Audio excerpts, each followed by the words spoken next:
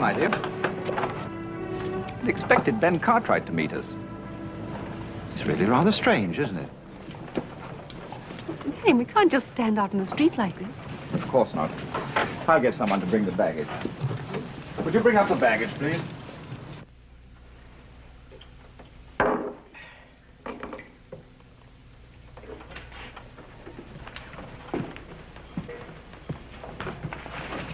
About the supplies I told you to? Steal any of it, I'll skin you alive, you hear? 1, 2, 3, 4, 5, 6, 7, 8. I thought there were 10. Oh, yes, I knew I was right. You know, you're quite right about Mr. Cartwright. He really should have been here to meet us, Marion. Mary? Is that your name? Yes. Why do you ask? It's a woman's name, ain't it? I'm afraid you've made a slight mistake. You see, there's a difference in the spelling. Oh, there is, huh? Yes, spelled properly. It's been a man's name for 500 years. In England, that is. Well, that's very nice. This ain't England. Oh, why don't we drop it, old chap? There's no reason for a scene. We're not bothering you. Bothering? You any idea what would happen to you if you ever even tried to bother me? It's really very offensive. Please get rid of him, Marion. How's he gonna do that, huh? Or do you have any ideas on that subject? Marion. You trying to hit me in the face? I'll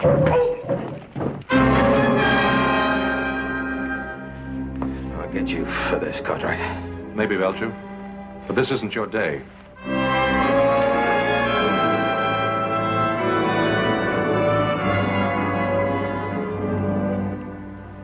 I'm sorry that had to happen. Took me by surprise. I had no idea. Well, don't judge all of us out here by that one. Lord Dunsford, I'm Adam Cartwright. Adam Cartwright, one of Ben's sons? My father couldn't make it. He's waiting for us at the ranch. Sorry I was late. May I present my wife, Lady Beatrice? How do you do? How do you do? I can't tell you how much we've both been looking forward to this trip to America. I have a carriage outside. We'd better get started. The boys will bring us stuff later.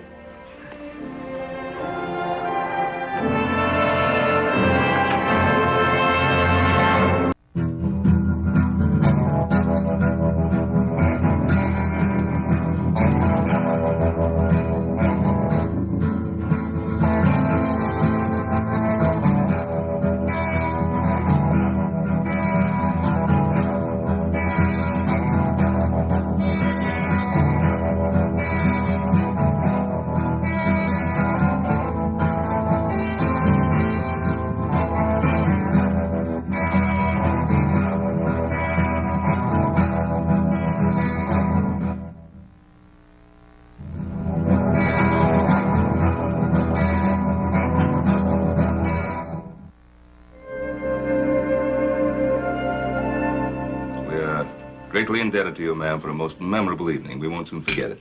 Thank you, Mr. Cartwright. And I'm sure that Marion and I will never forget your wonderful hospitality. Yes, and we're delighted we were finally able to visit you. So were we. Though I told Beatrice about that time we spent together years ago in Louisiana. Ben, remember that Cajun fellow? Trapper, wasn't he? Etienne. Had the longest trap line in the territory. Of course, it belonged to 6 other men.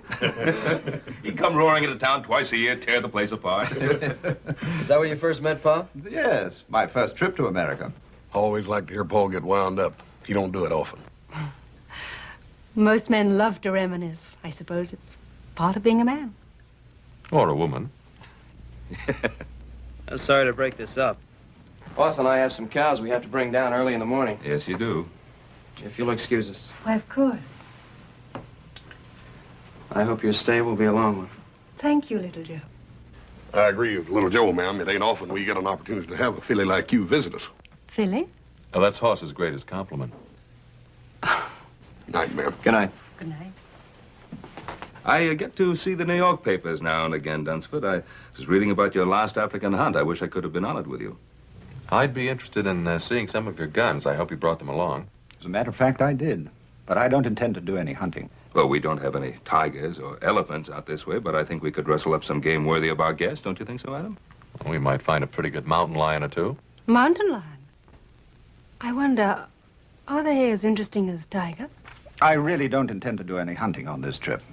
Oh, why not, Marion? These American lion might prove to be very exciting. And after all, you are supposed to be the finest shot in all England. Well, if you men are going to reminisce about your hunting exploits, I'm going to get a breath of air. Will you join me, Adam? If you like.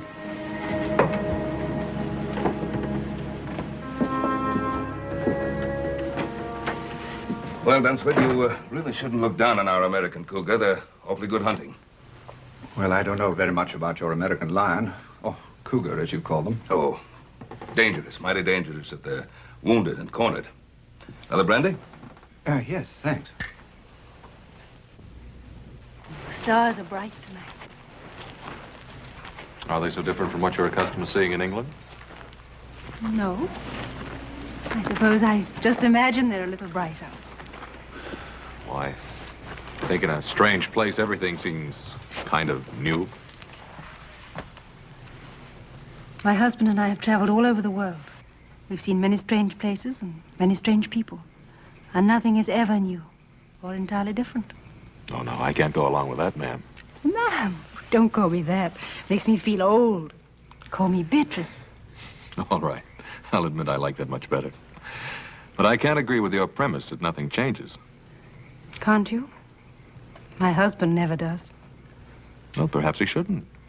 From what my father says, he's very fond of him. Your father isn't married to my husband. I am. Look what happened this morning. My husband is always the perfect gentleman. He allows even a ruffian like that to take advantage of him. Oh, you mean that little set-to with Belcher? Well, we don't know what might have happened.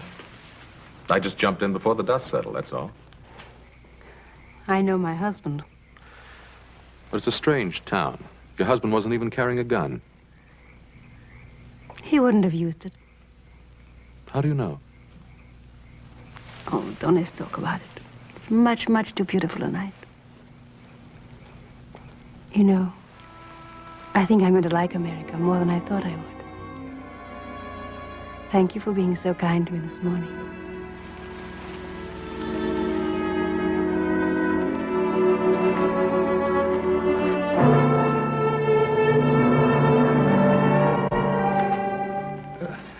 Adam, I've just about convinced Lord Dunsford that he do some shooting while he's our guest.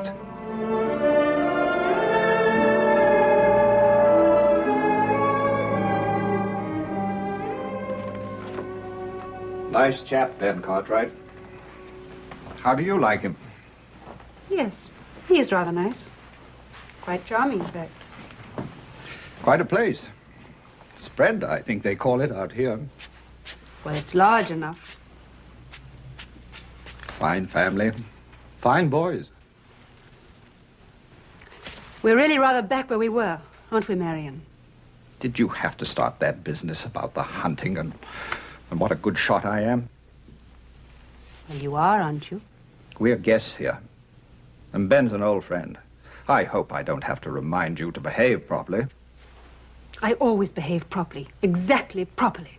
Then how do you describe the way you threw yourself at young Cartwright out there? If I did throw myself at him as you say I did, why didn't you do something about it?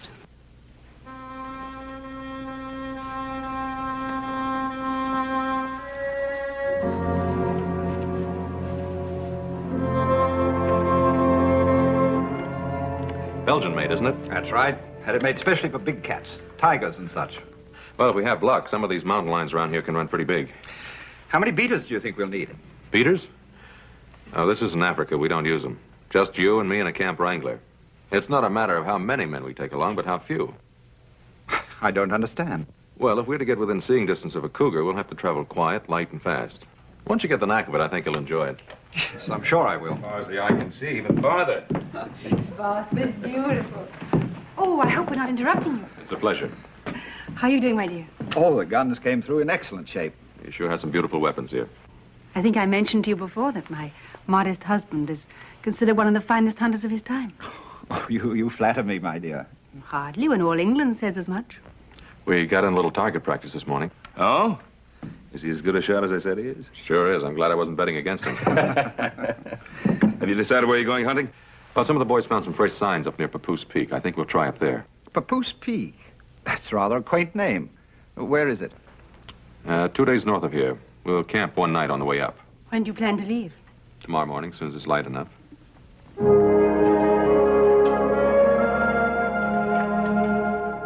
Got everything?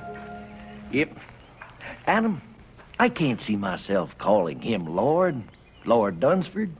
Clean sacrilegious, I claim. Well, that's not the way it's meant. Call him anything you like. Well, seems to me if just plain Mr. Cartwright's good enough for your pa, then plain Mr. Dunsford ought to be good enough for him. I got a better idea. Don't call him anything. Just say, hey, you. Well, now, Adam, that don't sound polite, seeing as he's a guest and all that. I'll do some more thinking on it. I'll see if his lordship is ready.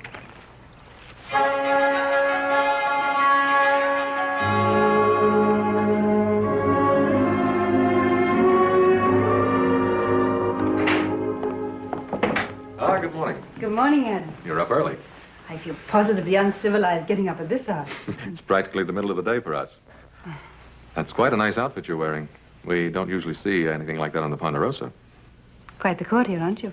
Well, you're quite a lady, Lady Dunsford. Lady Dunsford. I thought I told you my name was Beatrice. Yes, so you did.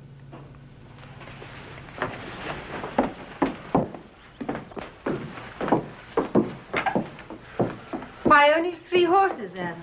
Well, there are only 3 of us going. Your husband, Whitey, and myself. But I'm coming with you. This is no trip for a woman.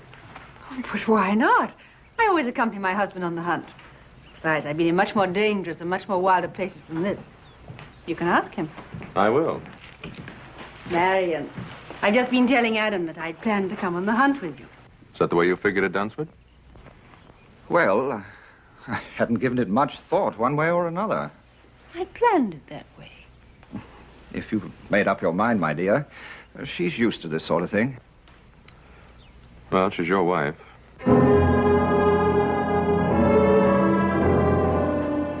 Saddle up another horse, Whitey.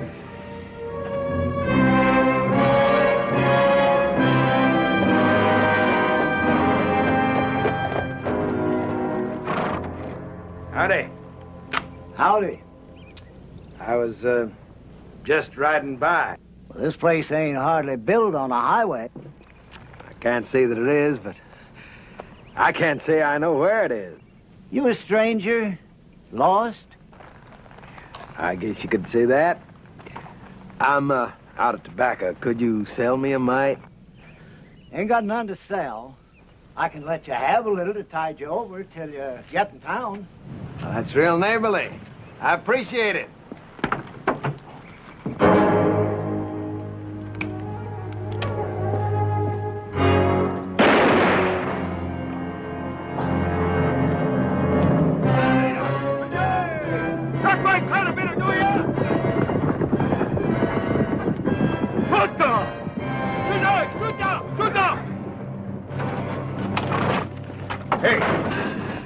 Killed him, you might as well see what the old fool's got inside. Don't hold out anything on me.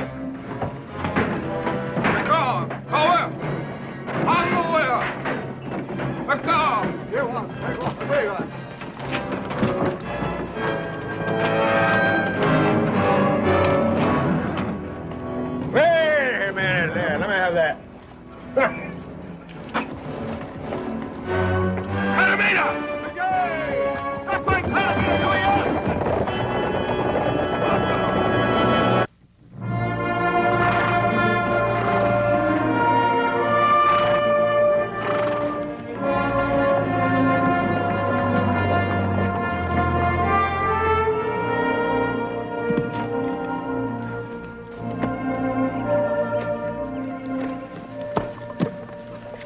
Well, in the morning, Whitey and I'll start looking for signs. You tired? Mm-hmm. I admit I am. Oh, I know I was warned. Which is Papoose Peak. That one over there? Rather ghostly, isn't it? I think I'll give Whitey a hand. Toss me one of those cones, will you?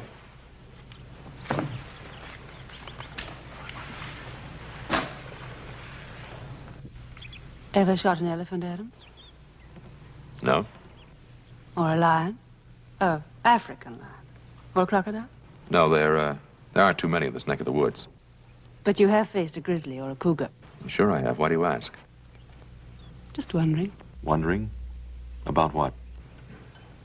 how you'd be against an elephant. How did Marion do? Very well. He always does very well.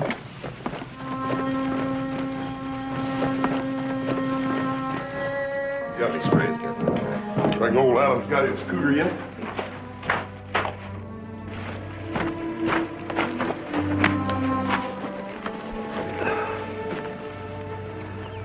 So my Kavanaugh's grandson. What's wrong with him, Paul? I don't know. Looks worn out. Oh, let's get some water.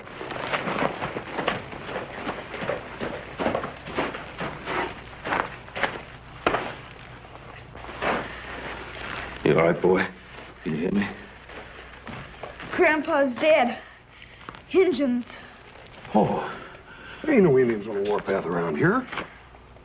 Not regular ones. You mean Belcher and his renegades? Yeah. Adam saw Belcher picking up supplies in Virginia City day before yesterday. Paul, if he went up by Kavanaugh's, that means he swung up north. There's a half a dozen isolated settlers up there, Paul. Adam and Dunsford and his wife, too. You don't think he'd try to tackle them, do you? If he's in a killing mood, there's no telling what that renegade might try. Hoss, you and Little Joe, you better ride up there in a hurry, see how everything is, just to make sure. Yes, sir. Yeah, I'll take care of the boy.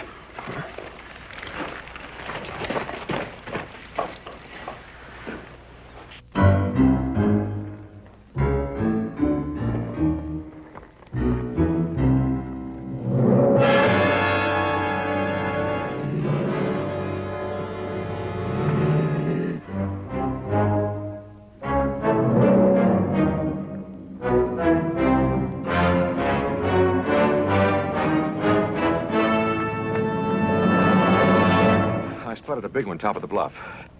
Want to try and tree him?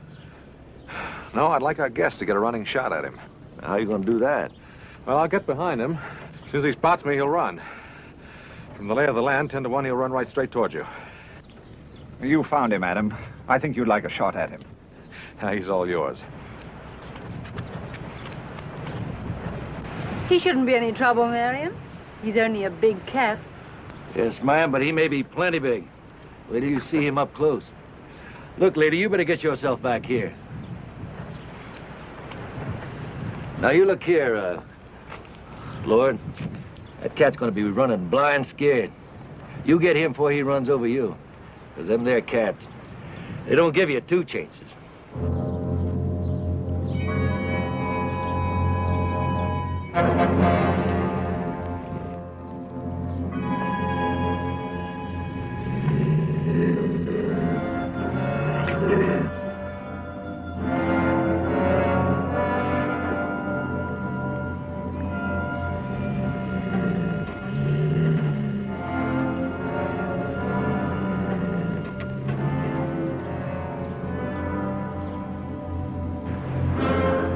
Here he comes.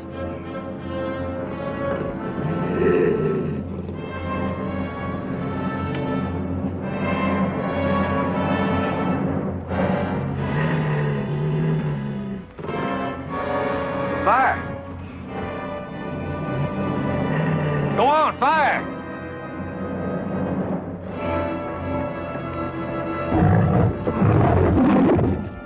Why did you fire? Fire!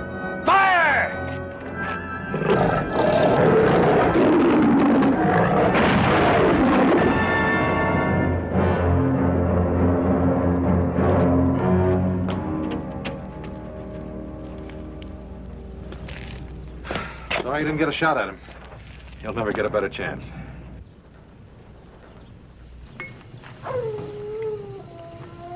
I suppose you're wondering what happened. Oh, let's forget about it, Marion. Sometimes talking about a thing helps. I really should explain. Somehow I just can't force myself to pull the trigger, to fire. Then, when the beast gets close... My lord insists upon trying, always trying. Every man's entitled to a mistake. But it's happened before. In Africa and India. It's happened before. Now do you understand?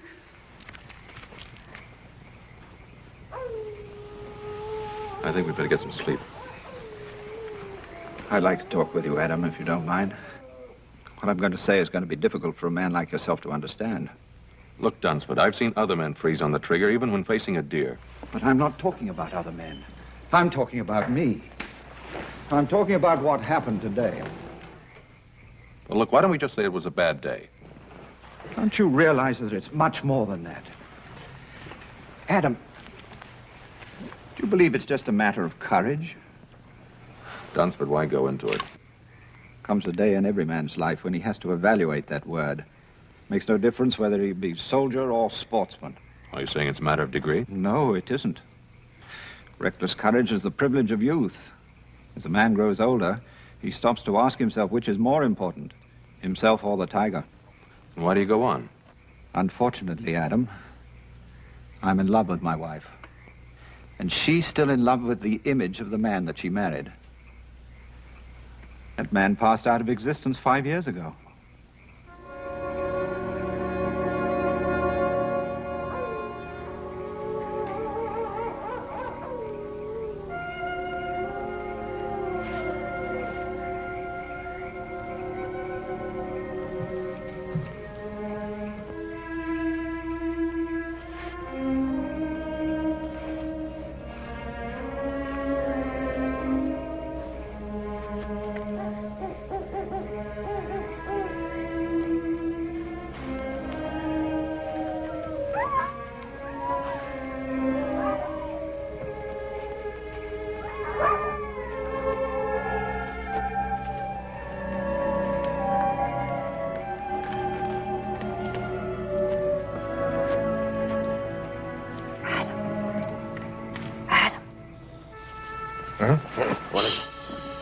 Marion and Whitey are asleep.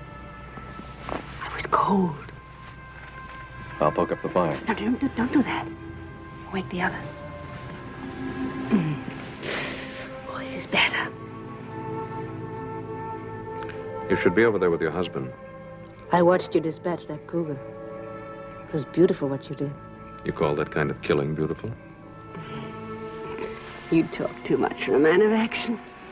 You're, wasting your time, Lady Dunsford. Am I? Would you rather I wasted it with my husband? Your husband's a friend of my father's. That means he's my friend, too. You are an honorable man. There are worse things to be. You're trying very hard to hurt your husband, to get even with him. Why? Can you blame me? Yes, and in more ways than one. You insisted on coming along on this hunt. You knew what was going to happen. If you had any feeling for the man, you'd have stayed behind. You're trying to force him to break, to make him disgrace himself. Now, why? He's a coward. He's shot through and through with fear. And you don't know the meaning of fear? I refuse to accept that I'm married to a coward. Is it that? Or is it just the need to keep the image alive of what he once was? Or what you thought he was? You're quite a backwoods philosopher, aren't you, Adam?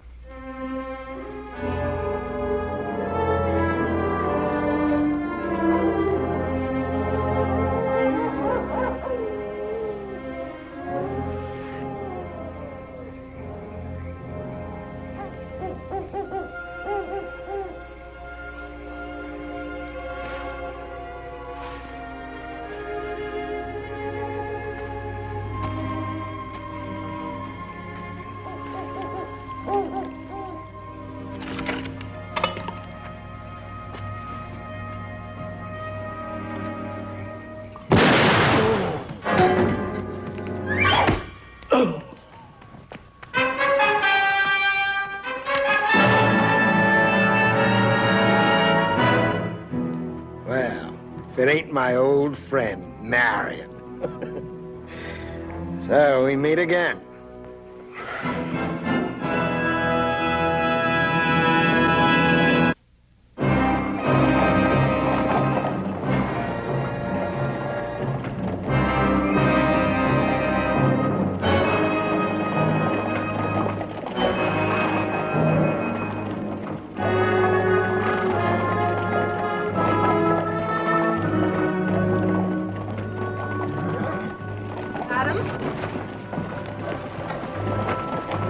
How's your shoulder?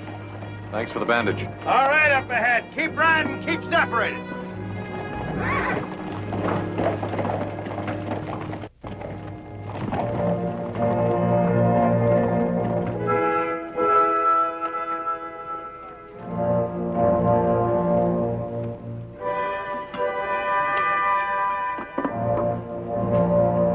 Hungry?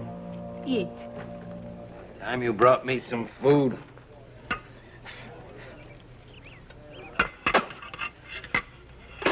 Don't like. I want my food properly cooked, and I want some salt on it. Rather an unusual fellow, isn't he? He's a renegade. Thieving scavenger that'll steal anything that isn't tied down. Don't suppose we have much chance against them. Belcher and these Indians of his are always just one step short of the noose, and a couple of more killings isn't going to make any difference. If we could only get our hands on some guns. What guns?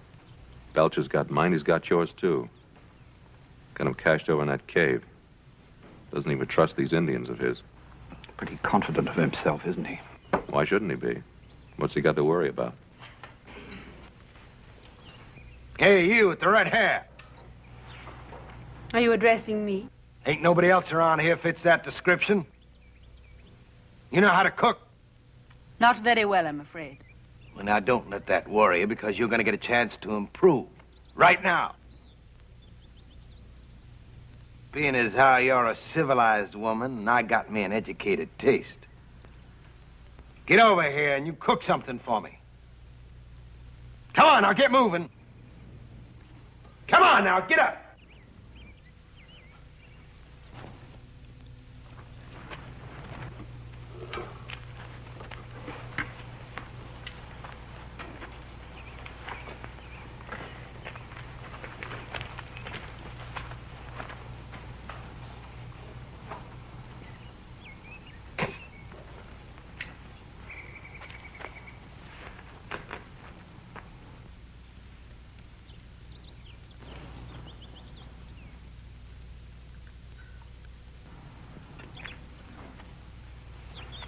Try this, Mr. Belcher.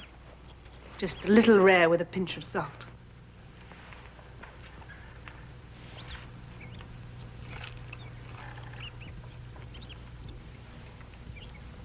Better? What, no complaints? Don't get sassy with me.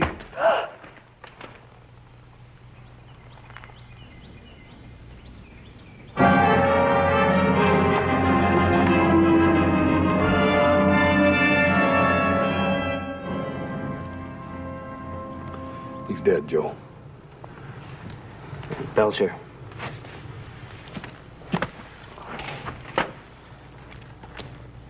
Yeah, this must have happened last night. They didn't build this fire up for breakfast. Maybe Adam and the others got away.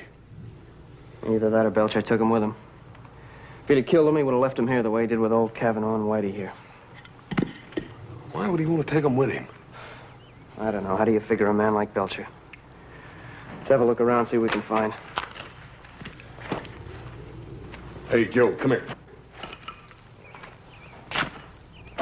It's Indian ponies, I make it. Adam left his pony picketed over here, you see?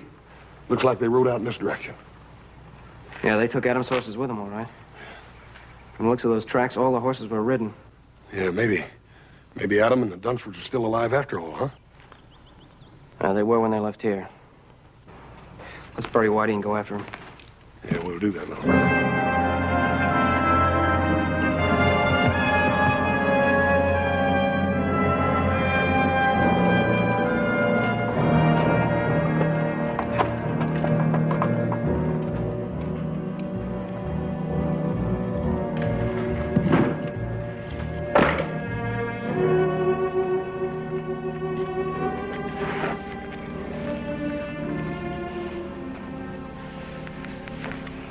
Animal.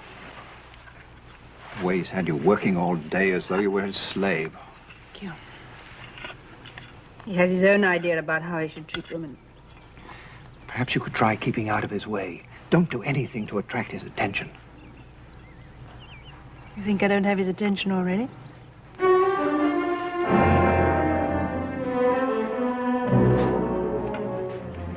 Mind if I join the party? What are you planning on doing with us? Well, now, I could kill you all and be rid of you, but I figured I found me a little gold mine.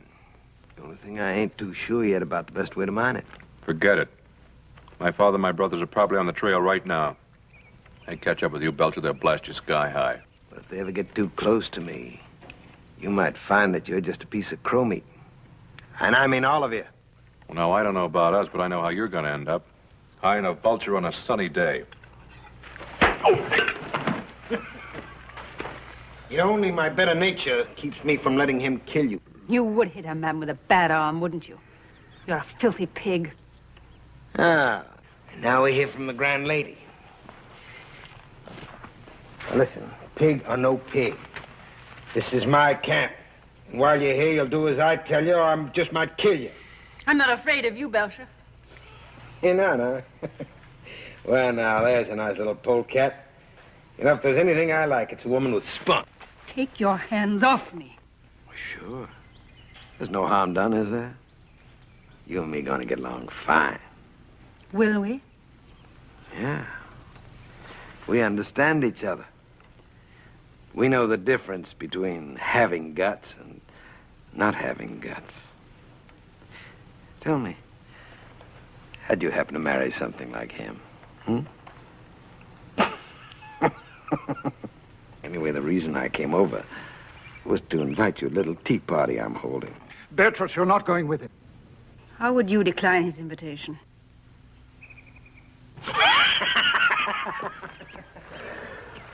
Sit down. Woman! You call? Give me the jug.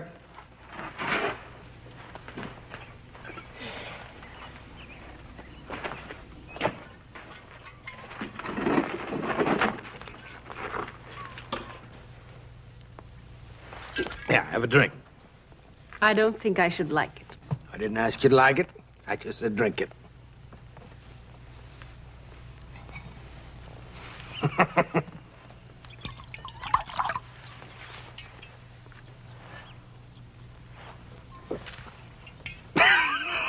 Don't worry, you'll get to like it. Tell me something. You got another name, haven't you? Beatrice. Beatrice. I'm not so sure that I like it. See, I once knew a girl in St. Louis by that name. Well, I can't say that she could hold a candle to you. You've had your eye on old Solomon for a long time now, haven't you? You and me gonna be great pals, you know that. Let's have another drink.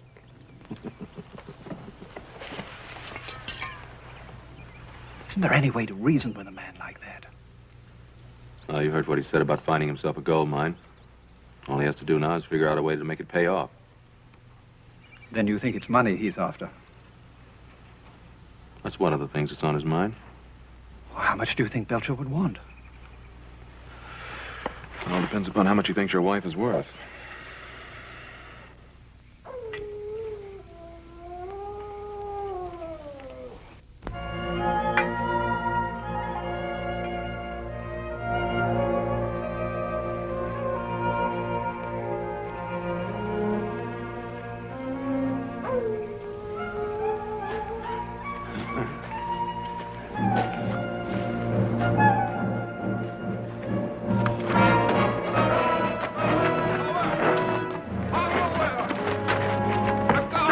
Stop it, you thieving Indians!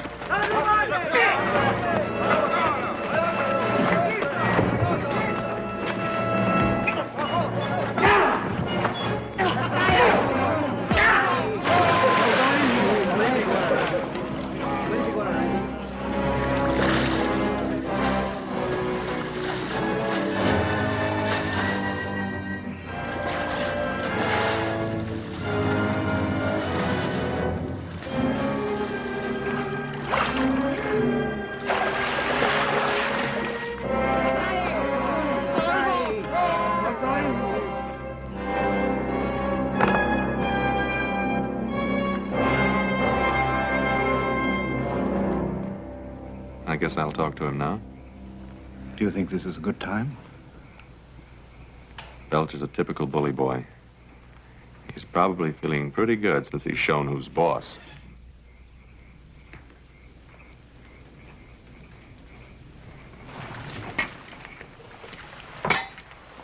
What's this, a social visit? Hardly. This gold mine, you figured a way to work it yet? You got away? Maybe I have. My friend Dunsford here is willing to give you $10,000 if you will let him and his wife go free. Well, he doesn't have it in his jeans. I already searched them. Oh, you'll get the money, I'll guarantee it. How can you possibly guarantee it? Turn him loose. Let him go back to the Ponderosa. My father will send the money, and I'll remain here as your hostage. Adam Cartwright, the man with all the answers. Adam, you never said anything about a hostage. You figuring to use me as coyote bait? I'm not hankering to have Ben Cartwright and his boys track after me. I'll have to think about this. Well, now, you can't very well turn it down. Well, I don't say that because I can do just that. I can kill you and Marion there anytime I feel like it. Forget the whole business. What about my wife?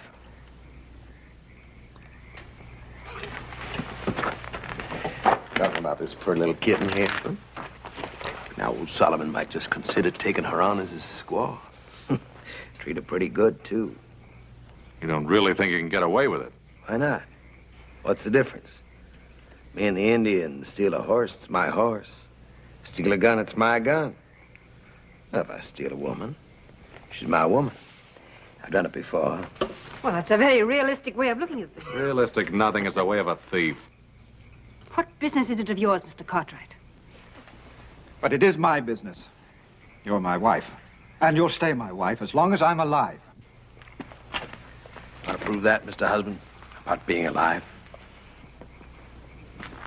Gonna fight me for this knife? Whoever gets that knife uses it. He gets to keep the woman.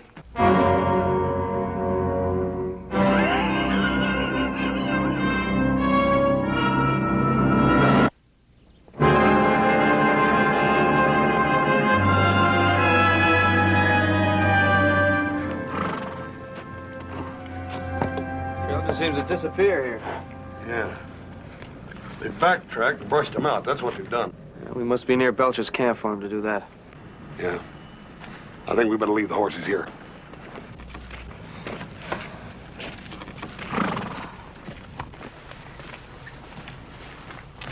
Oh, it's you. You startled me. You, enjoy a little party last night? Yes, thank you. Very much. Your husband and I felt sort of left out. Oh, I was sorry Mr. Belcher wasn't in the mood for more guests. Well, now, I think being a guest of Mr. Belcher is something I can do without. Look, it's easy to criticize a man who is so completely different to yourself. Belcher's no glamorous, romantic highwayman. I didn't say he was. I know he's crude and he's rude. But he did make you a fair offer last night, and I didn't notice either you or Marion rushing to take it up. The knife is still where he left it by the cave. That fascinates you, doesn't it? What do you want me to do? I'm worried about your husband. He may try to fight Belcher. Marion? There's little danger of that. Well, there is unless you tell him not to. He doesn't love me. That isn't true. He loves you very much. Then why doesn't he fight for me? Well, you'd like to see him dead, is that it? He doesn't stand a chance against Belcher. That's a chance he wouldn't take. Fear. It's always fear. He had his chance against the cougar. Why did he have to freeze like that? He'd have killed it without any effort at all. How do you know how much effort it takes for him to kill? I don't know. I just want him to do it. And Belcher's the kind of man you deserve. Well, whatever else he'd do, he wouldn't walk away from a fight. All right, suppose Marion were to fight and got killed. How would you feel then? How do you think I feel now? I don't hate Marion, but... well, he's just not the man I married. I want him to be a man for his own sake, as well as for mine.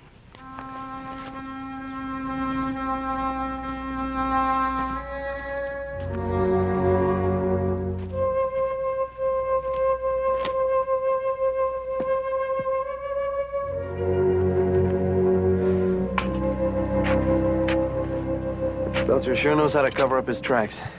Yeah, he learned it from them Indians he runs with. Joe, you remember that time me and you and Paul were up here hunting and found that cave? That was, so that next ridge in the canyon. Yeah. You don't reckon Belcher could be holed up in there, do you? Yeah, it's worth a look. Why are you sitting there like that doing nothing? Go on, gather some wood. Well, come on, you heard me. Come on.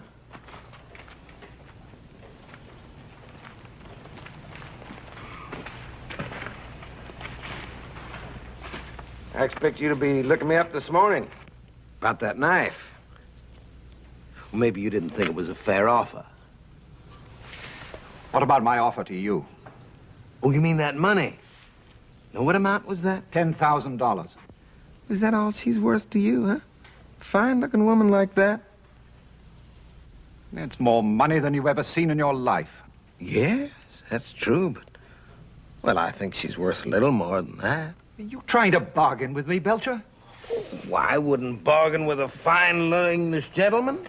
That's good. Then shall we call it an agreement? No, not just yet. Well, you see, it's not that I don't take the word of a fine English gentleman, but you understand the business deal a man has to protect himself. Well, now, if I left Adam Cartwright here as a hostage, well, that'd be no protection for me. All I had to do is bring the Ponderosa Riders down on my neck. Well, that's your problem, old man. Well, no, I think it's yours, too. How is it mine? Well, now, instead of leaving Adam here as a hostage, I'll send him home. Keep your wife. You must know I'd never leave my wife here with you. Well, I understand. You know, because, well, speaking personal, I find it hard to live without a woman. Well, so now that I have Beatrice, well, that makes two. I can't use them both. So I figured since I'm getting your woman, well, I just give you one of mine. That old squaw, Toma. Now, that's fair, ain't it? You don't really expect me to answer that, do you?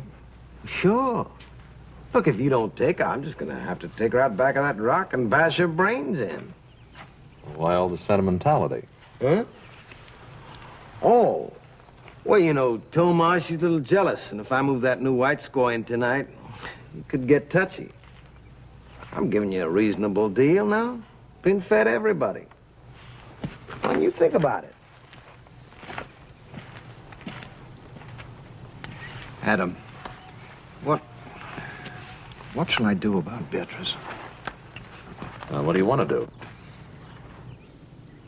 Do you think I should fight Belcher? I don't think you have a chance in a hand-to-hand fight. He's bigger, heavier, been raised on brawls and barroom fights. What do you suggest? Well, I might try him. And it's up to me, isn't it? Well, man can only do what he can. What he can. I suppose that's the whole point, isn't it? What do you mean? I don't know if you'd understand. It's not death or dying that I'm afraid of. Well, what is it?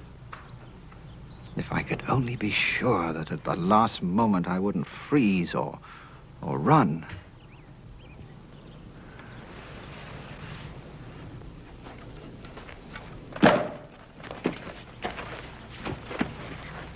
Just made a bargain with your husband.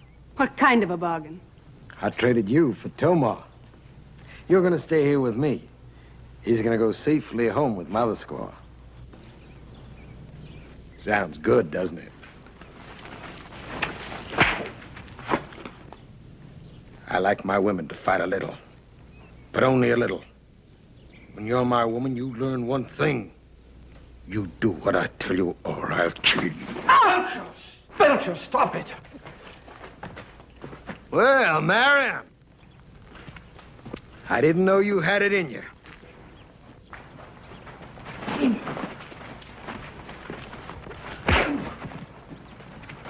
Let go! Let go!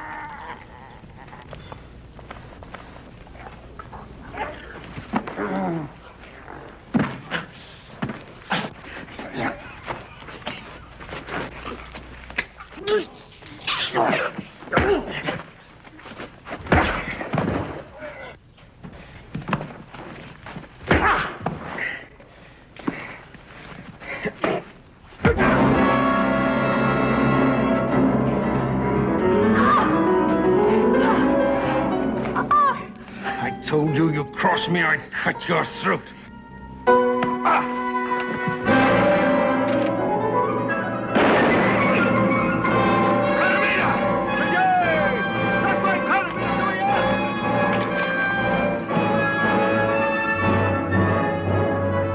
Beatrice, keep down! All right, hold him. Drop it!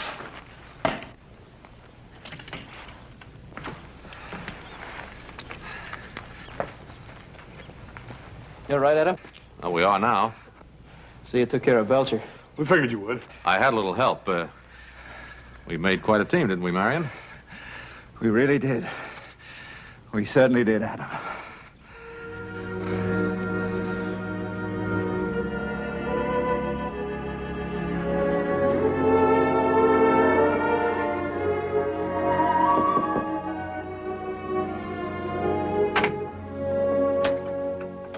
Singh sent up this soup. I offered to deliver it. You needn't whisper. Marion's much better this morning. He's going to be all right. Well, I'm very pleased to hear that. Thank you, Adam. I'll take the soup. Come on in. He'll be glad to see you. Marion, you have a visitor. Adam. How about doing some hunting? I could rustle up something.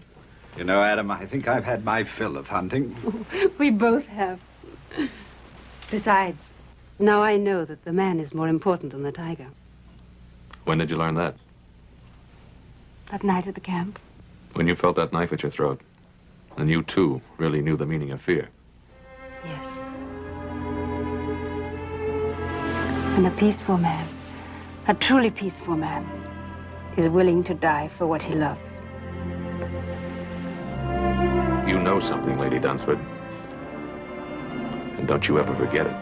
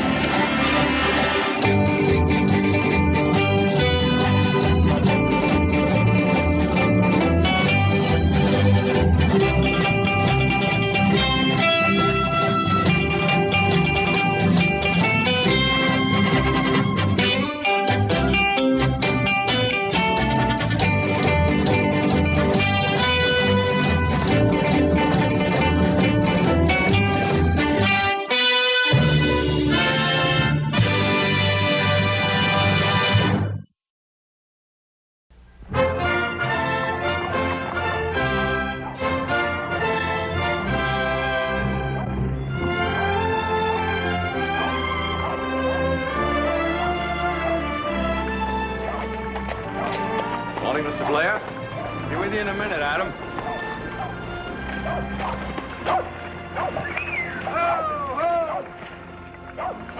Welcome to Virginia City, Reverend. I thank thee, sir. Planning on staying? No, sir. Just long enough to water our animals. You're very welcome, Reverend. Just help yourself. I thank thee, and may God bless your day. Yeah. Our people have had a very long journey. We've come all the way from Ohio.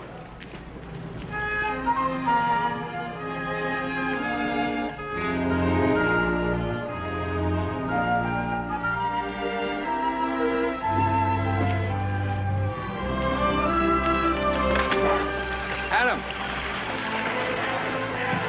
I'm glad you rode in today. Come on in.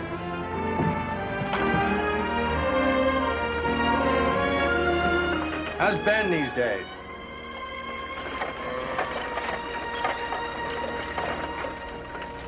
Adam.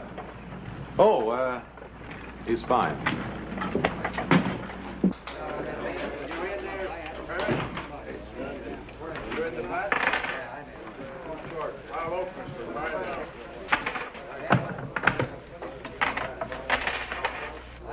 Here's your bill of lading, Adam.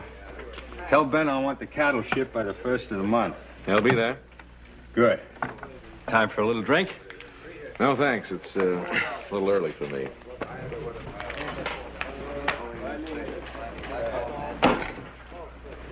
I like my cards from the top.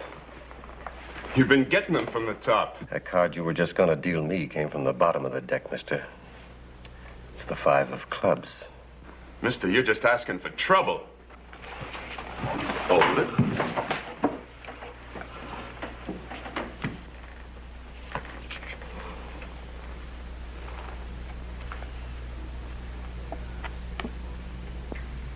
Get out of here, the both of you. And stay out of here. Mine.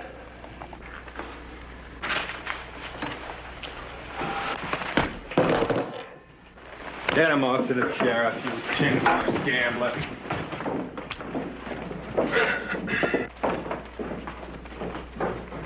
Had to beat him anyway. Why did you step in? He was going to shoot you.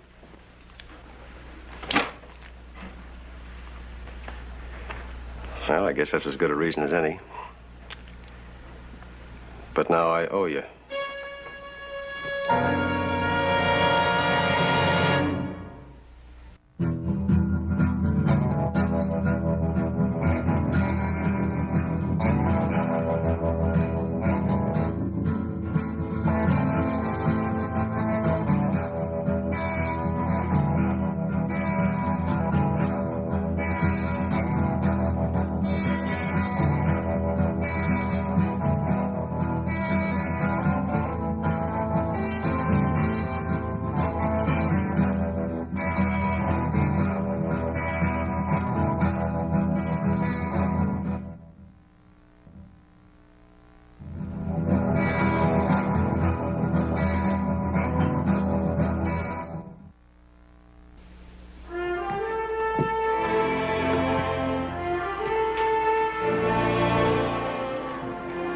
Which way you riding?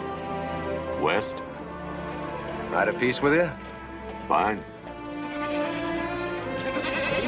Last time I saw one of them sec trains was just outside Salt Lake City. Funny thing about them people, they don't use guns. I know, they don't believe in them. Where's your horse? Livery.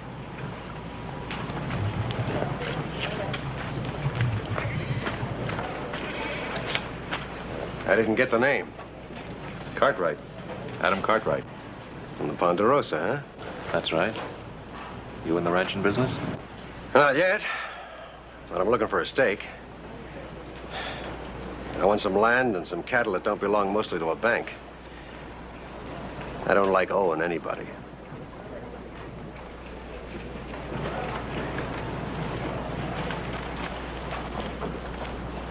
Throw my saddle on the calico. Well, I rode the edge of the Ponderosa yesterday on my way here. A mighty big place. How does a man get a place like that? He works. From the shape that horse is in, I'd say you've been looking for that stake a pretty long time. I have. But then it takes a lot of looking. Well, we can always use good help at the Ponderosa. You offering me a job? 40 a month. At the end of the year, you get your pick and 10 head of stock. Bonus. You make this offer to everybody? No. Why me? You look like you can handle it. You talk right out, don't you? I try to. Well, that's a mighty tempting offer. Well, you think about it. I'm doing just that. Right now.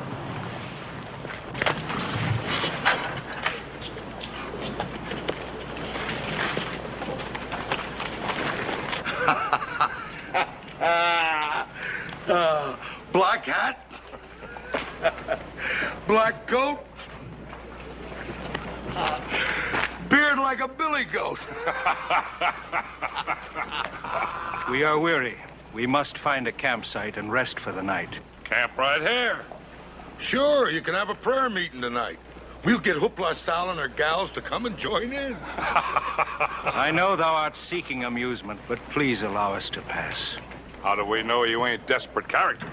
My friends, I assure thee, we wish every man good days and a long life, and ask only to pass in peace.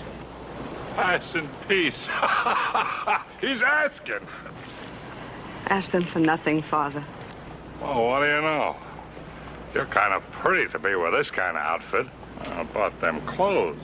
What do you say, honey? You and me have a drink of whiskey, huh? Yeah? And maybe I'll buy you a new dress, huh? Come on, honey. Ain't you got any life in you? Come on, honey. Let's have a little fun, huh? You all right, ma'am? I believe so, yes. Hold it. Get him out of here. We was just funning. Get ready to move. Hurry. Please, Matthew, before there's more trouble. I thank thee very kindly. Thou art a very brave man. Is everything all right, sir? Yes, thanks to thee and thy friend. I'm Jacob Darien. I'm Adam Cartwright. This is my daughter, Regina. Oh, this is, Sam Board.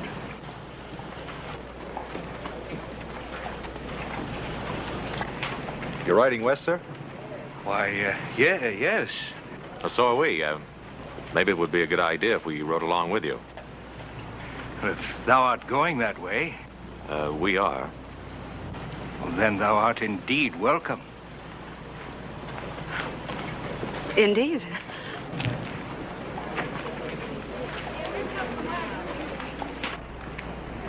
Nice girl, that. Yeah. Sam Board, huh? Your name is familiar to me. I figured it might be. You could have used another name. Don't see any reason to. I figure I owe a man something. The least I can do is be honest with him. Thanks for the job offer. It still goes, Sam.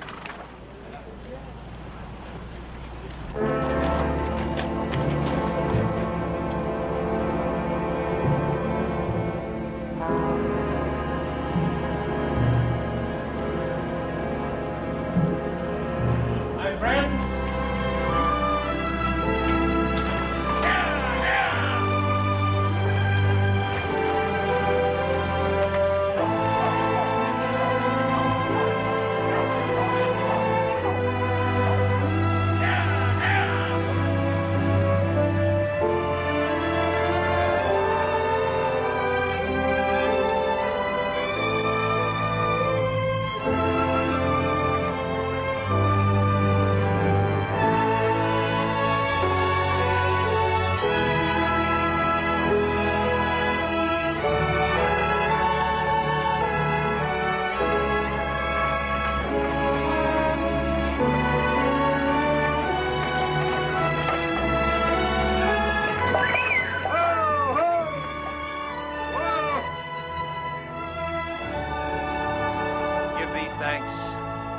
for the protection and the guidance thou hast given us this day. And especially we give thanks for our new friends who have served us so well, and for this earth and this sky and this water. And we wish thee, Lord, a peace-filled night, as we wish it for ourselves and our fellow men. Amen. Amen.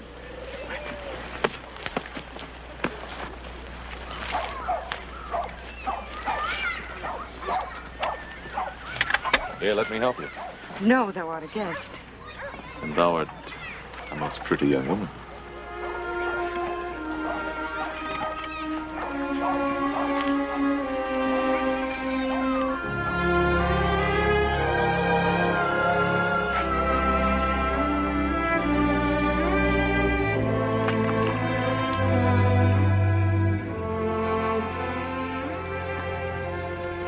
Thou art a strange man, Adam Cartwright. Strange? Why do you say that? Thou had much to say to me every time thou looked at me today. And yet, now that the opportunity is here, thou sayest nothing at all. Well, maybe I just don't know what to say or how to say it. Simple and direct, as is everything under God's sky. What puzzles thee? Your father, them, your customs. All disturb thee, Adam? Yes, well, no, I mean, well, if, for instance, if it were my train, I'd circle the wagons at night instead of stringing them out. Oh. I'd pen the stock inside in case of trouble. What trouble? Well, any trouble. Well, look, Yes? well, I think and do things one way, and we do them differently, is that it? Well, isn't every man entitled to his own beliefs or his own manner of living? yes, but But what, Adam? it's you.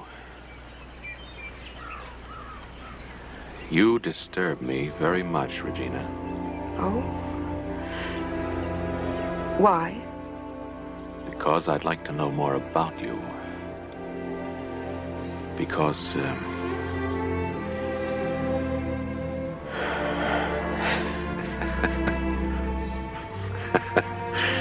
well, we're right back where we started, aren't we? Oh, no. We've come a long way from there. I'm disturbed by thee also, Adam.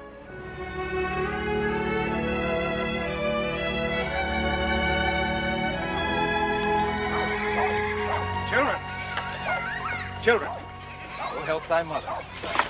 Susan, go along with thy brother. Where's thy friend Adam? He's with your daughter, helping her to get some water. My daughter allowed a guest to help? Reverend. I kind of got the idea he wanted to be with her. And I kind of got the idea that perhaps she wishes to be with him. No objections? A man might as well object to the wind and the sun and the rain.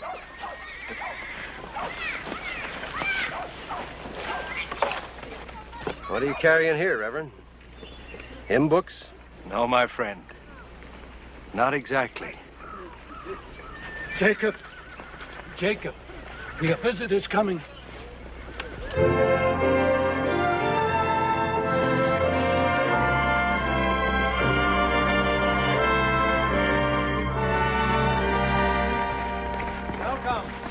Welcome, friends, to our humble campsite. Welcome. Peace be with you, my friends. And with you. Who's in charge here? I am.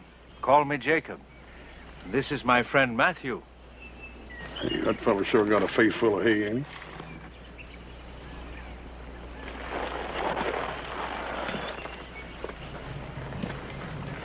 I'm Ben Cartwright.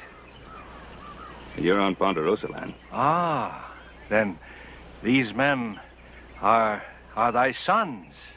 Oh, we are indebted to thee, all of thee. Is that so? Indeed, sir. Why, we have all this fine grazing for our stock, plenty of water to take care of them. What more could a man ask? Well, a man could ask how long you're planning to stay here.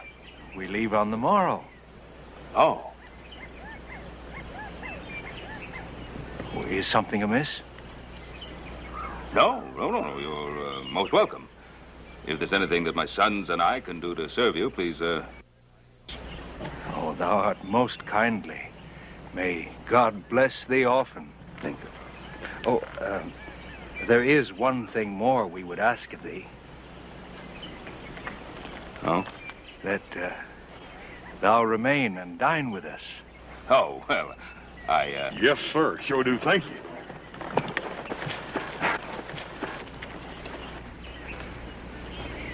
Hi, Pop.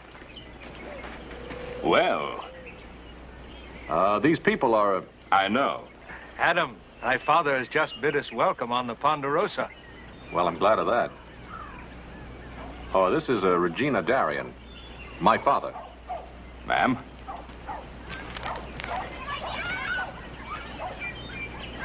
This is Sam Board. Mr. Board, these are my sons, Hoss and Little Joe. Howdy. Mr. Board, don't we know each other? We do now. Howdy. Chow smells mighty good. Then thee will remain, Mr. Cartwright? We insist. Well, then, we will remain. Splendid. Come, friends. Oh, Joe. Boss, what would you say to a man who wore a gun that easy? Nothing. Leastways, nothing I couldn't back up.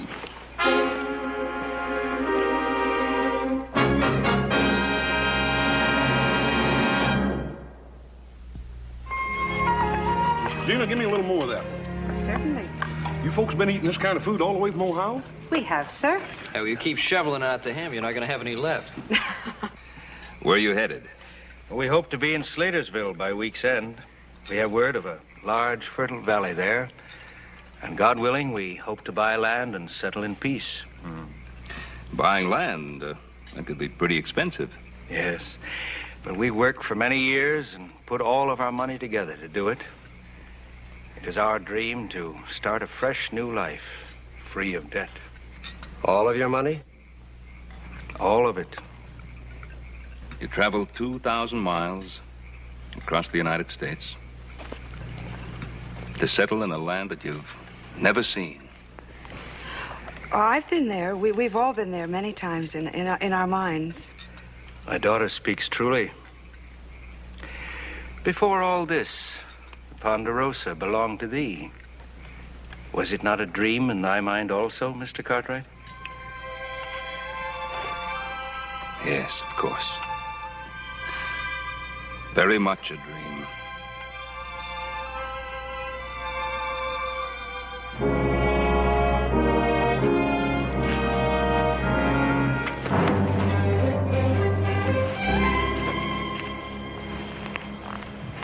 How was the prayer meeting? What do you want? You'll never make a preacher, Sam. You know what I want. What's the matter? Don't you want to let us meet your hymn singers? Take them and get out of here. Who do you think you're fooling, Sam? Not them, not me. We want our cut of that 5. It's gone. I lost it. Mm-hmm. Well, we figured you'd do that, Sam. But we figured you'd like a chance to make it up instead of getting killed. You can make it up. Can't you, Sam? There's a meadow about a half a mile from here. I'll meet you there in the morning.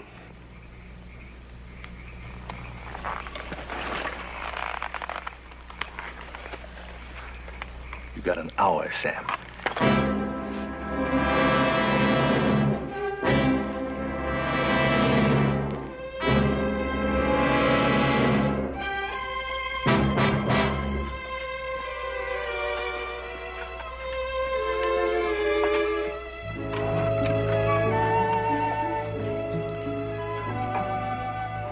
Now, what a strange woman, Regina Darien.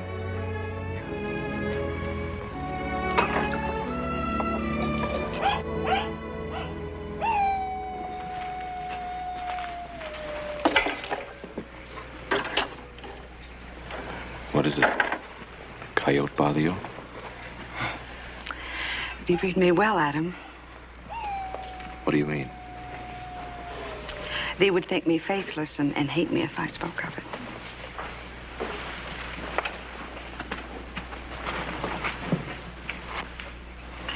You could never be faithless.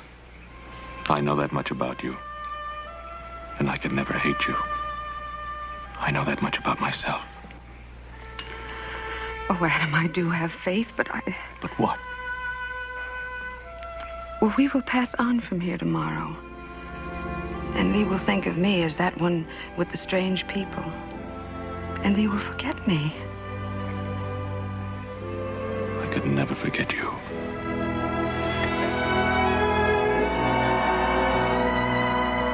Oh, Adam, I'm supposed to believe that what will be will be. That was before we met. Yes. You'll be gone tomorrow. And nothing will be. Oh, Regina.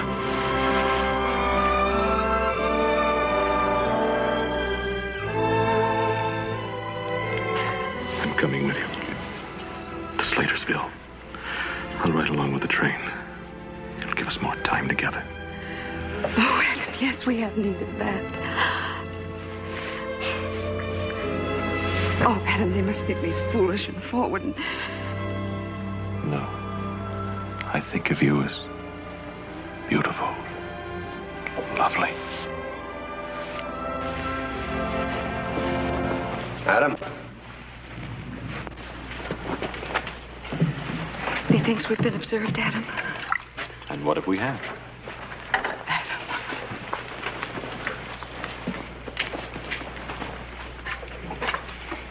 Where are you going, Sam? Tell the folks goodbye for me. Kind of sudden, isn't it? Well, I'm kind of like that. I don't figure you. I get an itch every time I hear folks talking about what they got and what they're going to get. What are you running away from? Maybe a fella named Sam. About the job. I never was much at ranch handing. Cards are more my line. You can take the job and get everything you always wanted. You're all right, Cartwright. But it wouldn't do for me to listen to you too long.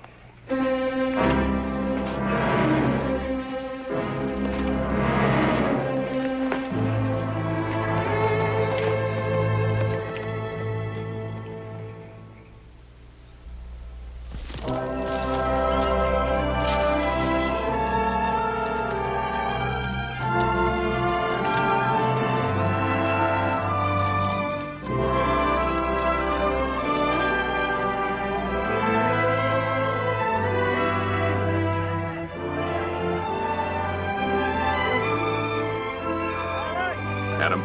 Yeah? You sure you know what you're doing now? I mean, going with the train and all. I know what I'm doing. We're different from them, Adam. She's different from you. I'm saying this badly, son, but it's what I want to say. I heard you. Good luck. Now let us go say goodbye to Jacob and the rest. Hey, Adam. Where are you going? Oh, not the same place you are, I reckon. Yeah? Yep. Your idea of pause? Well, I reckon it's mine. I sort of got to liking this Ohio cooking. As a matter of fact, I like everything about these folks. I didn't think I could even talk to them at first, but then I don't reckon they're so much different than the rest of us. None of them.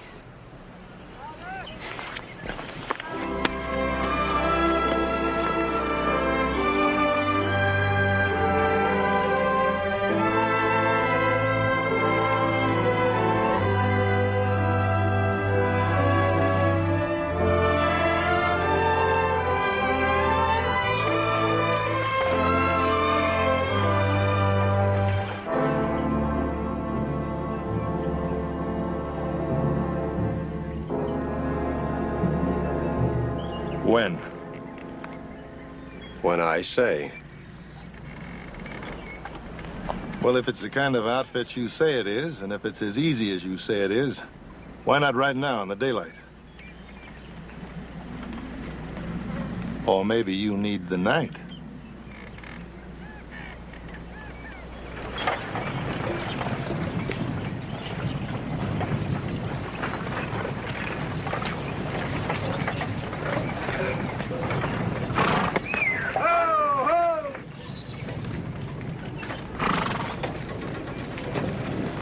Adam, what are you stopping for?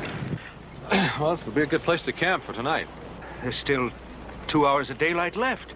I know, Mr. Darien, but the animals are all worn out. Poor beasts. So are all of us. We've traveled a long way. But our fear has been that the land will be taken before we get there. Forgive us, Adam, if we seem impatient, but we're so anxious to reach our new home. Well, what about it, Hoss? You think that old trail across the plateau might still be good? Oh, well, it ain't been traveling a long time. We'll get them wagons across there or not. Well, don't you think it's still worth a look-see? Yeah. Water your animals, but leave them hitched up. We'll see if they're along. Thank you, Adam.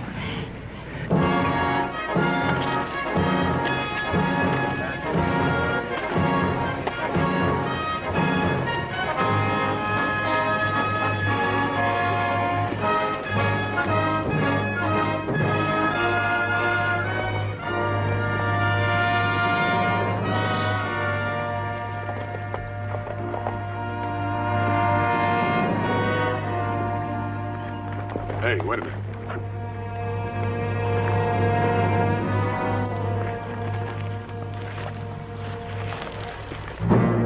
These are fresh tracks, Adam, not over an hour old. How many do you figure? Yeah, it looks like at least 4. Well, whoever they are, they could see the wagons all day. I never knew a man yet didn't come into a wagon train to get some good home cooking. Yeah, me neither. Unless they had a reason for not wanting to be seen. Well, those wagons and the stock alone, that train's good pickings. Yeah, if they're planning to do anything about it, it'll probably be tonight.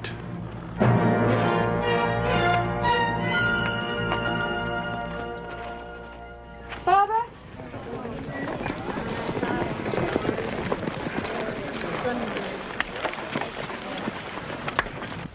Is something amiss?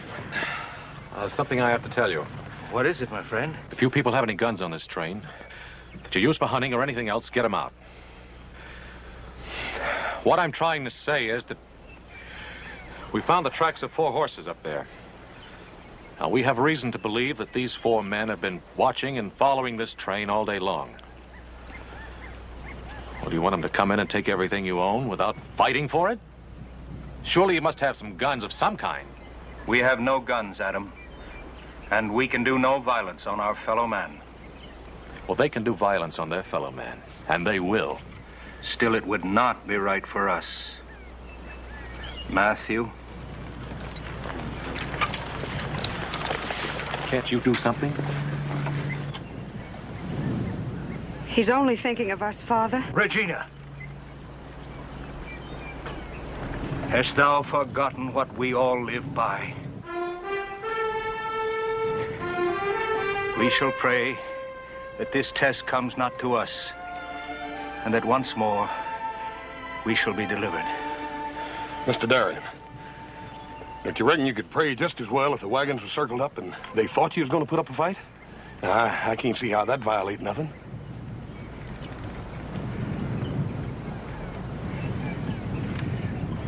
Whatever thee thinks best, Mr. Cartwright. Yes, sir.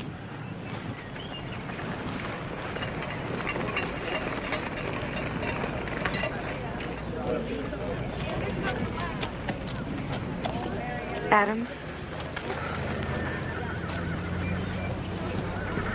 Thee would use this on a man? If I have to.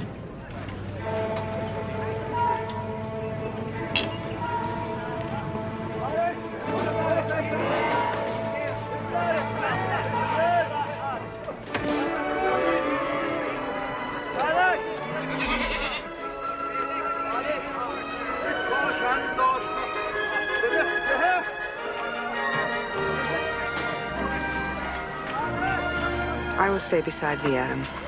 If thou canst flee with us, then I will try to flee with thee.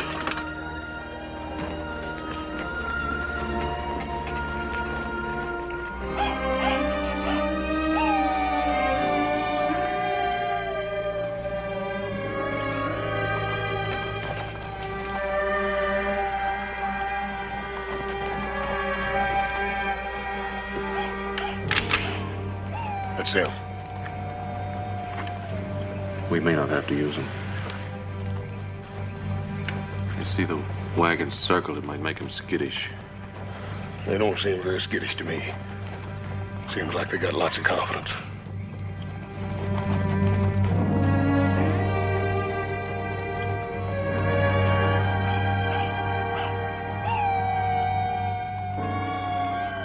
Yo, wagon! Adam, it is thy friend.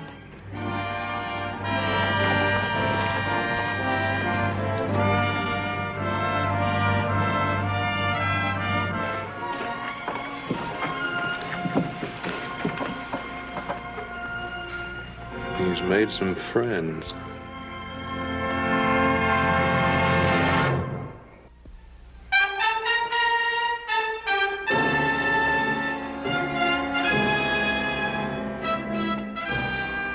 Train, ho!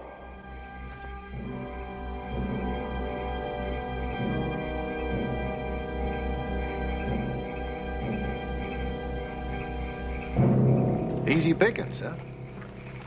The easiest. Yeah, they was just going to invite you right in as soon as you got here. You won't need that. That's what you told me, Sam. But you told me a lot of things. Now, I'm going to tell you something. I want to pick that up. Easy or any way I can get it. And I want to pick it up now. Wait here.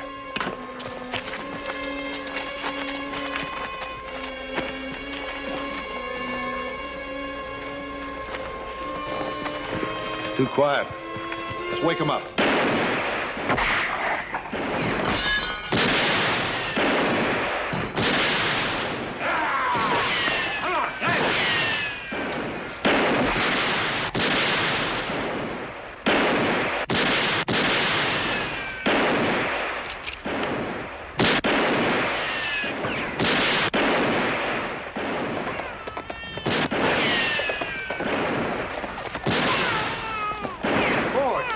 Mr. Lord!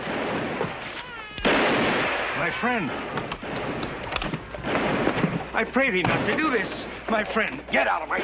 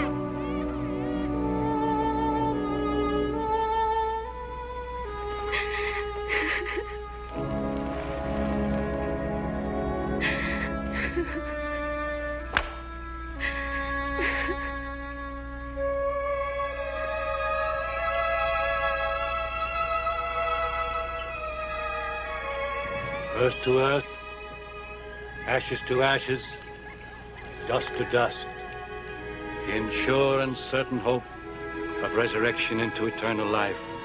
Amen.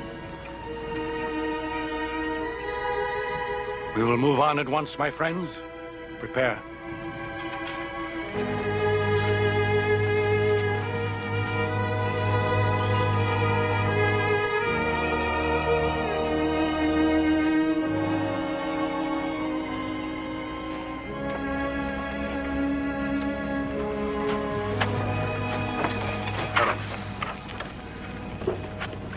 You will leave me too, Adam? I have to. I brought Sam Board among you, and he did all this to you. His things are not thine. In a way, they are. It's my job to get that money back.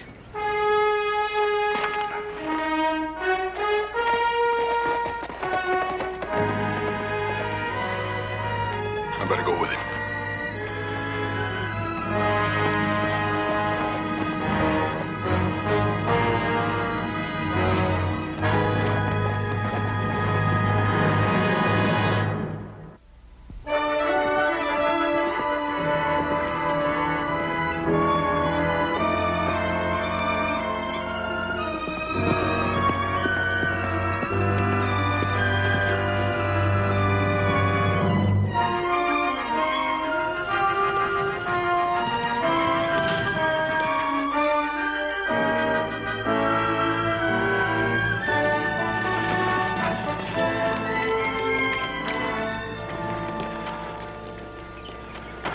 Probably head south.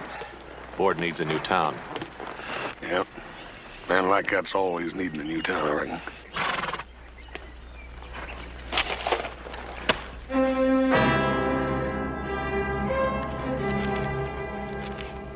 That's real pretty, isn't it?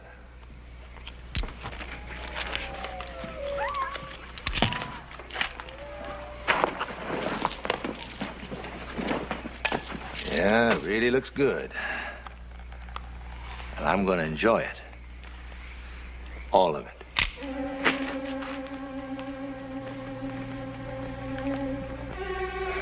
Well, we're partners, Shen. Are we? No, I don't figure it that way, Sam. As I remembered, you owed me and the boys. Since they ain't here to collect, I just figured to take all our shares. Don't you trust me? No, I don't, Sam. Now you just throw the money over here.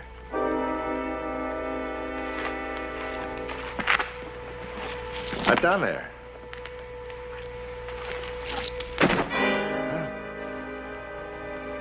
Oh, and I'll have your gun. Real easy. Butt first. Right down there, too.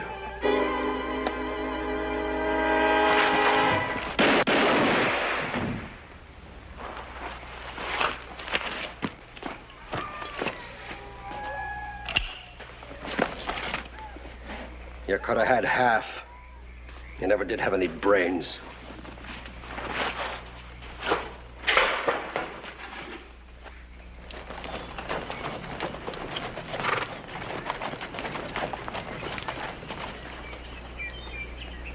Could be a trap.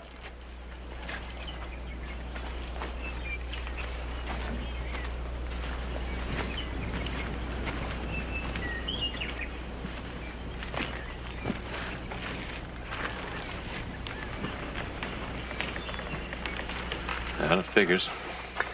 Yeah. Board's gone all the way now, Adam. He's a killer. Yeah. Well, ain't but one of them left now. And that's where the money is.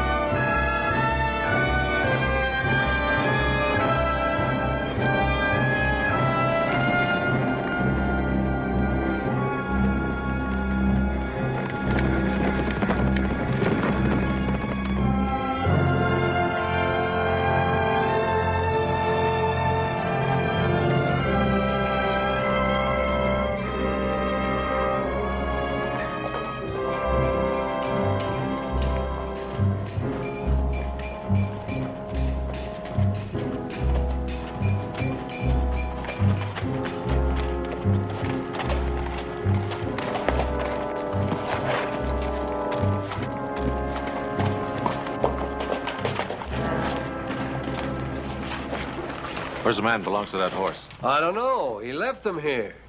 He took another and give me a $20 gold piece. Not more than 2 hours ago. Which way did he go? West toward Toll Bridge Creek. We'd like some fresh horses. Well, now, ain't In a hurry, huh?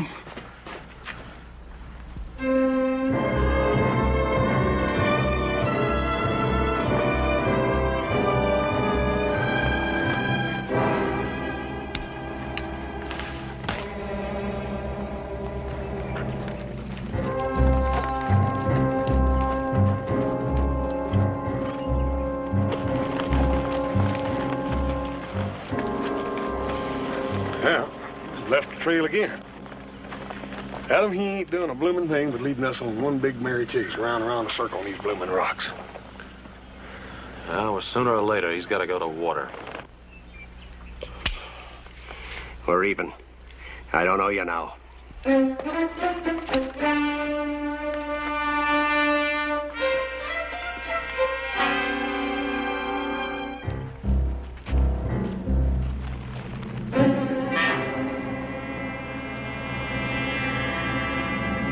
Well, you'll have to find a town now. Yeah. Which one's nearest? Slatersville. Hey, that where... That's right.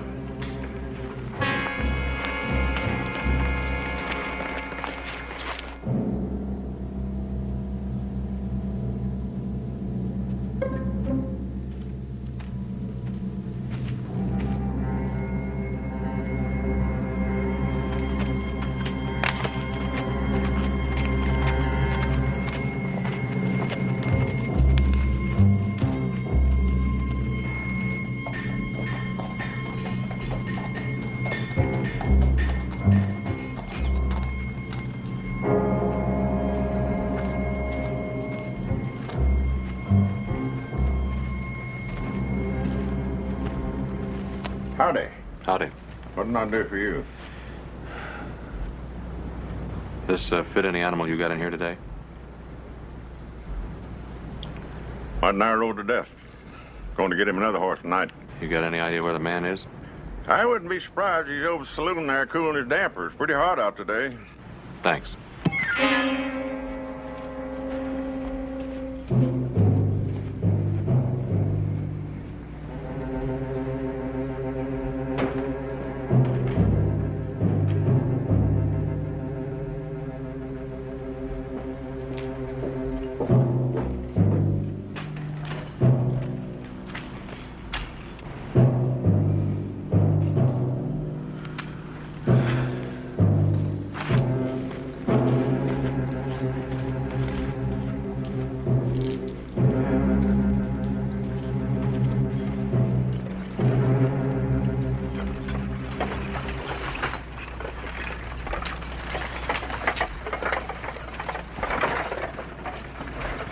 Miss Regina.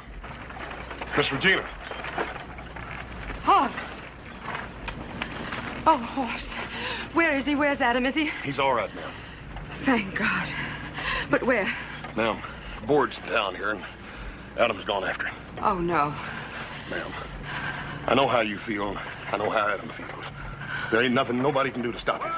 The only thing we can do is try to help him. Horse, I've got to find him. Adam! Adam, I beg thee, thou must not do this thing. Well, what about your father? These people? For whatever the reason, it would be violence. Adam, I see vengeance in thine eyes. I saw it when thee rode off. I've got to get that money back. If thee get it this way with a gun, then it is not worth having. Thee will find him, and he will be killed. Or thee will be killed. I'm sorry. Adam, if thee do this thing, it will be between us all our lives.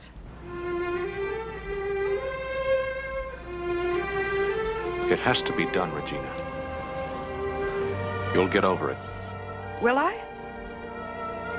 Look at me, Adam. I am no child. I've waited a long time to find the kind of a man I could love. Listen to her, Adam. You know I don't have any choice. I'm responsible for Sam Board. Thee are not responsible to him. Thee are responsible to nobody but thyself. Adam, I beg thee, put away thy gun. Adam, no. No. But we befriended thee. Get out of the way, old man. I've run all I'm gonna run. Boss, get her out of here. Adam! No!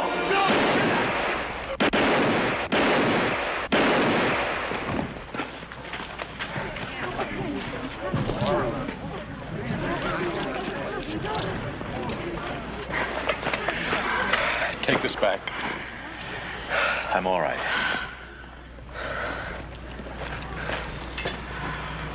I had to do it.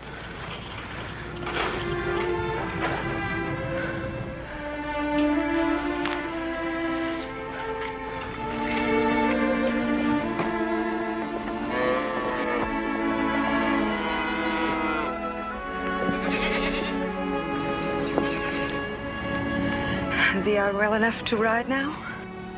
Yes. Thee will come and visit us?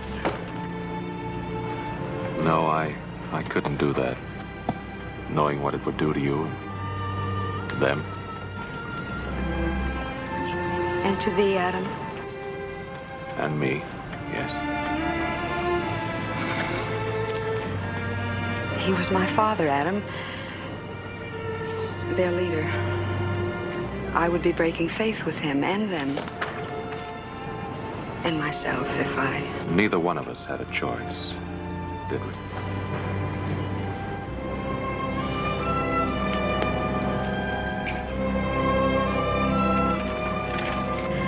Bless thee, Adam.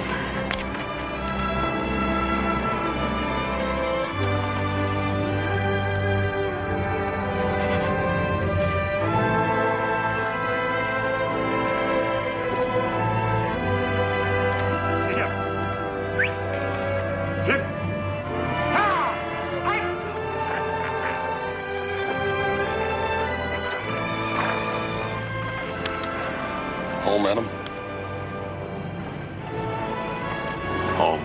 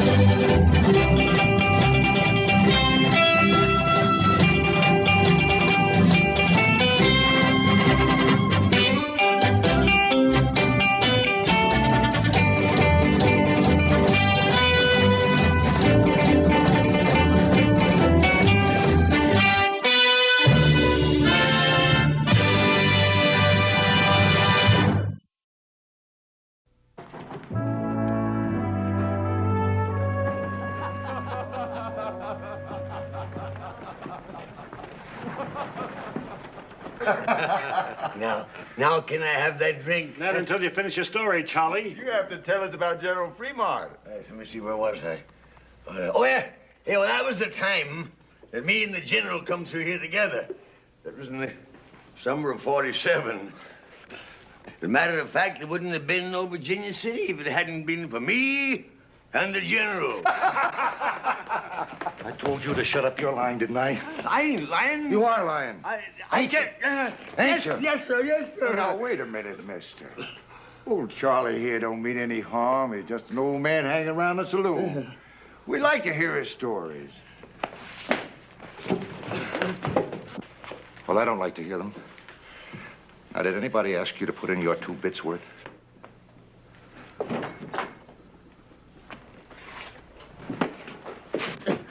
Why did you better leave me be? I tell you, I did scout for General Fremont. I tell you, I did. Why did you leave me be? All right, old man. Let it go. Give me a knife. What you aiming to do? Well, now, anybody that's fought as many Indians as you claim you have ought to have a few scars, shouldn't he? Oh, no. Suppose we just scratch off some of this beard and... Ow! So as we can Oh, put on some more. Man, we're just going to carry the cake out of you. People!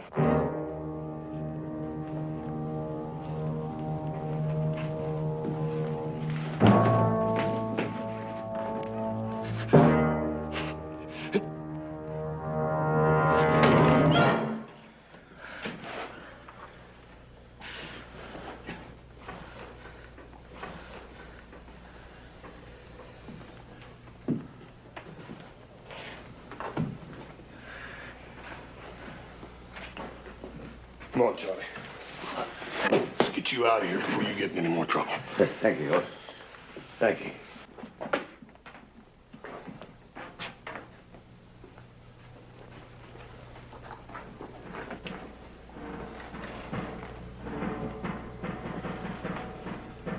My friend Charlie don't like to be treated like that. I don't like it neither.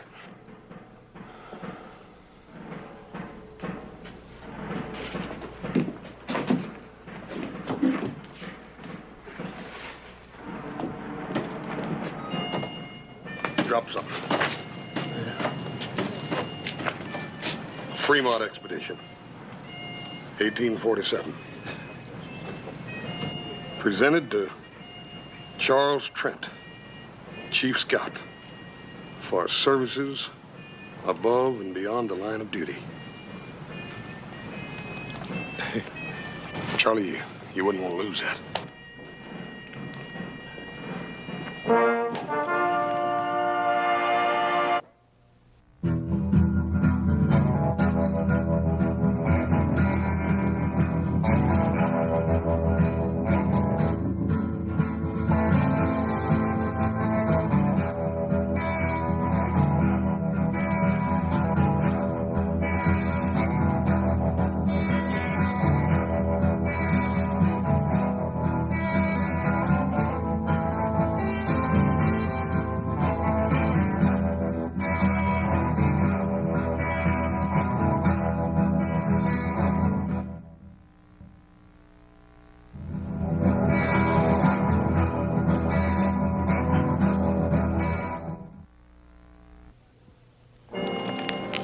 You're about the only real friend I got in town. All I seem to do is to cause you trouble. Charlie, you promised me solemn you wasn't going back in that saloon again. Well, I didn't mean to. Just them fellas wanted to hear some of my stories, that's all. Yeah, for a couple of drinks. I guess you won't give me another chance, will you? Dad, Bernie, Charlie, how many chances you gonna have? I talked Paul into giving you a job on the ranch, and what do? The first payday you take off, and we don't see you again for a week, and you come back drunk. That was a mistake, Hort. Charlie, it's that way with every job you got around here. There ain't nobody around here gonna give you a chance now. I guess you're right, but I ain't gonna bother you no more. I can promise you that much. Because I'm gonna take up scouting again. But General Fremont, he'll be sending for me any time now, today, tomorrow for sure. Charlie, I wouldn't count on it too much. General Fremont's a busy man with war talk and all that. Oh, I know. He wouldn't go back on me. You see, him and me, we crossed the Great Salt Flat together. I better go fix up a little, though, I guess. Charlie, it just ain't no use. I done made up my mind what I'm gonna do with you. What? Well, I'm gonna go in there and get some money, and I'm gonna fix you all up nice and clean. I'm gonna put you on the first stagecoach out of here for San Francisco. That's mighty kind of you, Hoss. I appreciate it. But I can't go to no big city. I belong out here. I got to stay here. Charlie, I've been all wrong about maybe you getting a new chance here. The big city's the only place for you. You stay right here. Don't you go no place, you hear? Hoss! Hold on, Cutter. Where are you going? I heard a couple of friends of mine was passing through. Thought I'd talk to them, is all. Well, I have a strict schedule on this mission. You be back here and ready to lead out in 1/2 hour. Cutter? Captain, I think it's about time you and me had us an understanding. Now, I've been loaning it through this territory for a goodly time, and I ain't never taken no orders yet. Not from a savage and not from no soldier boy. You signed an Army contract to scout trail. You're going to fulfill it into the letter, or you'll be relieved. Why, mister, you got about as much chance of crossing that desert without me as a blind hootie bat has of reaching the sun. All right, carry on, man. Captain, I know that whole desert. I mapped out the first trail in Salt Lake City. I know the whereabouts of every water hole. Yeah, well, I can't sign on anybody just because they claim to be a scout. You don't believe me, huh? Here, look at that. Look at that. Fremont expedition. Yeah, and you can read what's written on the other side, too. Presented to Charles Trent, Chief Scout for services. Trent. Yeah. Are you the same Trent that scouted for the border expedition against the Apaches? Yeah, that was back in 53. I wouldn't have known you. I mean, it's been so long. Of course, you wouldn't remember me. I was just a shavetail, but that was my first assignment. I guess it would have been my last if you hadn't let us out of that Apache trap. Charlie Trent. You'll give me a chance, then? Not Charlie. That gold shipment's vital. Maybe with a war coming on, you've got a scout.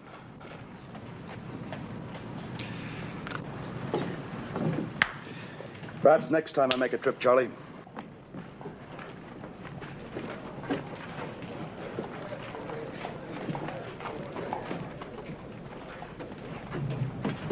Captain, that old bum's pretty drunk thinking he can scout for you, sir.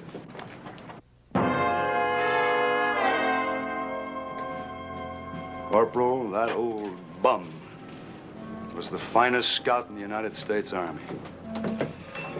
Whatever I know about this territory, I learned from him. Oh. Sorry, sir. I am too.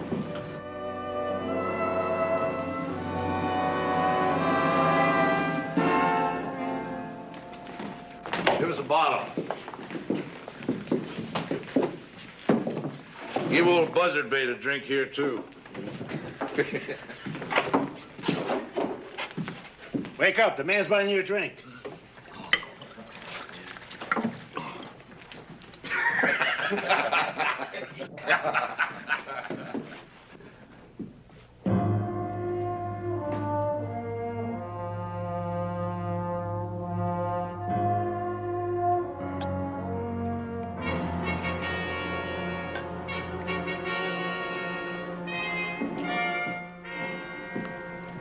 Charlie. Oh, did I ever tell you about the time I led an expedition up the Columbia River? Yeah. You told me, Charlie. Come on, let's go down to the stable and you can clean it off. I tried. I was honest, I tried hard. You asked them soldier boys if I didn't. That captain, he just didn't want me.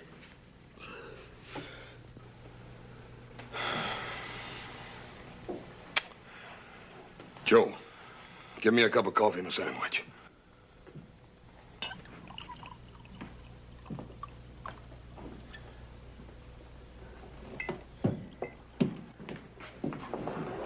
Cutter's in here, Captain. You ain't making no friends with none of us, Cutter. Where you treating the captain?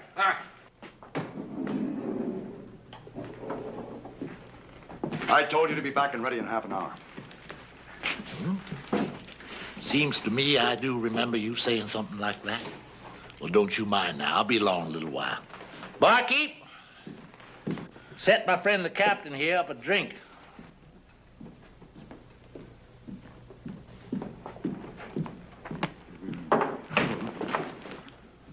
Last man that grabbed me like that was the Blackfoot chief. I cut his liver out. A man man don't live long without a liver, Captain. That's a pure medical fact. I'm giving you a direct order. Get outside and join the detail. Now. Oh, what? Oh, you're through. Well, now, that don't seem so likely, mister. You need a scout, and I'm the only one there is. You're a long way from being indispensable, Cutter. There's a man knows the wasteland country better than you or any scout alive. Charlie Trent. Trent? Where are you going to find him? Charlie? That? Charlie Trent? The great Charlie Trent, huh? Remington Massacre. You remember Charlie? He led them soldier boys right into an ambush. Right smack dab up to where them Indians was waiting. He's just the kind of a scout you need, Captain. Collect your gear from the wagon and clear out.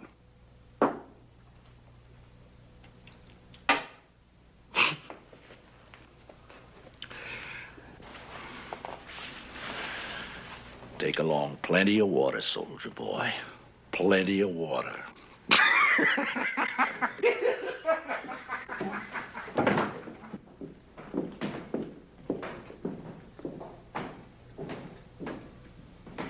Charlie. Charlie, you asked me for a chance. This is it. Now, don't give me any cause to regret it. We'll provide you with your mount and your gear. Get anything else you need. We'll move out as soon as you're ready.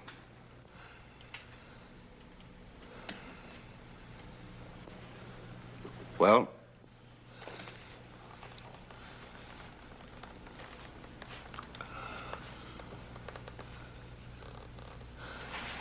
Captain, Mike. He'll do it, Captain. Charlie.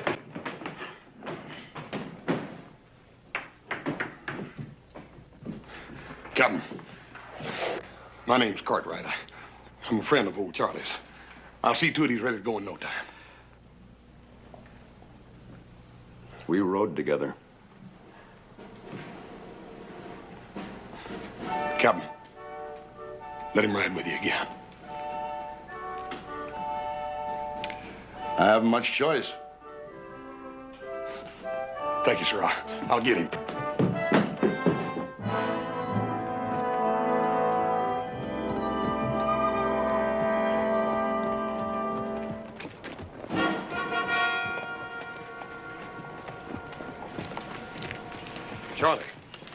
Charlie, I've been looking all over this town for you. The captain's down there waiting for you. You got to get your gear and... Leave me alone, please, sir. Please leave me alone. Just go tell that captain man you couldn't find me, that's all. Charlie, he's offering you the chance you've been waiting for. If it was just me, I wouldn't mind. But you see, it's Pender and all his men depending on me. Charlie, you led the first map party across that desert. The first white man that ever crossed it. Now, if you can do that, you can lead Bender and his men now. Or was that just one of your lies about leading that map party? No, because that was true, Hoss. That was true. All right, then. Now, Charlie, you listen to me, and you listen real good. If you let Captain Pender and those men go out across that desert without somebody to scout the trail for them, you are going to be a coward and a murderer. Charlie, you got to do it. If you help me, if you come with me. Charlie, Just like you said yourself. This here's the chance I've been waiting for. Will you please help me? Will you please come with me? Yes, sir, I'll go with you. Thank you. All right. Well, goodbye, Captain, and good luck. Thank you, Mr. Johnson. Detail. Forward. Forward. Ha! Oh!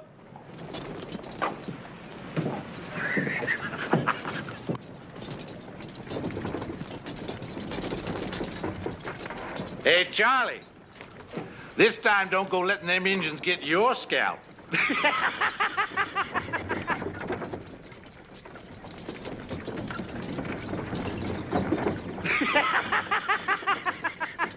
stand there laughing like you just done something great, Cutter. But all you've done was to mess up things real good. It's working out just the way I want it, Buck. And how do you make that? We had a plan to get the gold. Now we've got nothing. I changed plans for a better one. We still get the gold. Maybe you'd better tell us what you got in mind. Way it works out now, I don't have to explain me surviving. They get lost, sand covers everything, ain't a trace of nothing left. And everybody figures it's old Charlie Trent led 'em raw. You were going to lead them soldiers out into the desert. What if this Charlie takes them another way? Them renegade bands down south would like nothing better than to get their hands on that gold. Cheyenne on the warpath up north, they got nowhere to go but across that desert, with us following them.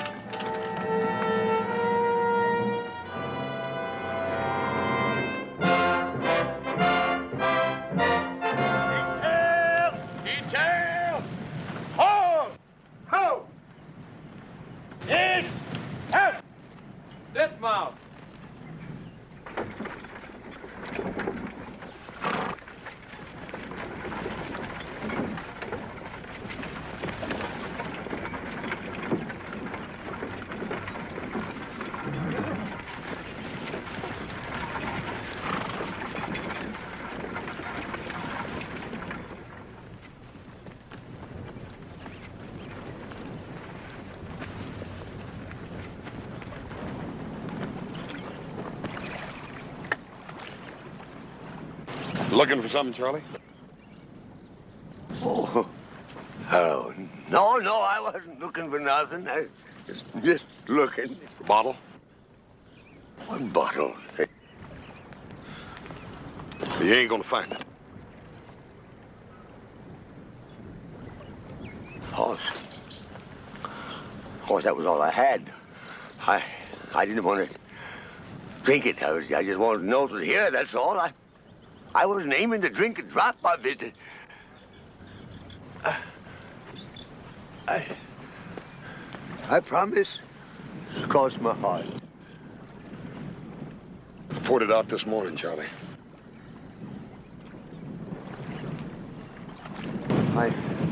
I can't make it without a drink, Horse. Horse, I can't make it. Charlie, you done made it almost a week now, just on a pint. Yeah, what we've come through is nothing. Like taking a walk down a boulevard on a bright, sunshiny day. You wait till we get across that mountain and hit the great salt flats. A man's gotta have something in his insides when he tackles that desert. And you done took and poured my insides right out on the ground. Charlie, you're just gonna have to grow some new ones. Because if you don't take us across that desert, we're all gonna die and rot out there. All right, I'll try, Horse. Honest, I'll try. Here. You drink your coffee and quit worrying. You're gonna make it.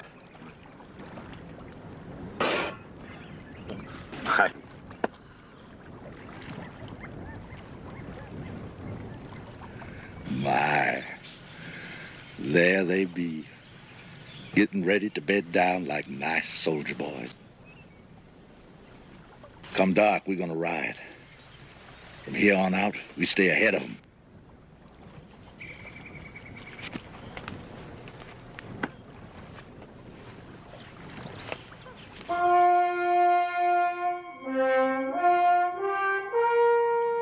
What's our line of march?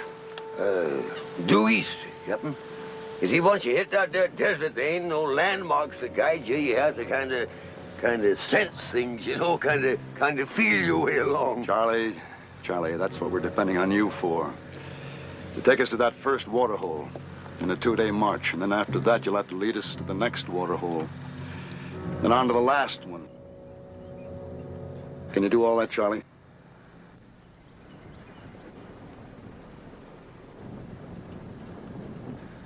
I tell you what, I've been thinking it over, and I reckon it might be our best bet to head due north, you see, and that way we can circle the desert entirely, you see. With Yellow Star and the whole Cheyenne Nation on a warpath? Look, I didn't bring you along to tell me how to get us all killed. We have to cross that desert.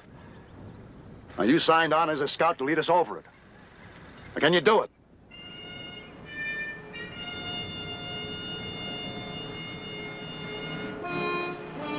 Me and Horse will lead out.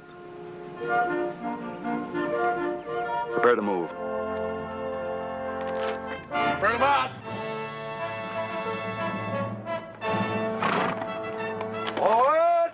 Forward! Out!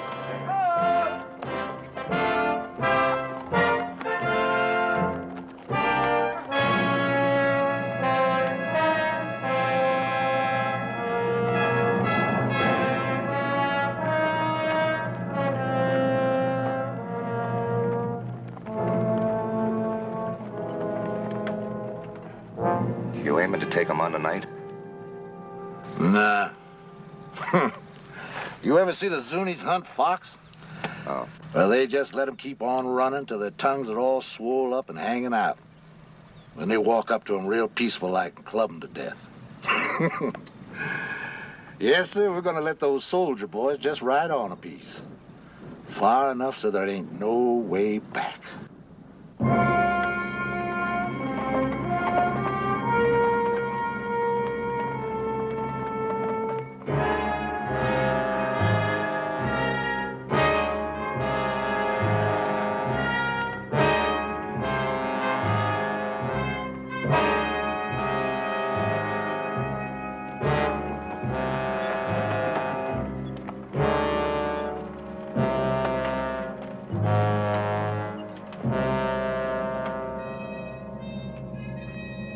Sort of like being out on the ocean, ain't it? The only difference is that we're looking for water instead of land. You got your bearing yet, Charlie? You don't reckon we could circle back on ourselves, do you, and gotten lost? No.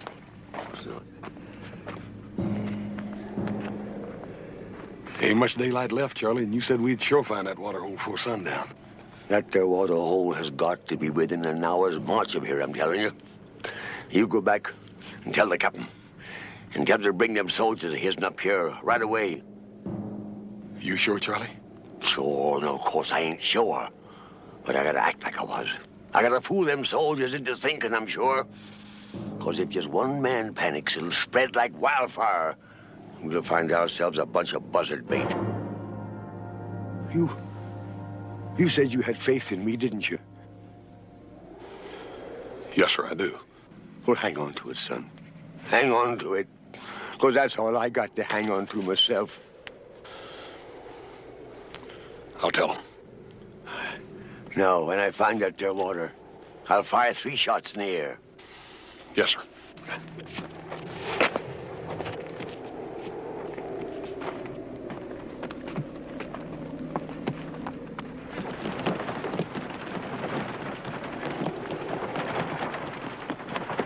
Detail! Detail! Halt! Oh! Captain. Dismount. How? Captain, just a little piece further.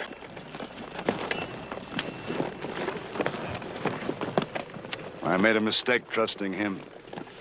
I think it's time we admit it. Both of us, we're lost. You know it.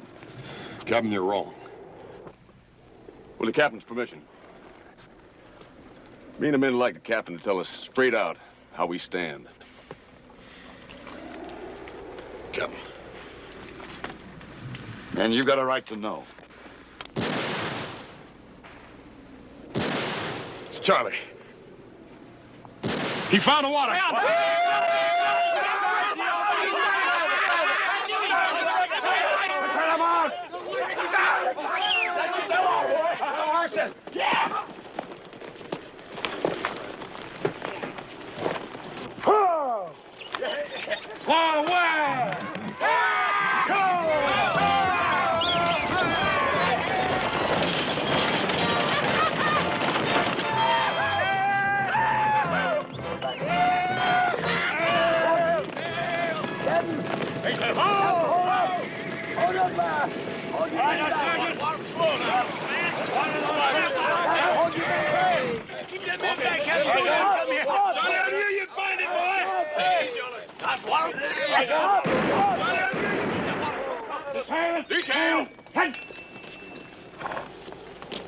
What's wrong?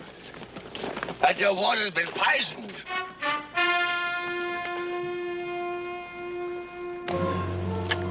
See that animal over there? It was the same thing that'll happen to any of us that drinks this here water. We don't need a scout to find poison water for us. Sergeant? Yes, sir. Move the detail to that area up ahead. Make camp. Issue half rations of water to the men and the mules. None to the mounts. Detail. Forward. All right, Charlie. How far to the next water hole? It's about a day's march. But me nor nobody else can say whether that water will be any more fitting to drink than this is. Can you find it? I found this one, didn't I?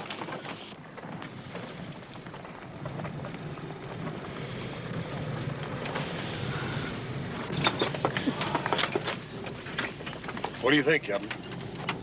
We can make our water last another full day. We'll have to lose our mounts. The mules can keep going as long as they get some water. You got to make the decision, Captain.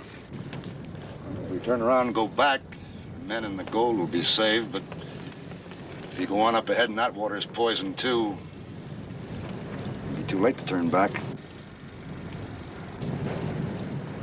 There's nothing in my orders about turning back. Charlie will move out just before dawn while it's still cool.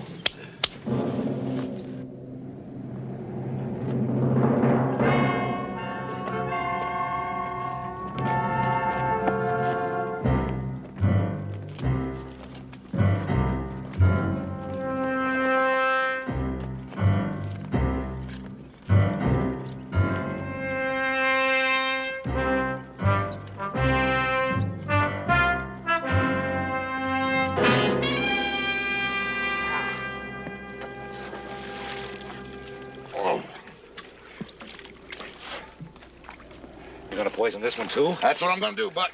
They're liable to get suspicious. That don't make no difference. Besides, they can't never know just how it got done. Now go on, do like I told you. Start brushing out our tracks. Look, all we've been doing is riding around this miserable desert. Now, I say we stay here and finish off them soldiers. All I want is to split that gold. And I ain't got nothing so far but sunbaked. Where'd he go? I'll side with them. Now, them soldiers have got to come here. All we got to do is wait for them. But if you feel you'd rather not make the stand with us, you can clear out. No hard feelings. No hard feelings, huh? Now, you listen to me. Every last one of you. There ain't one of you got a chance of leaving these salt flats alive less than I lead you.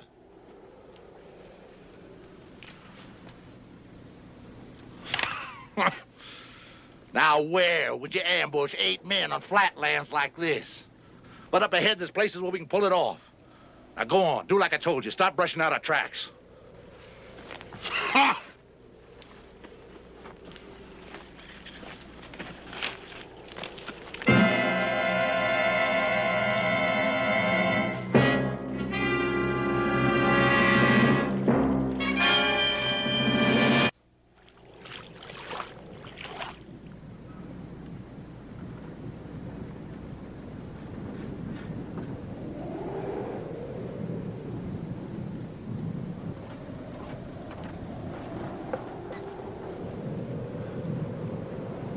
Poison. Kelly, get out of that water. Get out. Get out of there. Get out. Poison. Lock your head. The water's good. It's not poison. And let me have some more. Kelly. You just drunk your death, man. The water's good. The water's good. It's not poison. Stand fast. Charlie, make sure. Test that water again. No need to, Cap. Kelly himself will prove I was right. You drunken old sot! The belly is loaded with so much poison now from liquor, you don't know what you're doing. You keep us away from this water. You don't...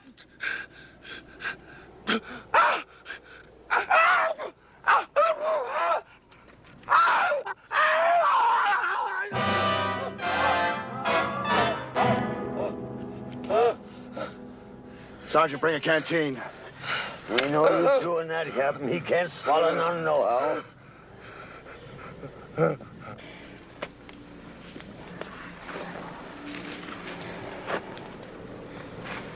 Move him over under the wagon. Cover him with a blanket.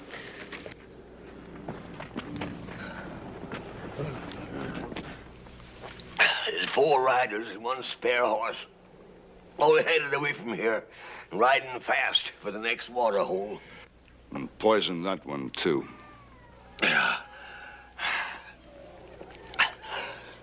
Another thing, Captain.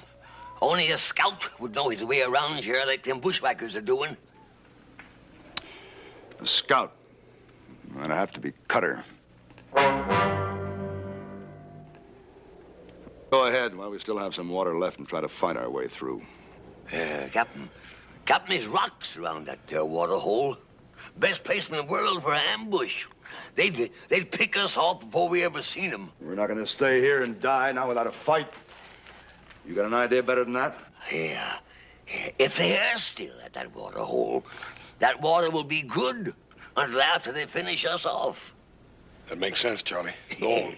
Yeah, but we gotta make sure they're still there. So when the moon sets, I'll start out, see? I should make it in an hour or 2. No, Charlie, no. I'll go with some of my men. Sergeant, you and Johnson will go with me. Corporal? No, Captain.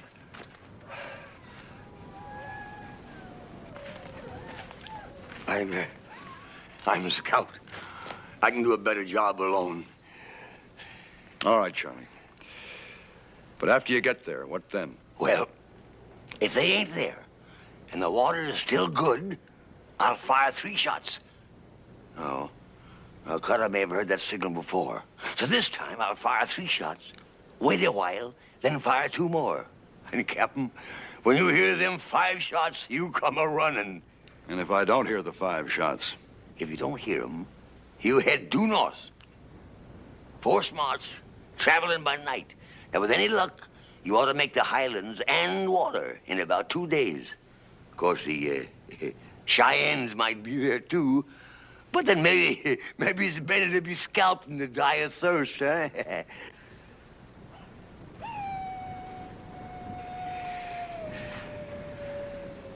I'm sorry I ever doubted you, Charlie. Oh. Thank you, Captain. Thank you.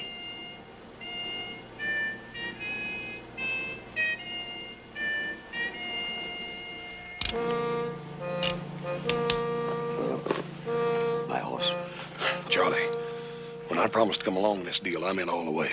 No, you've done enough for me already. I just ain't worth it. Can't you understand that? If you leave me here, I'll just tag along after you. Horse, you ain't coming with me. Besides, I travel faster alone. Charlie, if I let you go out there alone, I'd feel guilty the rest of my life. That's better than being dead, ain't it? You know better than that. Here.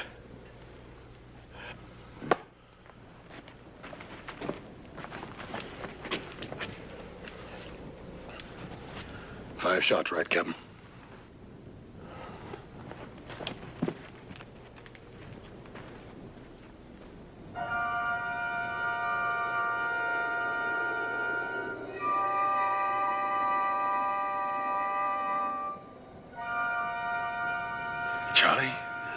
Sure ain't no sign up. I don't mean them fellas ain't up there hiding in them rocks. Well, I don't like it. It just don't feel good. We're gonna have to take a chance on it anyhow. Let's go. All right, but you be careful, son.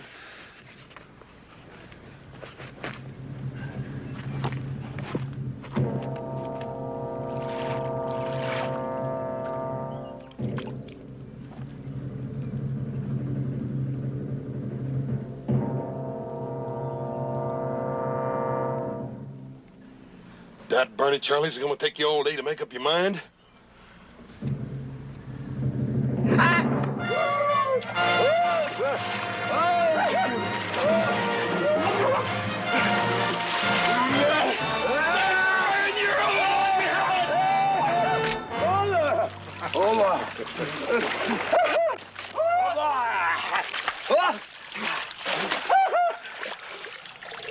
Now ain't them a happy pair of fools?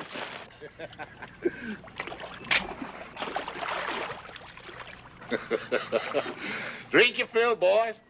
Then we're gonna have a nice long talk about my good friend Captain Pender.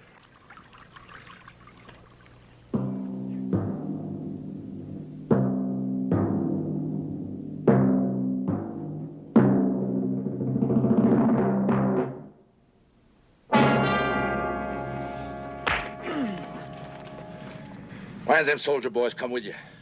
How many of them are there left? I reckon that's something you're gonna have to find out, mister. Well, that's something I'm just gonna find out. Cutter! They're back in the other water hole. Charlie! There's 5 of them. 1 of them died. They're waiting for my signal to come on ahead. Charlie! Captain Pender got any suspicion of me? No, of course not. No, if we'd had any suspicions, you don't suppose that me and the horse would have come walking in here the way we done, do you? No, I reckon not. Being the scout you once was. What's that signal? I ain't going to tell you. You ain't gonna tell me. Hey, Latigo, fetch me my saddlebag.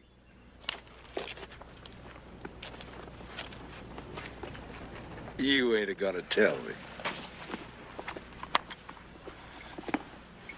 Charlie? This ought to make you talk, huh? It's all yours, Charlie. You just tell me what that signal is. I bet you got mighty dry for this, too. Smell it, Charlie, huh? What's the signal now, huh? Don't you tell him, Charlie.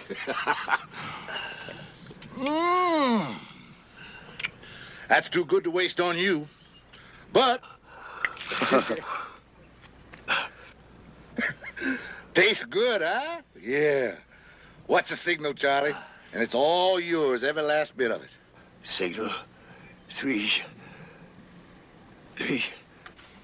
Louder, Charlie. Louder. 3 shots. Charlie.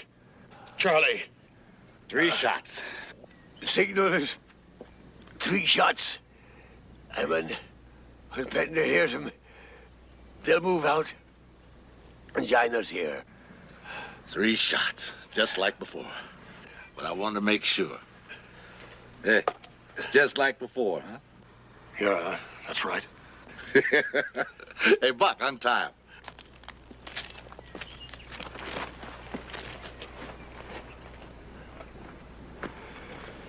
What about him? Untie him. He ain't going no place.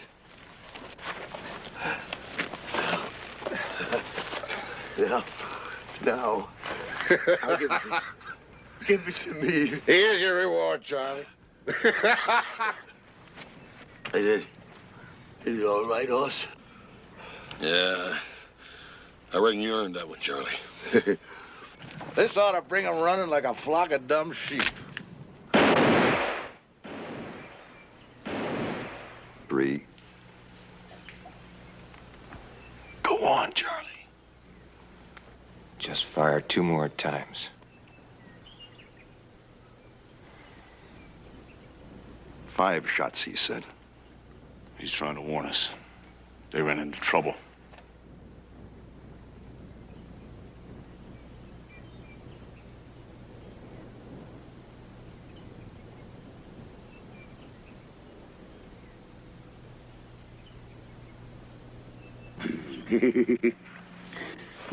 we sure fooled him that time, didn't we, huh? Oh, Carter thought he was tormenting me into telling the truth. And all the time it was Carter himself that gave the signal for Panda to start moving north.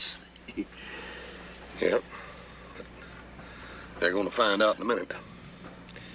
When they do, they'll have to be real mean, Charlie.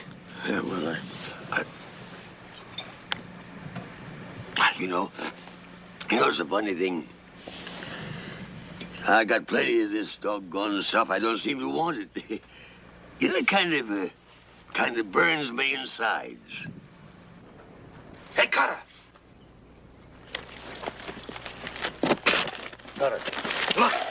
Here they come. 3 soldier boys. Only 3. Ain't none of them Pender. He's a smart one. Maybe he figures him going behind this butte and having himself a look-see.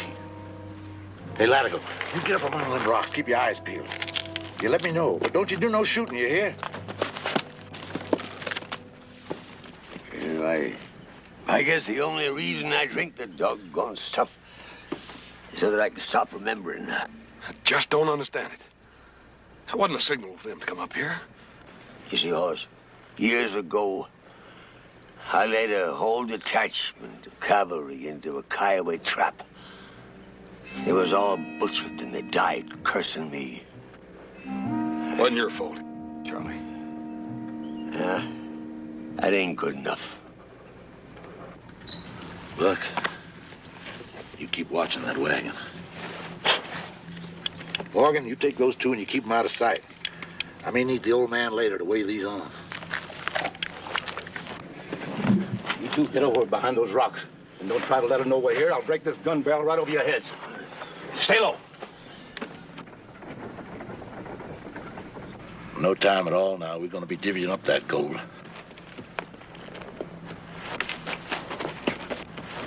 He must have spotted the others. Now, you stay here, Buck. No shooting till I start it. You be mighty careful how you go hitting them mules. 2 of them coming from high up behind us. One of them's the captain. Well, that makes it easier for us. We'll just let them sneak up on us before we start shooting. Come on. We gotta do something, Hoss. We gotta... Shut up!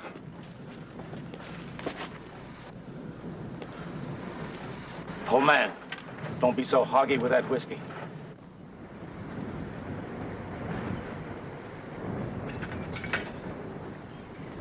Fill that cup. Sure.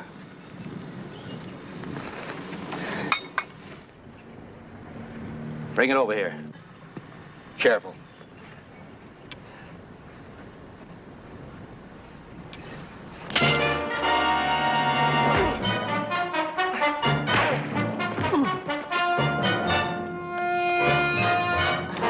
Good work, Charlie. You go get Buck. I'm going after Cutter.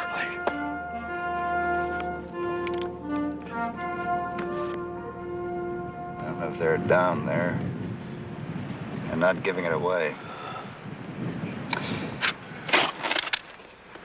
Let's get down to those 4 big rocks down there, see them? Yeah. I'll go first.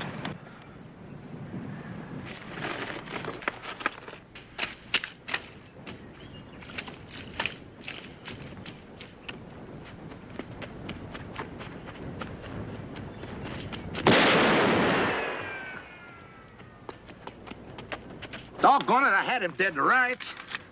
We got him pinned down now. We can blast him out of there easy.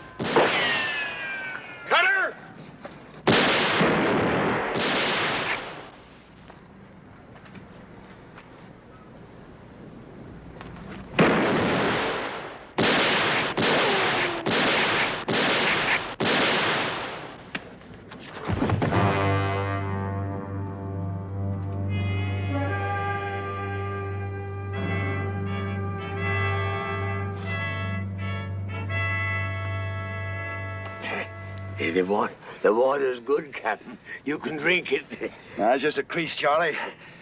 Corporal! Corporal! Bring up the wagon. Get yourselves a drink.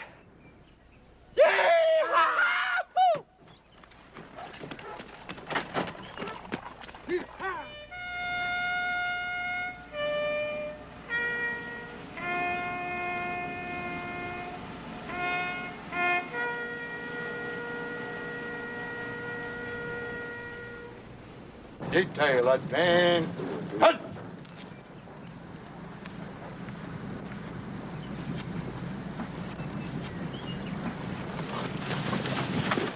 Scout, lead us out. So, Captain. Detail. Detail. Forward. Forward.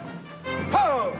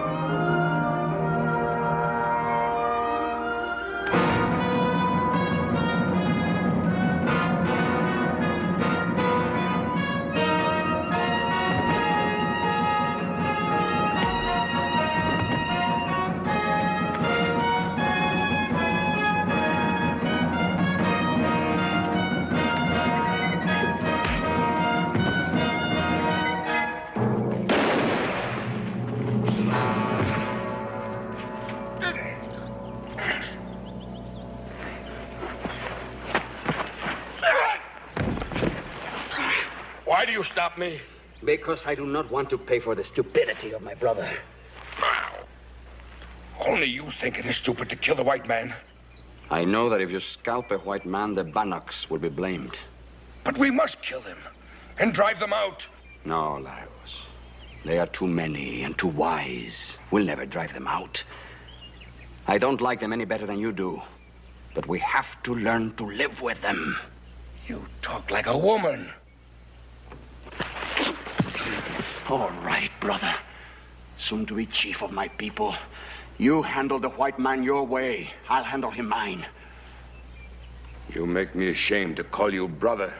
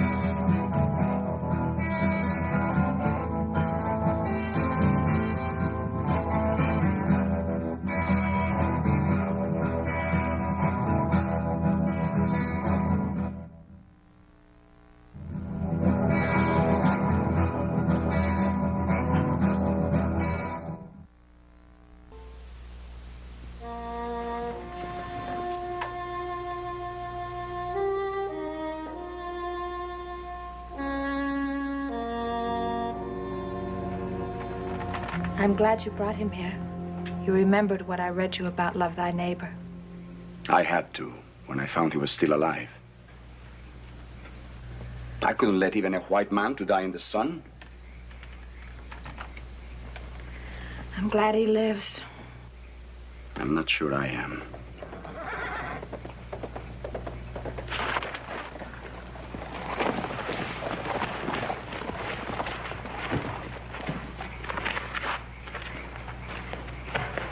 So you would rather leave our village and live here like an outcast? What are you doing here, Lagos? You should never have taken that Shoshone woman as a wife. You too are the son of a chief. Your place is with your people. My people turned me away. This is my home now. Did you move the body of the white man I killed this afternoon? No. I did not move him. Why? I went back to take the scalp so I could give it to our father. This one would have made him proud. You would say the same about any white man's scalp. That was not any white man. That was the owner of all this land that once belonged to our people. You mean the white man whose scalp I saved is the owner of the range called the Ponderosa? That is what I mean.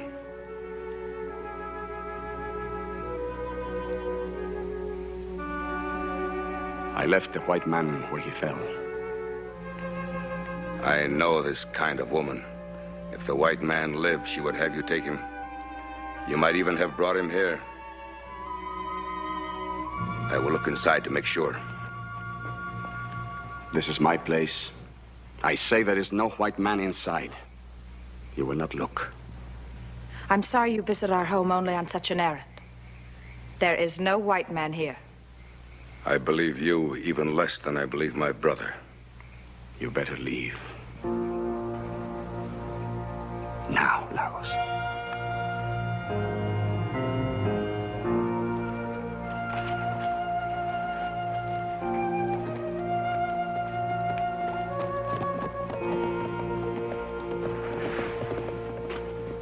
He is still bleeding. Will you change the bandage while I get some fresh water? No. I can't touch him now.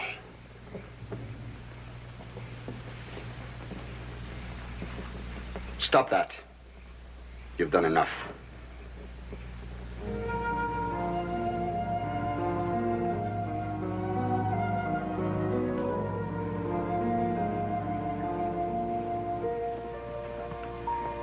Our Father who art in heaven, hallowed be thy name. That's enough! Thy kingdom come. Thy will be done on earth as it is in heaven. Well, Pa ain't setting traps at this hour. Don't worry about Pa. He can take care of himself. Yeah, well, he's gone awful close to Bannock country. Yeah, and them Indians been acting up out there lately, too. Well, they're getting hungry, Hoss. Can't hardly grow anything up in those mountains. Hunting gets worse every year. Pa doesn't go into Bannock country by himself. Yeah, but Adam, our property runs right up there in them foothills. That's pretty close. Well, he took his blankets with him. Maybe he's going to sleep overnight.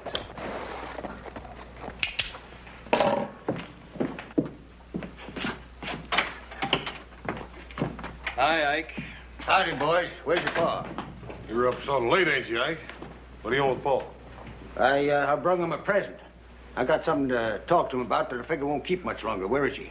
Oh, he must have just missed him on the way over. He's been out setting traps in that foothill country right near your place. We expect him back any minute. Daggone it. If I'd known he was going out that way, I could have saved myself the trip. Yeah, what'd you bring him? Well, can show you boys while we're waiting here. Where'd you get that? Turned it up with my plow just yesterday. It's an Injun skull. It must be 200 years old. Yeah, they show up every once in a while all over the valley. Guess there's no question about who originally lived on this land. That was then, not now. How come you to bring it to Paul? I can't figure him wanting a human skull around the place. Who said anything about a human skull? That's an Injun skull. Ike, I wouldn't use those words with Pa. You know how he feels on the subject. Yeah, well, he knows how I feel about it, too. I got no kick about Injuns rolling around under my land, but I'll be dad-burned if I want any live ones squatting on top of it. Your land. Yeah, my land. Your pa give it to me to homestead. Now, Ike, I don't think there are any Indians living on your land. Well, they're awful darn close to it anyhow. Your pa's got to do something about it. We'll give him your message, Ike. No, Hoss, I'll give it to him myself. I'll sit with you fellas for a while and wait for him. All right, you can sit a while, but no more talk about Indians, all right? Suit yourself. Now, Ike, it's liable to be a long wait. As a matter of fact, it may be all night. If it is, you can sleep in the bunkhouse. And I think we can do without this.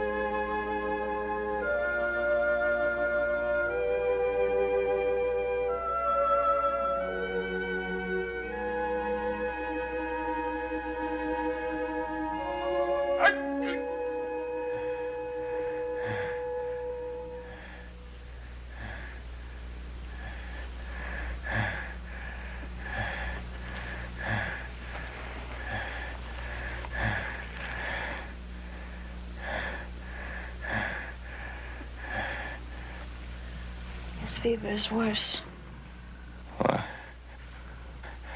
Why did you try to kill me? My husband did not try to kill you. He found you lying wounded in the clearing and brought you here. It was an Indian that tried to kill me. I know that. You're Bannock. I am a Bannock. But I did not try to kill you. Perhaps I should have. Metsu. I didn't mean to accuse you. I know you've cared for me. I'm grateful for your help. You would have died if he had left you where you fell. What is this place? Where are we? This place is on your land.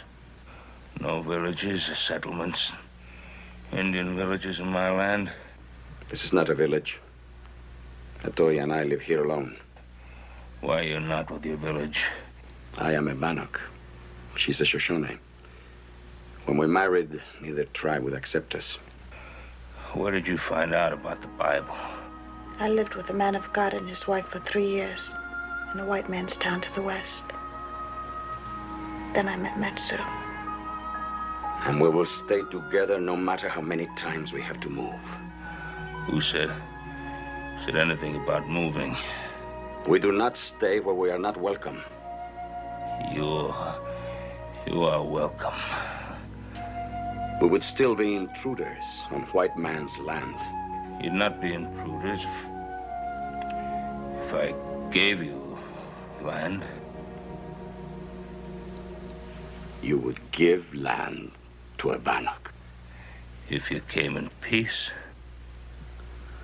Our people have not signed the white man's peace treaty. Put me on my horse. I'll try to find my way home.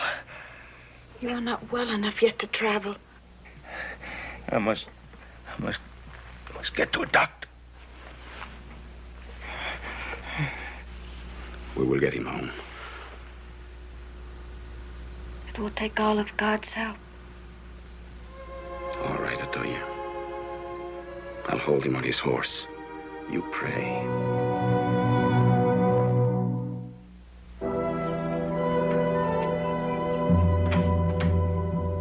Pa! What happened? Where'd you find him? He will need a doctor quickly. Sure. He's badly hurt. Come inside, both of you. I'd like to know more about what happened.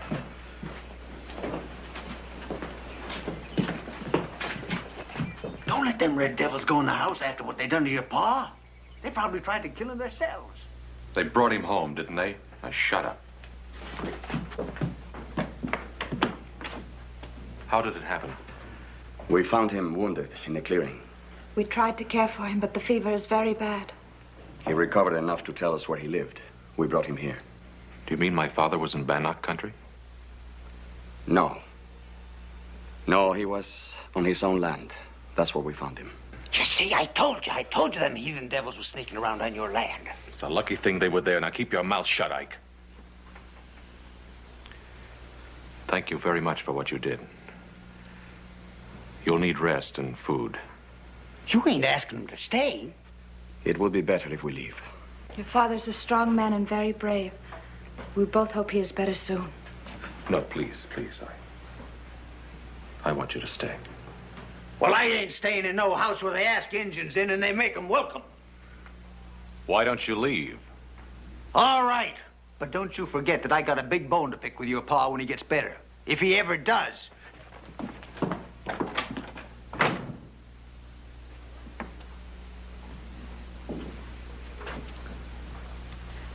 Very, very poor way to say thank you. I'm sorry. You would just make yourselves comfortable here. I'll be right back.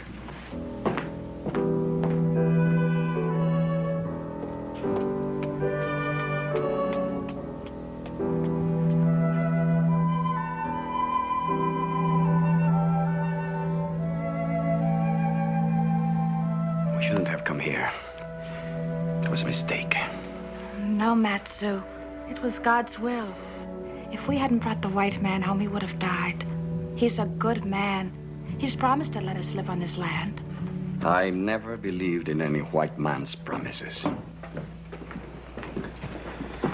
He's resting more easily now. How long did you have to pack him? Paul's a pretty heavy fellow. Not far. We had to take him from his horse. The wound was opening again. Why don't the two of you get some sleep while we wait for the doctor to get here? I am sure my father would like to see you before you leave.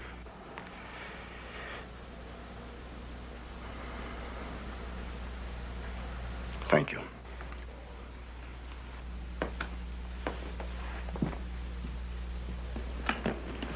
How you feeling, Paul?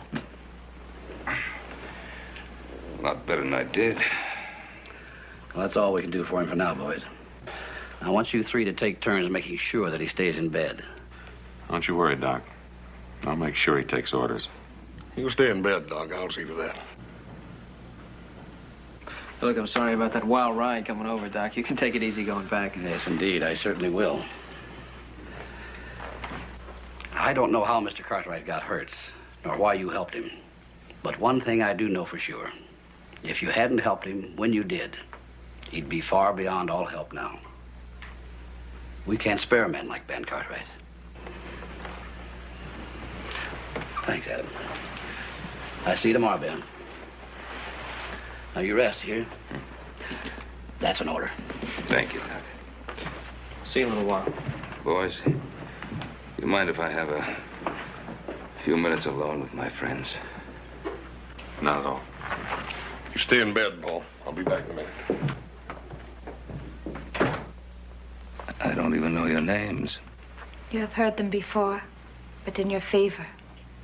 My name is Atoya, and my husband is Matsu. I'll remember them.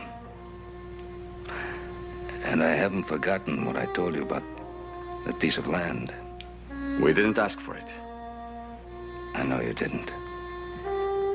I've been thinking about it. I want you to have a big piece of land, enough for a farm. What would we do with such a piece of land? You'd farm it, raise crops, animals, live off the land. I know nothing of such things. The red man knows more about hunting and fishing. White man knows more about farming. If we put what we know together, there will be more than enough for us all. This will never be. There is no way to begin. You offer us a farm. But I know nothing of such things. So I say, keep your farm. Let me ask you a question. Would you come to live as a farmer on your own land if I and my sons and the settlers in the valley would teach you and help you with the things you do not now know? It would be so wonderful, Matsu. It would also be difficult. It might not work. I might not learn.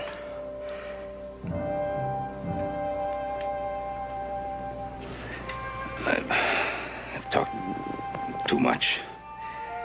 I never believed such an offer could be made. The white man always takes. We will talk and pray and let you know our decision.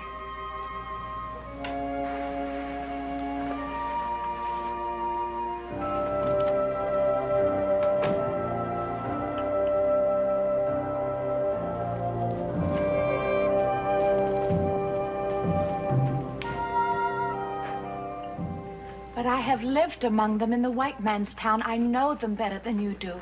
Perhaps you do not know me well enough. I know you very well, beloved. And I believe we can do this thing together. Why can't we stay here? I could stay here anywhere alone with you forever, Matsu. But what of our sons and daughters who will be coming, if God wills it? Would you keep them alone, too? We can go back to the tribe someday. They won't always be at war. And I am a son of a chief. The youngest son. And with no great love for his brother Lagos, who will be the next chief. That is true. This is a chance to have a better way of life than we have ever known, for us and for our children. I don't know that it will be better. I only know that it will be very different. And it is this difference that frightens me. Frightens you, Matsu. You have told me that nothing frightens you. I spoke those words as a warrior and a hunter. And they were true. And I was raised to be these things, and not a farmer. You have also told me that our people and the white man must learn to live together in peace. But you are asking much more than that. You are asking me to put down my bow and arrow and pick up an axe and a plow. You are asking me to eat bread instead of meat, to wear cloth instead of leather, to live in a house instead of a wickiup.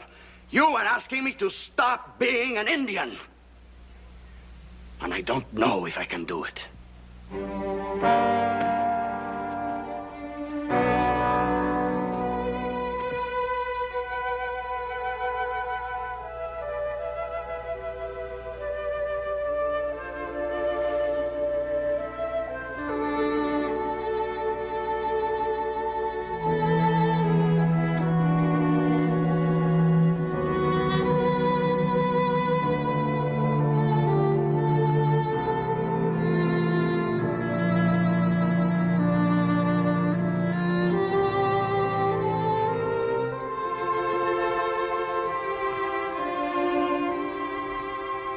I shall lift up mine eyes unto the hills, from whence cometh my strength.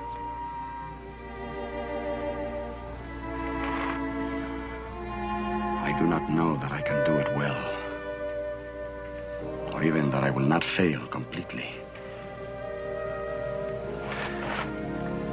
But I will try, my dearest love, if you will stand beside me. No. Can't do it, I tell you. I couldn't hardly believe my own 2 ears when I first heard it. Can't believe it now. Well, you might as well believe it, Ike, because it's true. Well, then I think you're going out of your mind.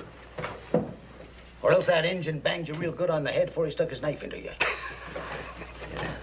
Well, whichever way it is, I ain't gonna have no Injun for a neighbor, and you ain't got no right to make me. Now, look, let's just simmer down and talk some sense, Ike. I don't want to simmer down. Now, you listen to me. The night that you was hurt, I come down here to get you to run off 2 savages that sneaked onto your land. And they was squatting in a stinking tent right next to my boundary. Now, I find out those same two savages has been given a farm by you right next to my land. And you ask me to simmer down. Those two savages saved my life. Yeah, more like they stuck their knife into you first. All right. Now, if you have to give them a reward, give them whiskey or money. Don't give them land. Well, don't you think that Indians at least have a call to share the land in this valley? No, not next door to me. What have you got against Indians? I sure would like to know. Well, I sure would like to tell you. I don't like them because they're bloodthirsty savages. They're worse than wild animals. They're twice as dangerous. And I don't like them because they're heathens. And I don't like them because they won't work. And they can't work. And because they're dirty. And they stink. And they're sneaky. And they're drunks. And they're thieves. And God knows what else. Most of all, I don't like them because they scare me. I hate them. What is it about them that scares you? They got long black hair. And red skins. Yeah. Yeah. Well, I'm not going to try to answer you, Ike. Not now. But someday somebody's going to have to answer for people who think like you do. There's nothing wrong with the way I think. No, not going to argue that point either. But neither am I going to back down from what's my right to do. I promised Matsu and Atoya that piece of land, and I mean for them to have it. Yeah. Oh, why put them next to me? It's not just a piece of land, Ike. It's treating them like people. I've no intention of giving them some worthless scrap up around the rocks. They've already got that. I want to give them a piece of land that they can work, a piece of land that they can farm. And that land next to yours is the best I have. And it's my intention to give it to them. If you put them on that piece, I move out. Well, that's a decision that you're going to have to make, Ike. I'd think about it a long time before I made the move. Now, look, all I'm asking you to do is give those two a chance. I don't want you to be a friend, just be a decent neighbor. Well, I tell you what kind of neighbor I'll be. I'll treat him just like they wasn't there. I won't talk to him. I won't answer him. I won't help them. I won't let them help me. I won't go on their land. And if they put a foot on my land, I'll kill them. Ike,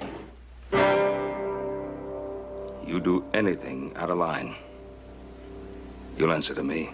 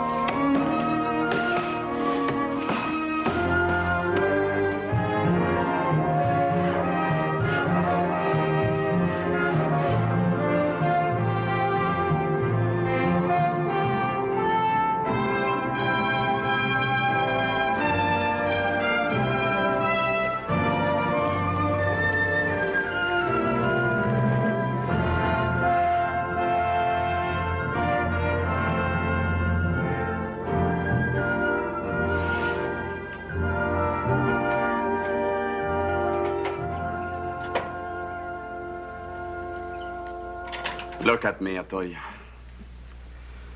Months of work, and I am now nothing. Not an Indian, and certainly not a white man. Never mind, Atoya. Eating bread at a table. What a thing for a warrior. It is only when you're tired that you get this way. You've done so much and we've come so far. We're not only at peace with the white man, we've made friends. And enemies. Our close neighbor, Ike Daggett, is an enemy. He is difficult. But I noticed that the other settlers have no love for Mr. Daggett either.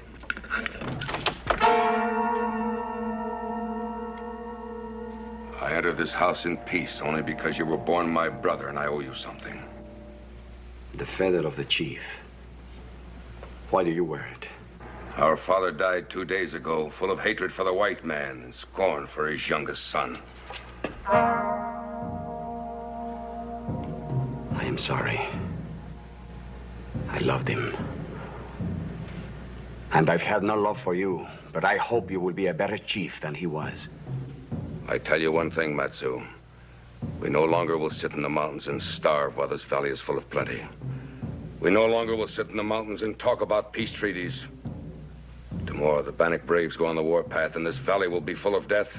I have known you would do this. I also know that you are wrong. You are the one who is wrong. You do not belong here, never will. As chief of our tribe, I ask you to come back.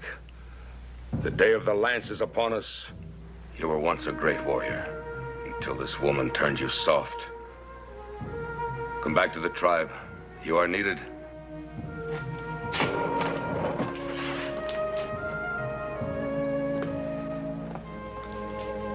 I am needed here, Lagos. Atoya is with child.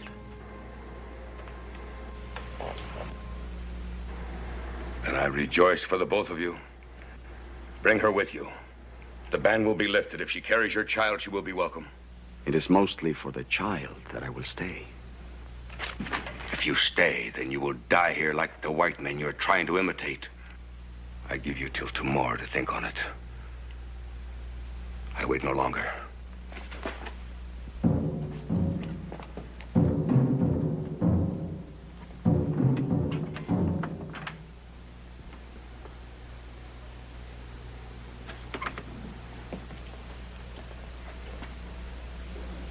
Are you sorry now about the child? You know I prayed for that child. To your God as well as to mine. But would you go back if it were not for that? If it comes to dying, I'd rather die as a warrior fighting with my people than as a farmer living among strangers. Then you would go back. I might. But the child is not only important for us, but for the future of our people. I will stay. For my little wife. And for my child.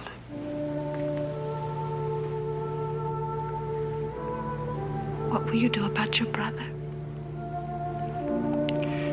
In the morning, I'll ride to Ben Cartwright.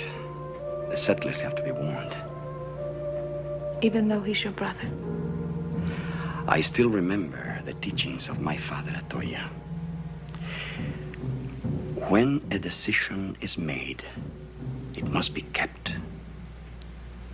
Even against a brother.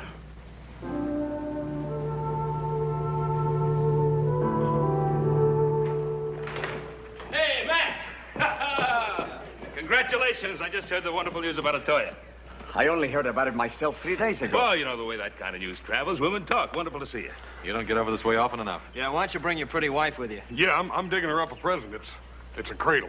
Ain't been slept in since little Joe jumped out of it. Save your welcome until you hear the rest of my news. The Bannocks are going on the warpath. Oh.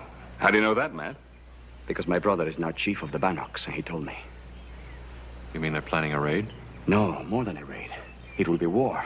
Well, how soon is this to start? Any moment. Maybe we ought to get word to Fort Bradley. You know the way they are. They're not going to do anything until after there's an incident. You better warn the settlers. Get ready to ride into the valley. All right, Buck. It is good to warn the settlers, but I came to warn you first. That's very good of you. No. My brother has 2 people he hates. One of them is me, because I won't go back and join them. The other one is you, Ben. Well, why should your brother hate me? It was my brother who tried to kill you the time we brought you home.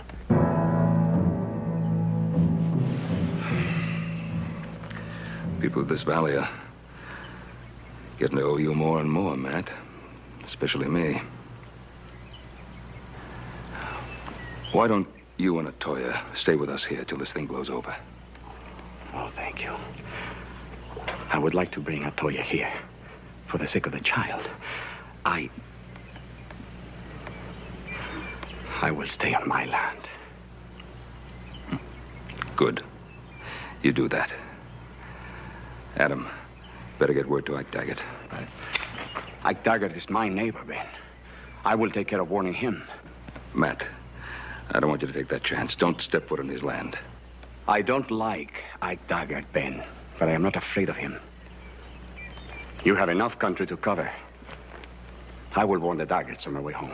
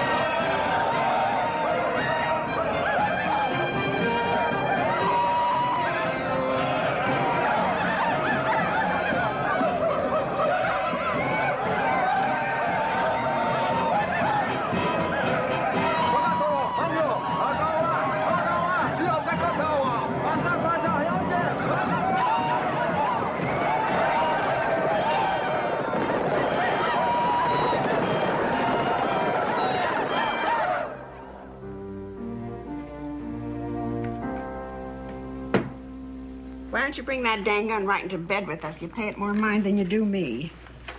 Martha, I told you 100 times. When you got red engines for next-door neighbors, you got to be ready for trouble, especially at night. Bah, you've been saying that for months. Staying up late, sneaking around with your dang gun, and they haven't so much as set foot on your dang place. That's because I scared them good and proper to begin with. And I kept them scared every chance. What's that?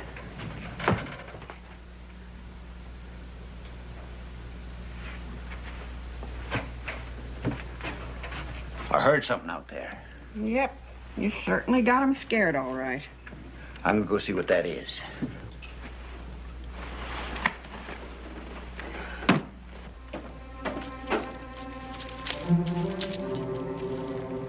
Ike Daggett! Daggett! Ike Daggett!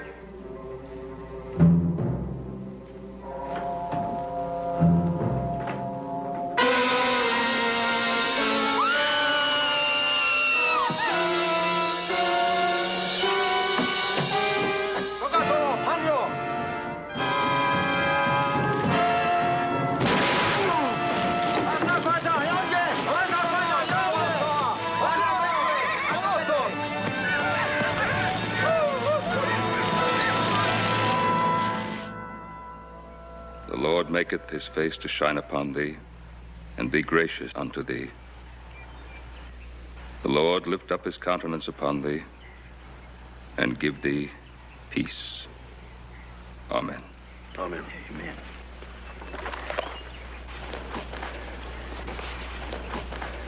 Thanks, Ben.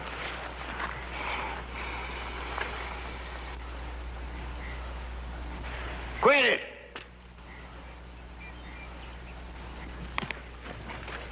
You quit that, I said! Quit it! What is it, Ike? What's the matter? I won't stand it. I won't stand for no heathen saying prayers at my wife's grave. Now you quit it! Ike, she ain't no heathen. She knows as much about the Bible as you do. What are they doing here anyway? It was Indians that killed my Marthy. They're trying to pay the respects just like the rest of us now. Ain't got no more respect for the dead than a coyote. Quit it!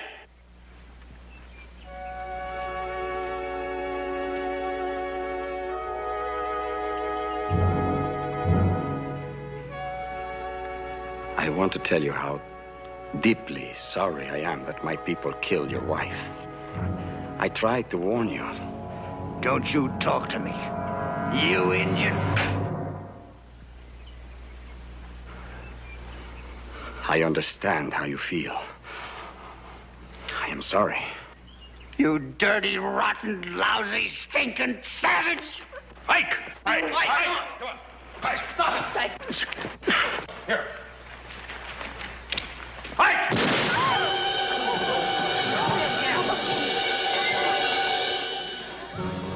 There, you savage. You killed my wife, I killed yours. An eye for an eye. An eye for an eye, Ben. An eye for an eye. It's in the book. Mike! An eye for an eye. It's in the book.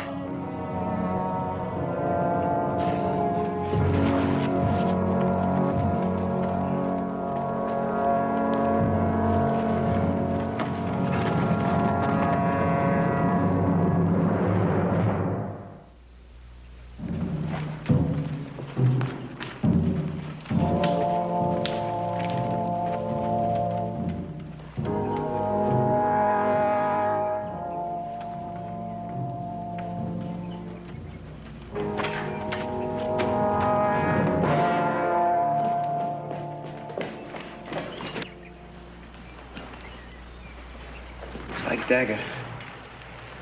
I can hardly recognize him. Paul? Paul, come out here.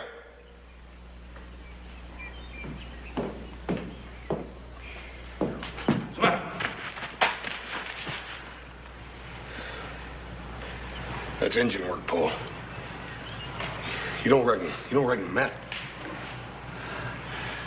Let's get him into the house. He sure done a job on him. Yeah. Wonder why he didn't finish it. He didn't want him to die. Help me. Where am I? Help me. Yeah. Huh? Huh? It's all right, Ike. Huh? It's all right, Ike. You with me? Ben? Ben Cartwright? It's me, Ike. Ain't so easy to kill Ike Daggett. He left me alive a purpose so as I could suffer. Who, Ike? Who?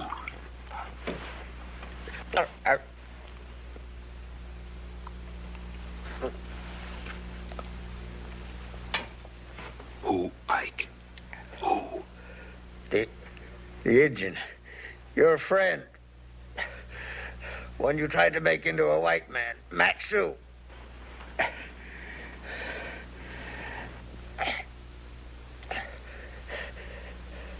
Know why he left me alive, Ben? He wants you to meet him in the cave in North Fork. He wants Ben Cartwright, so otherwise every settler in the valley will get what I got, but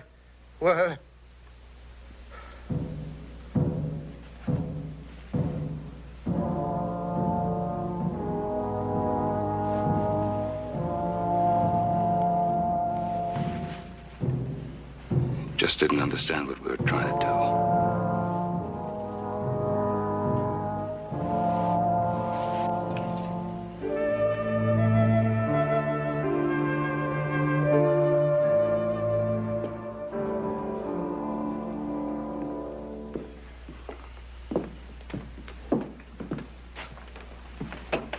What are you gonna do now, Paul? Matt wants to see me, I'll go to him. Gotta try to bring him to his senses, I own that. He's gone too far now. Ike Daggett killed his wife. Paul, we can't let you take the risk. Anything I've ever done has had some risk attached to it. I'll go up with the North Trail. If I'm not back by morning, you come for me. What?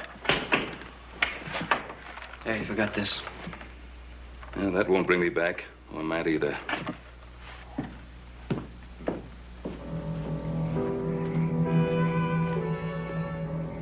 Matt?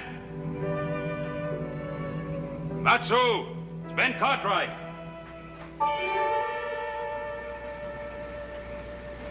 I didn't think you would come. I got your message from Ike Daggett. He said you wanted to see me. I'm here. Then you saw what I did to Ike Daggett. I saw. Aren't you afraid? No, Matt. I'm not afraid.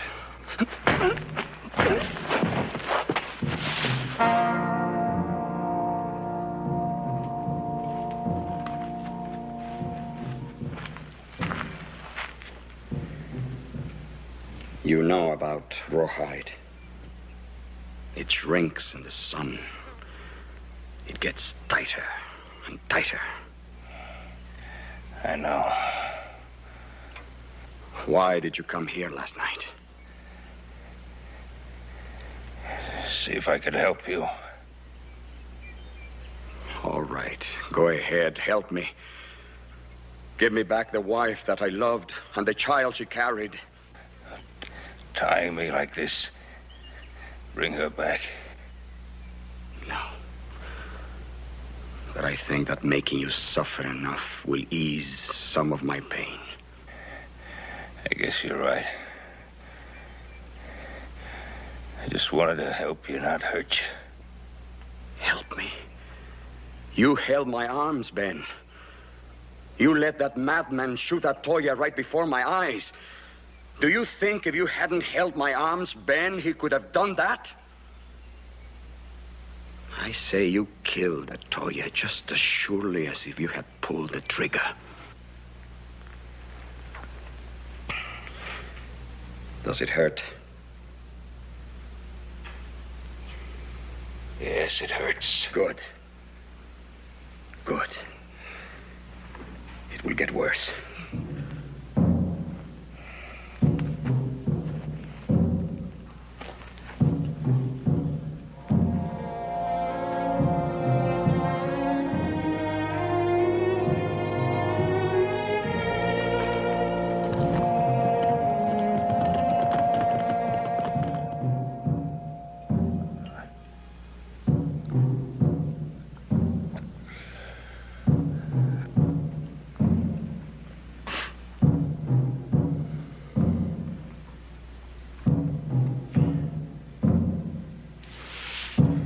Is it bad?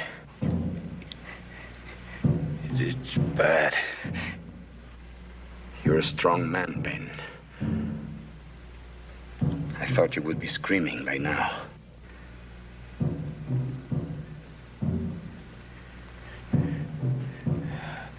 Our Father, who art in heaven. What did you say? Hallowed be thy name. Stop that. Thy kingdom come. Stop that, Ben! Stop it! Ben!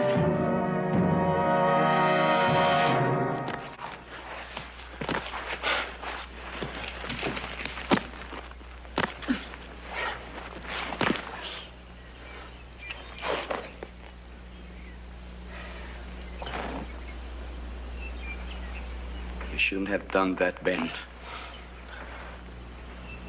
You shouldn't have prayed.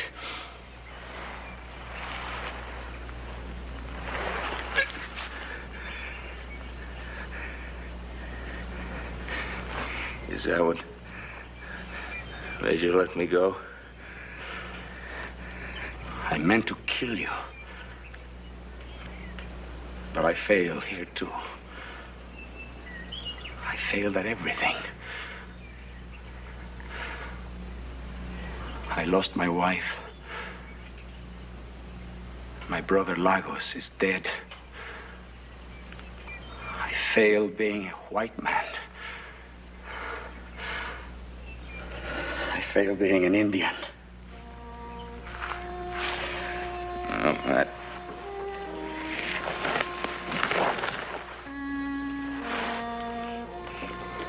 You didn't fail. I don't think you could ever fail. I wanted to kill you, Ben. It was important for me to kill you, and I couldn't do it. If I couldn't torture you into hating me, then I couldn't kill you.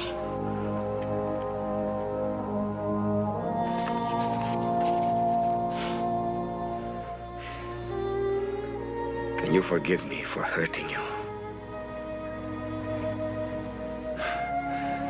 I did that before you cut me loose.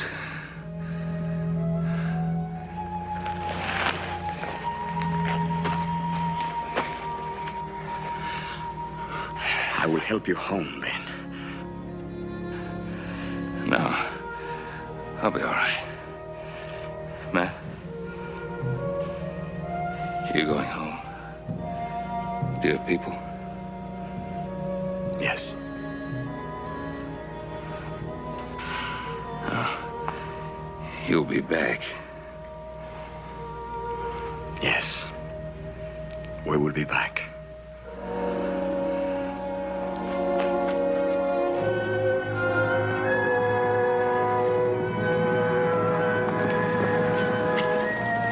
There he is.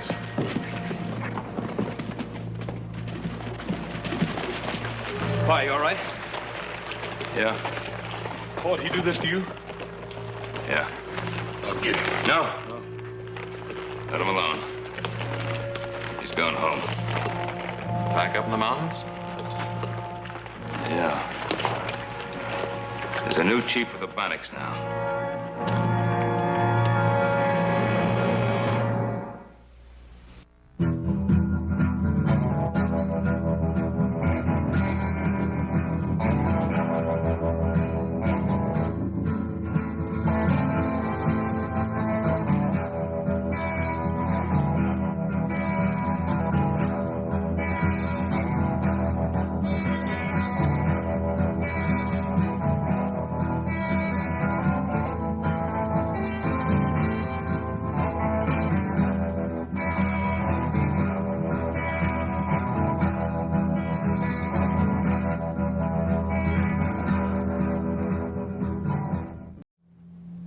Hastings Mystery Theater is produced for the local cable channel in Hastings, Michigan, USA. We are rated as one of the best 100 small towns in America. Hastings, Michigan. Look us up on the internet. Take a look at some of the reasons we are one of the best 100 small towns in America. And maybe you'll see why those of us who live here really like living in Hastings, Michigan. And also, continue to watch Hastings Mystery Theater here on YouTube. Post your comments, like, and subscribe. Thank you.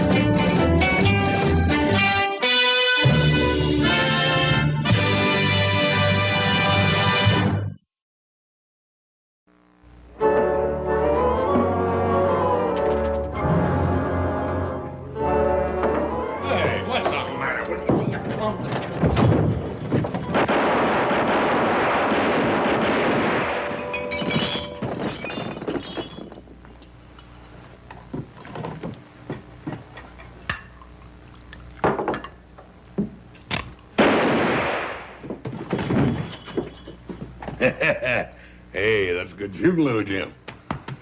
Clean a back shot as I ever seen in my life. Called for another one.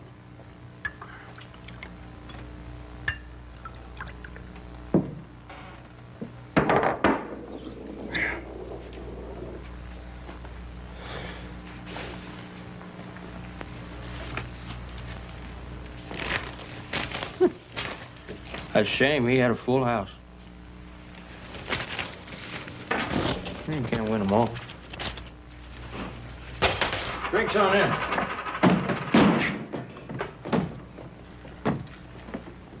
Them's the meanest, toughest killers I ever saw. Who are they? Well, them's the Slade boys. Didn't you know that? No.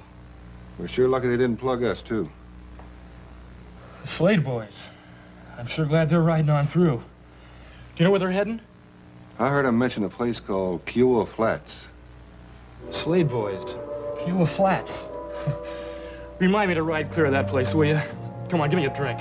Yeah, I'll come over with you.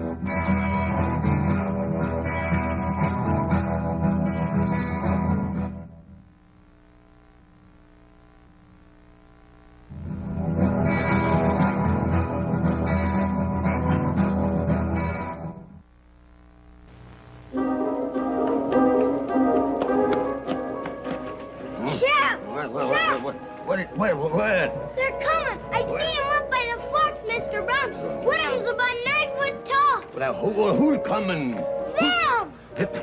You say one of them's a great big tall man? About 9 foot tall and half as big around. And the other fella is a little bit of a fella? About half as big as his brother.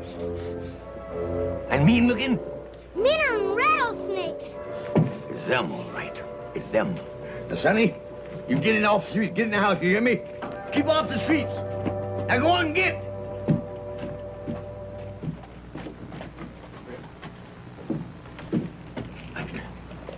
Ain't no sense looking for trouble. Darn thing never was no good nohow.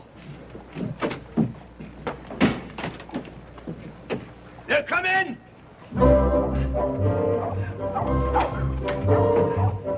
They're coming! They're coming. They're coming, ladies. They're coming. They're Franco. They're coming. He's showing good sense. They're coming.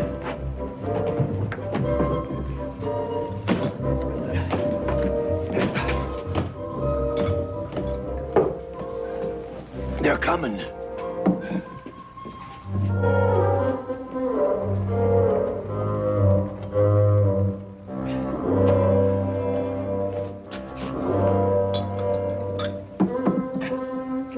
They've came.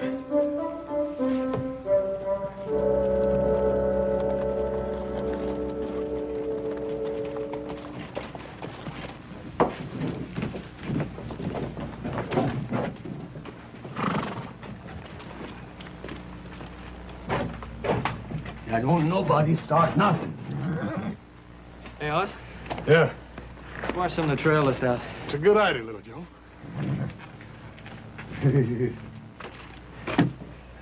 Howdy. Howdy. Howdy. Howdy.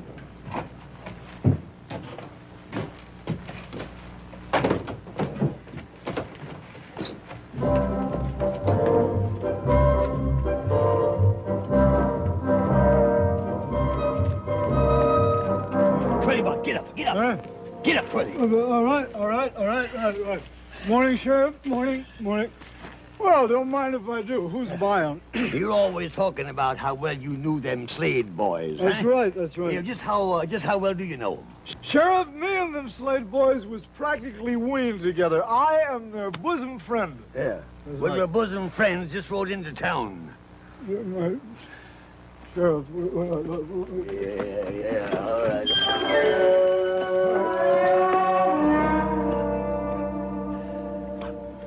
You say that again.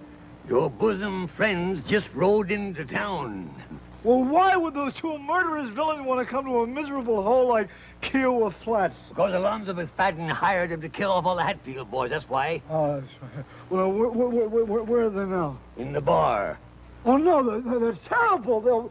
No, Sheriff, that's the only bar in town. They'll bust that Never place mind up. about... What do you mean, never You mind? listen to They'll me. ruin. All right. Or you go to the livery stable, get a horse, hire it, charges to me, and ride out and tell old Jubal Hadfield not to come into town for quite a spell. Then when you come back, look me up because I'll need you to identify them two fellas. Oh, right, I'll do it right up. And look. Look after the bar. Will you look after it? Yeah, I will.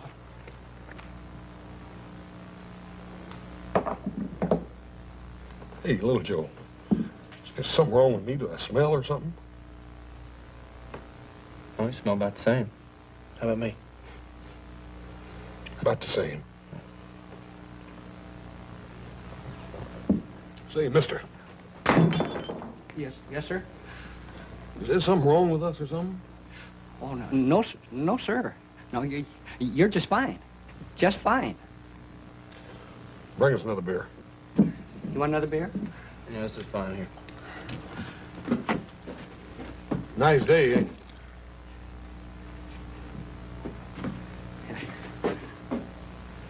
Ain't good enough to drink.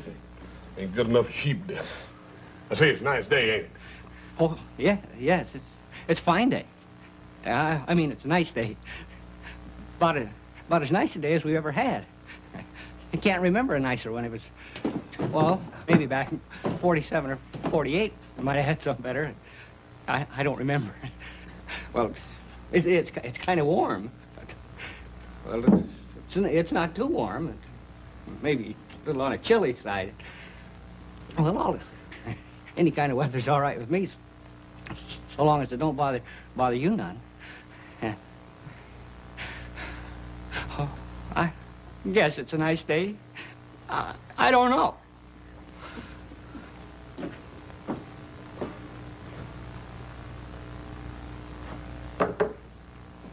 I reckon they ain't used to strangers or something, little Joe. Yeah, something. Let's get out of here.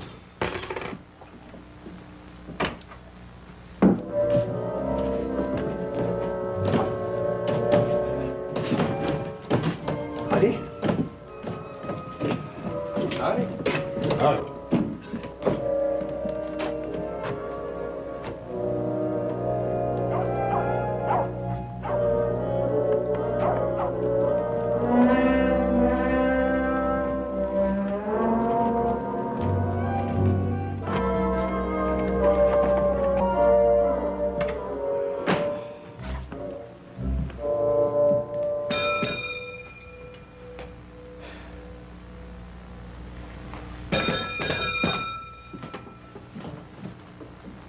Don't look like nobody's here. You know, I don't like this. Let's get out of here. Oh, no, little Joe. I just don't like it. There's something funny about the people around here. Well, I'm too tired to argue about it. Just sign her name and get a room. How am I going to get a room? There's nobody here. Just sign her name and pick one. One with a lock. Hang the expense.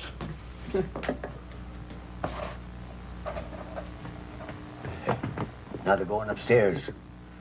They're going to stay all right. Oh, did you see the way they looked at me? Oh, gentlemen, there was death in them eyes. Sudden death. Oh, I tell you, when they took that swallow of beer, and that big one made that face, and he looked dissatisfied and uneasy like, oh, I tell you, I could hear them pearly gates a-jarring open. If you gentlemen will excuse me, I feel considerable shook. I'm a mite shook up myself.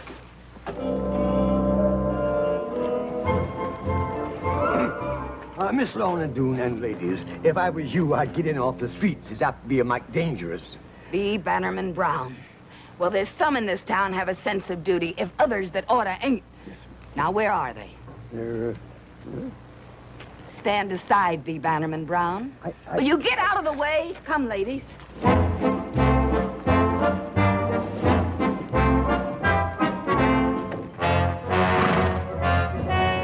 Great jumping Jehoshaphat.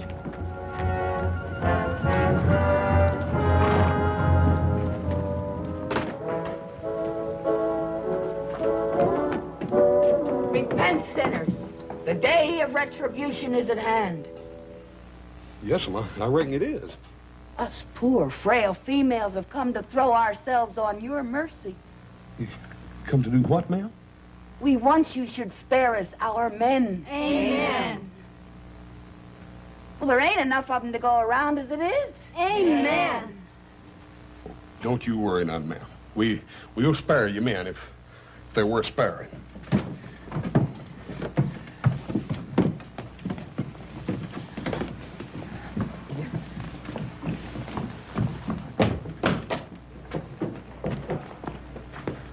Hey, what do you reckon he meant by all that? Beats the heck out of me.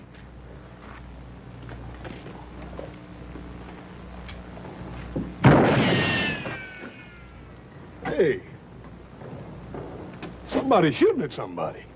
I think it's us.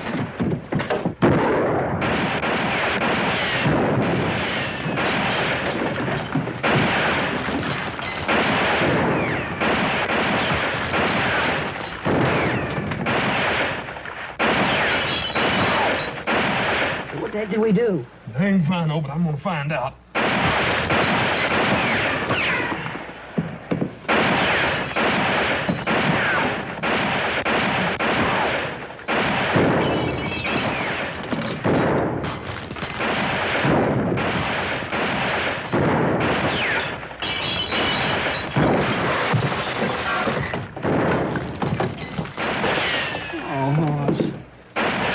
$2 for this. Sure ain't worth much now.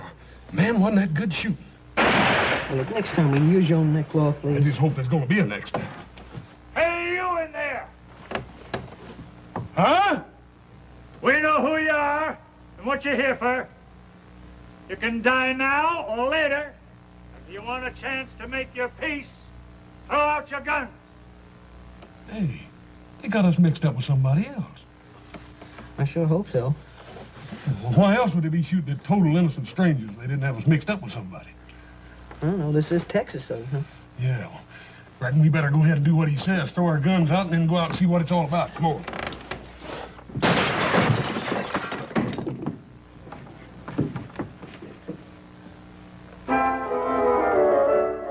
All right, let's try it again. What are your names? And what are you doing here? We done told you that. Our names is Cartwrights, and we're down here to buy cattle. Ants? Go on, boy. Oh! I told you not to lie to me. We ain't lying. Of course you ain't. You just come down here to buy cows. Texas cows.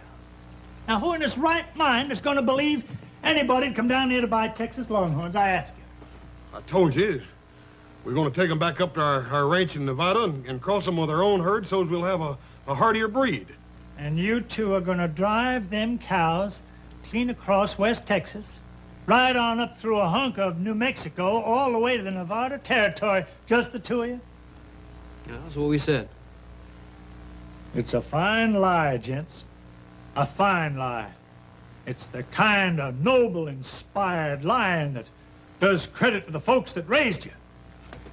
But it don't wash out here. Now, I'll tell you who you are.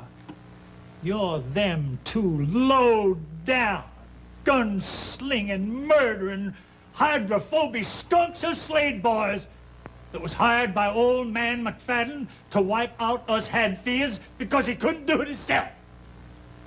And now look, we never heard of the McFaddens, and we never heard of the Hatfields. And that's the truth. Ain't they the living wonders, though? Ants, take them out and do what has to be done. Come on. Come on. Hey, what in time is going on here anyway? What are you fixing to do to these fellas? Kill them? They're the Slade boys. You can't do that. You ain't sure they're the Slades? Ain't sure. Ain't sure. You see them, don't you? Sure, I see them, but I never see the Slades in my life, and neither did you. He's right there, Pa. Yeah, Twirly Boggs, he says he knows them. He says he knowed them a long time back in Austin. Oh, Twirly? Yeah. Fine. Fetch him in here. Let him identify him, and then we'll kill him if it'll make you any happier. Oh, well, you see, Twirly ain't exactly around right at this moment. Oh. Ants, take him out. Now, wait a minute.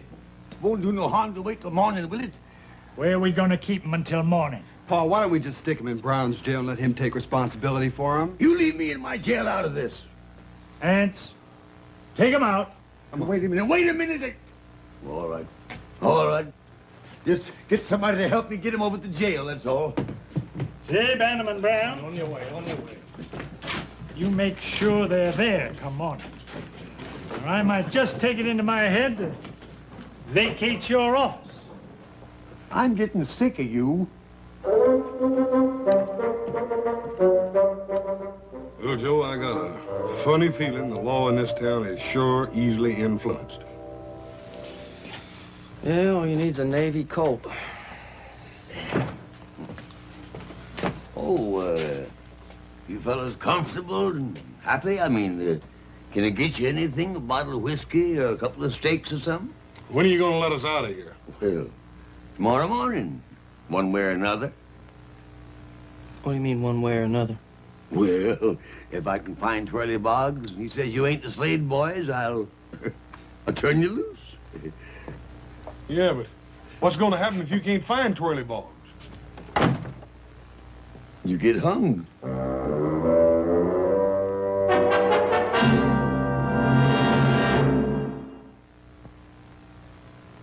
I just about got it figured out. Yeah, what? This whole dang town is touched. Oh, come on. Who ever heard of a whole town being touched? A feller told me one time they got a weed down here and they call it a loco weed. When the horses and cows eat it, they get wilder than all get out. Oh, so? People don't eat weeds. Yeah, but they eat beef, don't they? One of them critters gets all filled up on that there local wheat. It'd kind of salt the meat down, wouldn't it? Yeah, that makes sense. Sure does. Well, Joe, you don't reckon they're really going to hang us, do you? I don't know if they're joking us. They're sure pushing it pretty far.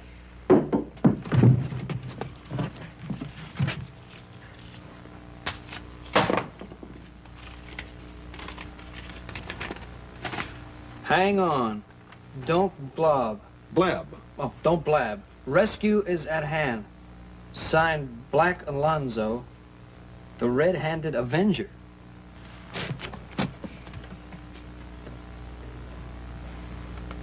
Oh, Joe. Even the kids have been affected with that loco beef in this town. Sheriff Brown. Oh, good evening, Miss Lorne Greene. Good evening, ladies. I have fetched my tribute. Yes, I guess as much.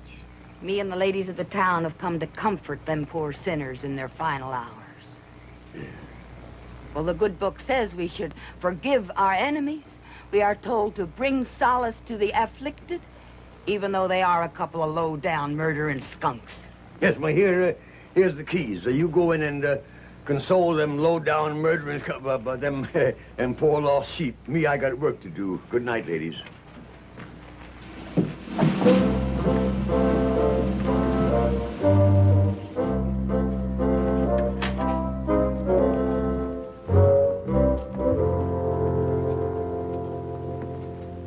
Oh, poor doomed prisoners. It ain't too late. Down on your knees as you face your awful fate. Repent your crimes before that trap is sprung. And you, like a side of beef, are hung. Poor soul. If when you come up close and scooch against the bars, you could kind of rest your po head on my shoulder. It ain't fair hanging men when there ain't enough to go round as it is. If you don't mind, I'd like to finish my little tribute whilst there's time. Ma'am, did you have many more of those? No, just 10 or 12 more verses. Well, I didn't have enough time to do a real good job on it. That's a shame. Now your poke is spent, and you can take my word. We'll remember the gent that went riding herd, a-fighting and shooting like desert rats to come to their end in Kiowa Flats. Now toll the bell, their souls are fled. There'll be much more of this, Hoss. Shh. Them two poor boys are hanging dead. Somewhere their kinfolk will weep and pray. Oh, this is worse than hanging. For them that got heisted up today.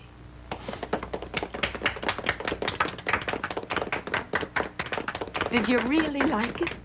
Ma'am, I thought he was prime, just prime. Well, it ain't often I get a chance to recite my tribute to the dear departed before they're departed. No, ma'am, I don't reckon you do. I suppose you'd like to have it buried with you. Most folks do.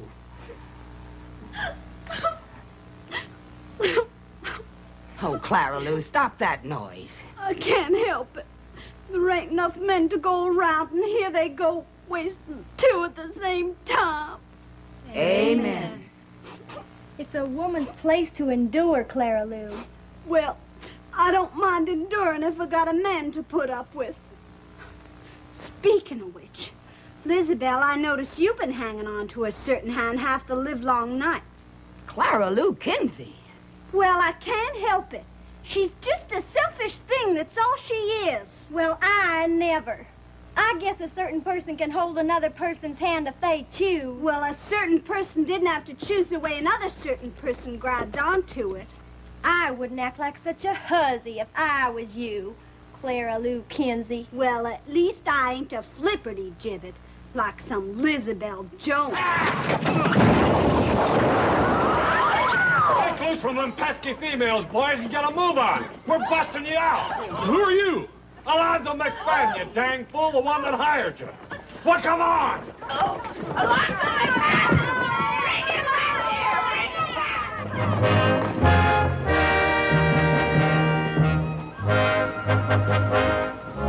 Come on, boys. Women, I want you to meet my friends. My good friends. Big Jack and Shorty Jim Slade. Boys, say howdy. My wife, Wheezy, and my daughter, Manda. Howdy, ma'am. Howdy. Mr. McFadden, you're making a terrible mistake. You see, we ain't really the... Never mind that now. We'll talk in the morning. Hey, but look, Mr. McFadden, we're... The duration. How you boys go on and on. Dad burn it, Mr. McFadden, we ain't the Slade boys. You ain't? No, we ain't. That's what we've been trying to tell you all the way in from town. Look, we're the Cartwrights. What's the matter? You scared? Oh, we ain't scared, and we do appreciate you busting us out of that jail, Mr. McFadden. That burn it, if it'd make you feel any better, I almost wish we was the Slade boys, but we just ain't. So if you don't mind, we'll just mosey on back. Bye, ma'am.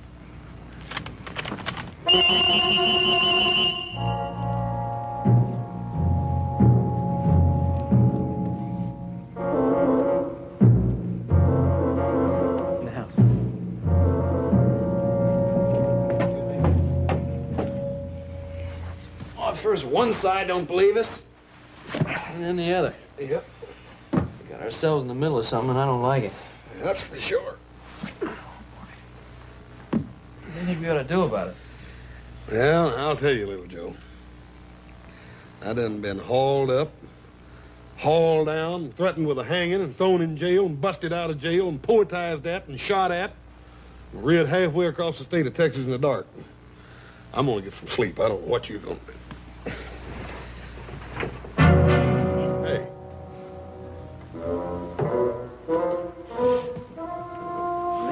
3 in the morning.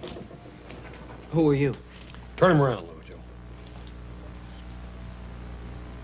Yeah. I thought I'd recognize that patch.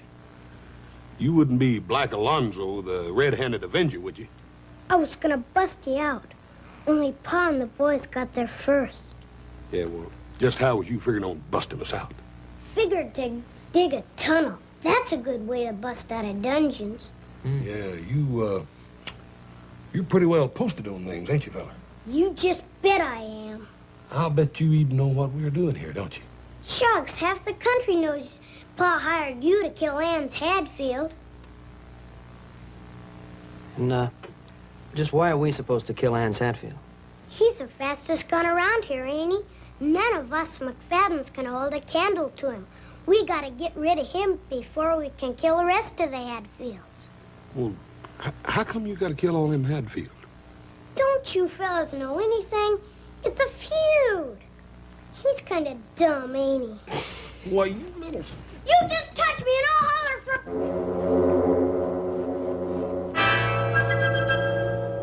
Black Alonzo, you tell your pa that we hate to leave like this, but we just ain't the Slade brothers, you hear?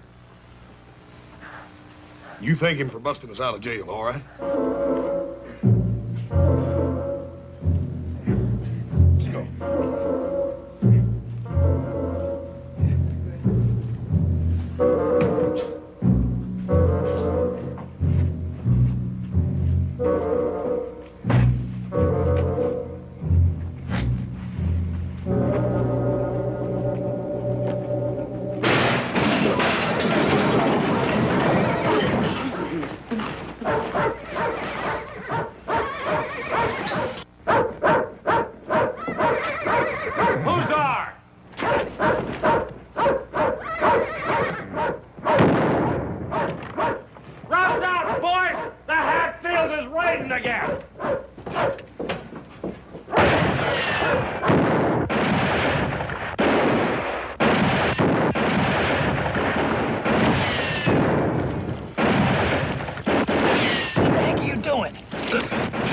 Shot at.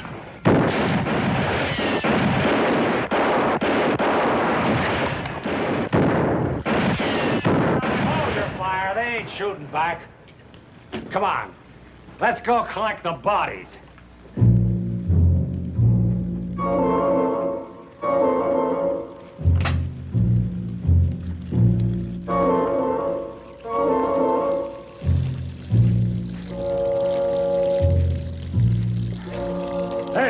Slade boys, on your feet.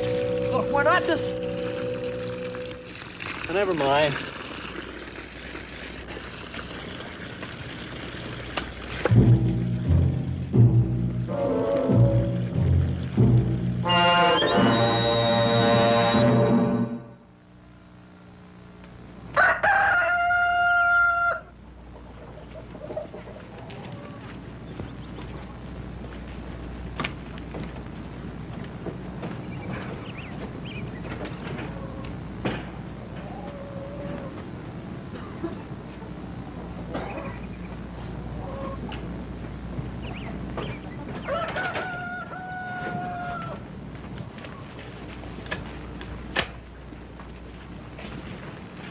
I want you two to listen and listen good. I hired you to do a job for me, and last night you tried to run out on your obligations. And Mr. McFadden... Shut up and listen. I'm giving you fellas a fair choice.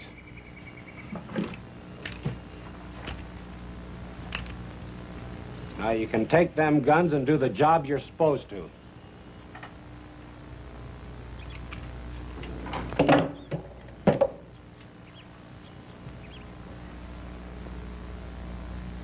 You got another choice.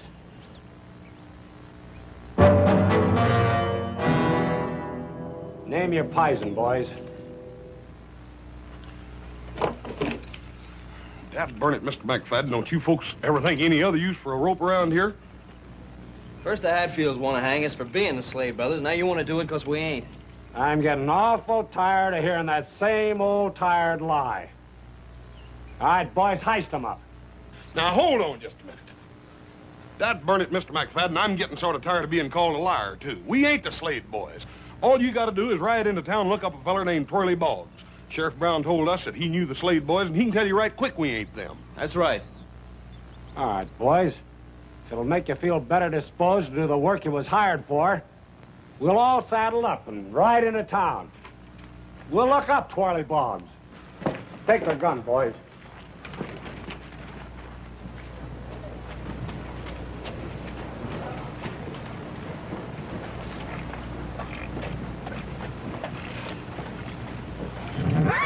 Morning, horse.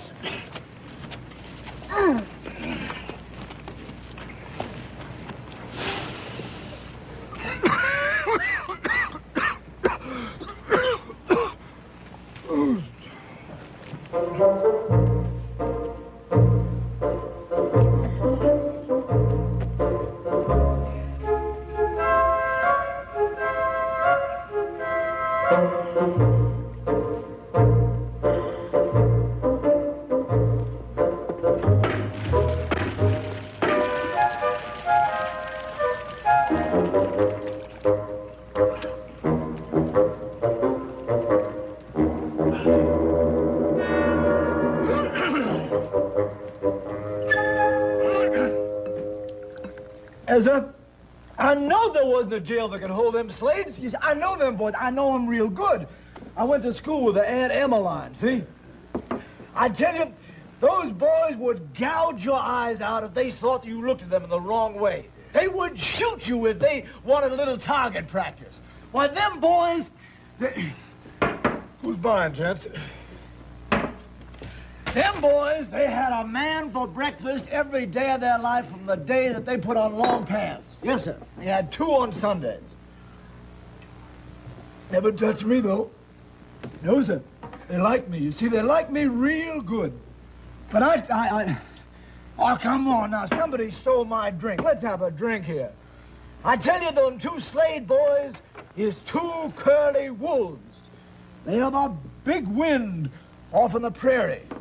They walk in blood, and where they breathe, they leave behind them ruin. Get ready for ruin right now, because here they come.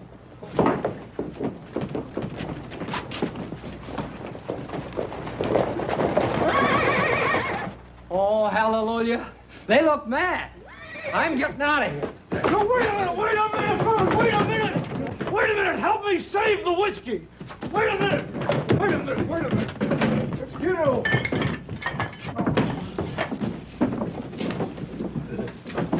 Howdy.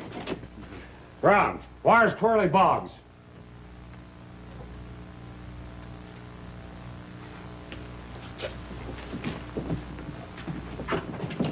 Come out of there, Boggs. No, wait a minute. No, wait a minute. Now, take it easy. Let's not go massacring Twirly Boggs now. I ain't never done no harm to nobody. Come here, Boggs. Yeah, I'm right here. I'm right here. Take a look at these 2. Are they or ain't they the Slade boys? Well, Are they or ain't they? You just go right ahead and answer, Mr. Boggs. Tell him the truth. Ain't nobody gonna hurt you. Correct. Ain't nobody gonna hurt you. That's fine. Well,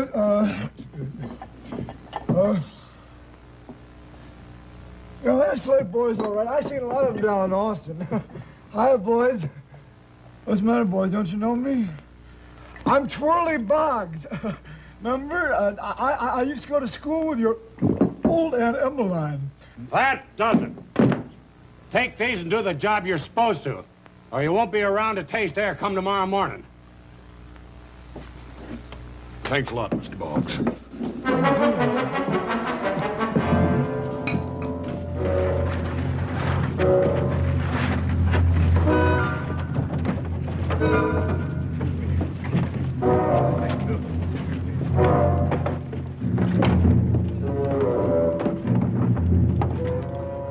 Howdy, boys. Howdy. Howdy, Mr. Brown. Boy, anybody comes riding into this, they're going to get slaughtered. Yeah, they got guns planted in the windows and up on the roofs and whatnot. Yeah. Well, maybe the Hatfields won't ride into town after all. They'll ride in all right. They got the news.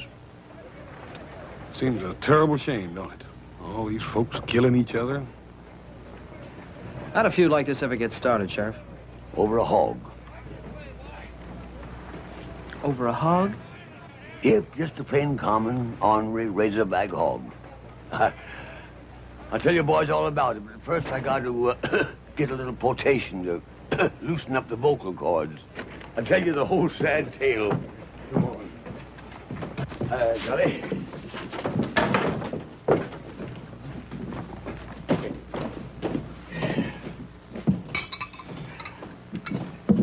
Thanks, son.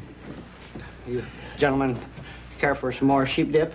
I mean, beer? Yeah, give us a couple of beers. Yeah, well, as I thought to tell you out there, see these here Hadfields and McFaddens, they've been slaughtering one another, man and boy, for the last 30 years. Yeah, well, how did the hog get mixed up in it? Well, come on, sit down, boys, I'll tell you all about it. See, Grant Hadfield, he was fattening him a razorback shoat, you see, for his winter meat. Well, one morning, that shoat turned up missing. So he got his gun and saddled up and went out looking for her. Couldn't find her. But as he was passing by the McFadden's cabin, he, pork roasting. So he went in, and of course, naturally, they asked him to stay to supper. And lo and behold, they brung on a great big mess of fresh roast pork.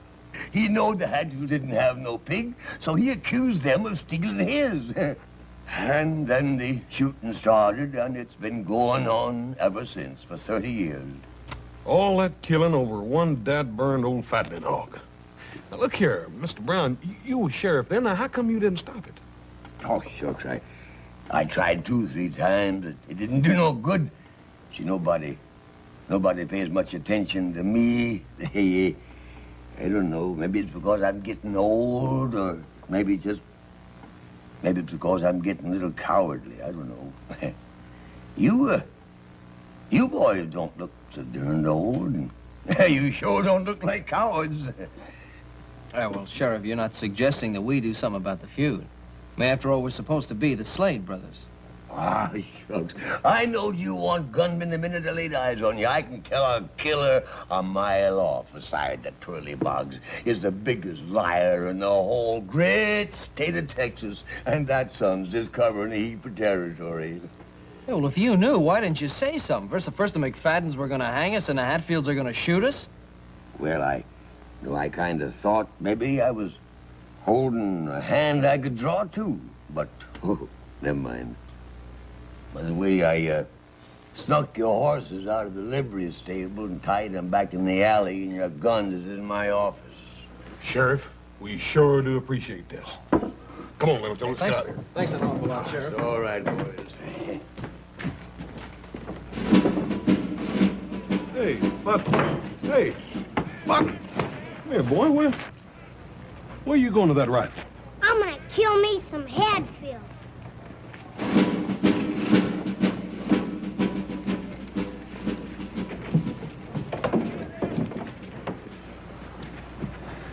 Yeah, even the kids are thinking like that. That seems like a shame, doesn't it? Yeah. Well, let's go. Come on, who you joking? That's what I like about us as a family, little Joe. Pa always taught us to never do nothing the others be ashamed of. I'd like to keep it like that. I just wonder if there's anything we can do, like B. Bannerman Brown said. Well, I don't know, but let's try. Come on. You boys change your minds about going? Well, sir, you might say we had our mind changed for us. I don't know what we're going to do, but whatever it is, I think we better get started. Hey, listen, you got any ideas, Sheriff? Yeah, got one. Lorne Doone Mayberry. Lorne Doone Mayberry. See, my grandpappy always told me, he says, son, you get the women on your side, and the battle's won.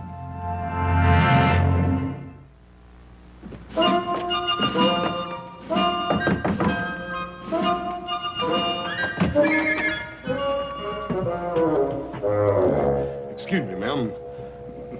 Me and my little brother in a peck of trouble, and, well... Come on. Tell me what it's all about. Come on. Well, first of all, ma'am, there's just about to be a bunch of killing out there in that street. There's always killing in that street. Well, yes, and that seems to me like it's a terrible waste. I mean, there not being enough men to go around for all you ladies like it is. There ain't a woman living can keep men from fighting. Well, ma'am, I beg to differ with you. You see, sometimes women folk can sort of get around men folk in little ways. And I figured maybe if you ladies tried right hard, you might be able to get around these. You ain't as dumb as you look. What do you want me to do? Well, ma'am, here's our plan. We figured if you...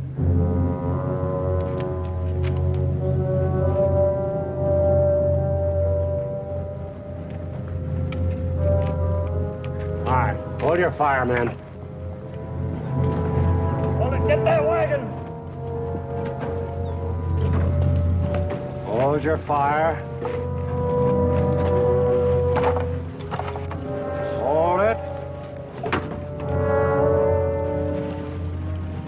Hold it.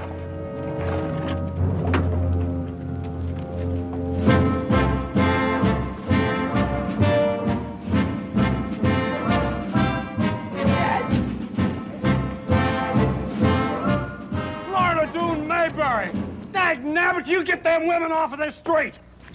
We're staying right here. Lorne Doone, have you lost what few wits you ever had? I got my wits, Jubal Hatfield, and that's more than you can say. Us women got a few things to tell you. And you can start your fighting after you hear us out. All right, ladies. Well, they gotta listen to you. I got something to say. You all know me. I'm Wheezy McFadden. My man's Alonzo McFadden. He's over there behind them barrels and things with the rest of the McFaddens. Alonzo, I want you to listen to me. I can't have no more chillin'. But I ain't gonna cook for you, nor wash for you, nor do anything a wife's bound to do for her man till you put down that gun and come out of there. Alonzo, I mean it. I'm Susan Hatfield. I guess you all know who I'm talking to.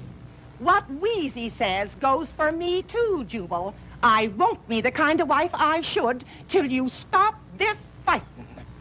I'm talking to you, Anse Hatfield.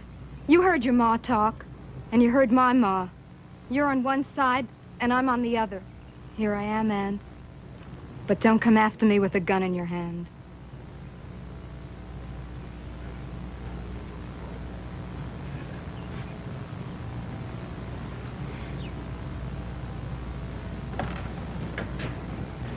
Boy, you get back here. You hear me?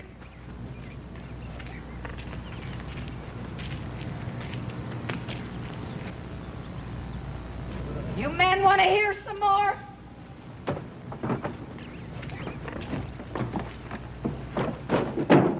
Just a a dang minute!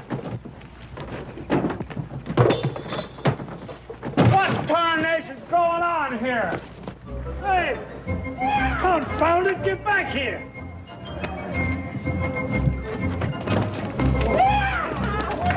This ain't no way to run a feud!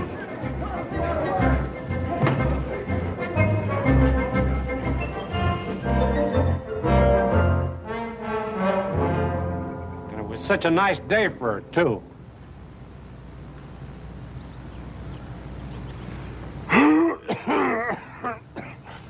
Hatfield, I'll buy a drink. A drink? All right. I'll accept your offer, and I'll buy another. Fair enough.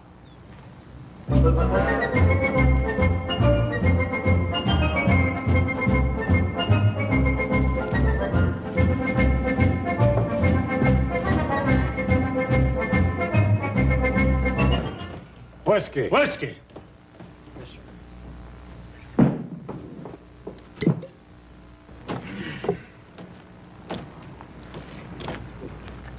Lorna, that was a mighty fine thing you just done.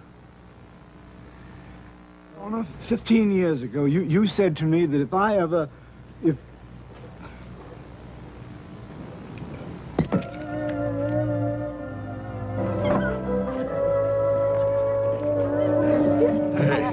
Hey, Little Joe. Little Joe. I think we done hung around here long enough. We better be just riding on and tending our business, and that's buying cattle. Oh, Hoss, take it easy. A guy has to have a little chance to relax. Boys, here's your hats and here's your own guns. Well, Sheriff, we were just beginning to enjoy this town. Yeah, but don't forget the silly heap of folks around here that still thinks you're the Slade boys. Now, word to the wise?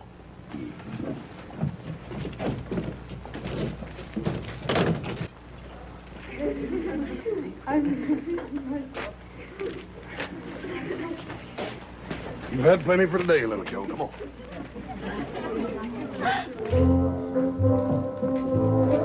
Jubal Hatfield, you put her there. Alonzo McFadden, you're a good old sot. Thank you, Jubal. The best. Except for one thing. What did I do wrong, Jubal? Bringing in them hired killers to settle a dispute between two Texas gentlemen. I'm ashamed of you.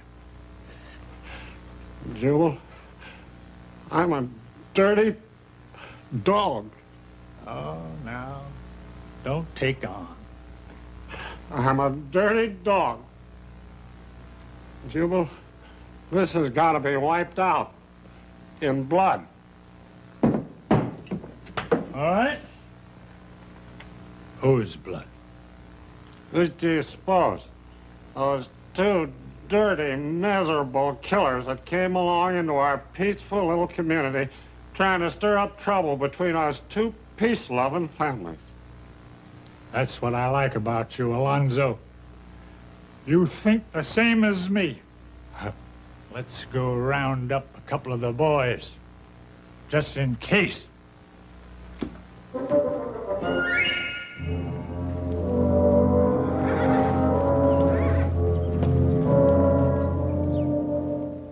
Hey, how far is it to Kiowa Flats? Just a couple of miles back down the road.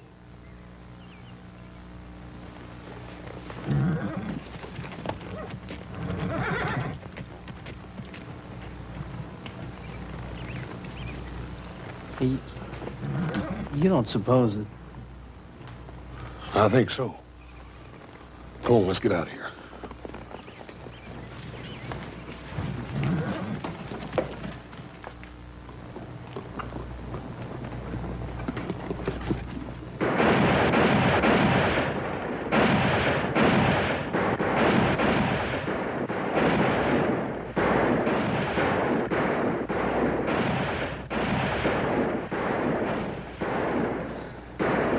You don't reckon?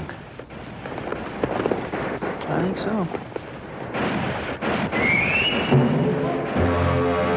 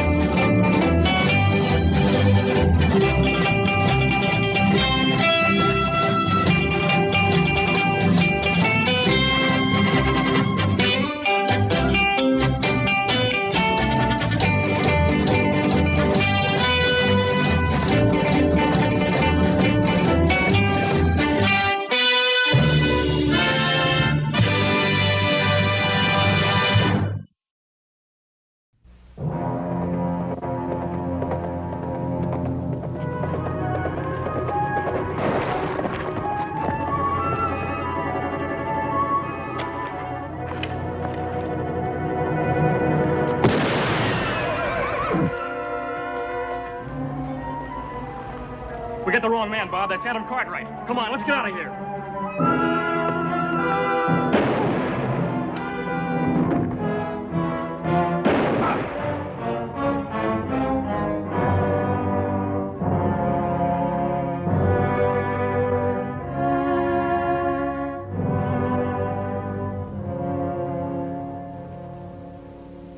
Who are you? A friend. A friend? You're sure a feather-footed one. Who are you? Gerald Escott by name. Here.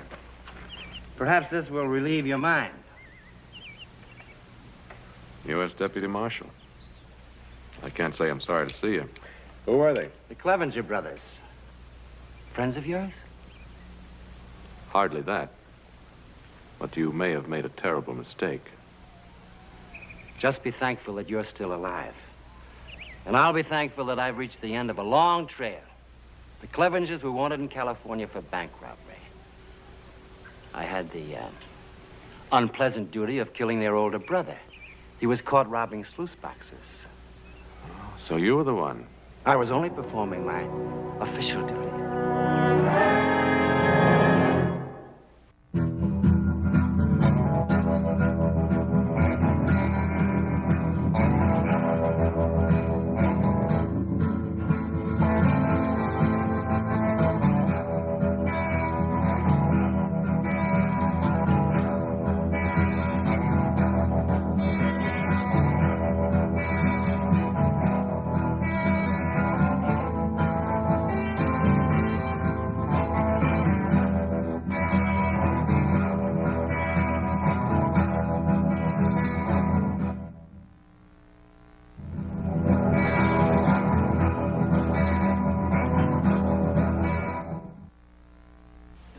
Mr. Escott, welcome to the Butleros. From what Adam tells me, we're greatly in your debt. Well, I'm happy that I was fortunate enough to be in the right place at the right time. We'll try to make your stay here a very comfortable one. Please. Thank you.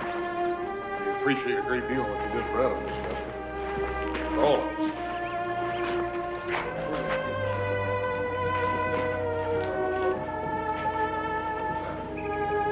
Adam? Anything else you want to tell me? Oh, I still can't believe it, Pa. I mean, I'm not selling the Clevengers short. Roughest bunch of renegades I've ever known, but I just can't imagine them taking a shot at me. You never know with that bunch. Old Gid Clevenger and his boys have made their own laws for so long, you never know when they might step over the line. And you did have the ranch payroll with you. They must have thought it was somebody else. Now, believe me, Adam, I know how you feel, but the marshal did have a warrant for them. Well, there's one thing for certain, he isn't too upset about it. Now, come on, we've got a guest to take care of. We'll decide later what to tell Gid Clevenger. If he gives us a chance to talk. Yeah. The bucolic life is not for Gerald Escott. Why, I put Mr. Escott's bag in the upstairs room. Thanks, son. Well, one would scarcely expect to encounter the épée out here in the wilderness. Well, little Joe's mother was Louisiana French. He likes to play around with them. You mean you actually use this? Oh, I fool around with it just for fun. He's faster than greased lightning, Mr. Escott. Come on, Joe, let's show him.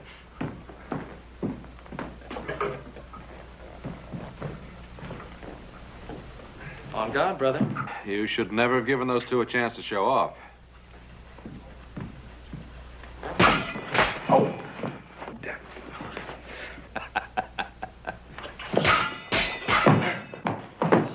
You know, they really have no intention of killing each other.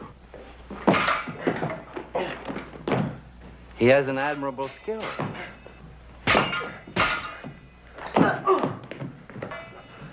Whack him over the head, Hoss. You'll never get anywhere poking at him.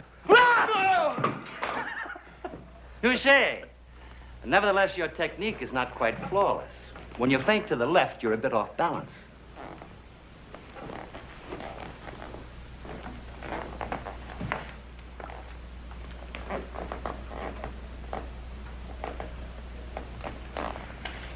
On guard.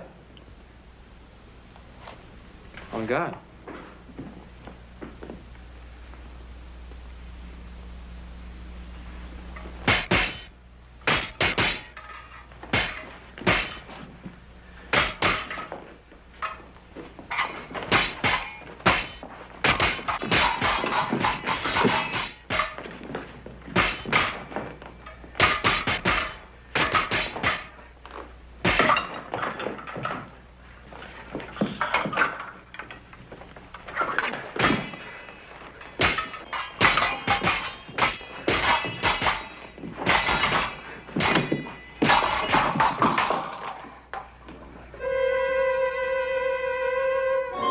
Hey,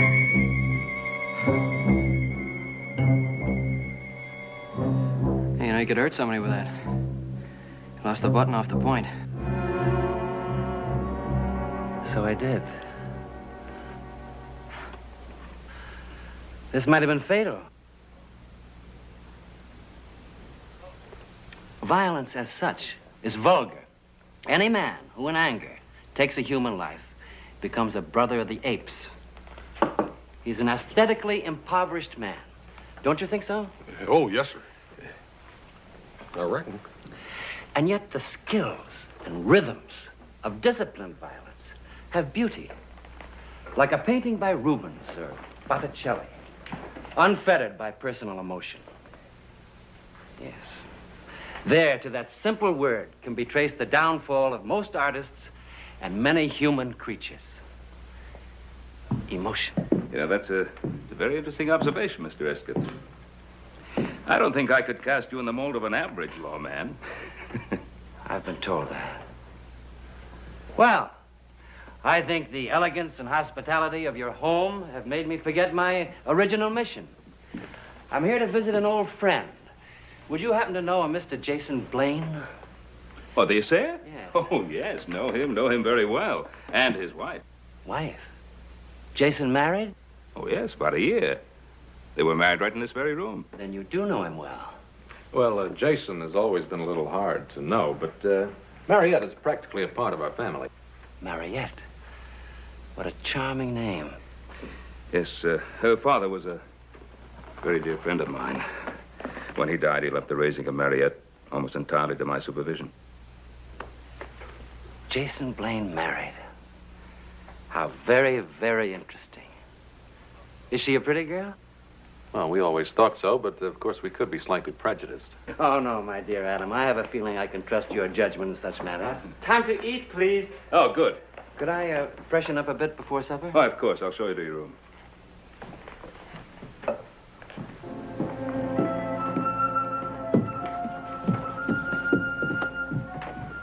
Adam, what are you staring at? Oh, I didn't realize I was. Look, I know you feel bad about the Clevengers, but it's like Escott told Hoss and me. Bob and Bill had a bead right on your back. He had to shoot fast in any way he could. You gotta just be thankful he was there. Yeah, I'll try to remember that. Come on, let's have some supper. Right. And so, under the circumstances, there was little I could do. And that, gentlemen, is the way I shot my first tiger in India. Oh, for heaven's sakes, number one cousin, can't you do anything right? Here, let me do that.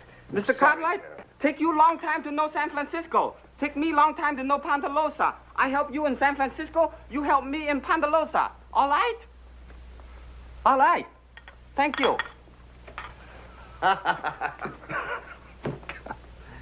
You know, for years we had the most wonderful cook, Hop Singh. So he went back to Hong Kong and talked me into hiring his number one cousin. I don't know. Number one cousin, doesn't he have a name? If he's got one, he hasn't told us about it.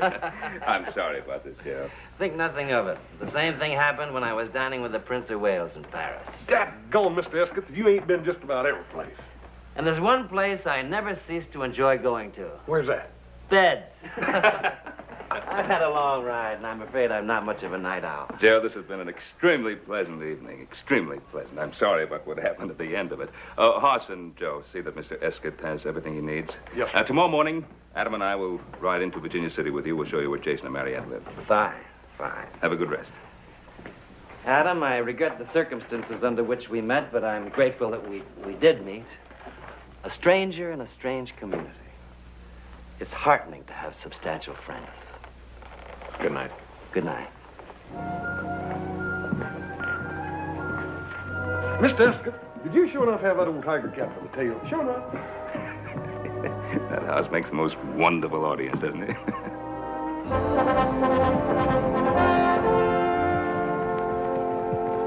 I hope you'll go along with my little whimsy in wanting to surprise Jason.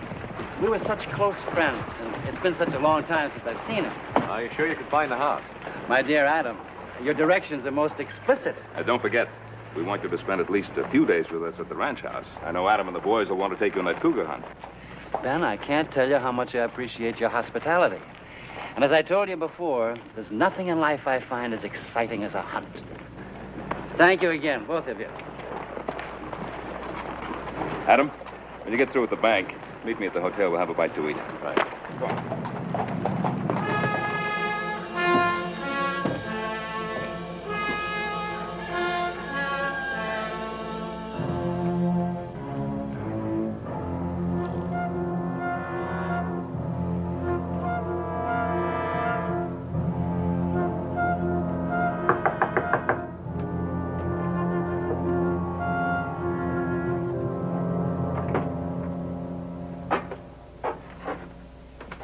Pardon me, dear lady, if I startled you.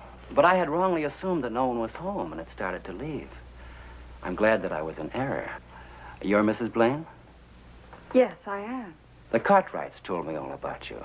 Are you a friend of the Cartwrights? And an old and dear friend of your good husband. Gerald Esketh is my name. Surely, Jason has mentioned me. No, I don't recall it. Well, that is, I've never met any of Jason's friends. Did you meet him in California? I did indeed. My dear child, Jason's mineralogy has surely been worthwhile. He's found a true jewel. I don't know if you're making fun of me or not, but Jason is not at home. Then perhaps you wouldn't mind if I waited a while for him. Ben and Adam have some business to transact in town, and I'm a total stranger here. Oh, yes, of course. How rude of me. Won't you come in, Mr. Esketh? Thank you.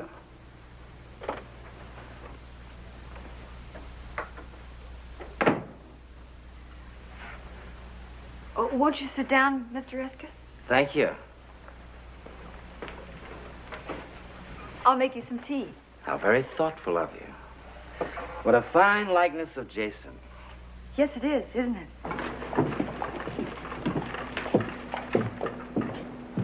Jason, good morning. How are you? Adam? Fine. Did your friend find you? Well, who's that? Your friend from California, Gerald Esketh. No. Is there anything wrong? No, everything's all right. Esketh, is he here in town?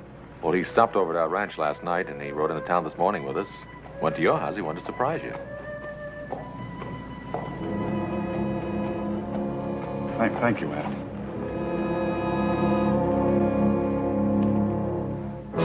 You have some very interesting things, Mariette. I couldn't help but notice this jewel box. Oh, Jason took that for assaying some ore. I'm afraid he isn't very practical. But he is sweet. We've been so happy here. I'm sure you have. We thought most highly of Jason in San Francisco. Oh, how elegant these must look on you. Oh, well, they're not real pearls. But your beauty would make them appear priceless. Please, may I see them on you?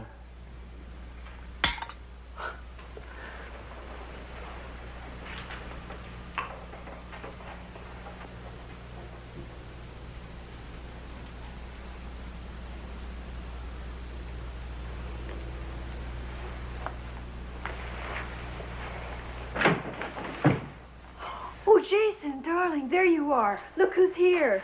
My dear Jason, after all of these years, Esketh? they're reviving the old case in Sacramento, Jason. And they couldn't very well proceed without the chief prosecution witness, you. Is this something you two gentlemen would rather discuss privately? No, not at all. My business as a law enforcement officer is public business, and I'm sure that you and your husband have no secrets from each other. I'll fix you some tea, Jason.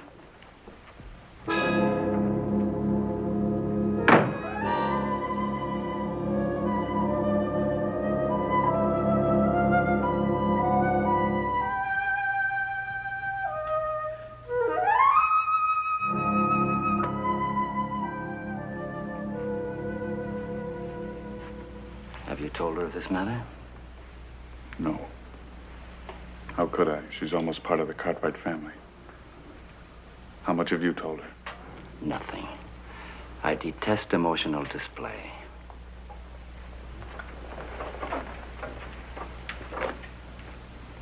What's the matter, Jason? Nothing, Marriott. Nothing you'd understand. You're not aware of all the facts, Marietta. He has a right to be a reluctant witness. His testimony will be against the most sinister forces in Northern California. They may seek retaliation. Retaliation? However, he'll be in my protective custody. Jason, I trust you to be ready for the journey, shall we say, at noon tomorrow? Does that allow you enough time? You trust me? I amend that. I trust your wife to see that you're ready. Thank you for the tea, Marietta. It was indeed a pleasure meeting you.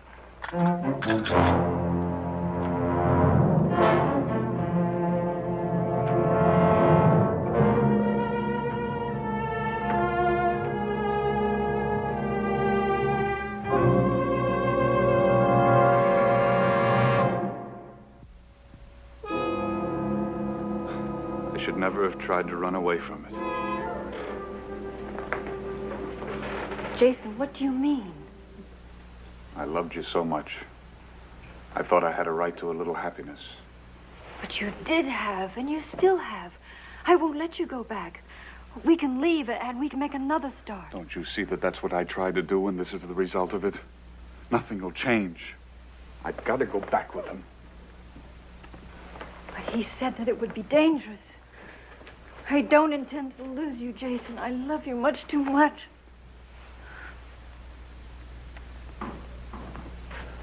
Pa? Oh. Have you seen Esket? Well, he's probably still with Jason. Did you get that matter straightened out at the bank? Oh, yeah. Good. But, as I was leaving, I ran into Jason, and I told him that, Esket was looking for him, and he seemed very upset about it. Huh? I think Esket is here as a friend to see Jason, or, is he here in an official capacity? Well, I don't know. Esket is the United States Deputy Marshal. Of course, what do we really know about Jason? Came in here, swept Mariette off her feet. Of course, he's done very well the year he's been here. He's been very good to her. I suppose that's all you could ask of any man. Yeah, well, I'd feel better if I had a talk with Mariette and Jason. Just ask them if there was anything wrong. What do you think? I think it's a good idea. And also remind Mariette that we still have family for as long as she needs us. Look, while you're over there, I'll go see Judge Rand.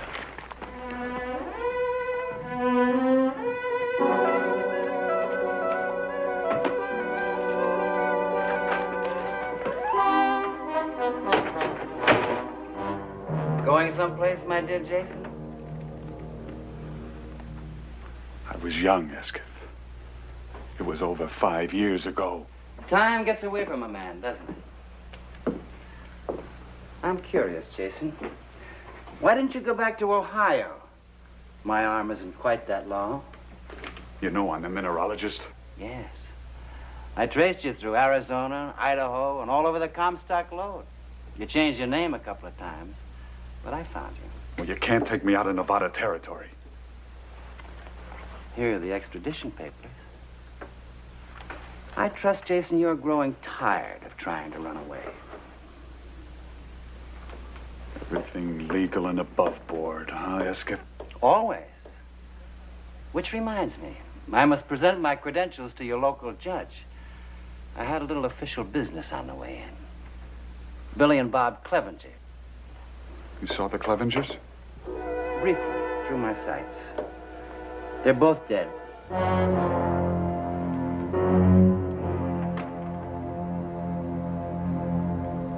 What about Gideon, the old man? Always a good friend to you, wasn't he, Jason? No, I haven't seen him yet, but I'll plan to see him before he sees me. You, seem to have built up a nice little business here. Oh, why don't you get it over with? Why don't you kill me and have done with it? No, Jason. I'll kill you because that's what I came here for. But I'll pick my own time and my own place. Besides, I intend to get much better acquainted with your wife. She's lovely, Jason, completely lovely.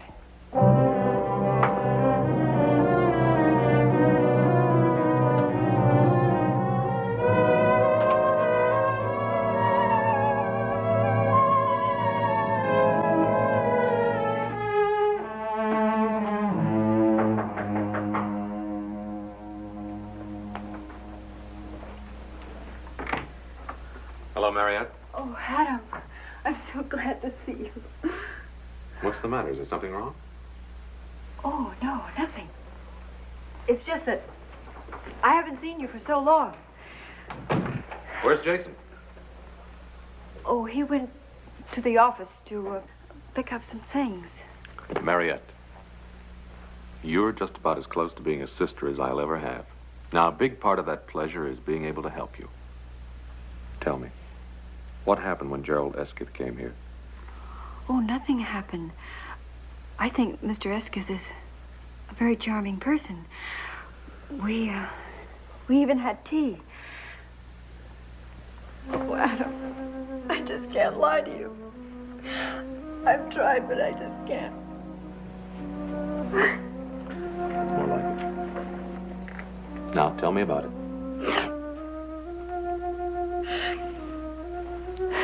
Jason has to go to California to be witness in a trial. Well, that doesn't sound so terrible. I know, but the men that he has to testify against, they threatened to kill him. You see, that's why Jason left California. I see. Did he talk to Judge Rand about this? Oh, that was my first suggestion, but Jason didn't think it would do any good. Well, Jason's upset. I think I'm in a better position to decide than he is. So why don't you and I have a talk with Judge Rand? I think we'll find that Jason can make a legal deposition right here in Virginia City. Oh, Adam, could we do something like that? Well, we won't know until we ask, will we? Come on, get your hat. All right. I'm sure when we know all the facts. Adam. My dear Mariette. What a pleasant surprise this is. Forgive me, Your Honor. I am United States Deputy Marshal Gerald Esketh. You're in my federal district, Marshal. If you have business here, you should have presented your documents to me. I fully intended to do so, sir. As a matter of fact, I was on my way to your chambers when your messenger intercepted me. Mrs. Blaine states that her husband's life will be in danger if he gives certain testimony in Sacramento. To some extent, she may be right. I myself will not feel too secure as his pledged bodyguard. Now, you will note there, sir, that this is the state versus Hadley Murdoch and a number of John Does, all of whom comprise a political machine known as the Murdoch Gang. Now, these are infamous men, sir, grown fat on terrorism and plunder, so rich and powerful indeed that they now have most of the state of California under their rule of dread and fear. Blaine is the key witness? We, on the side of the law, earnestly believe that Jason Blaine is the one man who can send these culprits to the gallows. Well, your husband's duty is clear, Mariette. And we can't very well call out the militia to guard him. Well, I was planning a trip to Sacramento in a week or so. I could change my plans, go along with you. It would make Mariette feel better. Oh, it would, Adam, it would. Anything to relieve this dear lady's anxieties. And rest assured, we'll be joined by other officers in Sacramento. Oh, I'm very grateful to you, to all of you. Mr. Esketh, I'm terribly sorry to have caused you all this trouble. There's no trouble, my dear. On the contrary, I was delighted to see revealed that jewel which money cannot buy, loyalty. Marshal, you and Adam both, I'd like to talk to you. If it's all right with you, Mariette. Of course not. Adam, Jason will be so pleased to know that you're going with him. Thank you, gentlemen. Thank you.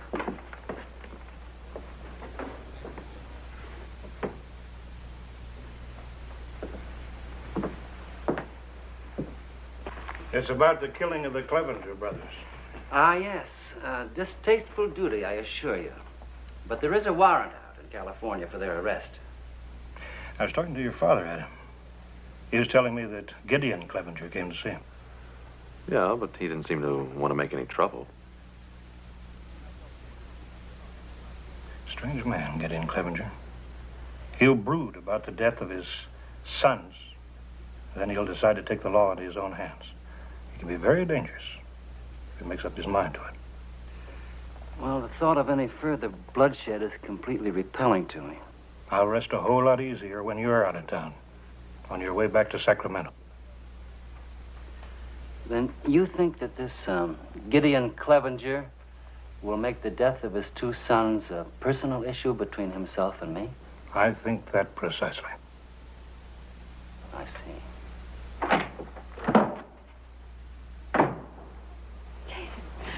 Jason, I have the most wonderful news. I've just come from talking to Judge Rand. You what?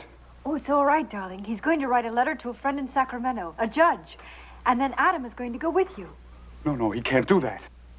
But, Jason, Adam only wants to help. Well, he can't go with me. But why? Tell me why. Because if Adam Cartwright goes with me, he'll never get there alive.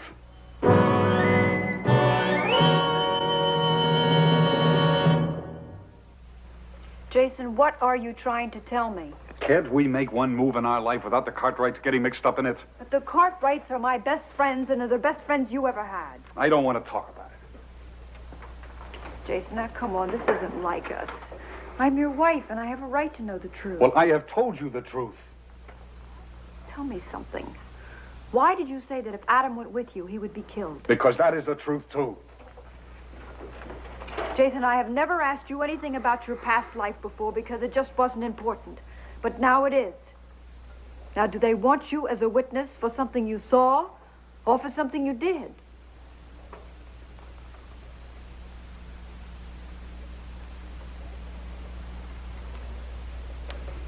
What difference does it make? Escus told you about the Murdoch gang, didn't he? Yes. Well, that gang isn't going to let me get to Sacramento alive. Not even with Mr. Escus and Adam to protect you? Don't you realize that Escus was sent here to kill me? Once I leave here, I'll be dead before I can get as far as the Ponderosa. But why would anybody want to kill you? Because that's why he came here. He is a hired, paid killer. Now try to understand that. Jason, there must be something we can do. There must be. You want me to get a gun? Go up against him? He would love that. Self-defense, everything above board, legal. Then why don't you go to Judge Rand? Tell him the truth and he'll protect you. You saw his papers. He is a marshal. He has every right in the world to take me in. And you're going to stand there and let him do it. Well, what else can I do? We can go away. We can go east. Jason, please, please, they can't reach that far. Even if we have to spend the rest of our lives hiding, I don't care. I'd much rather have you that way than not have you at all. Please. Oh, if we only could. If we only could. It would be like starting from the beginning. No west, no past tense.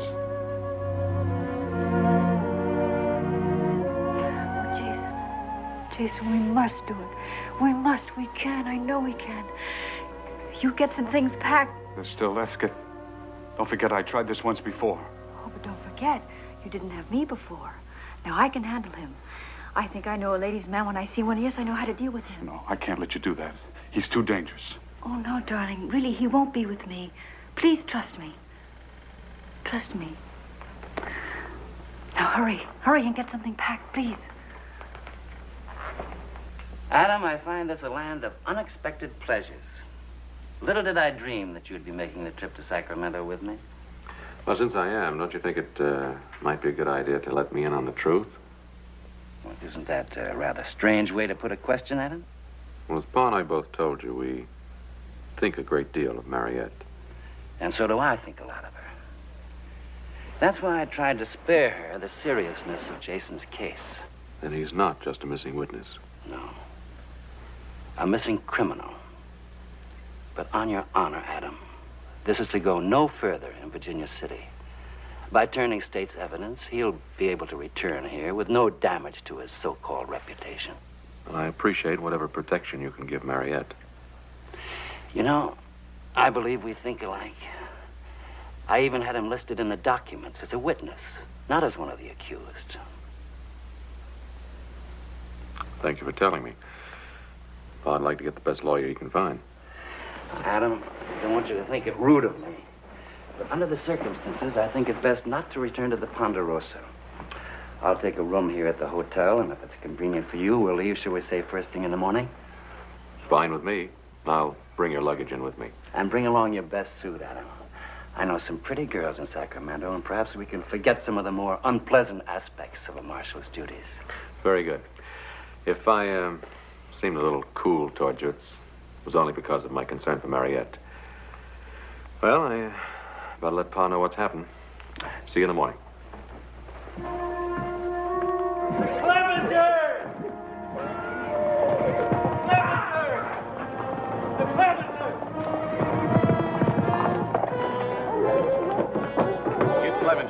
I'd hope this wouldn't happen. Well, maybe we can reason with him. No, Ben. Let me try it.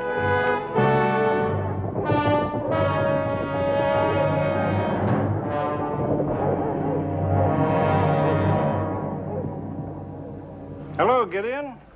We haven't seen you for some time. Save your words, Judge. I know Gerald Escott's in this town. Now, where is he? I really don't know, Gideon. Look at me when I talk to you. I don't like fellers who can't look straight. You've lost 3 sons trying to fight a private war. Why don't you just find yourself a rocking chair and live to a ripe old age, huh? I've got a better idea that'll help a lot more people. You deliver Escott to me, I'll get out of Virginia City and stay out. You don't? I got 20 more men anxious to ride in here. You're not serious. I have offered you a fair deal. Get me that back shooter.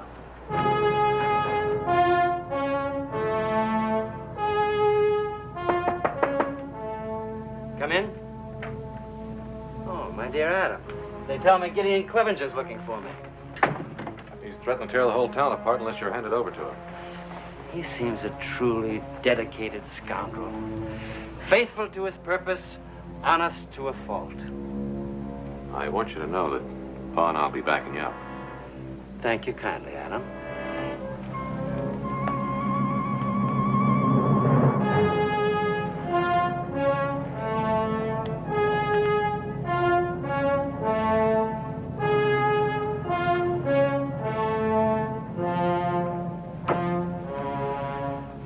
Shall we, look into the matter? Well, you're certainly a cool one. I'll have to admit that.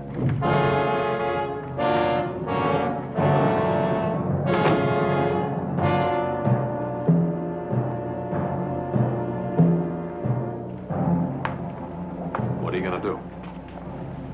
Make our friend a sporting proposition? He's in the saloon?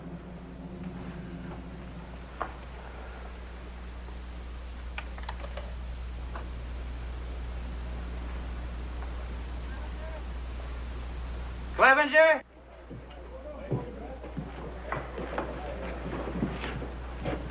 Can you hear me? I can hear you, Escott. It's a voice I'm not likely to forget. You made this personal, Clevenger, so let's keep it that way. There's no sense in harming innocent people. You've made yourself a deal. But if the Cartwrights or anyone else tries to get into it, I'm cutting my boys loose.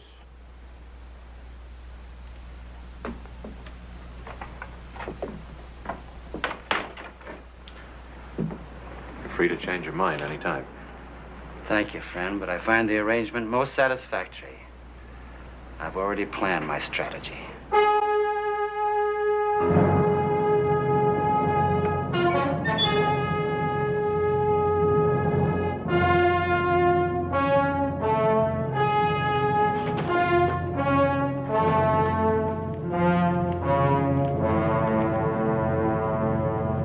I don't like this, Adam. I'm beginning to think Escott knows what he's doing.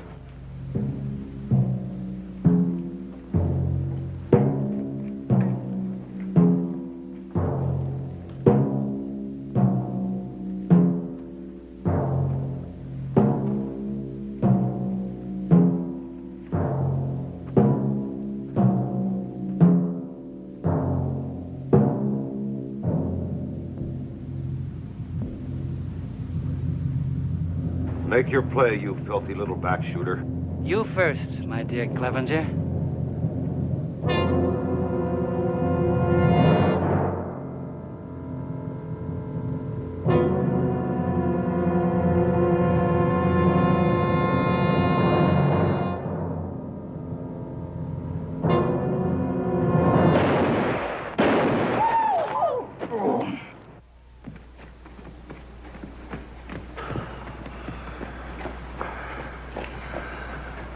Better finish the job, Escott.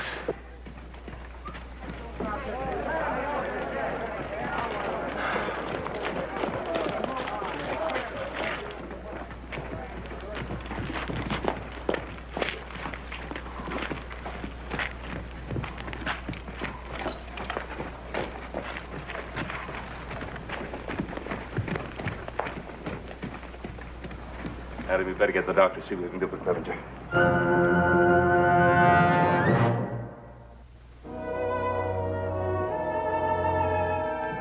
How is Clevenger? He'll pull through. He wants to see you.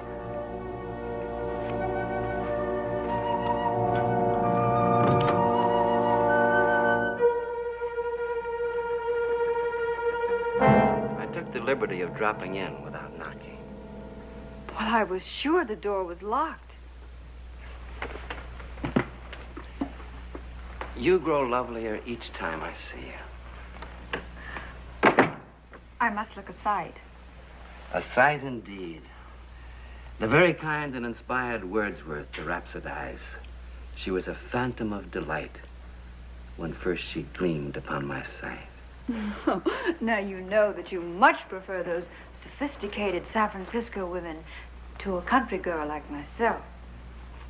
I hope someday to prove the error of that statement by putting you beside them.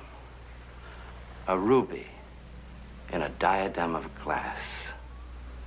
Oh, you mean the ones from the Barbary Coast? What lies has Jason been telling you about me? Why, none. It's just that I know so little about San Francisco. It was only a chance remark. And please accept my apology. I'm thin-skinned when it comes to matters of honor. Oh, I apologize, too. I had planned to look much more presentable the next time we met. Then it was rude of me to arrive so unexpectedly. But I thought I'd better tell you. Judge Rand suggested that I start back to Sacramento immediately. Oh, so soon? You don't know how lonely it gets. I mean, Jason has to work such long hours. I've never met anyone like you, Gerald.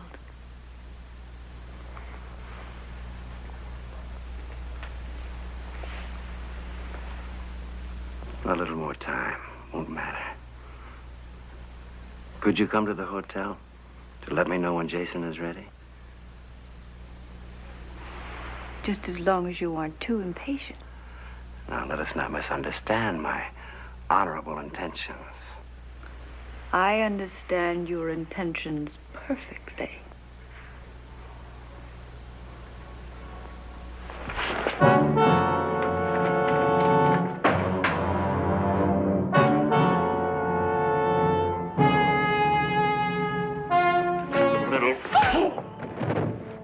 You're gonna learn just who you've been playing games with. Who? What are you? He's Murdoch's hatchet man. Around the Embarcadero, they call him the Dude Butcher Boy.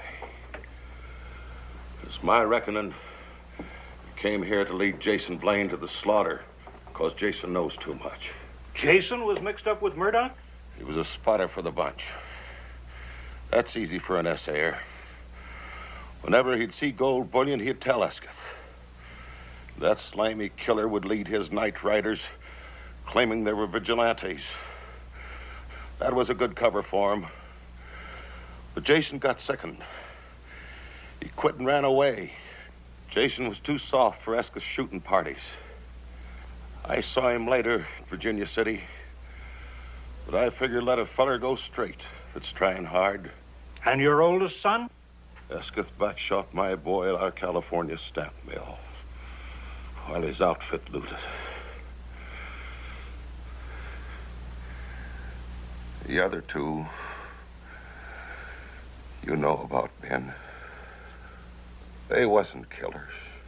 They heard Escott was headed this way. They mistook Adam for him.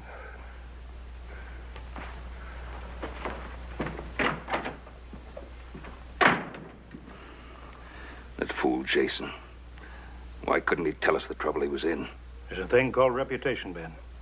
Especially if you're married to a woman like Mariette. I'd swear she never knew that Jason had a record.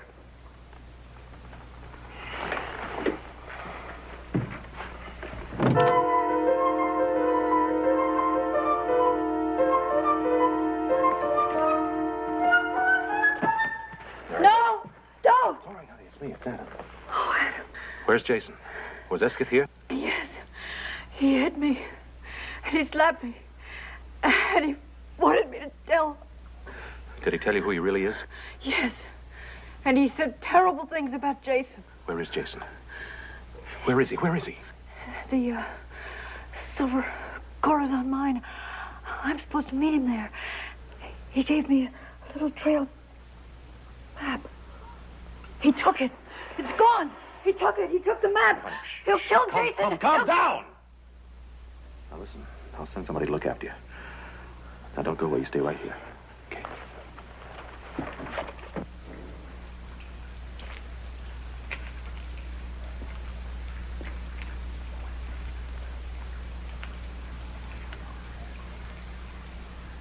Jason!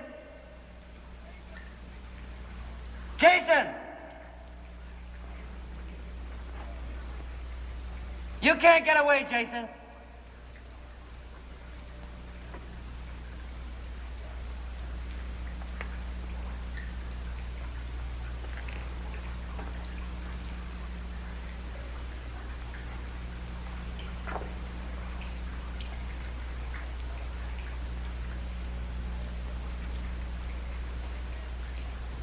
Can you hear me?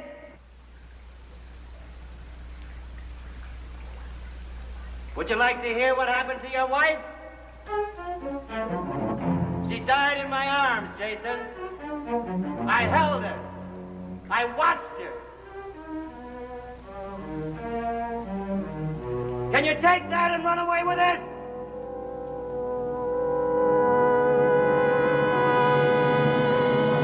In here, Escott. Come on. Come on.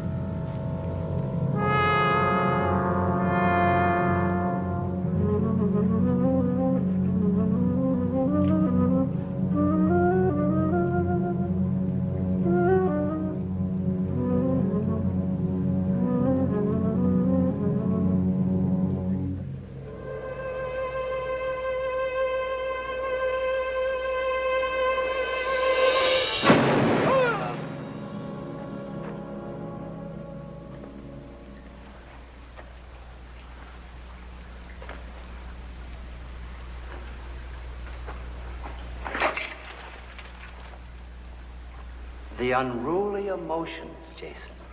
But don't be ashamed because they've destroyed you. They've conquered more men than Napoleon's armies.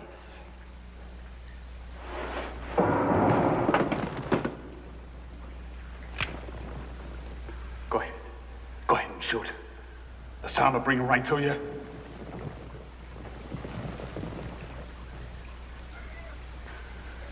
I'm here! We're in here! We're in here!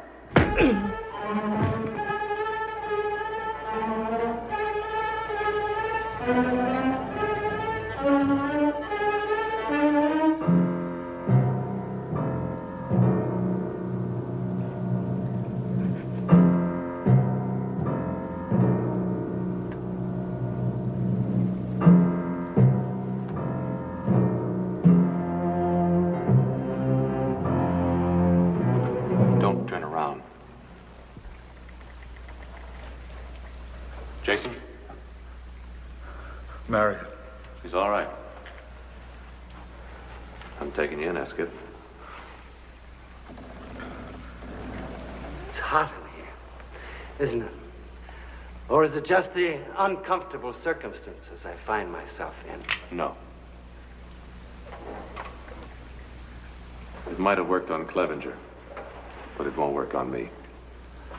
My dear Adam, you don't think that I'd be childish, so childish as to pull the same chestnut twice?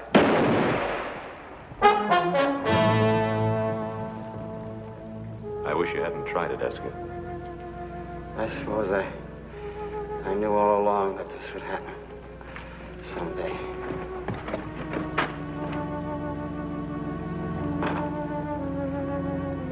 Thank you for your hospitality. I never dreamed that Gerald Eskip would be defeated by emotions. I can't believe you ever had any. Oh, yes, I did. I was in love, you know. I was in love with Gerald Eskip.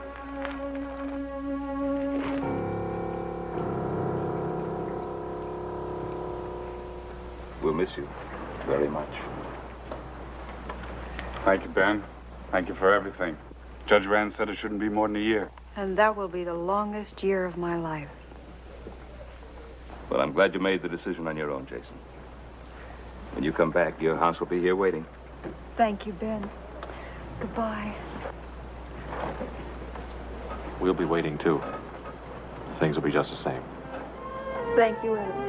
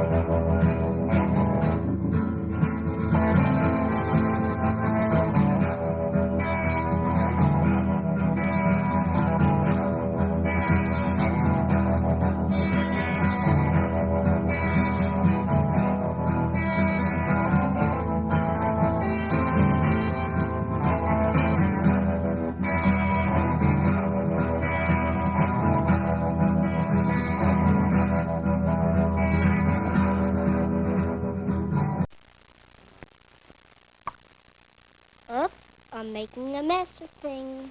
Glad I'm using Griffin. Yours is much easier than mine. What happens when kids shine their mother's shoes? Does your mommy always get Griffin? Yes. Last time I was just a mess. Happened again. Look at your dress. Griffin, with its new applicator, is the neatest and easiest way you can polish shoes. Sure is.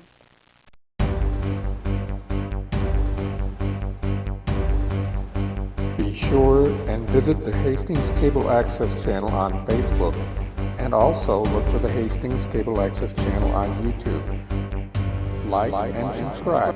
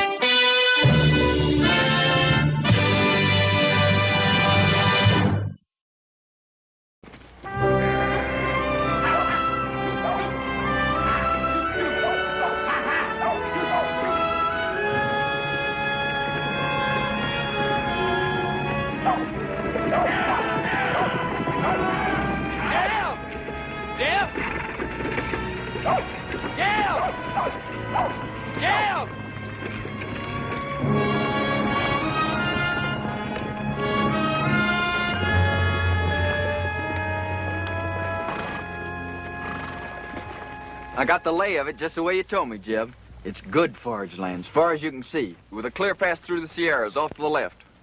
Looks like our luck is running for a change, Billy boy. Desert south, nothing but rock and bramble north. And right in front of us, it's opening up like the Red Sea into the land of milk and honey. Right in front of us. That's the Ponderosa, Jeb. We can't cut through there. You don't understand, Jeb. That's Cartwright land, far as your eye can see. You mean they own all that? Own?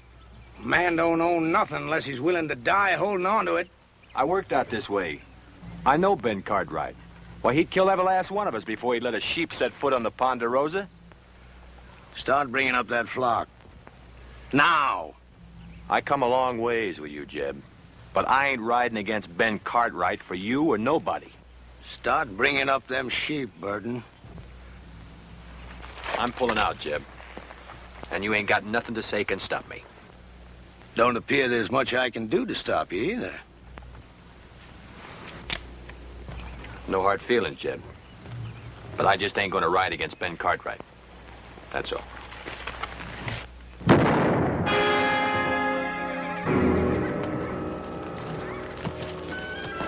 All right, you two, get them sheep moving. Leave him, Billy. He's past fussing. You got to learn to kill a man once you draw on him.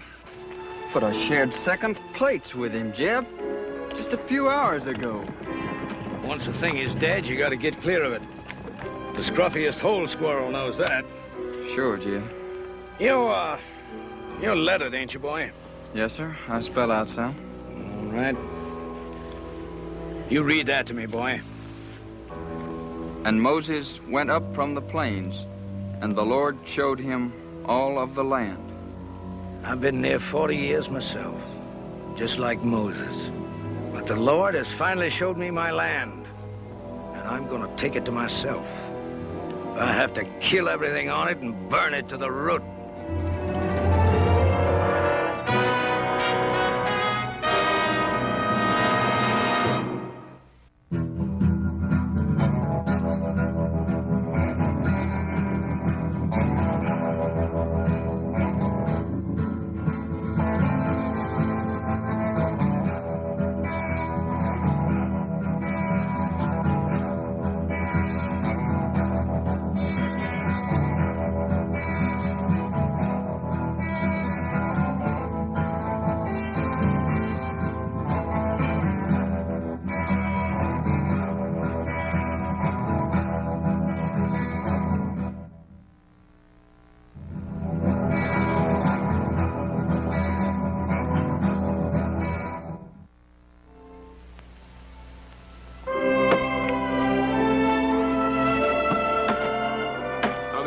Make a living in this.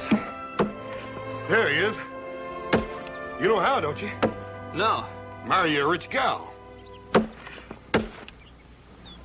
Little Joe, you reckon how long it's going to take us to clear out all this stuff out of this drain ditch?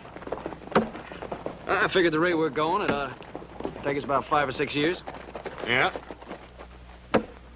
Hiya, Pa. Ah. Nice. You ever see such a pair of working fools? Well, Adam, I wish some of that would rub off on you.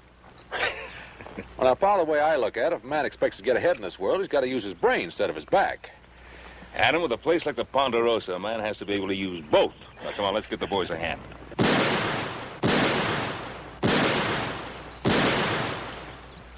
Who'll be over there? Must be Tucker. I put him out hunting strays. That don't sound like strays. Strays, all right, but the two-legged kind.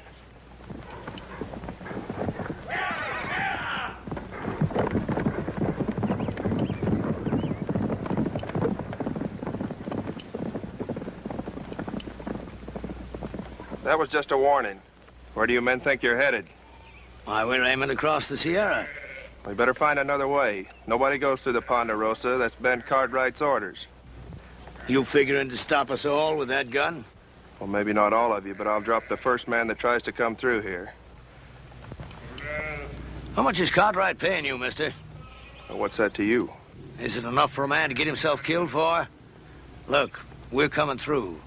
Now, you can shoot me if you've a mind to, but as soon as you pull that trigger, you're the same as a dead man. All right, bring him through. And you better get out of the way, mister, before you get yourself trampled.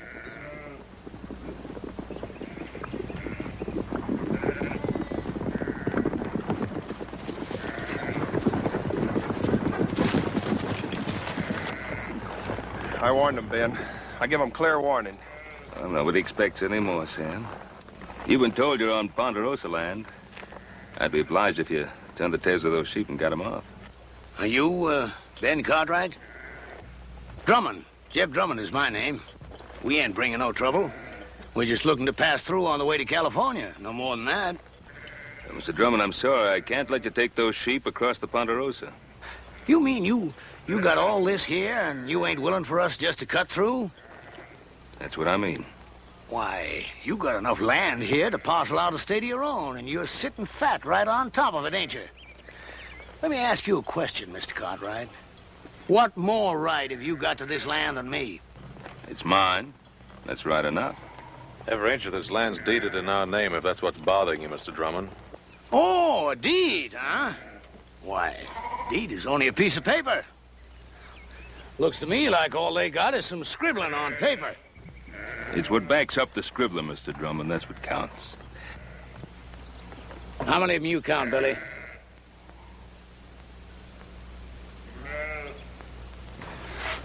Five, Jeb. Just 5. Less than we got.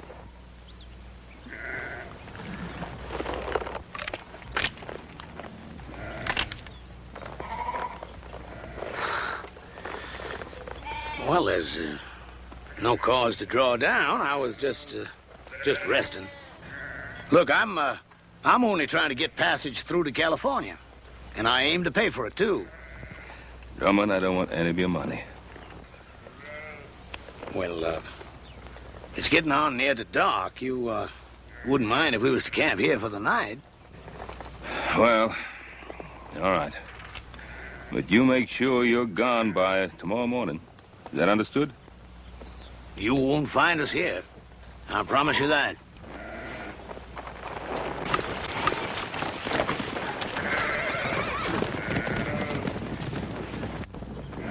Yes, sir. You can count on it, Mr. Cartwright. You won't find us here.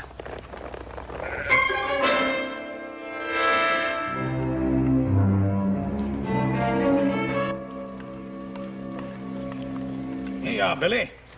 I saved you a chaw piece without no grizzle. Well, that's out of your helping, Jeb. You best keep that for yourself. Oh, I had my fill for tonight, boy. You take it. Thank you, Jeb. You know, you could still use fattening up. If you was one of my sheep, rib scrawny like you are, I'd have sold you off for hoof glue before now. You did fatten up some, though. When I first come on you and them wranglers was fixing to string you up, well, you didn't look like no more than a fence post. You've been mighty good to me, Jeb. I appreciate everything you've done. I only hope I can pay it back sometime. There'll be a time come, boy. There's always a time. Well, you better get yourself some sleep before morning. What are we doing, Jeb? Going back? Well, I don't know yet. I gotta think on it. You see, the way I figured it, we'd have made California just about spring market time. That flock would have been fat and woolly. We'd have got a sight of cash for 'em. But I don't know. Oh, I got another blanket for you, boy. That's Burton's, isn't it? What difference does it make? Ain't no good to him buried. I was just asking. Night, Billy. Night, Jeb.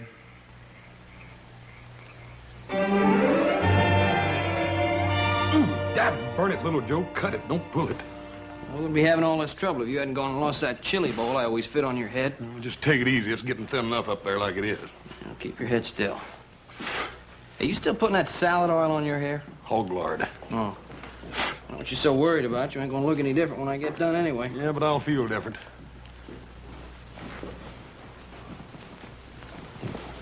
What's the matter? He's doing a good job, ain't he? Oh, fine. Yeah.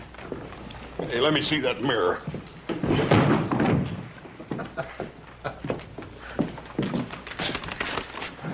Well, I got an idea. Oh, about what, Adam? Well, I've been thinking. The way the country's growing, and more people coming west, California, we could cut a road across the north section of the Ponderosa. Not a bad idea. I'll give it some thought. Well, I'd like to start on it, Pa. Well, Adam, I said I'd give it some thought. Oh, by the way, tomorrow morning I want you to ride out and see if Drummond and those sheep of his have cleared out. What if he hasn't? Well, then we'll make sure he's cleared out. Why do we have to take the law in our own hands? Now, we're not taking any law into our own hands. Now, what do you want me to do? Open up the Ponderosa to every scavenger that comes along? Drummond's kind turns the land to dust and then just moves on. Look, Pa, I'm not saying let Drummond in. But there gotta be people after him. Farmers, traders, homesteaders. Now, what are you gonna do? Take a gun to them, too? Now, you know that isn't so, Adam. But I will take a gun to Drummond's kind. He'll grab anything he can get his hands on. Now, tomorrow morning, you go out there and see that he's gone. Is that understood? Yeah. All right, Pa, anything you say.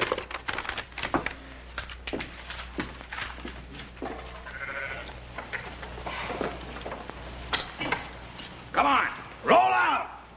Come on, hustle it up. Come on, we gotta be making tracks. Want me to get the flock shifted around and head it out, Jeb? I'll lead out the bell sheep if you want. I ain't taking them out. You ain't? You mean we're not crossing the Cartwright line? No, we're crossing all right. But I've been thinking maybe we won't cross all the way. You heard what Ben Cartwright said. Cartwright. I'm through being shoved and hauled by his like. A man takes something, it's his. You gotta start learning that, Billy boy. Yes, sir. But ain't we taking on a peck of trouble? Trouble. I'm an old man now, but I once had me a flock of sheep was like looking across a big white sea. I run them from the Snake River in the north to the Mexican border and back. Then the cattle come, and the farmers plowing up the earth. I've been pushed so hard, Billy, there ain't hardly a corner I can squeeze myself into. But I'm through being pushed now.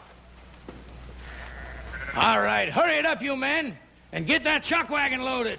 Them Cartwrights will be after us before it gets much lighter.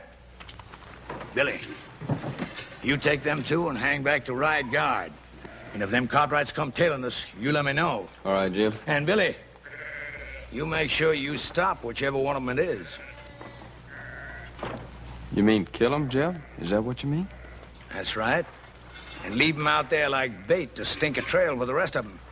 I can't see doing that to him, Jeb. What they ever done to us? Why, them Cartwrights would kill us if they got the chance, every one of us. You know that, Billy boy. Now, don't you shed no tears over them Cartwrights. They're the same kind as tried to string you up. Why, they got, and we ain't. And those that got ain't gonna give it up unless you shake them until their britches pop. I'm telling you, Billy, they'd kill every one of us if they got the chance. Only, they ain't gonna get the chance.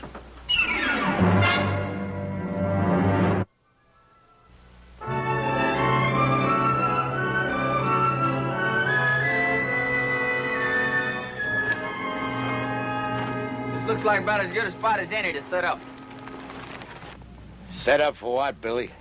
You talking about an ambush? You just do like I say. I've been riding with old Jeb for a long time now. I know the way he thinks. How do you mean, Carter? That old buzzard. He's thinking about killing himself some Cartwrights. Hey, you know I'm right, Billy boy. You spot yourself up there. Collier, you head on down a ways.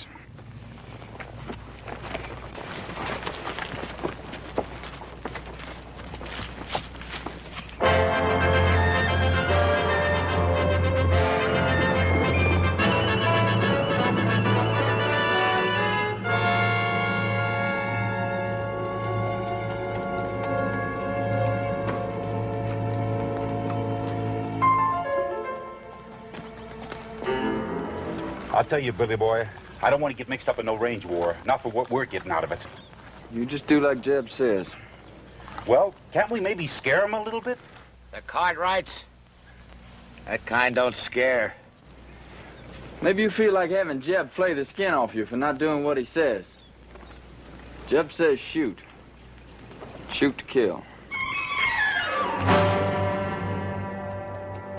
Hey, Collier, what about all this? You mean about killing the Cartwright? I mean about getting strung up for Jeb Drummond.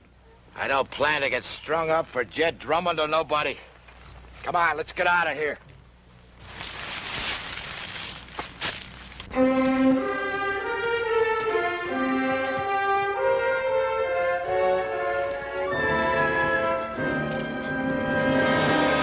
All right, drop the gun.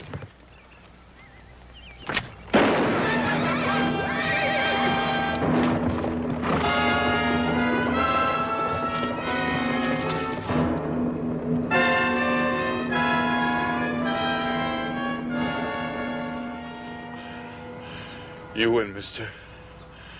I lose again.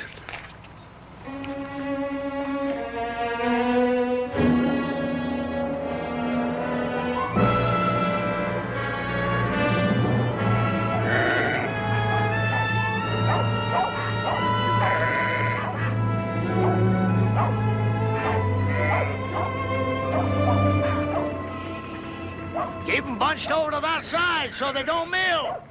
And get them two moving there. Go make new camp, Jeb?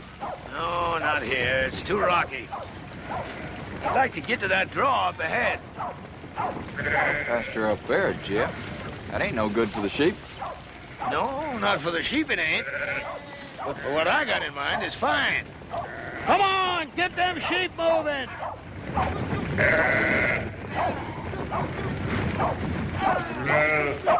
Jeb, what? One of the Cartwrights come upon us unexpected like. Well, did you kill him? No, he got Wheeler. There's nothing I could do about it, Jeb. He had position on me. He'd have finished me off, too, if I hadn't got clear. I'll give you a job, I mean, to have it done right. Now, instead of the rest of them coming looking for him, he'll tail back and tell them which way we went. Well, maybe it's for the best. If we can get us to that draw ahead of them, might be they get a little surprise, huh, Billy boy?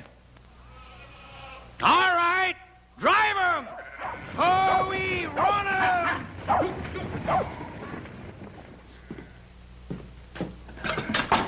Should have run that bushwhacker off for good last night. Want me to ride into town, tell the sheriff? I don't need any sheriff. That flock of sheep, he couldn't have gone more than a few miles. We can get rid of them before dark. Now, wait a minute, Pa. Let the law do it this time. What's wrong with you, boy? You want to sit here and twiddle your thumbs while Drummond's sheep eat our land bare? By the time the lawyers and the sheriff and the court in Virginia City get through haggling with what should be done, the whole North Pasture will be torn up. Get your guns. We got work to do. What kind of work, Paul? Get those sheep off our land. Now, look, Pa, I don't want you running after Drummond. Now, just settle down. You're going soft, boy. Pa, you're just as bad as he is. I'm what? You and Drummond both think you're a law unto yourselves, and you're not. Without the law, a man's no better than dirt. Now, you listen to something from me. I cleared that land that Drummond's driving his sheep through. I worked it till my hands cracked open and the sweat blinded my eyes. And I planted that grass, and with the Lord's help, it grew. And I'm not going to let a sheep herder who never did an honest day's work in his life ruin it. Now, you coming with me or not?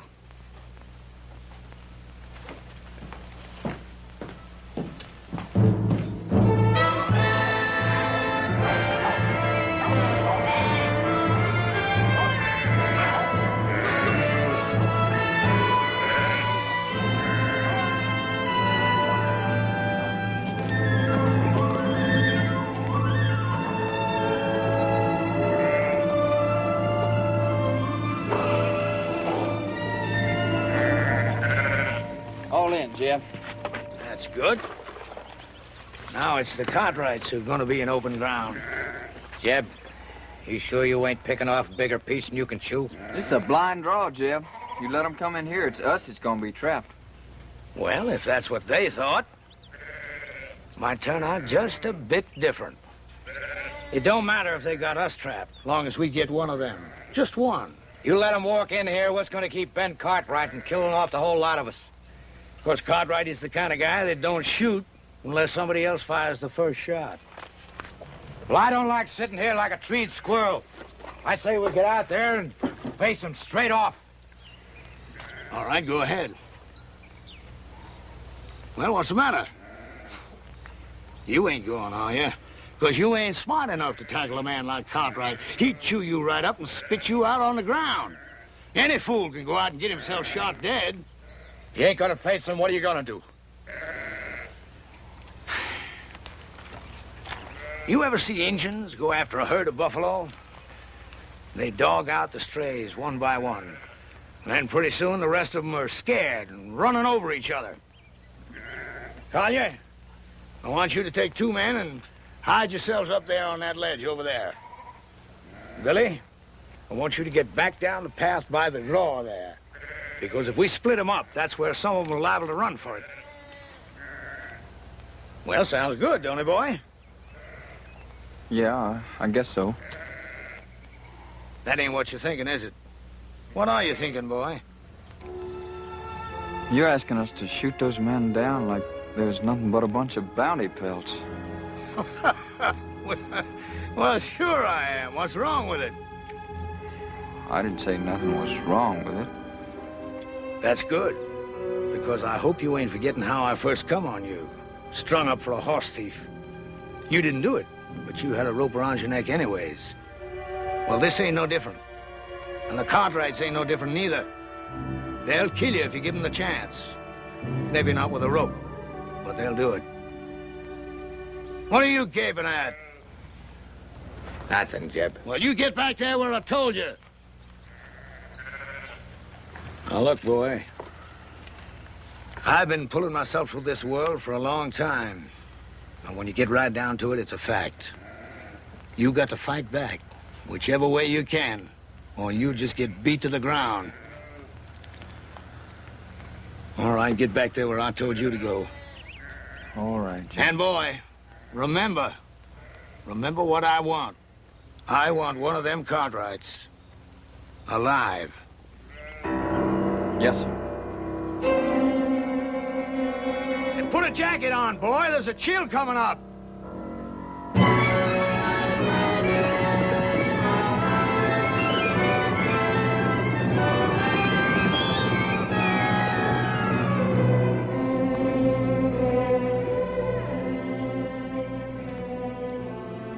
Well, what do you make of it, Hoss? Well, I can't figure out why, Paul, but it looks to me like he took them sheep right up into that blind canyon. That old scavenger. He isn't leaving the Ponderosa at all. He's planning to camp here. What makes you say that, Pa? Well, why else would he be heading up into that blind draw? Oh, up there he can protect his flock and have a good chance of standing us off. There sure ain't no sign of him anywhere else, Paul. Now, that's the way it appears, except there's no pasture for his sheep in that draw. If he can stand us off, that means we can do the same to him. Starve him out. Oh, why wait for that? Why don't we just ride in, get it over with? Wouldn't Mr. Drummond love that? The 4 of us bunched up together like so many flies on flypaper? No, we're going to have to spread out and stay spread. Hoss, you and Joe, you move up on the left side. Adam and I'll ride straight in. Oh, there is another thing we could do. What's that? Well, you could stand watch on him while I get the sheriff. I thought we'd settle that.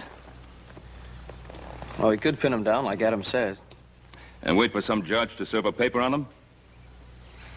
The court in Virginia City doesn't own the Ponderosa. We do. And if we're not willing to fight to hold on to it, we might as well turn it over to the first settler who feels like staking a claim.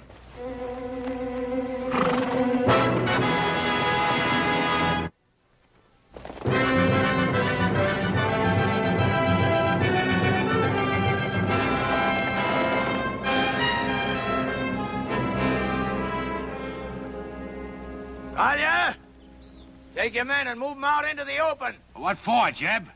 We got good position on them Cartwrights right here. Just do like I say. Take those men and move them out in the open. But, Jeb, them Cartwrights will be sitting ducks from here. We could wipe them all out. I don't want to wipe them out. Or maybe just miss wiping them out. I just want one of them Cartwrights alive. Now, you take those men and move them out in the open where they can be seen.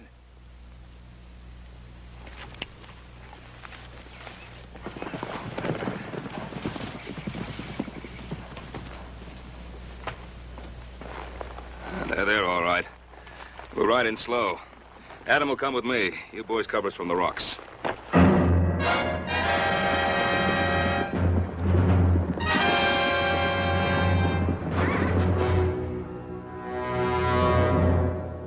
Don't fire. I'll tell you when to shoot. You hold your ground right there. The first one breaks to run, I'll kill him all by myself.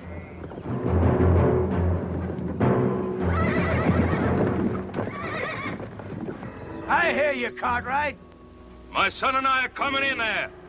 You fire one shot, there won't be a one of you ever comes out of that draw alive.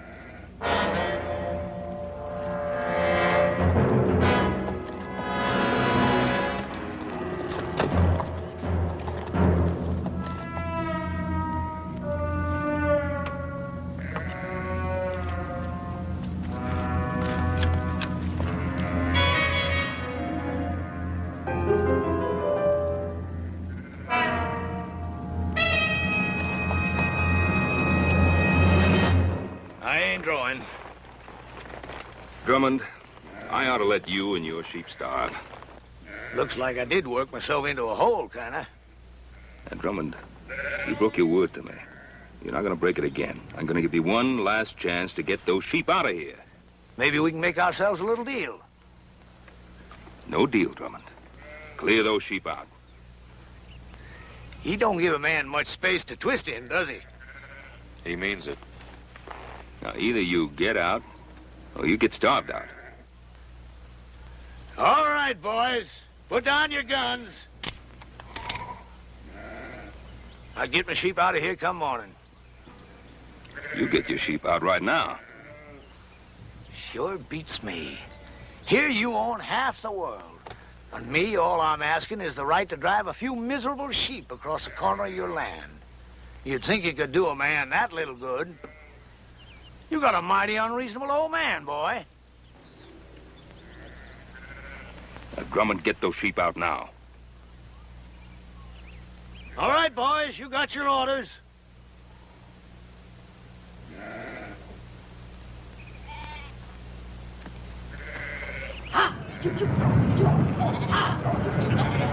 Adam, I can get those sheep on the move.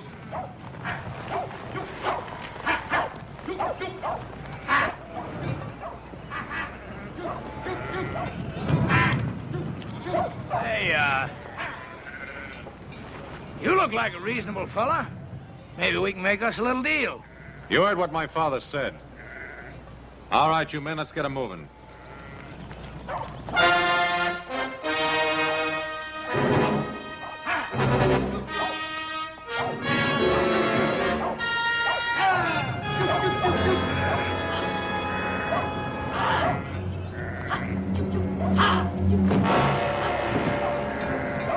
Take cover, men!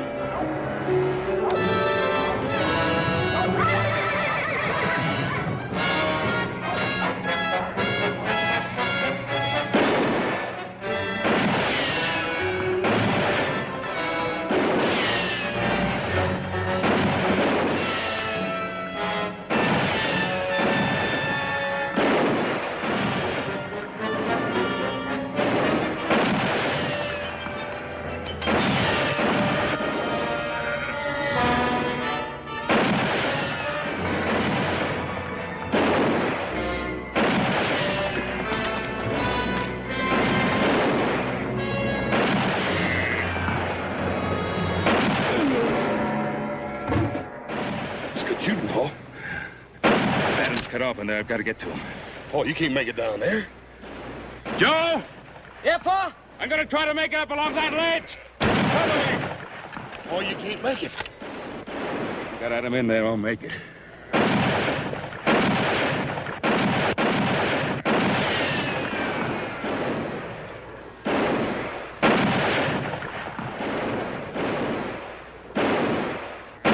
Joe! Yeah, Pa? That Drummond is behind the wagon. I can't get a shot at him from here.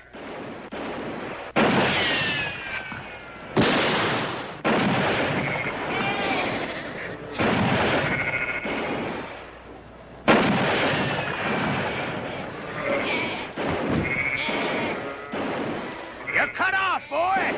Throw down your You heard him. Drop it. Adam! Make for that path behind you!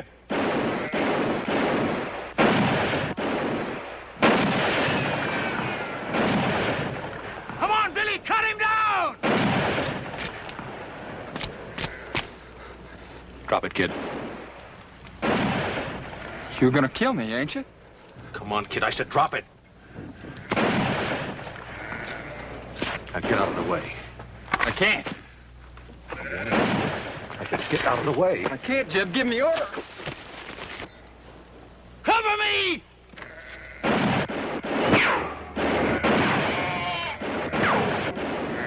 Drop that gun and put up your hands. All right. Now come on down here.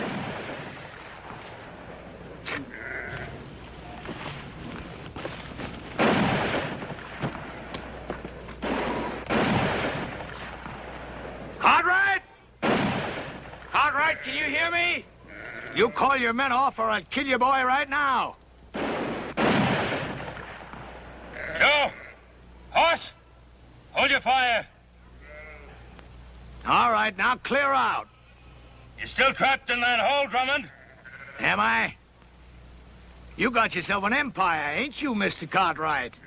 Is it worth your boy's life? Well, is it? What do you want, Drummond? You hear that, Billy boy? What I want, Mr. Cartwright? Ain't that what you said? Well, I'll tell you flat out. First off, I'm going to run my sheep across your land. And I'm going to graze them till they're full enough to bust. And your son is going to be with me every step of the way. And if you try stopping me, I'm going to put a bullet right in the back of his skull. It's been a long ways to here, Mr. Cartwright. A long ways and a lot of time. And if you got any doubt about my meaning what I say, well, you just make your play. All right, Drummond. I can't stop you. But you listen to me, and you listen good. If you put a scratch on my boy, I'll find you, and I'll kill you. If I have to follow you clear to hell.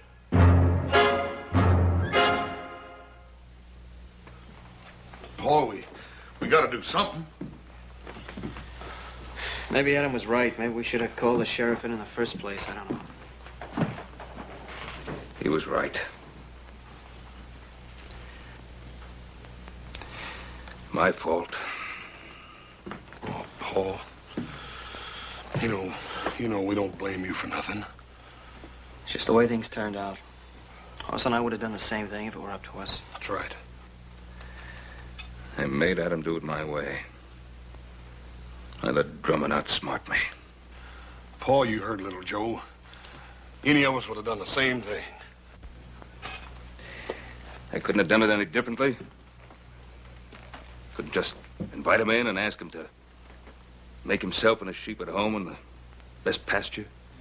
Paul, we know you couldn't do any such thing. But don't blame yourself. Should have thrown him and his sheep right off the property right away. I was soft. Paul, we've all learned our lesson. From now on, we'll know better than to try to fight this sort of thing ourselves. We'll go for a sheriff. You mean from now on, the Cartwrights don't fight their own battles anymore? Is that what you're saying? From now on, whenever we get into any kind of trouble, we have to go begging for help? Not begging. It ain't begging. Well, then what is it if it isn't begging? It's asking. It's asking like other folks do when their rights are violated, Paul. It's asking folks whose sworn duty it is to uphold the law to come and help us. Paul, ain't that what you always tried to teach us? Pa, you know I've always wanted us to take care of our own troubles. But this time they've got Adam.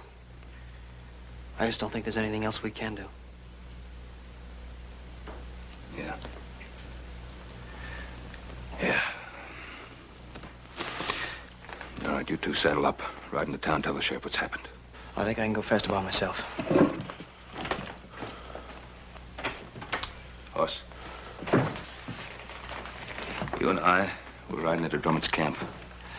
I got an idea how to keep Drummond busy till the sheriff gets there. I don't trust him further than I can see him. Yes, sir. All set, Jeb. You look at them sheep? They're resting and quiet. I bet they ain't felt as good in their bellies in a month of Sundays, grazing on all this nice, fat Cartwright grass. Sure is good pasture, Jeb. You know something, Billy? I've been thinking, there ain't nothing we can find in California as good as we got right here. Now, is there? Well, I guess not, Jeb. Good land, lots of it. Why, we can raise ourselves the biggest, fattest flock of sheep in the whole country right here. And I'm going to take it, Billy. All of it. How are you going to do that? I knew that Providence would show me a way. Yeah? You mean young Cartwright? Mm-hmm.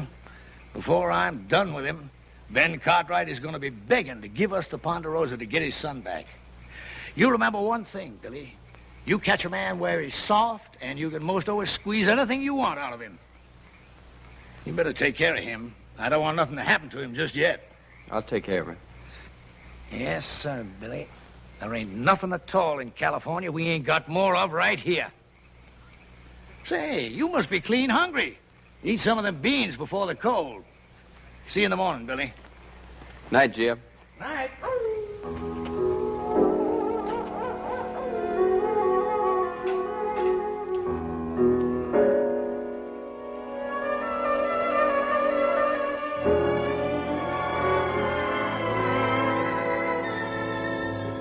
Brought you some beans. I can't untie you. Jeb wouldn't favor that. It's all right.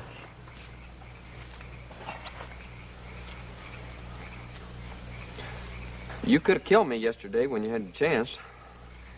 Guess I could. If you had, you wouldn't be here like this now. Yeah, I guess that's true.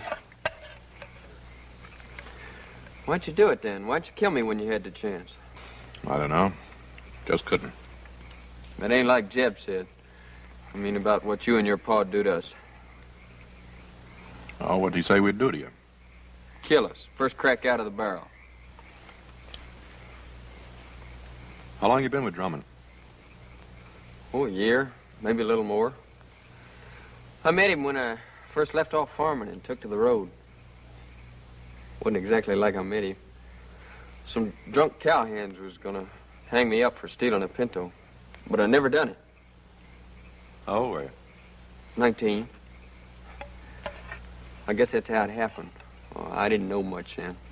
But like now, I bought the horse off a peddler fella, but I never had sense enough to get no papers for it. Just dumb, trusting like. Now he's taught you not to trust anybody, huh? Jeb saved my life. That doesn't mean you have to live the way he does.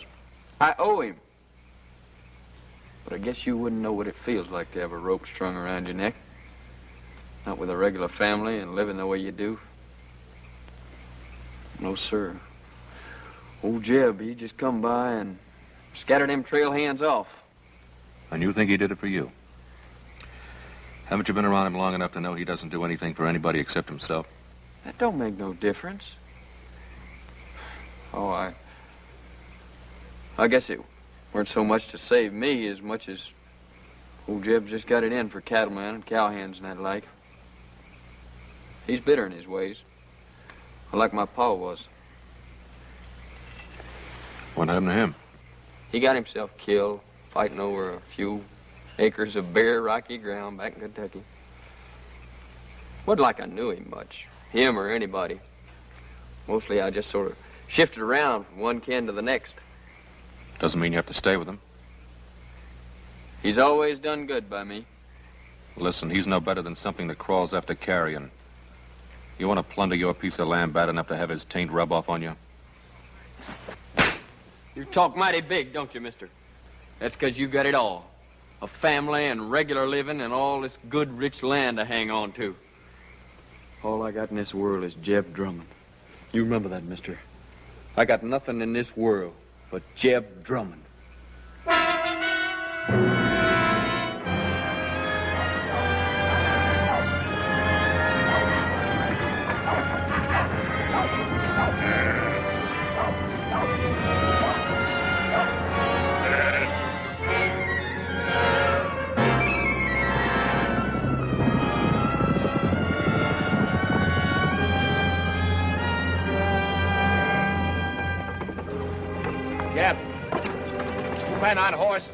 like the Cartwrights. All that way!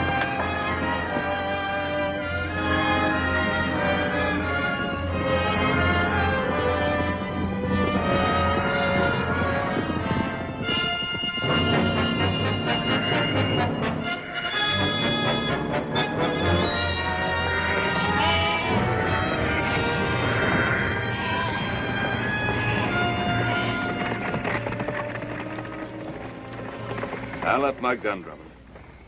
He ain't left his. Get that gun, Billy boy. Adam. Hello, Pa. All right. Now suppose you dismount and say your piece.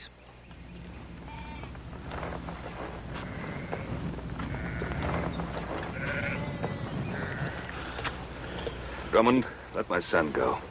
Take me instead. You? Did I hear correct? You hear correct. What are you figuring? You want a hostage. Well, I'll be a hostage. No, Pa. Well, Drummond, what about it? Well, I'll tell you, I don't care much which of you Cartwrights I hold as hostage. Because I got me another notion. What's your notion, Drummond? I've been thinking they had nothing in California as good as you got here. So I'm going to take it. All of it. And claim it as my own. How you figuring on doing that, mister? You planning on killing us all? Ask your old man. I think he knows. Billy boy, give me that paper. Yes, sir, Mr. Cartwright. I've got it all right here. A deed to 50,000 acres of your land. Now, all you got to do is sign it and make it all legal. Drummond, do you think that my signing a ridiculous scrap of paper like that is going to make anything legal? Well, the way I see it, I'm willing to take the gamble. Because I ain't got nothing to lose anyhow. And you got something mighty important to gain. What's he got to gain? You. Because unless he signs this deed, I'm going to kill you and let your body rot where it drops. Adam, there's something you ought to know. I sent little Joe to town for the sheriff. Thanks, Pa. It looks like I've been wrong all along. No, you weren't wrong. And Drummond, with the sheriff coming, how do you think you're going to get away with all this? Well, like I said, I'm willing to take the chance. Yes, that's what you said. What about you? You willing to take a gamble, too? Whatever Jeb says is good enough for me. You too? I'm willing. Look at him. Do you think he cares if you get skinned and hooked like some coyote meat? As long as he can use you to get what he's after? All right, you had your say, mister. Now, do you want to sign this deed, or do you want to bury your son? Don't sign it, Pa. He won't shoot.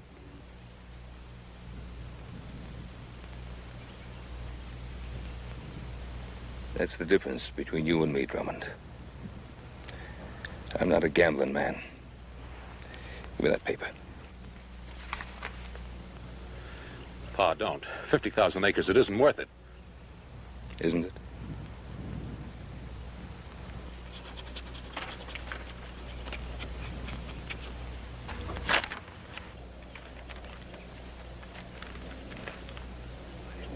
Well, that's a mighty fine-looking signature.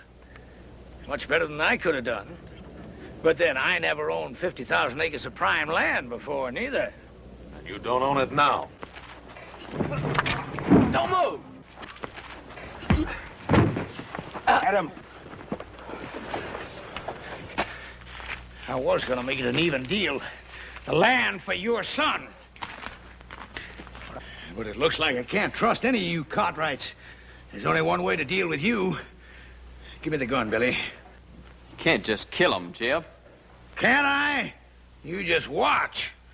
I ain't done nothing for you to kill him over, Jeb. You give me that gun! But, Jeb... Look, how many times I've tried to beat it into you, Billy. If you want something in this world, you've got to get it whichever way you can. But you go right on being woman soft. Maybe I should have let them wranglers string you up for stealing them 3 pintos. 3 pintos? Jeb, how'd you ever know they was looking for 3 of them? Well, they said, I guess. No, they never. They never said nothing after you came. Well, that don't make no difference, boy. Don't it? Well, I think it does, Jeb. 'Cause you killed them straight off. I thought it was to save me, but that wasn't it, was it? Well, you knew there's 3 Pintos, 'cause you was the one that stole them and sold them off yourself. I guess I really don't owe you nothing, do I, Jeb? Now, you know that ain't right, Billy boy. I mean, maybe I did lie to you about them Pintos, but I always done good by you, and I taught you things. Sure. Like shooting a man in the back, like grabbing and thieving. Well, I learned good, Jeb. But I ain't learning no more. Now, look, Billy. Billy, you're like a son to me. The only reason I want this land is because I'm going to leave it to you. I promise it. No, Jeb. You give me that gun! How many times I've tried to beat it into you, Billy?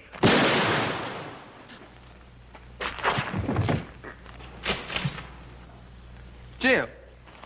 I should have let him hang you.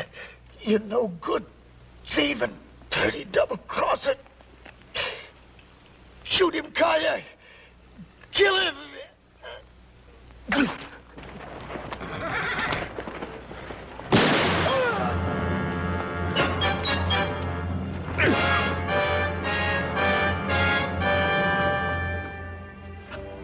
Hey, Pa, how come Hopsing got all this vinegar? Sorry, Paul, you didn't have no rutabagas.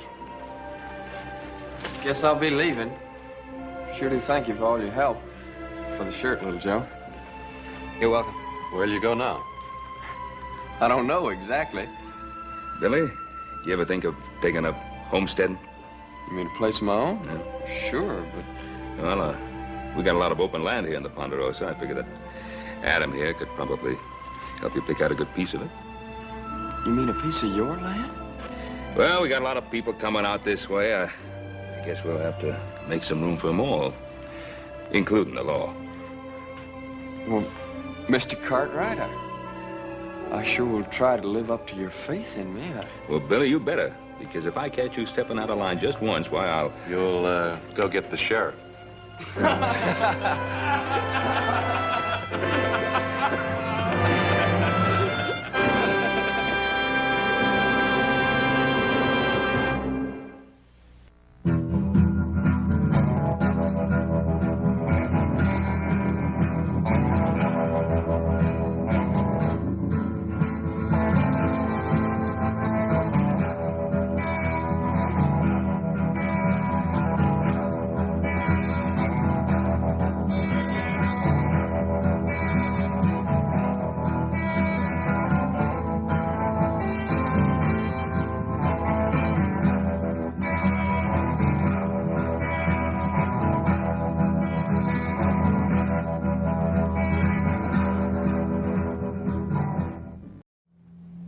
Hastings Mystery Theater is produced for the local cable channel in Hastings, Michigan, USA. We are rated as one of the best 100 small towns in America. Hastings, Michigan. Look us up on the internet. Take a look at some of the reasons we are one of the best 100 small towns in America. And maybe you'll see why those of us who live here really like living in Hastings, Michigan. And also, continue to watch Hastings Mystery Theater here on YouTube. Post your comments, like, and subscribe. Thank you.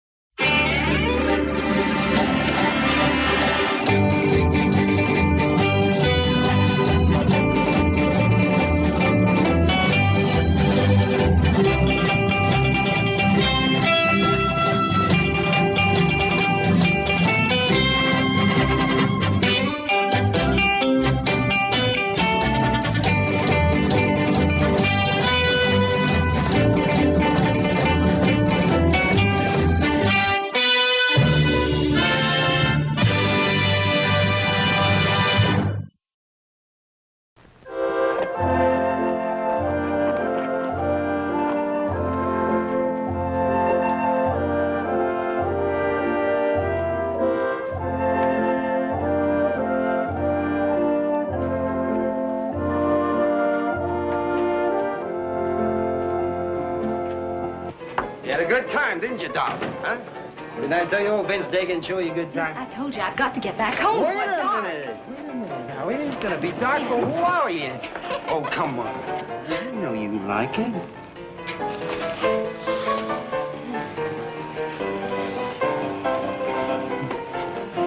Vince, I gotta go now. I've stayed longer than I should already. In such a hurry, honey. You know how I feel about you. Listen, you know my pa. He whipped the skin off my back. I've got to get home before he does. I ain't scared of your pa.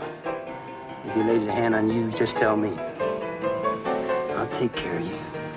Not Vince. Stop, Vince. Vince, stop it. Stop it, Vince. Vince! Hey, Vince, come on, leave her. Oh, come on, honey. Vince, stop it.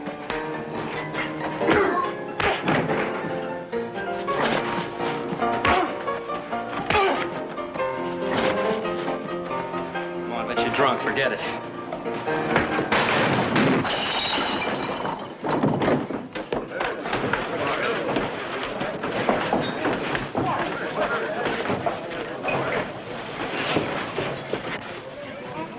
Leave me alone! Leave me alone! I've been on this Cartwright a beating for a long time. Go on, let him go if that's what he wants. Forget it, Dagan. Please, Vince, I don't want any trouble. We said leave it alone, didn't we? Anytime you want to finish this, Vince, you just let me know.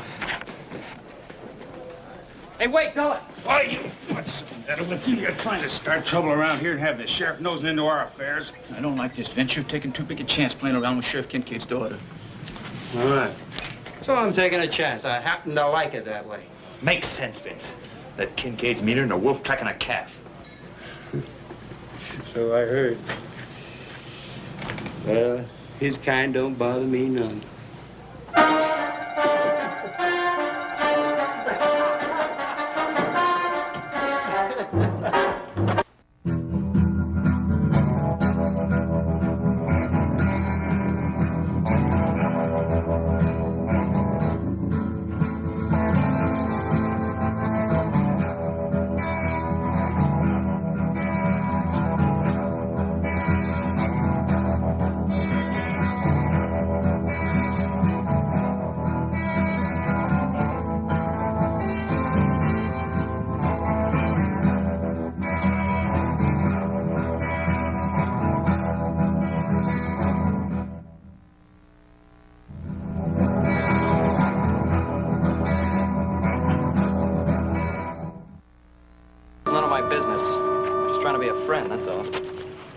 Running around with the wrong kind of people. And who should I run around with? The ones the high and mighty Cartwrights picked for me? Look, I didn't mean that, and you know it. You're gonna get in trouble with a man like Vince Dagan. If I get in trouble, I'll handle it. And what's wrong with Vince Dagan? Oh, what's wrong with Vince Dagan? He's a drunk and a thief. We had to throw him off the Ponderosa for stealing. Well, this is not the Ponderosa, and I don't plan on holding one little mistake against him for the rest of his life. All right, Dolly, forget it. Look, I don't want to fight with you. I don't want to fight with you either, Joe. Maybe Vince isn't everything I'd like him to be, but he's good to me. I get lonesome. Dad never lets me out of this house. Now, don't forget your father being sheriff. He's seen a lot of the bad side of life. Maybe he just wants to protect you from the wrong kind of people. I guess he wouldn't consider you the wrong kind of people, would he, Joe?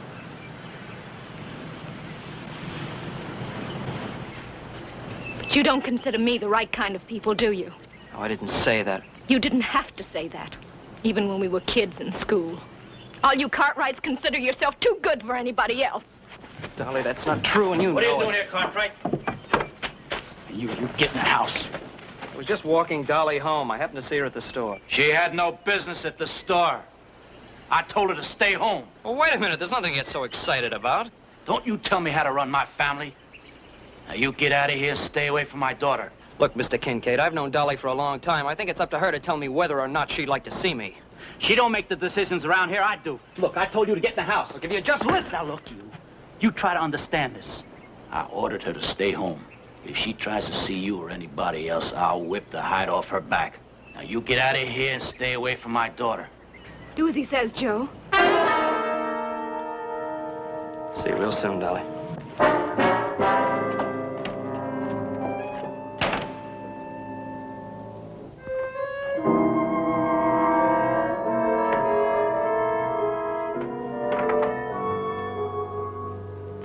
I did all my work. I even sewed your shirts the way you asked me to. Well, now that's nice. Must have took you most all day, didn't it? Just about. Sure. Well, I'm glad to see you got more to you than your ma ever had. Her now, she'd have gone out dancing or something as soon as I turned my back. Please, Pa, do we have to talk about that? What else do you want me to talk about? Man does the best he knows how, and his woman goes running off with another man. Pa, I'm tired. I'm going. Don't you walk away from me. I told you not to leave the house, didn't I? You can't keep me locked up. I'm not one of your prisoners. All I did was walk down to the store with Vince Dagan. Yes, and you come back with young Cartwright. You're just like your ma. One man ain't enough for you. Ma didn't run out. You drove her off, just like you're going to drive me off. I'm not trying to drive you out, honey. I'm trying to protect you. Dolly, your ma believed anything any man said to her. You're just like she was. You're as pretty as she is, Dolly. And I'm not going to have you running off with the first worthless saddle tramp that whispers in your ear. I wasn't running off. I just went down to the store. To meet a man. Yes, to meet a man. I meet a dozen men. Because I'm no good. Because I'm just like my ma. Isn't that what you want me to say?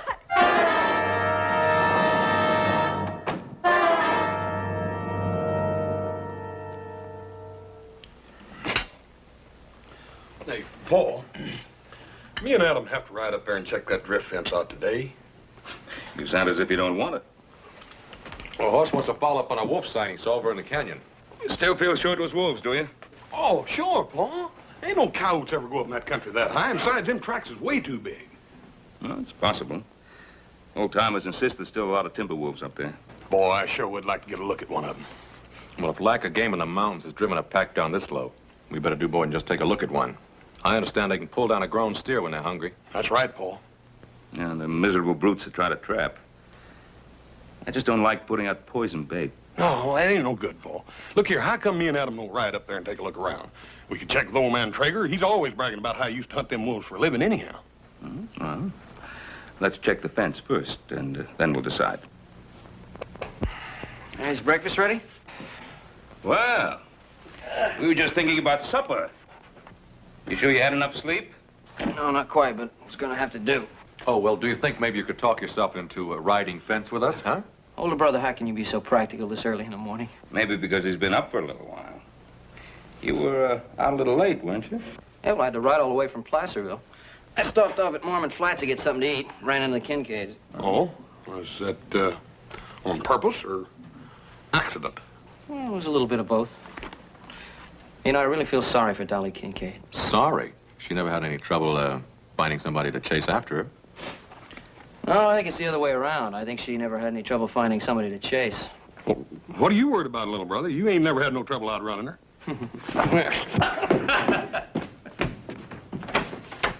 Why are you so worried about Dolly? Ah, she's running around with that Vince Dagan. Dagan? I mean, that fellow we fired last year? Yeah. I ran into him coming out of Callahan's store. Huh? Yeah, Dagan and I had a few words. When I took Dolly home, her father ran me off with a shotgun. You don't mean literally. Well, he didn't pull the trigger, but he wasn't kidding. What's he got against you? You and Dolly have known each other for years. Yeah, we can go whistle up a tree all for me. I wasn't going to take Dolly out, but I think I will now. Well, don't get involved in a family affair. Kincaid's wounds are kind of raw right now, so give him a little time to settle down. It doesn't seem right to me that she keep his daughter locked up like a prisoner just because he's mad at the whole world. I don't say it's right, but you're not going to help Dolly any by waving a red flag in front of Kincaid's nose. I never thought about it that way. Tell you what, why don't you ride out tomorrow morning with Adam and Hoss? They're going out to check that wolf sign that Hoss thinks he saw up in the canyon. Now, what are you trying to do, Pa? Getting my mind off Dolly Kincaid? And that's what you wanted me to do, wasn't it?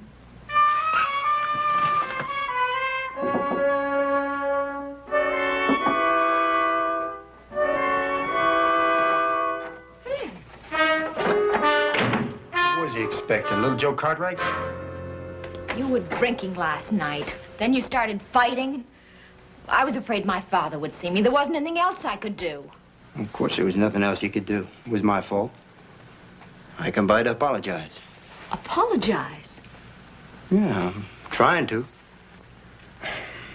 I couldn't sleep last night, thinking. I don't know how to say this, but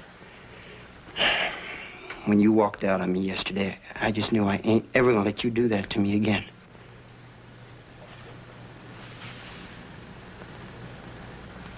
I've been standing out there, waiting for your pa to leave. I know how it is between you and him, the way he treats you. You don't know how it is. It's like being locked up in a cage. I can't stand it anymore. I know. And I ain't gonna stand by and let it happen to you. I'm gonna take you out of here. I don't think I'm taking too much for granted, because I think you feel about me the same as I do about you. Vince, you know how I feel about you. It's just that I was never really sure of you. Well, you are now, ain't you? You could sneak away in the morning, early, beat me up on the trail. I'll tell you where. That's what you want, ain't it? Oh, you know it's what I want more than anything else in the world.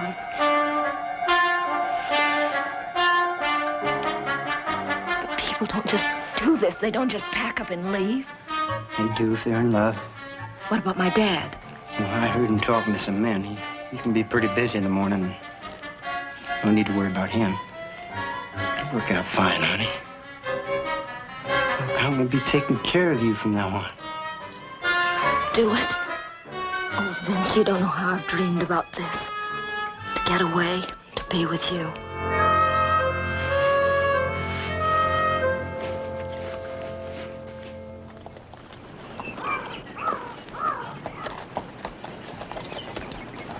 Hey, look at this. These are the same tracks I found down below. Yeah, no coyote made tracks that big. Quite a pack of them, when you say? Yep. What do you make of it? Well, over there, it looks like something big's been dragged along. Yeah, it's a plain trail. Let's follow it.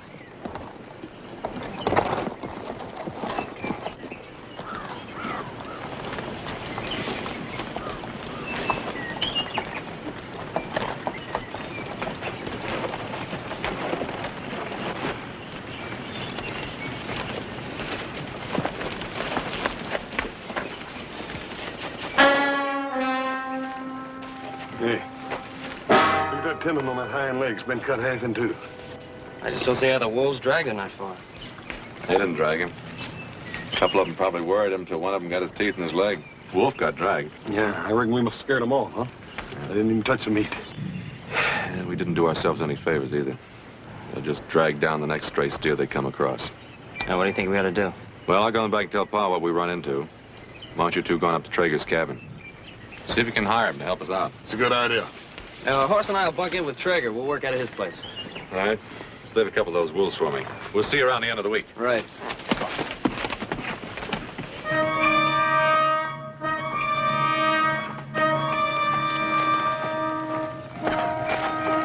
I was worrying you wouldn't come. I told you I'd be waiting. Oh, I've waited so long for you to come along. Anybody see you get away? No, I was so lucky. Some outlaws robbed the bank last night. Pa headed out with a posse after them. You sure were lucky. Did you, notice which way they were headed? Toward Fell's Crossing. Why? Well, you wouldn't want to run into your pa now, would you? Come on. Get out of here. The further we get from Mormon Flats, the better I like it.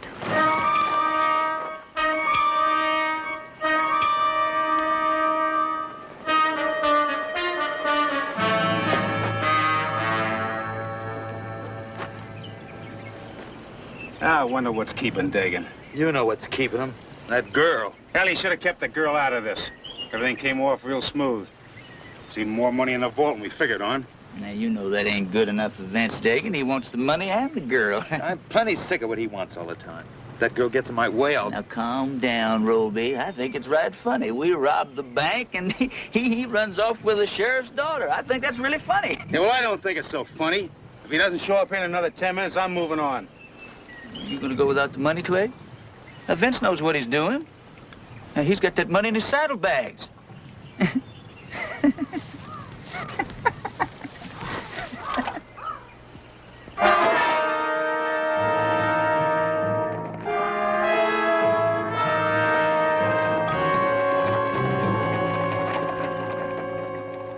Well, now. Did you boys have a good sleep for yourselves? We ain't been down out of these saddles for one single minute.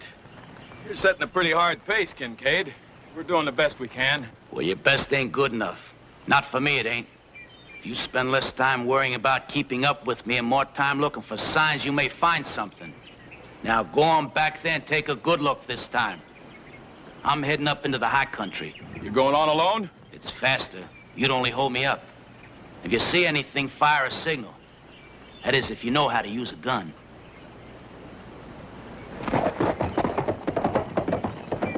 Come on, boys. We better get back, do what he tells us.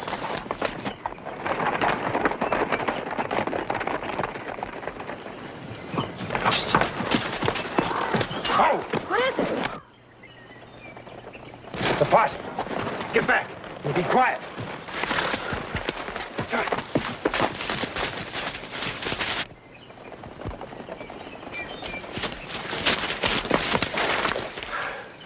I thought you said they was headed for Fell's Crossing. They were when I saw them. Is my father with them? They must have split up. Or else they're backtracking. How many was there when you saw him? I don't know. Is my father with Forget about your father, will you? Vince, please don't let him take me back. Vince, say you'll take care of me. Sure. Vince, what are you going to do? You said you wanted me to take care of you, didn't you? And that's just what I'm going to do.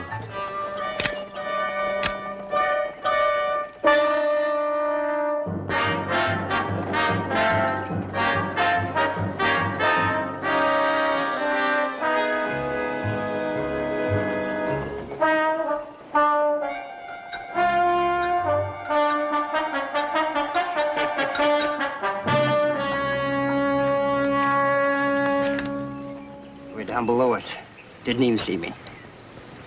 Come on, let's get out of here. I told you we'd get in trouble. Every time Dagan gets mixed up with a woman, we're in trouble. That ain't no ordinary woman. That's the sheriff's daughter. Look, it's one thing to hold up the bank at Mormon Flats, but it ain't part of the job to wait around and get hung for it. We should have cut the money into shares. Each man would be on his way by now. I'd think on that if I was you, Roby.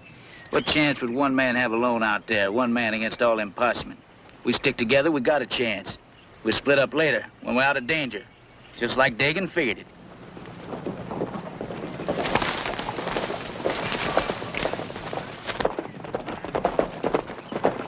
Oh, it's Dagan and the girl. I told you not to worry. Hey, you're late, Dagan. Vince, what are they doing here? Oh, the boys? Why, you met Clegg, Roby, and Polk in town the other day, remember?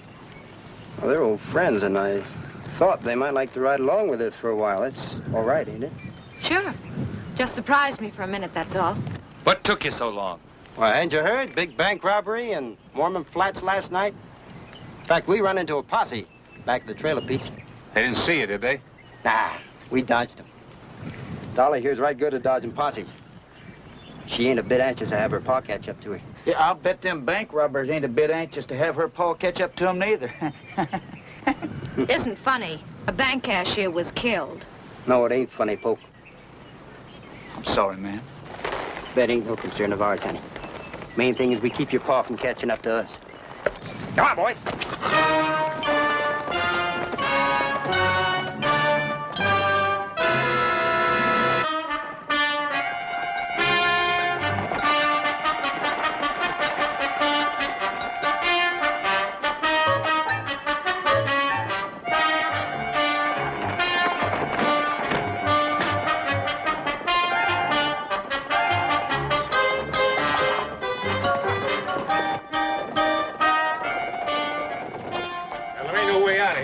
Every canyon's cut off. We're gonna stay out of the canyon. Take to the high country.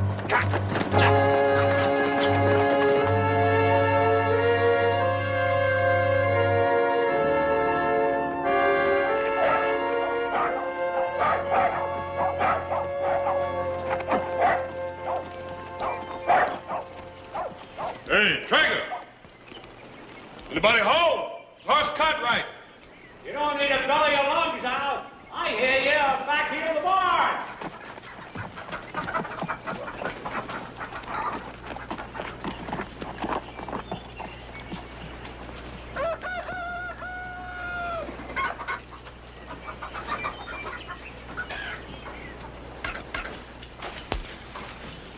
Hi, Trigger. Ain't seen you two fellas in a coon's age. What brings you up around these parts? Well, we ran into what we think's a wolf sign in Cedar Canyon. Wolf sign? Uh-huh. Yeah, we found where they drugged down one of our steers. Adam sent us up here. I thought you might want to help. I remember you telling me one time, Mr. Traeger, about being a professional wolfer. Yeah, I was, for money. Cost you $10 and I keep the pelts. All right, you got a deal. Is it all right if we bunk with you for a couple of days? Suit yourself, but you got to pay for your own grub. Say, speaking of wolves, you didn't run into Sheriff Kincaid back there. Kincaid? No, why should we? You mean you haven't heard? There was a big bank robbery in Mormon Flats last night. A bank robbery? Sure was. Sheriff himself told me. Bank robbery in Mormon Flats. That is news. Yeah, I reckon it is that, but I don't reckon there's anything we can do about it. While we're sitting here talking about it, the wolves probably packing off some more of our steers. Yeah, I guess you're right. All right, come on, let's go. Don't rush me, Jess. Don't rush me. I ain't walking all the way down there. I gotta get my horse and saddle him. Hey, someone's coming. It must be the rest of that Kincaid posse. Why don't you have Trigger saddle up? I'll talk.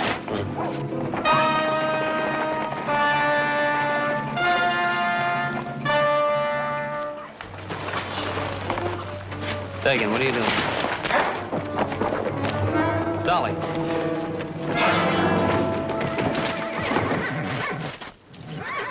Vince, what's the trouble? Keep her out of this. Clank and poke, keep him covered. I'll get his gun. What's the matter, Dagan? Can't you take care of this yourself?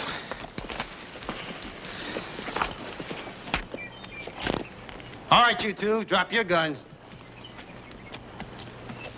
I said drop them. Well, looky here. All just one big happy family.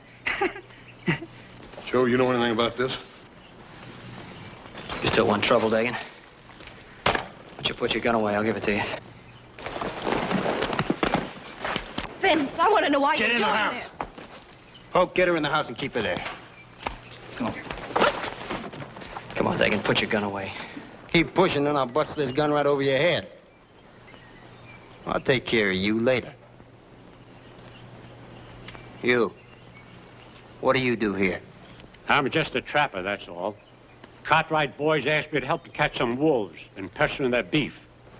You got a lot of grub in that cabin? Some. Dagan, you ain't figuring on holding up here, are you? You got a better idea. What's the matter, Dagan? Posse getting too close?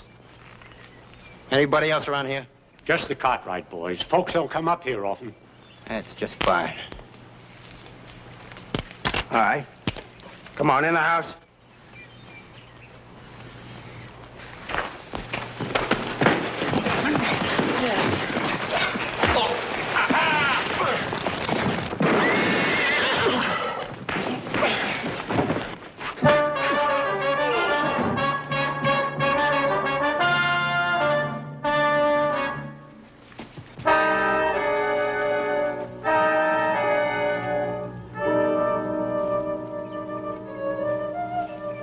You killed him. He'd have got away. He'd have brought your pa, don't you understand that? Get those Cartwrights in the house. And get him out of sight.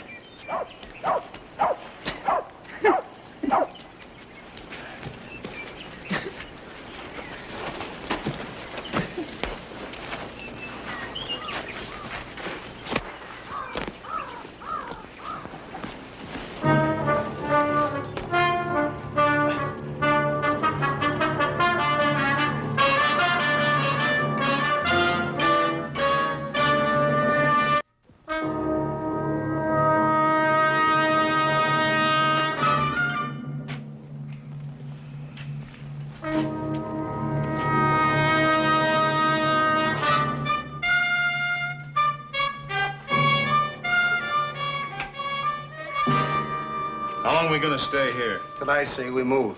Till you say. I don't think you know what you're doing. That posse we saw.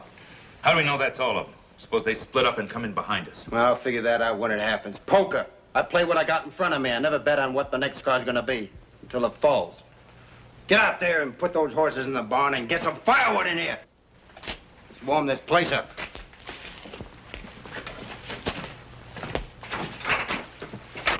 Trying to duck a posse, huh, Vince? Supposing I am. You know old man Kincaid. Would you want him catching up with Dolly when she's running off with me? Oh, no. No, I wouldn't want him catching up with me either. Not if I just robbed a bank. What's he mean, Vince? Nothing. Don't pay him no heed. Hey, what you got in the saddlebags, Vince? You don't seem to want to get very far away from them. You did rob the bank, didn't you, Vince? All right, so we robbed the bank. But why? For money, that's why. What did you think you was gonna live on? Dolly. Look, Dolly, I did that for you. I was gonna buy you all the nice things you never had in your life. But Vince, you have to kill for it. Well, that bank clerk should know to went for his gun, not with old Vince Dagan around.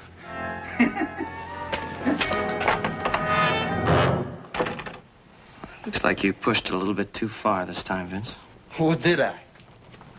I got the money and the girl, didn't I? And what do you got?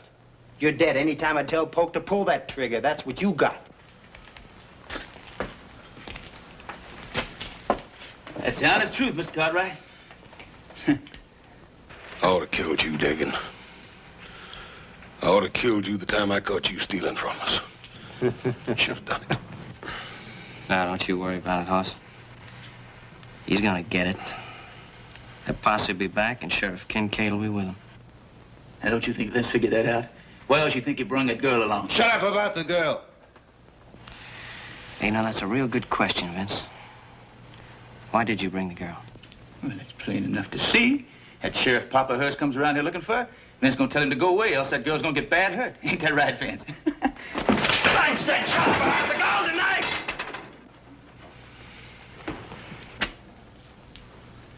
Vince, you should not have done that. No, you shouldn't have done that at all.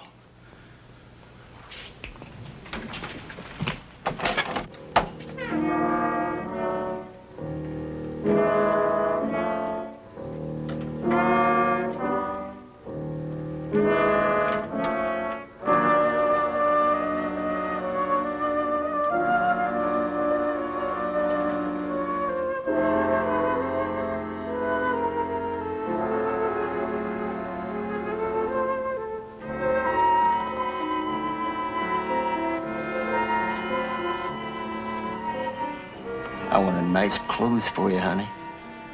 And everything you ever wanted.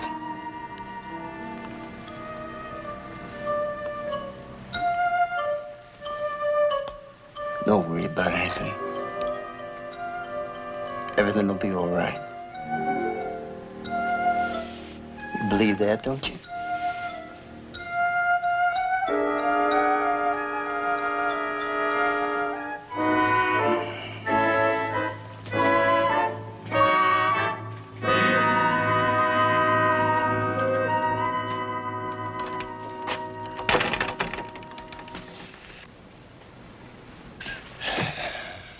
So you two boys up here for a wolf hunt, huh?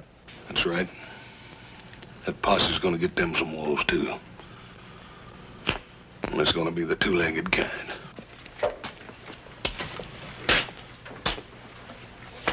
Now, you two listen to me. If that posse shows, you're gonna tell them you hired us as wolfers, understand? Oh, they're not gonna believe that. They know you, Dagan. They're gonna believe it, all right. When they leave, you're gonna ride along with us until we clear this part of the country. And there ain't gonna be any mishaps, or else there are gonna be two less Cartwrights, understand?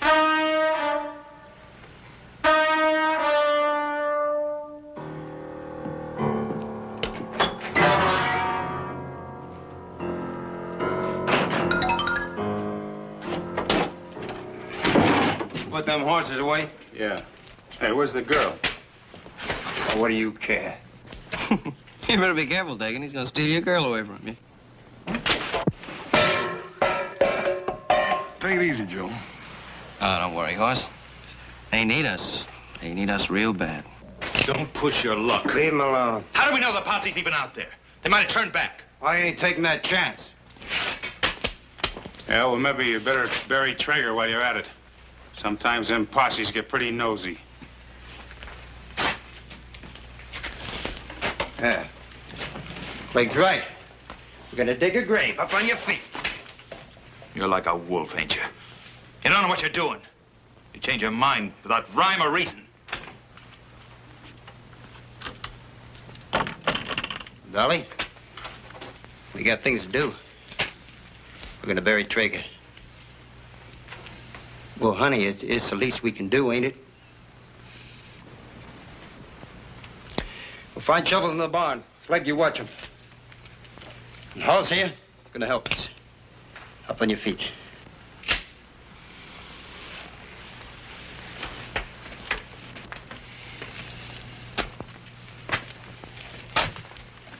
Roll in, Polk.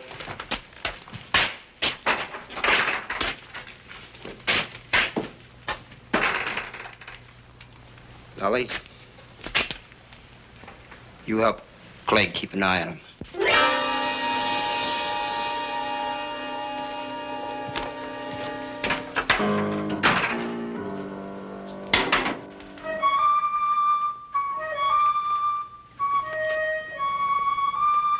Stop looking at me like that.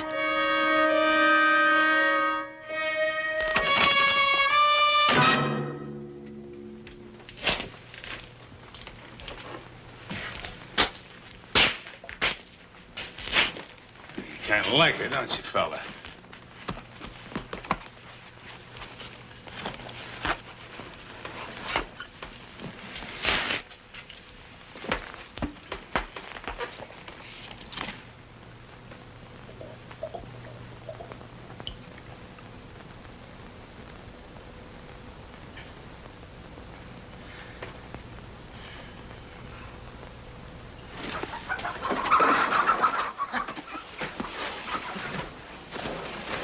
Now, you try anything and you won't see your little brother. We're gonna get you, Dagan. One way or another, we're gonna get you. Come on, dig. Let's get started. What's the matter with you? Somebody gotta watch him, don't they? Besides, you want to thank me. Who'd have thought of the barn, huh?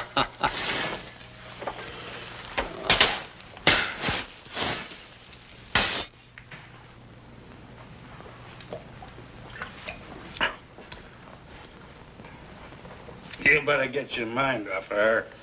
She ain't gonna have no part of you. How far you think you're gonna get after you leave this territory, Clegg? They don't even know who we are. Oh, we do. Well, that ain't gonna make much of a problem.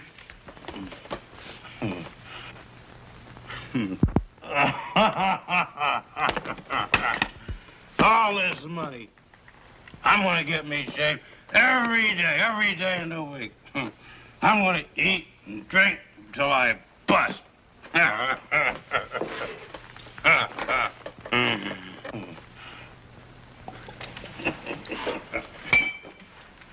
sounds real great, Clegg.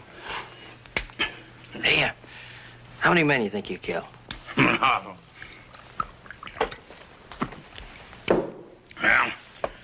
let's see.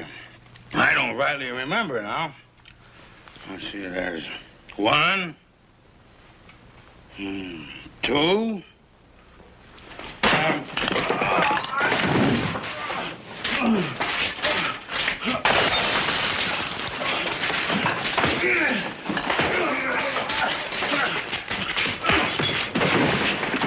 All right.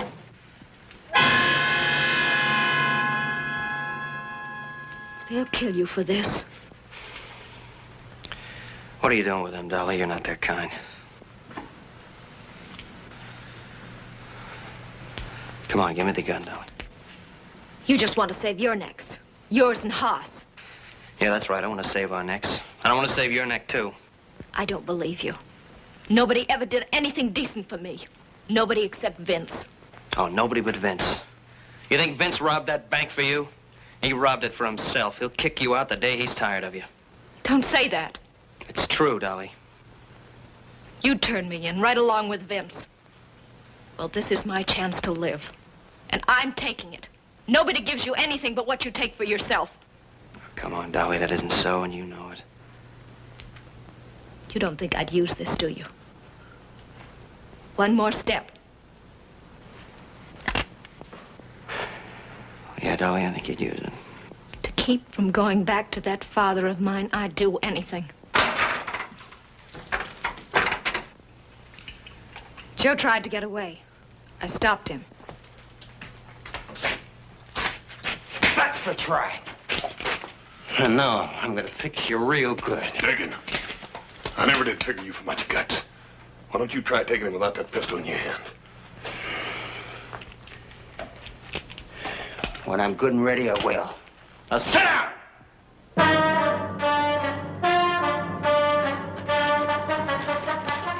You did fine, Dolly. Real fine.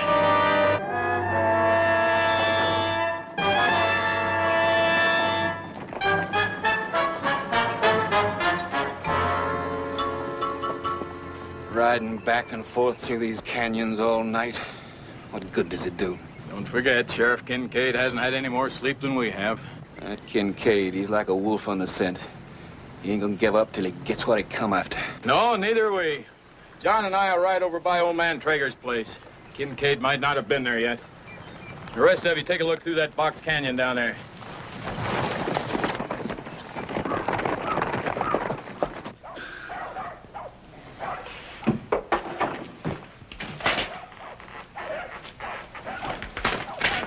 Vince, wake up. Vince, there's riders out there.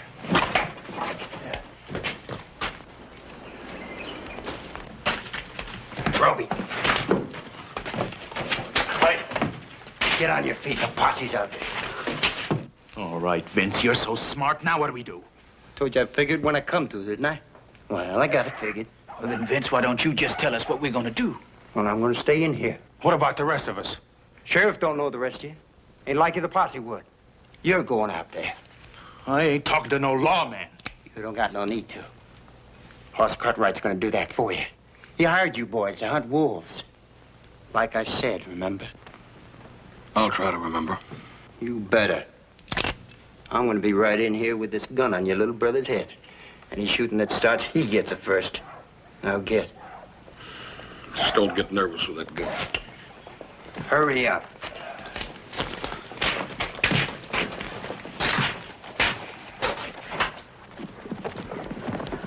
Boss, what are you doing away out here? Been some wolves pestering some of our cattle.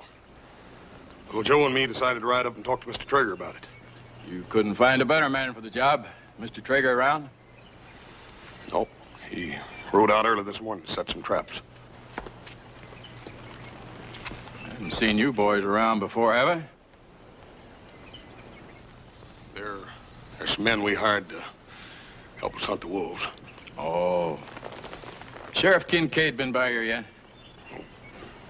I ain't seen him, but Mr. Traeger said he saw him yesterday. Sheriff told him about the bank robbery. We've been out all night. You know Kincaid. Yeah. I know him well enough to know that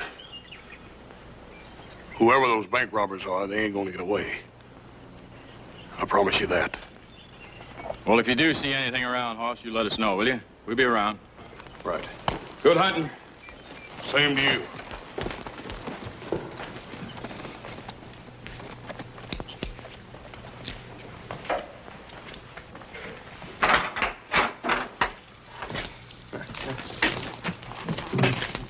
Well, how'd it go? Yeah, you'd have been right proud of Cartwright, Vince. He did real fine. What do you mean he did real fine? Last thing that deputy said was the posse'd be staying around close. What I want to know is how do we get out of here? Yeah, well, I don't know about the rest of you, but Clegg, Poke, Roby, you can ride out any time you want to.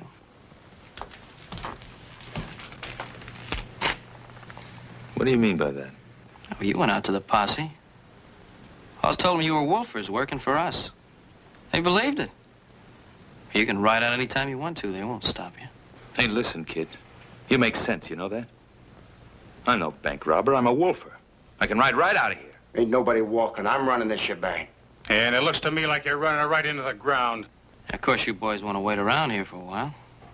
Sheriff Kincaid's bound to show up. He's gonna be a little tougher to convince than that deputy. Vince, I'm scared. I want to get out of here. Dolly, what do you have to be scared about? You got all that money? You got a man like Vince Dagan to take care of you? Shut up, Joe!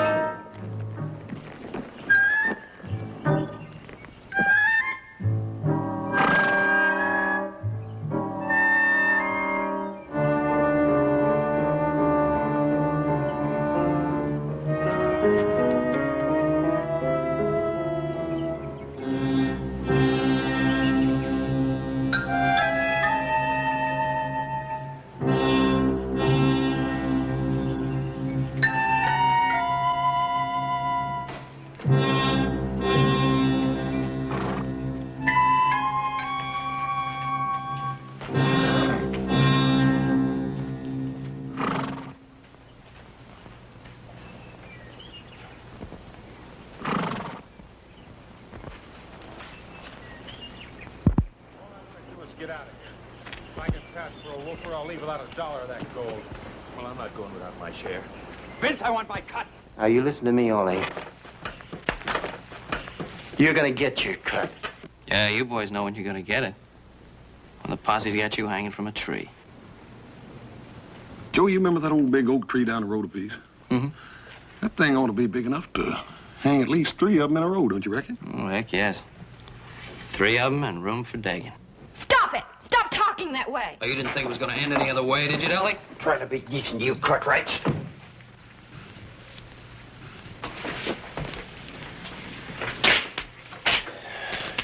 Poke, get rid of him. Yeah, go ahead, Poke. The posse will be here the minute you pull that trigger. That's right. You know, Joe, that Sheriff Kincaid's got ears like a wolf. That's what I hear. What about it, Dolly? You know him a lot better than we do. Stop it! Vince, make them stop it! Make them stop it!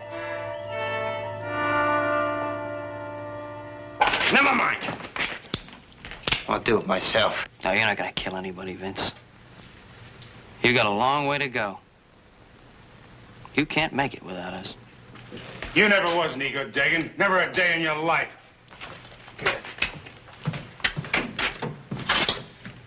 What Roby says about us riding out of here, that makes pretty good sense. And I'm going, too. You just try and stop me. Nowhere. Well, it's real nice to meet your friends on a social level, Dolly. You Cartwrights, you know everything, don't you? I don't care what you or anyone else thinks. I'm staying with Vince. Now, you listen to me, all of you. Drop that gun, Dagan. There's 4 of them, boss. Where's the other one? Kincaid, look out! Sit down. I've been asking for this for a long time.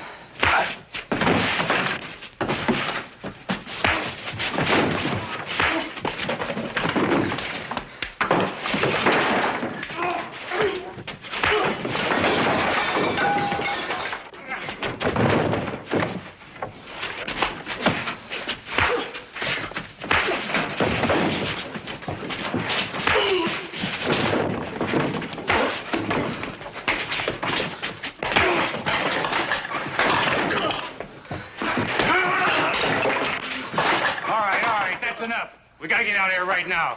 All this shooting might bring the posse back. Come on, Dolly, we gotta go. What about Pa? What are you worried about your pa for? Well, we can't just leave him here. What you want, ain't it? Gotta get out of here. Clegg, see if Poke can ride. Roby, you see that them Cartwrights don't follow us.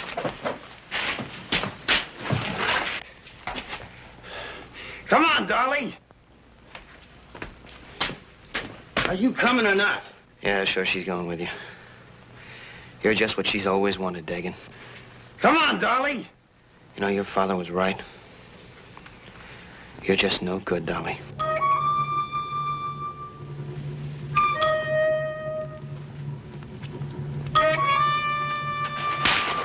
That's right, Joe.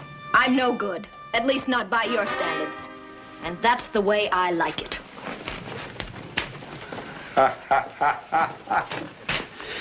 So long, you Cartwrights.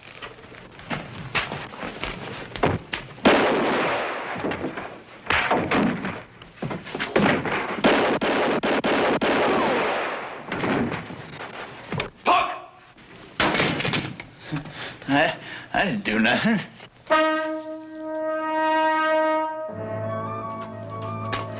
Dad?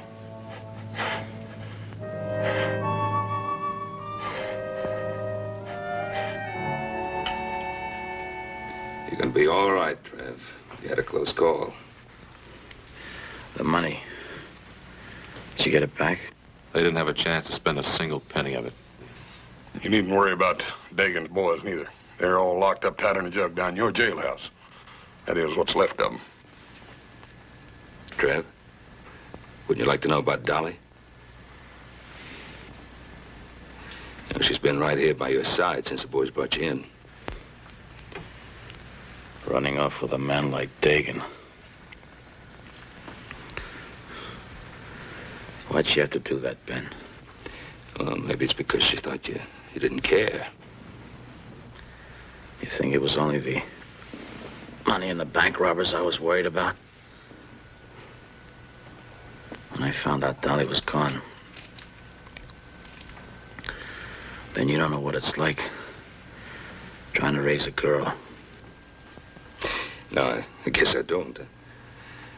But I do know what it's like trying to raise 3 sons. And sometimes you have to show them a little affection and understanding. You ever try that with Dolly? No.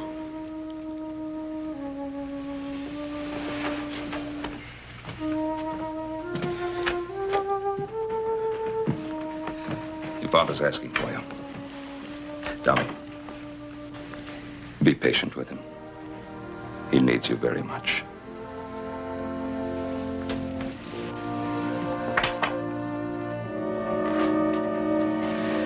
Now, as for you, young man, next time you visit Dolly Kincaid, ask your father's permission first. Have an idea, he'll give it to you. Yeah, but don't wait too long, because at the rate that young lady's growing up, I might just ask permission myself. Hey, wait a minute, older brother. Don't you think we got troubles enough in this outfit with one lady's man? Well, how did you ever get mixed up in this family? I'll never know.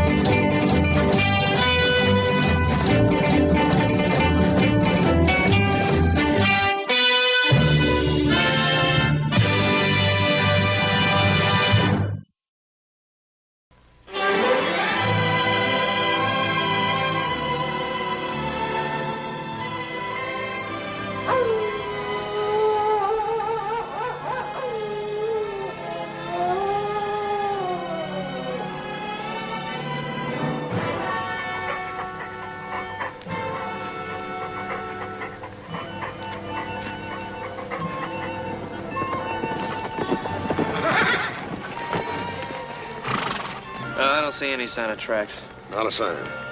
Look, why don't we split up, meet up by that rim rock? All right. Be mighty careful, little Joe. If we get that old timber wolf all boxed in, he ain't gonna be at all sociable. Right.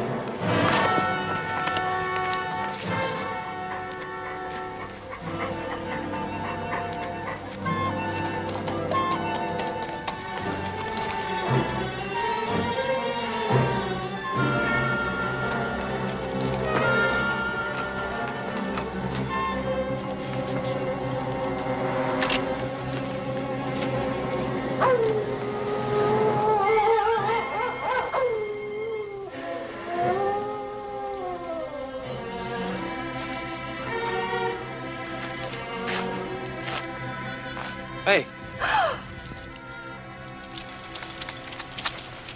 Hey, wait a minute! Hey, wait a minute!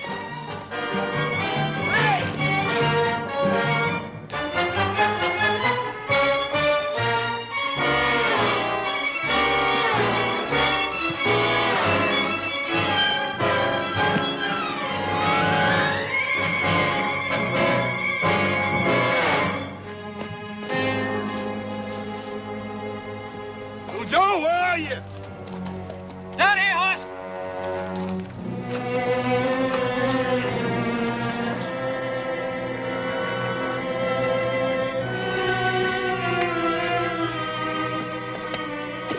Hey, Joe. That ain't no Lobo. I sure ain't. What is she, an Indian girl? No, it looks like a gypsy to me. Yeah. Hey, I ain't never seen one of them up close before. I almost killed her. How? I thought she was that wolf.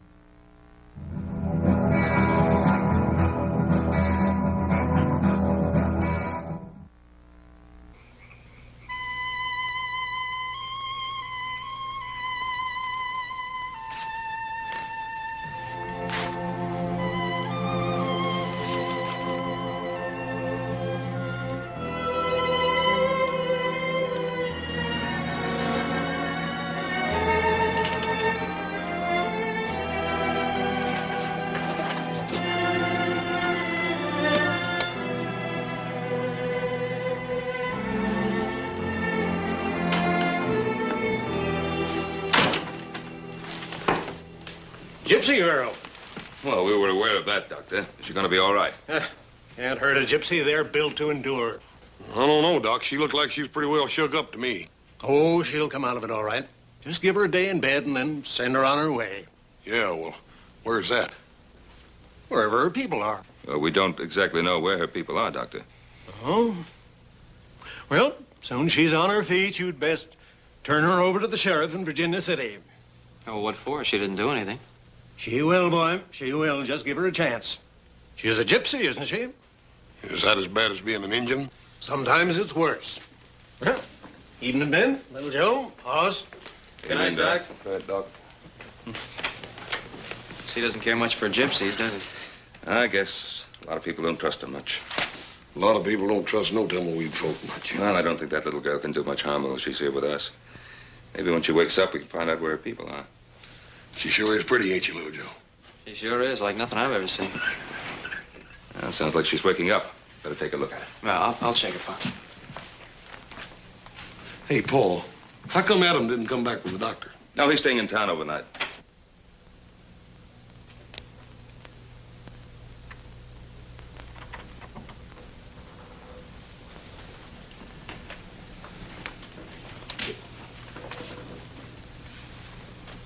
Go away. I won't hurt you. Where is this place? It's the Ponderosa, Nevada. How's your head? Go away. It's cold.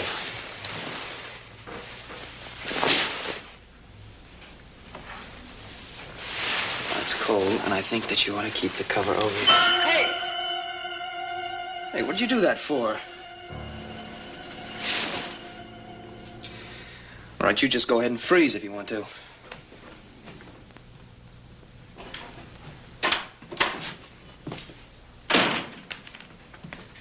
Well? How is she? Well, gypsies are supposed to be mean. She's doing fine. What'd you do to your hand? She bit me. She bit you? Uh-huh. Well, listen, little Joe. If a gypsy's bite's anything like a polecat, you're in trouble. If you start foaming at the mouth... Yeah, I know. Drink plenty of Jamaica ginger. Why did she bite you? I don't know. Say anything about her folks? What happened to her? No, nothing. I'll talk to the girl in the morning. I wouldn't get too close to her.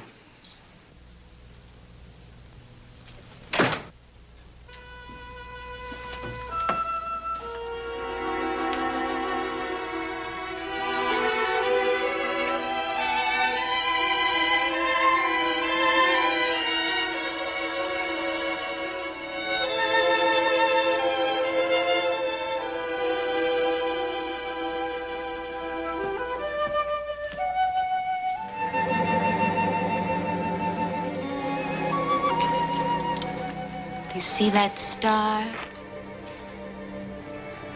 Yeah, it's the North Star. I would like to reach up and pluck it out of the sky. Oh, that's a long ways up. No, it's so close I can feel the cold on my face. Well, maybe you better get back in bed. Night is the inside of a black bell. It rings forth the spirits of the dead.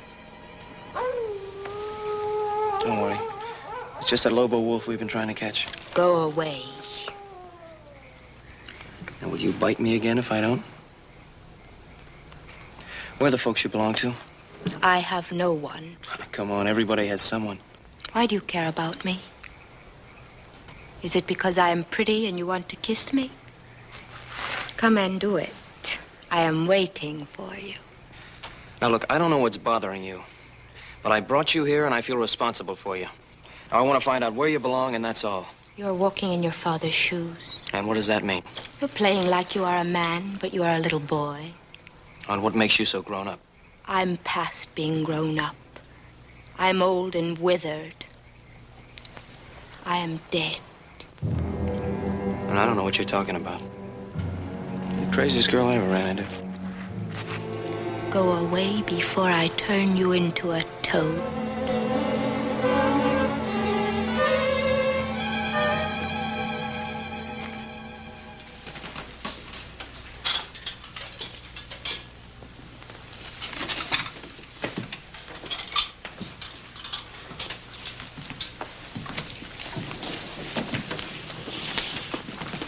You don't have to eat crumbs, young lady. Have a decent breakfast if you want it. I don't need your food. Well, you are welcome to it if you should need it.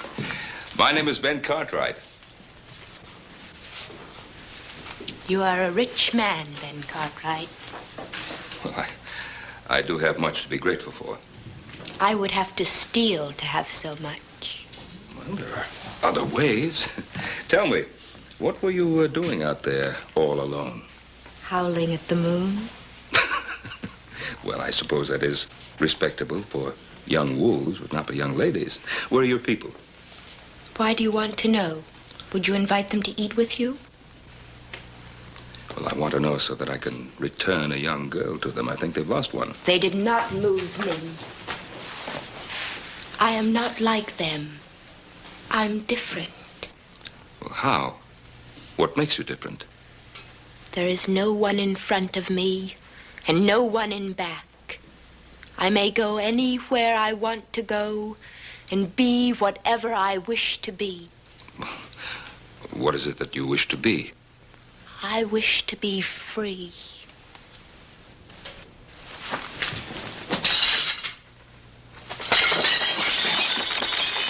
I do not like your house.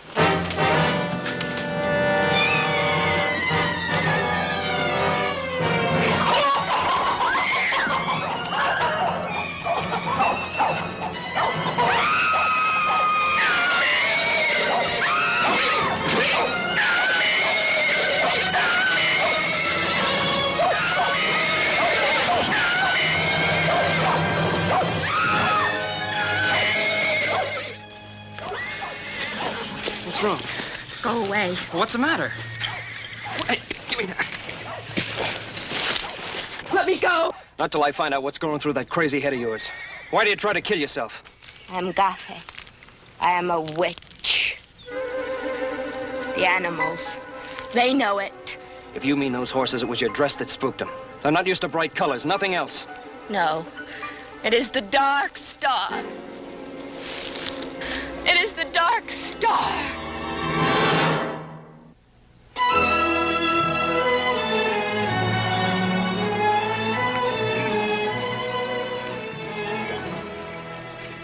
Look at there, boy. It looks like them gypsies are going to make camp right here on the Ponderosa. Now, they probably come to pick up a young friend. How'd they know she was here? Well, doctor. Imagine it's all over Virginia City by now. They did not come for me. Now, look, young lady, I don't know what problems you may have had with your people before, but don't you think it's time to straighten them out now? You do not understand. No. I guess you're right, I don't. I have 3 sons and no daughters. I always found women a mite harder to understand than men. They're more sensitive. And... Now, look, I'll forget about those dishes if you'll come along now and give things another try. No. Well, those are your people. You belong with them. No. All right. If Muhammad won't go to the mountain.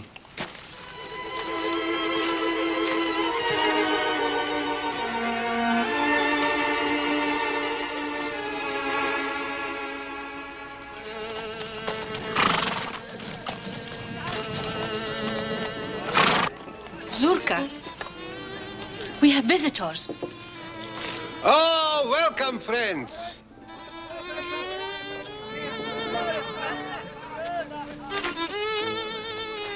I, Zurka, welcome you. I should be welcoming you. My name is Ben Cartwright. My son, Hoss. This is the Ponderosa, Cartwright land. If you don't mind my asking, how did you get through our fence line? Oh, it is in need of repair. Fences are always in need of repair. I presume you came to pick up the girl. The girl? Yes, we found her half dead in the timber country. Gypsy girl. You are Barosan, my brother.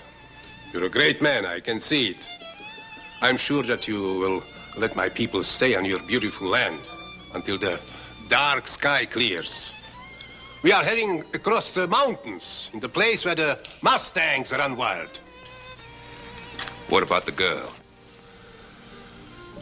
She's no longer one of us. She's Gafe, a bringer of misfortune. She's a child. Oh, the devil is fond of children. You mean to say that poor little girl, you think she's bewitched?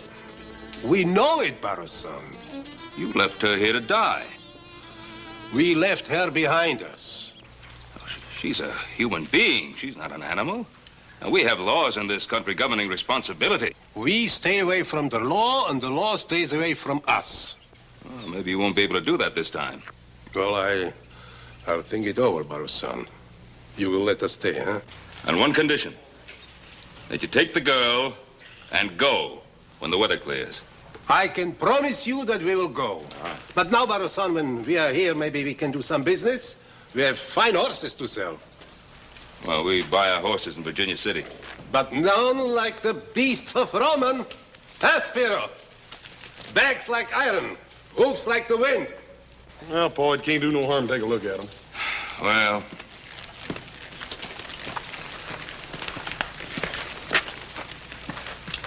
What do you want for the stallions? 150 apiece. How much? For both. All 3?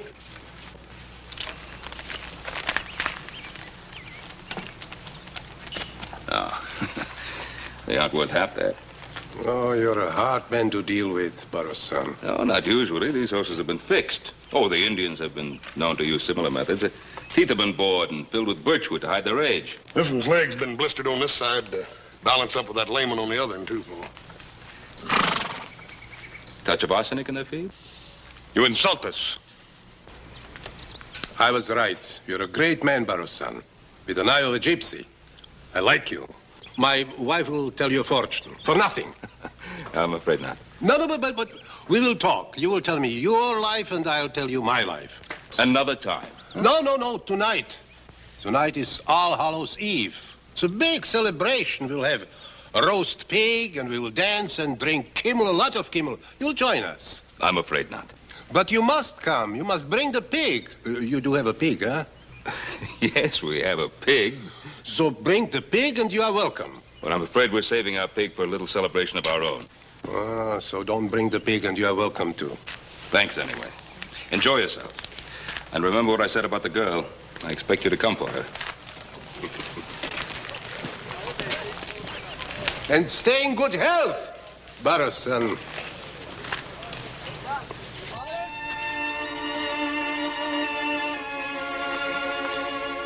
Hi. You know, I still don't know your name. Tirza. Why do they call you Little Joe? That's just a nickname. It doesn't mean anything. Venom of spiders protects us from wild animals and savage dogs. Colt 45 will do the same thing. It will not rain tonight. Tirza, what did you mean about the Dark Star? Being a witch? When I was a little girl, I sat by a stream like this. I watched the fish and dreamed that I was one of them, slipping through the warm silence, my silver scales reflecting sunlight. Yeah, when I was a kid, I used to want to be a grizzly. I can be a fish if I want. What are you doing? Digging for wild artichokes. The gophers store them, and I am hungry. You're sure a funny girl.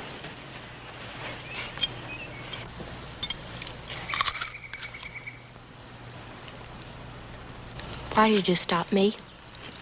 When? Before? Why'd you try to kill yourself? For the same reason I bit you. And why's that? Because I'm a witch.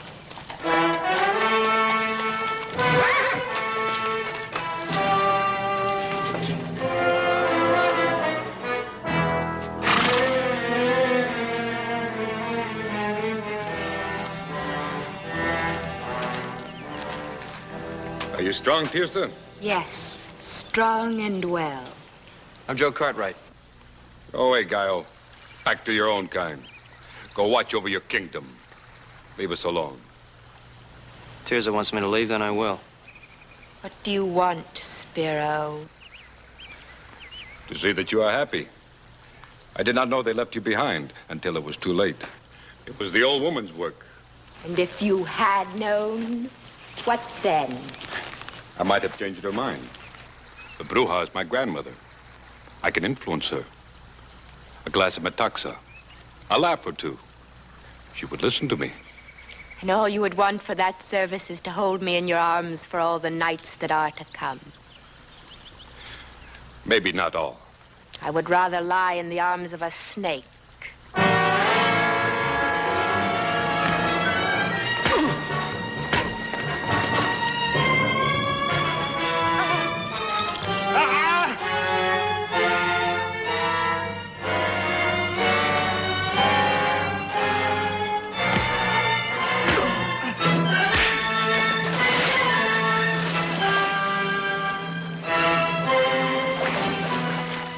Drop it. I said drop it.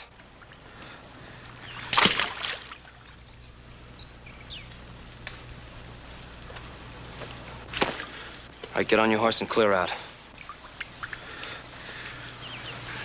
You Remember my face, Gallo. It'll be the last one you see in this world.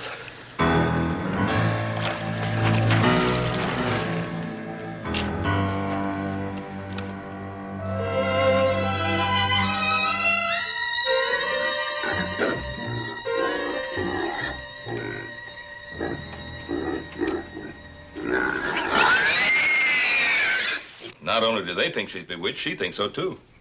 Sounds like they've been driving it home hard enough to her to make her believe it. Where's she now? She's asleep. She's quite a girl, though. Isn't she, Joe? Yeah, Pa. Adam, you don't think there'll be anything worthwhile at the auction? No, I didn't like the looks of those Mustangs. Kind of runty.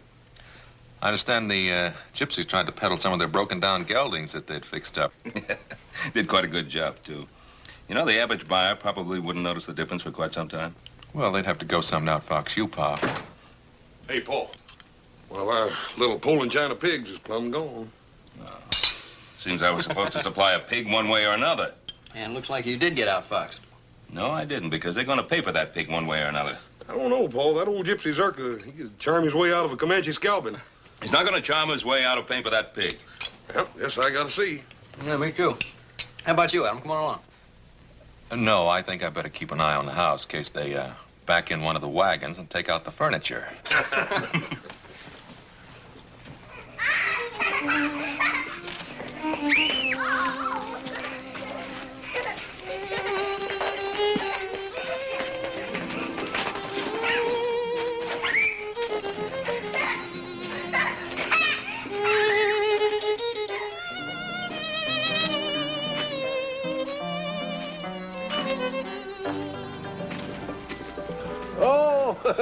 It's a pleasure to have you here, Baro-san. I'm sorry to barge in like this, but I have the strange feeling that that pig belongs to me. Does it? I don't know. I really don't know, Baro-san. It wandered here into the camp, poor lost soul. Do you think it is yours? Now, Zurka, you know it is. That's a very expensive animal. Oh, I'm very sorry, Baro-san. I don't know how to repay you. I have only a few dollars. But maybe you would consider a barter. Wait. Baro-san, it is not much, but it is pure silver and carved with a loving heart. This is worth much more than that pig. No, I couldn't possibly take it. But look, I took your pig too. It will ease my conscience. Please take it. Let's not talk about it, and we'll have a drink. I don't know. No, but you must taste some of your pig.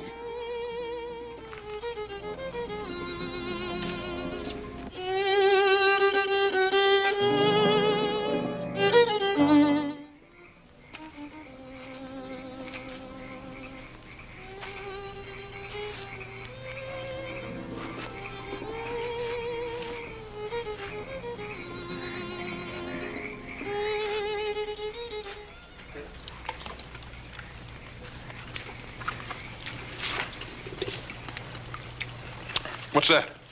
This is milk, mixed with the blood of an unborn calf. It's a delicacy, horse. Give you strength. Yes, sir. Zurka, tell me, why do you think the girl is bewitched? Oh, she was born on a dark star. Her mother died in her efforts. It's very bad. Well, does a mother's death make a child evil? Sometimes. You know, our beliefs are old and strong, and we must live as they tell us. Well, is there nothing in your beliefs about mercy, compassion? Yes, but is it possible to have mercy and compassion for a girl who can turn herself into a wolf?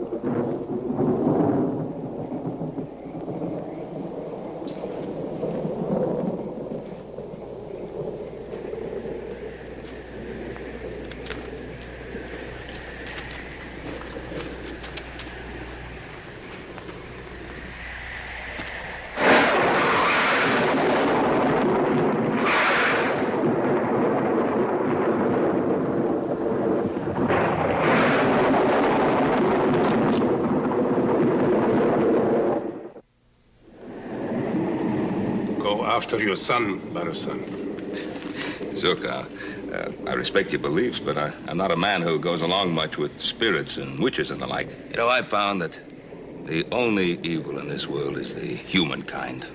But the evil in man doesn't come from nowhere. It is born in a dark world beyond the world we know, and it's sent here on purpose.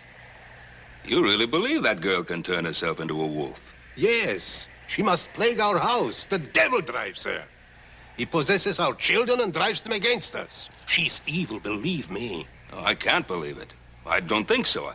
I do think that poor girl is suffering, not from an evil in her, but from some kind of despair and loneliness because her own people rejected her and persecuted her. You're a Gaio, you're a civilized man. The understanding for the devil and his ways is being bred out of you. Zurka, have you ever seen any real evidence of the devil in her? Or are you afraid of her because she was unlucky enough to have been born under some weather-obscured star?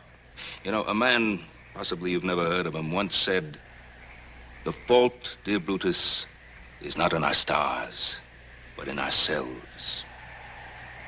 I like your words. Good words. But not our words. I've seen too much of evil. Go after your son. He's in danger. The danger is in the flesh, not fantasy. My son can take pretty good care of himself in that department. Zurka, give the girl a chance. You may be wrong. Maybe. But I'm not.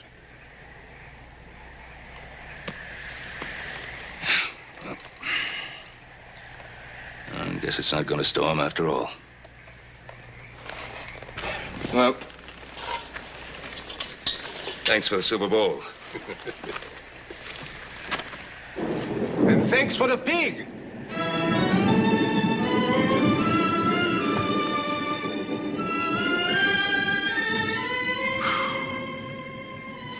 You run faster than any buck deer I ever saw. Little Joe, little Joe. Like a black panther from the depths of night, in a dark dream, once I saw my lover steal away. Why'd you come to the camp and dance like that? To frighten them, to see their faces. There's so many things I just can't understand about you. We live in two worlds, little Joe. In my world, there are demons and spirits who eat up living souls like grain and fly about the night in wagons made of smoke. I'm one of them. I know it, and my people know it. You listen to me. I don't want you talking that way anymore. You know more of a witch than I am.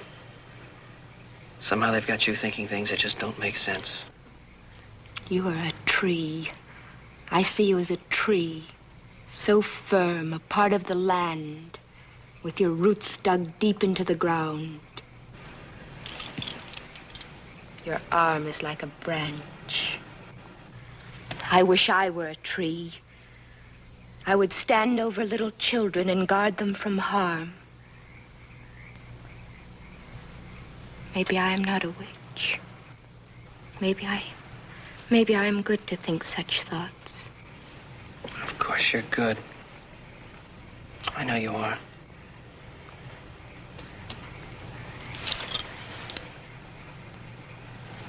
Your heart is beating. Is it because I am near you? Yes. Am I beautiful? You're very beautiful. Can we talk of love sometime?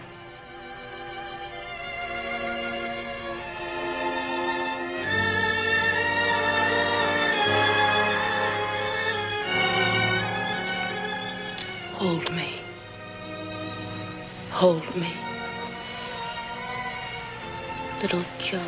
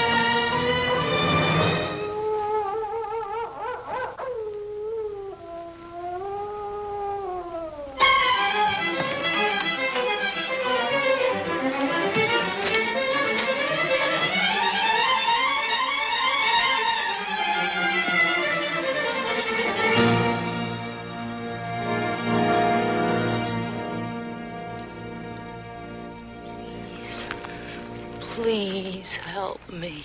You refused our help. You were driven away from our house. The devil is in me. Help me. There's only one way to help you. Do you know what that means? That means pain beyond anything you ever known. Agony that will tear at your mind and sear your soul. I don't care. Even if it would mean my death.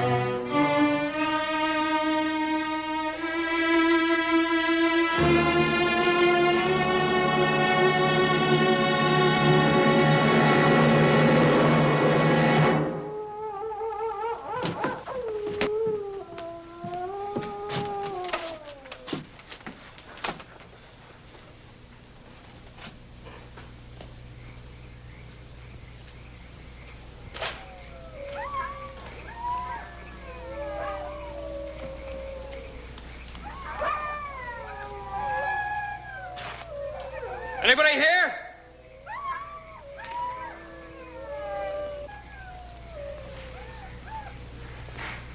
Gallo! Where's Tirzah? She's in the mountains. There's nothing you can do for her now, Gallo. She is the devil. She has changed herself into a wolf and slaughtered chickens. My people are going to help her. What do you mean, help her? They're going to stake her to the ground and pick at her soul until she screams for mercy. But they will only dig deeper until they have found the rotten spot and scooped it out. And then they will leave her body limp and her mind a useless thing.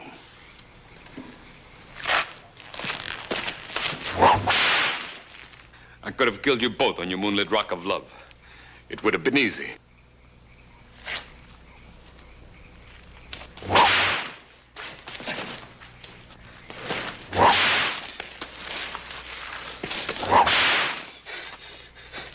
It would have been too easy. It would have only given me a moment or two. This way, I can see them scar her mind as she has scarred my face. I can make you crawl as I have crawled.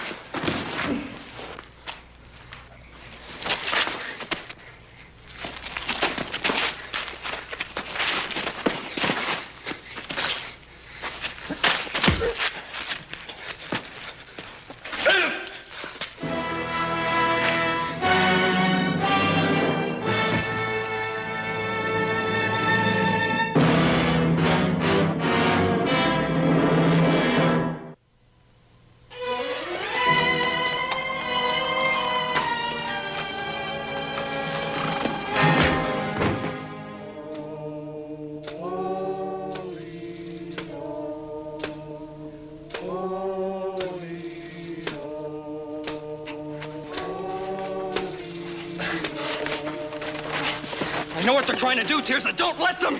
But I want them to. Don't you see? No, I don't see. All I see is a lot of talk that doesn't make sense. But it does. The devil is in me. They will take him away and make my soul as clean as air. Tirza, don't!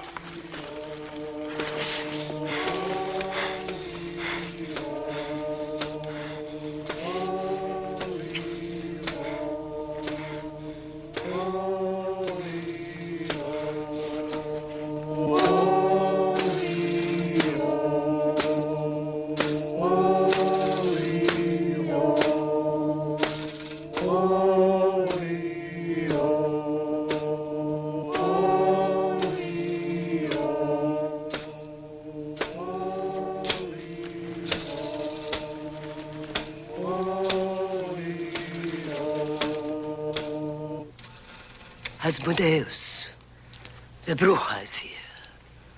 She will drive you back into the world of the dead.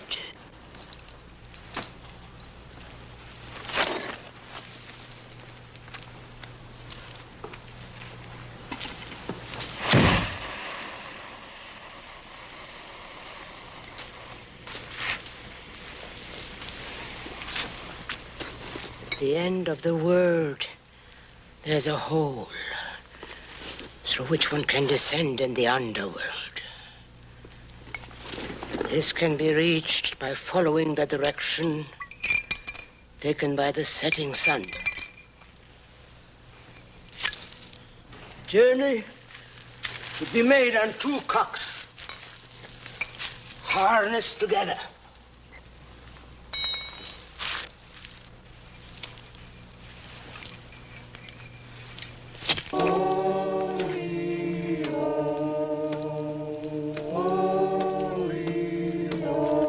Underworld. It is time to sleep.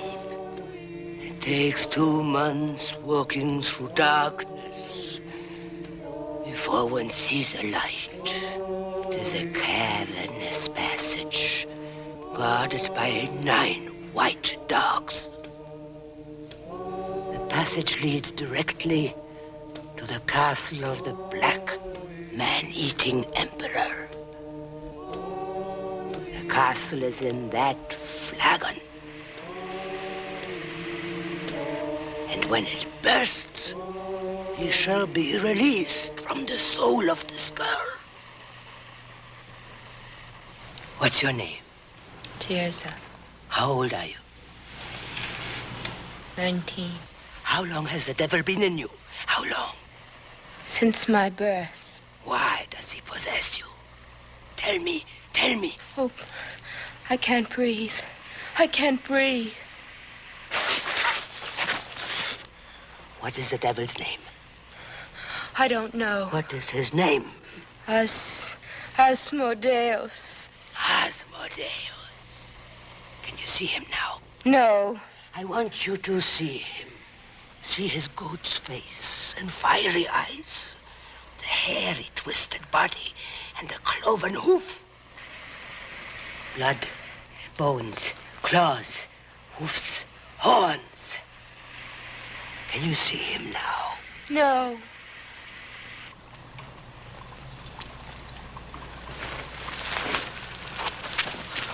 Three times from east to west, and 3 times from west to east.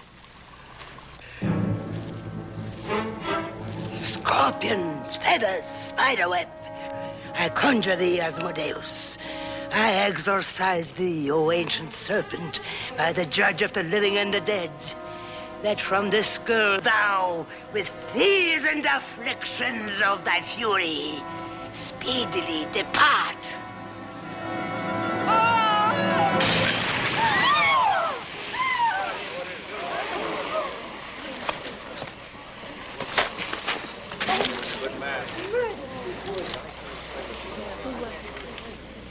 Little Joe, I am free.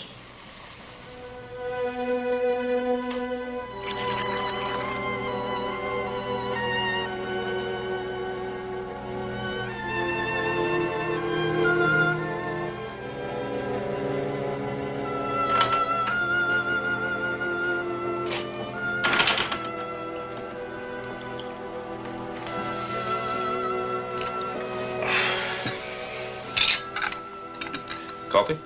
No, no, thanks. I wanted to talk to you.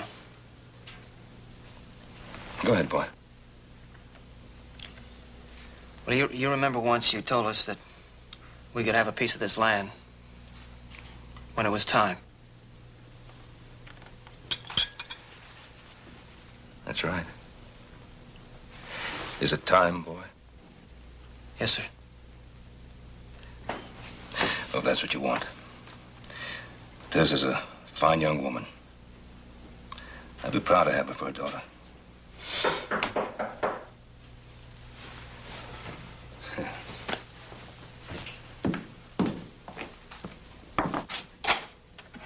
Zurka, come in, please. Well, Barrosan, the sky clears, so we are on our way as I promised. It was a good land, and we are grateful for the hospitality. The girl is coming with us. Our house is her house now. Tirza's not going with you.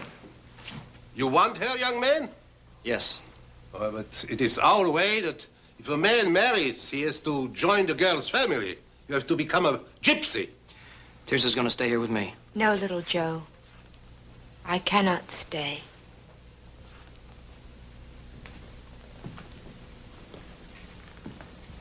What do you mean you can't stay? Remember the fish in the stream? I wanted to be one of them.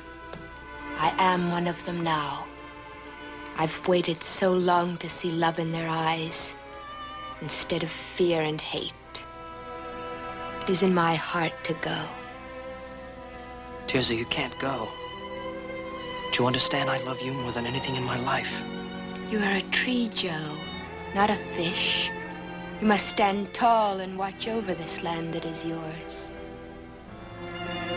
Tirza, Stay here and think of me sometimes when the stars are in the skies.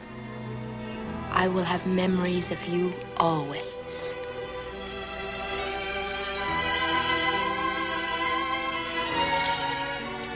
Goodbye, little Joe.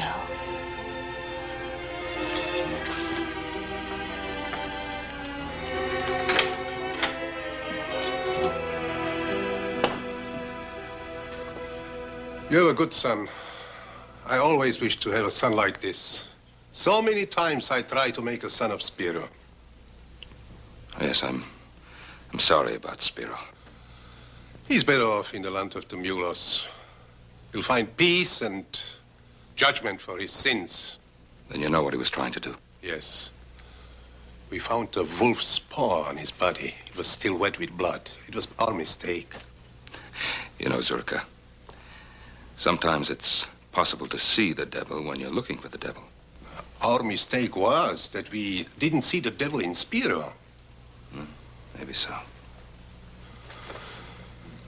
Goodbye, my brother, and may you have a long life.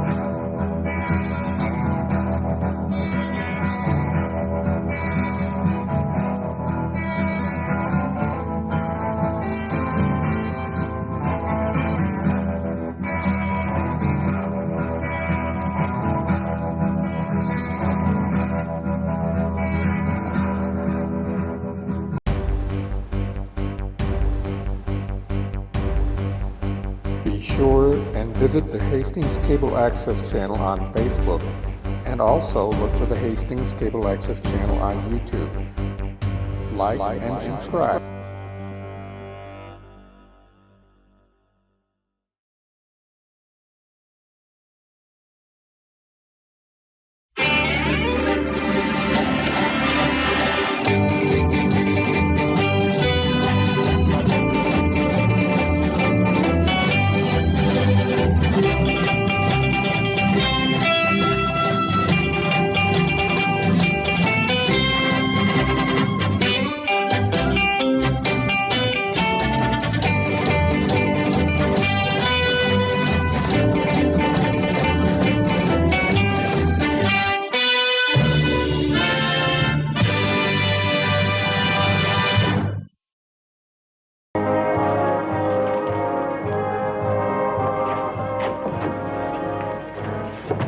Hey, now, why don't you look where you're going? I'm sorry I didn't see you. Well, you don't sound half sorry to me.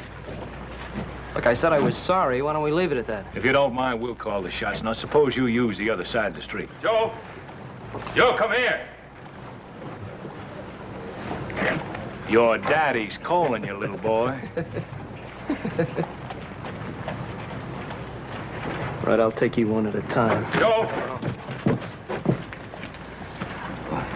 What's the matter, Joe? Did you hear me calling you?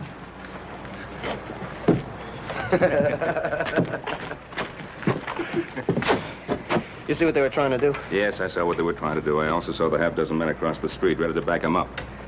Yeah, well, I don't care how many there are. Look, what's got into this town? You can't walk down the street anymore. We're just going to stand by and let them get away with it. Now, look, do you think that walking into a trap they deliberately set for you and getting your head broken is going to stop them? Now, get along to Mr. Cameron's store and help Hoss load the supplies. I'll round up Adam and join you.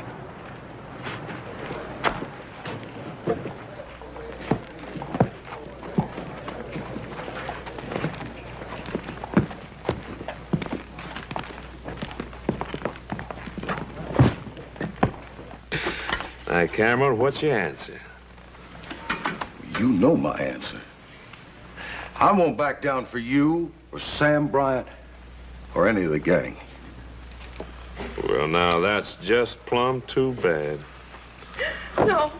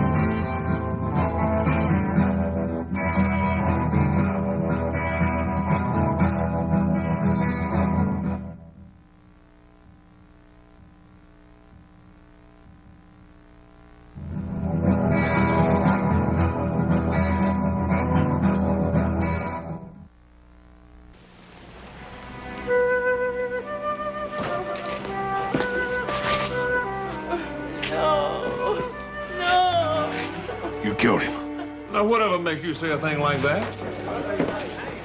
Sure. Don't say it. Hey, Sheriff, what kind of town you running here? Gonna stand there and let that fella hold a gun on me? Sheriff, he killed my husband. Well, Miss Cameron, you don't mean that. You killed him. Miss Cameron, that's a terrible thing to say. Why, I got some friends that'd be downright upset to hear you say a thing like that. We know who your friends are. Why don't you leave her alone? Here, let me handle this. Come on. I don't know what make us say a terrible thing like that. You killed him, Perkins, and you know it. I'll take care of this, Cartwright. All right, Perkins, let's go. I'm locking you up. All right, Sheriff. If that's what you think you ought to do.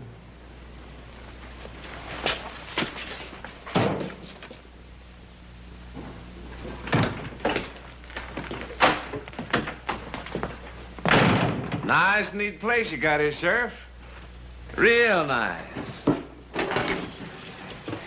Yes, sir, you keep it up real nice.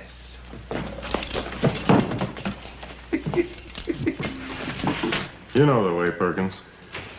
Anything you say, Sheriff. Anything you say.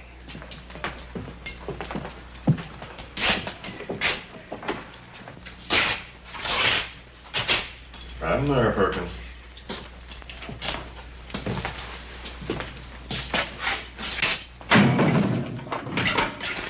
Waste of time you locking me in here. You know that, don't you? But if that's the way you want to do business.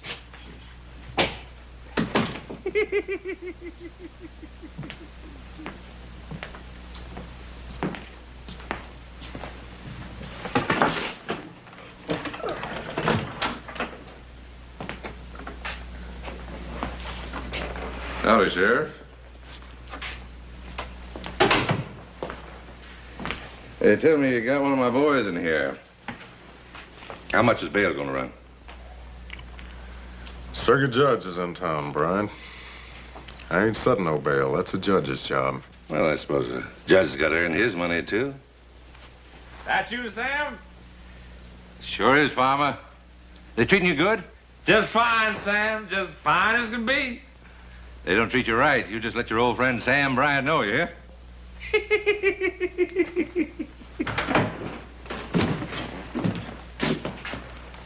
Don't tell me to let Perkins go already. No, they ain't. But it might be a real good idea. Not this time, Bryant. Judge Scribner's in town. He says he'll hold a hearing on Farmer Perkins down at Town Hall just as soon as he can get there. You know something? I sure hate to see outsiders like the judge get mixed up in our private affairs. I think outsiders ought to tend their own business. And that goes for you Cartwrights, too. See you later, Sheriff. Gentlemen.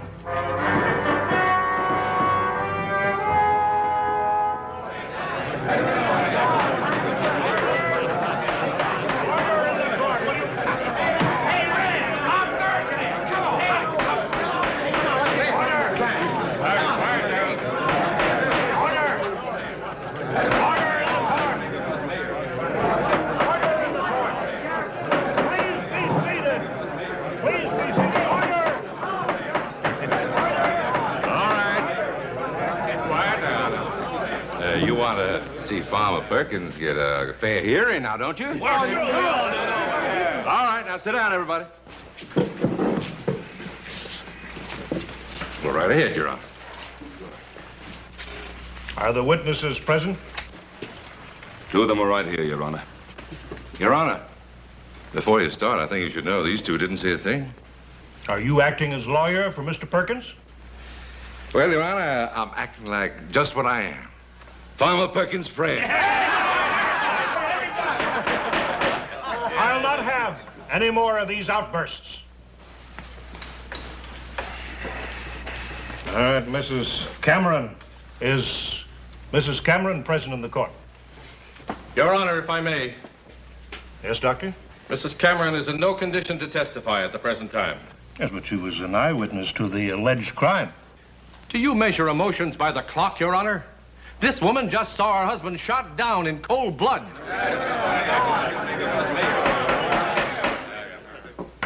Doctor, you'll please resist passing judgment. I ask you if Mrs. Cameron is present in this court. No, she is not. She's in my office, a very sick woman. May I ask the nature of her illness? You certainly may. It's the same sickness that afflicts this entire town. Fear.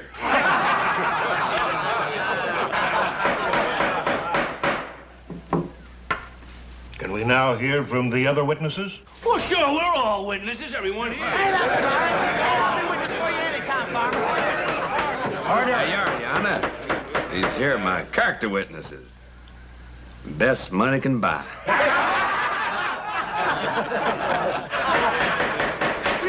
I'll not have a travesty made of my court. I'll testify, Your Honor. My brother and I were outside of Cameron's store when we heard the shot. We ran in and found Farmer Perkins. Mr. Cameron was on the floor dead and his wife was standing over him. That's exactly the way it happened. But you did not see the actual shooting. No, Your Honor, we did not.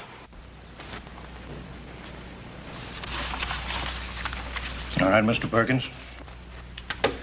Well, now, Your Honor, my good friends here, the Cartwright boys, they've already said all I know. It's the same thing with me, exactly. I heard a shot. I ran in, and that was poor Mr. Cameron. And that right pretty wife of his. Don't suppose she shot him, do you? Hey, that's right, Mr. Farmer. She must have done this. Are there any other eyewitnesses to the alleged shooting? I mean, other than Mrs. Cameron. Judge, you know as well as I do what kind of man Farmer Perkins is. At this moment, Mr. Perkins's character is not on trial. Due to the failure of our only eyewitness to appear, I must adjourn this hearing. I said adjourn it. Only until Mrs. Cameron is available to testify. Meanwhile, the suspect is to remain in the custody of the sheriff. Hey, now what's he talking? Just a minute. He's subject to bail, isn't he? I mean, he hasn't been charged with anything yet. I've already drawn up the paper, Your Honor. Hey, what was he talking about? Come on, give me the drink. All right, Ben. You saw it. All legal, right down the line. I could have told you it'd happen. Well, I just don't know what's gotten into the people of this town. They're just going to stand by and watch them get away with a cold-blooded murder, because that's all it is, a cold-blooded murder. Oh, I'm not sure the people of this town care one way or the other. Now, what you're saying is that this case is closed. Is that it? Well, you saw what happened. I arrested Perkins, I had a hearing, and he's out there walking around. Look, Sheriff, if you want to do something, why don't you start by arresting Sam Bryant? He's the head man. On what charge, son? Associating with bad company? Keeping order in the mines? That's what he was hired for. That's what him and his men do. No, it's gone a lot further than that, Sheriff. They've taken over the whole town. So they have.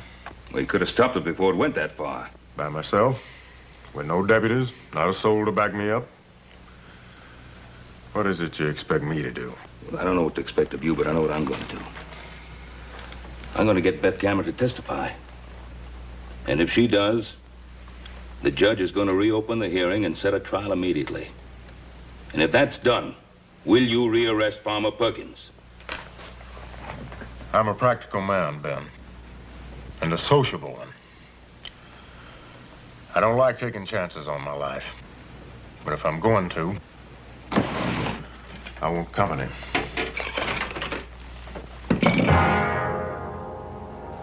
Now, I got the right to swear in deputies. And deputies is what I want before I go after Farmer Perkins again.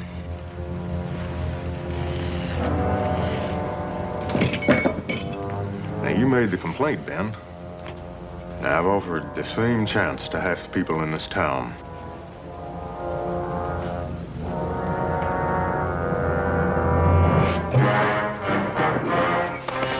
I know Beth Cameron will testify. There was a hearing a while ago. You were needed at that hearing. You weren't there. What do you want me to do? Isn't one killing enough? My husband's dead, isn't he? My husband tried to stand up to Sam Bryant and they killed him. And if I try to stand up to them, they'll kill me. Is that what you want? No, of course not. And it won't happen. Suppose my sons and I promise to protect you. Would you testify then? Can you promise to protect all of Virginia City? And the judge? Can you promise to keep Perkins in jail, that he won't go free or break out and come after us? All right, Mrs. Cameron. Let's just say that your husband died for nothing.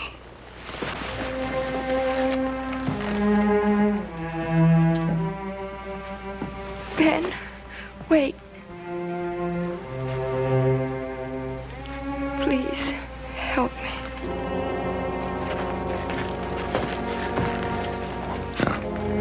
Judge Scribner will be in town for a few more hours only. He says he'll hold a trial if he can have witnesses. Will you come for me, Ben? You can depend on that, Mrs. Cameron. All right, you're so smart, you do it. Come on. Come on, you take it. Come on, big strong man. Come on, wait, come on. Okay, go. Come on there. Come on there, Jim. Come on, man. Come on there. Take him, Jim. Come on, go get him. Go get him. Put him down there. That's it, Jim. You got him. You got him. That's it, boy. I ain't never lost him. Well, you just run out of luck. Oh, go on, Farmer. You can take him. Come on, Sean. Come on now. Come on, go get him. Come on. Come on, Father. Come on, take him. Freeze him. Take him there. Come on. All right, boys, leave them right where they are. Now, you wouldn't want to spoil all the fun, would you, boys? The trial's going to resume at 1 o'clock. Trial? Again? That judge sure was a glutton for punishment, ain't he, boys? Yeah, wait. What trial are you talking about? That trial's It's over. all right, boys. Don't get excited. We're going to have a repeat performance. Come on down to the courthouse with me. Yeah, don't worry. Don't worry, Farmer. We're all with you, boy. We're with you, Farmer. Take care now.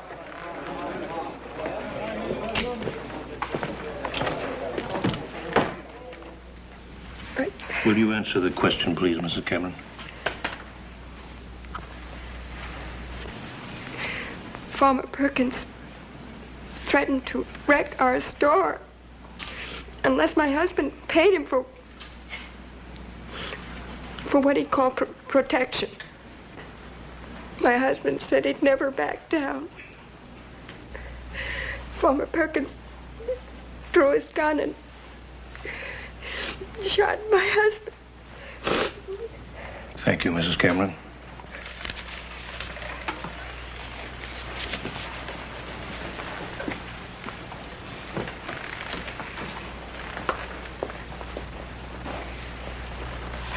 The defendant will please rise.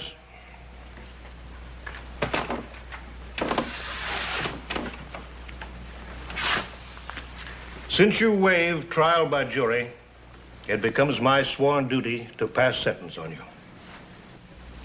I hereby find you guilty of murder as charged.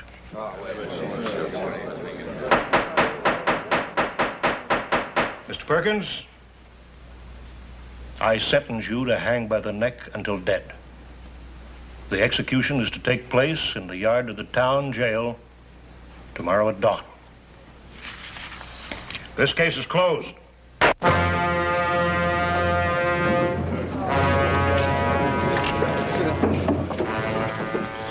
You hold the top cars, temporarily. Not for long. I promise you, Cartwright, you'll never live to see the day that Farmer Perkins hangs.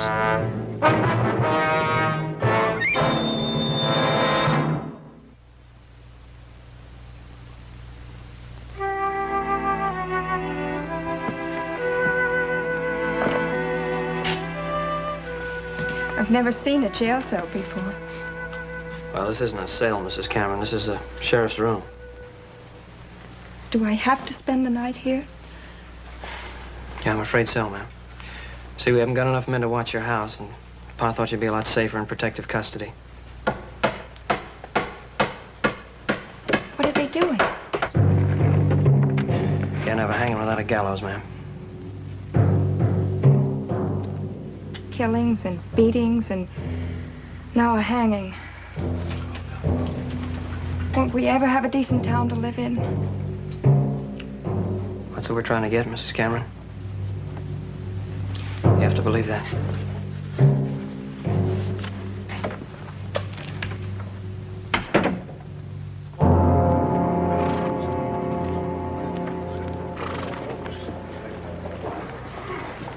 Well, Judge, all I can say is that the example you set us today was a very necessary one. And I can assure you that by the time you get back here next month, things will be a lot more peaceful around here. Well, thank you very much, Ben. Please don't wait around. The stage will be leaving in a few minutes. Oh. Your boys will be needing you at the jail. As a matter of fact, Judge, those boys can get along without me very well. Although I wouldn't want them to know that. But we are a bit short-handed. Good night, sir. Good night, Ben, and good luck. Yeah.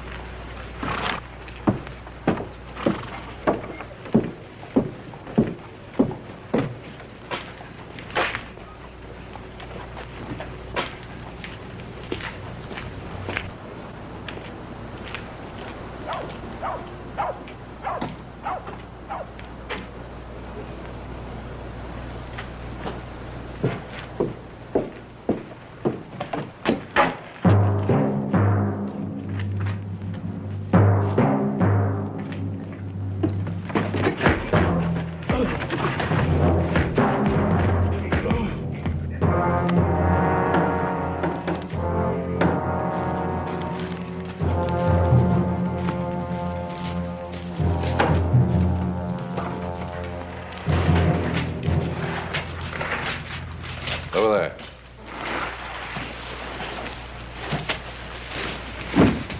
Tie his hands. Keep an eye on him. Norton, take a couple of the boys and circulate around out there. Let me know if you hear anything. Right, Sam. That's all, boys. Game's over. Got some writing to do.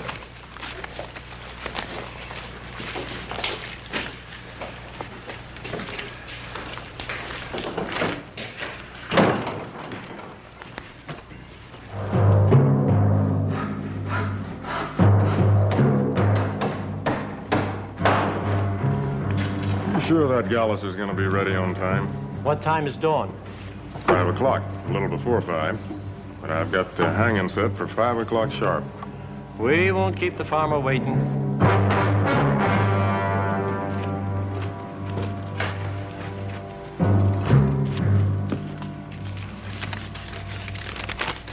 What is it, Sheriff? What's the matter?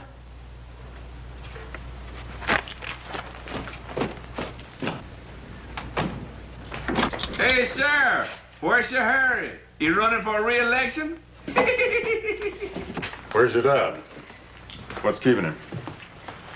He ought to have been here a half hour ago. I know. I'm getting worried about him. The judge has probably trapped him into some long-winded discussion of the law or something. No, not tonight. I just wanted to make sure this was no crazy man's idea of a joke. Read that. Hang Farmer Perkins and we hanged Ben Cartwright. Set Farmer Perkins free, give him a horse and a half-hour head start, and we'll send Cartwright back to you.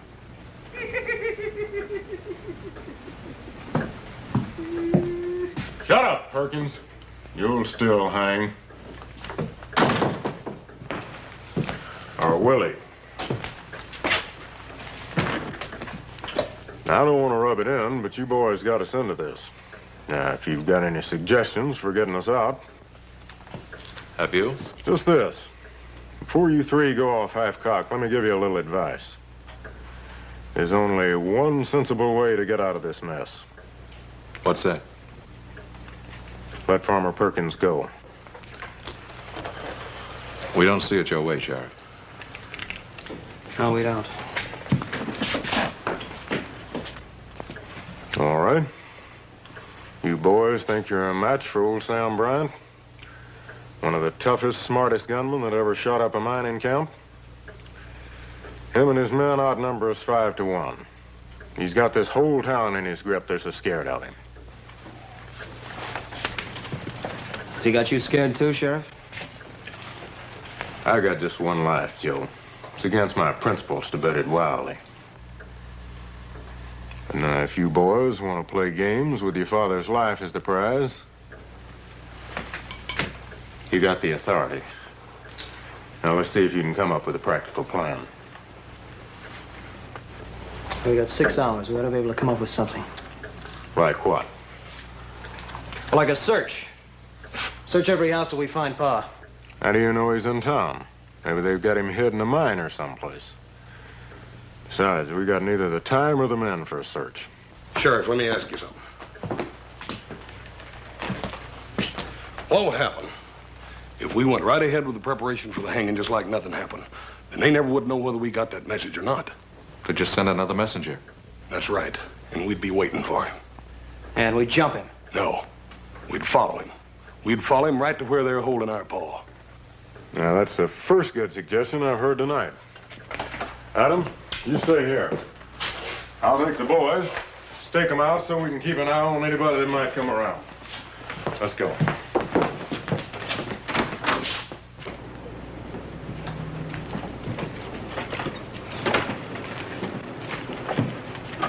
Howdy, Doc. There's some of us you can count on, Sheriff. We're spotted around watching the jail in case Sam Bryant and his men try to rush it. Well, that's not Sam Bryant's way of thinking. But I'm much obliged to you anyway, Doc. All right. Hey, Doc. Yes? We're expecting a caller. Don't stop him. Just keep out of sight. We'll do that. Thank you. Hoss, over there by those stairs. Joe, get back here in the alley. Right. Keep your eyes sharp.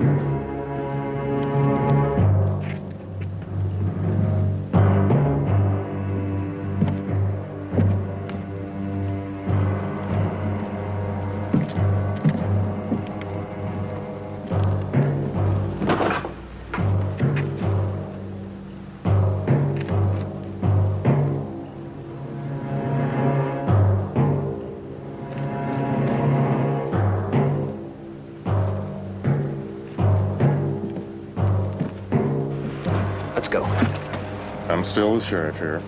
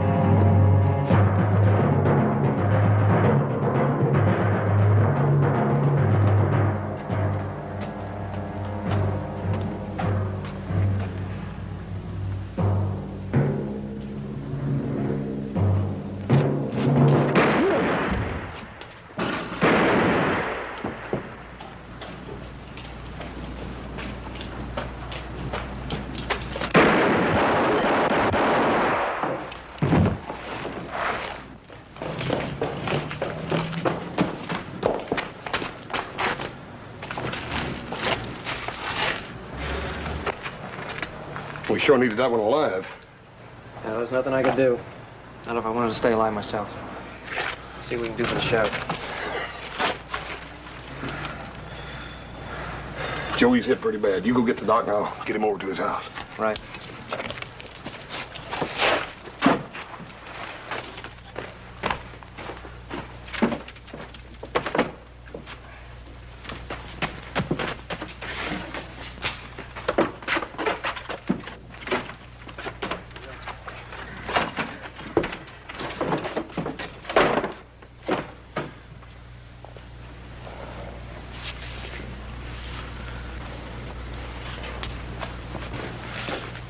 What's happened? What was that shooting going on out there?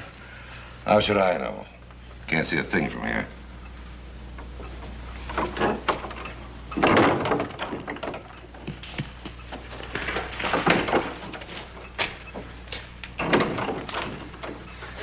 It was Allen. They shot him down. He got the sheriff. How far away? They didn't see you come here? No, they didn't see me. Sam, why don't we give it up? They got guns guarding that jail. I'm giving up nothing. I'm getting Farmer Perkins out of that jail. And I'll still be running this town. I like the way you talk, Sam. I'm with you. You can count on me. Good boy.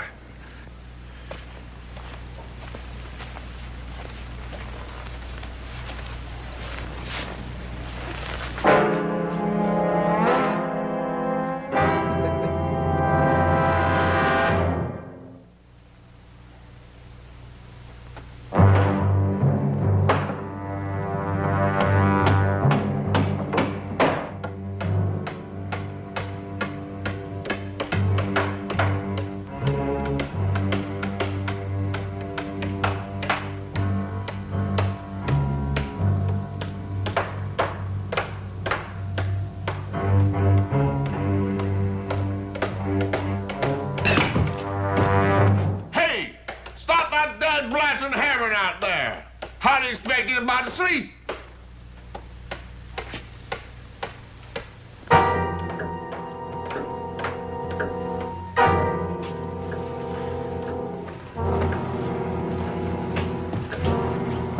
Sure hope the sheriff makes it. Doctor's doing everything he can for him, Adam. Besides, it's our Paul we ought to be worried about. Well, we already tried one scheme, and all we did was kill the messenger that might have led us back to him. You talk like we might as well give up. What are you figuring on doing? Just sitting there? Well, now, if you've got any ideas, I'd like to hear them. Well, I'm with Hoss. We got to do something. Well, just exactly what? Well, we could at least go around to the saloons and see if we couldn't pick up something. Look, Sam Bryant's got his spies all over the place. You'll only pick up what he wants you to pick up. You sure think he's smart, don't you? Yes, I do, because he is.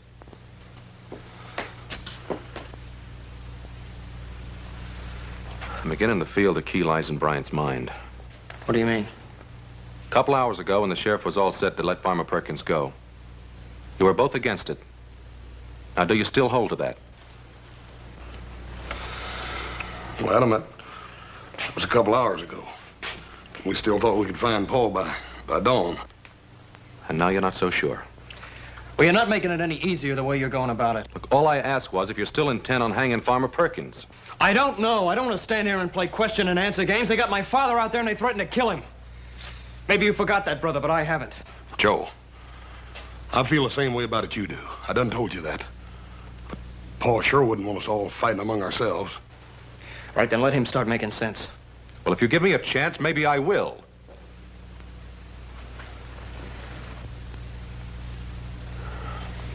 Now look at it this way. What would Bryant do if, say, come dawn, we simply went ahead and hung Farmer Perkins? Regardless of what Sam Bryant said he'd do to our pa. Regardless. And what would you do if you were wrong, Adam? Would you go out to my father's grave and say, I'm sorry, Pa, I made a big mistake? Joe, he's my father, too. Adam, I sure hope you're right in your thinking. Because I don't like the sound of it any more than Joe does. Look, if we let Farmer Perkins go, then Sam Bryant has proved that you can get away with murder in this town. And he'll have no qualms about going ahead and hanging Pa anyway. You still haven't told me how we're going to get Pa away from him. On the other hand, we go ahead and hang Farmer Perkins, and we show that we punish murderers. And Sam Bryant will see that his only chance is to let Pa go. Oh, come on, Adam. First you stand there and tell me how smart you think Sam Bryant is, then you say he's going to back down. He's never been afraid of the law in this town. No, but he's never been charged with murder either. And once Sam Bryant knows that he's facing a murder charge, I figure he'll be smart enough to back down. And that's why we got to go ahead and hang Farmer Perkins. I'm sorry, Adam. I can't go along with it. It's too big a gamble. Adam, you go right ahead thinking like that if you want to. But you're going to have to do it alone. We're going to go find Paul. Come on, Joe.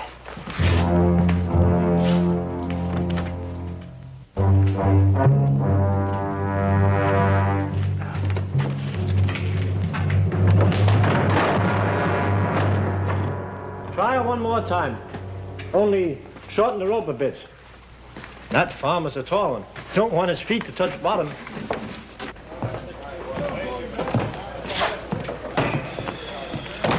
Old Comstock's staying up for the hanging. Yeah, there's no lack of people.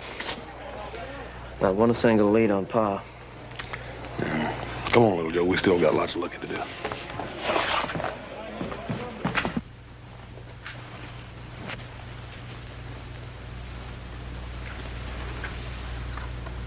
What you looking at? I just wanted to see exactly what kind of a life I'm putting in the balance with my father's. Before you let me go, huh? What makes you think I'll let you go?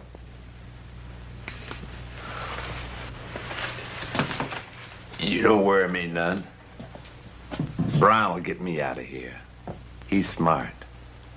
And besides, what kind of son would swap his own pa's life for mine? You got 90 minutes left. You want to talk to a preacher?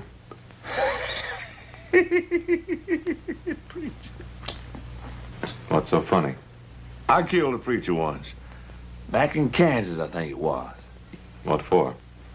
For preaching at me.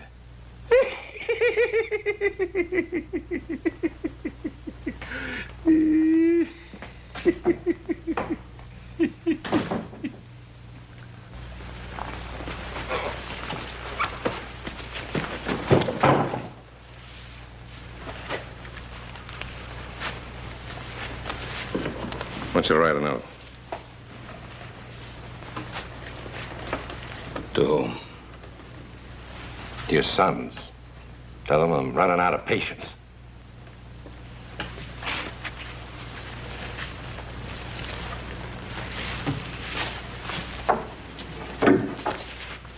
Tie it off.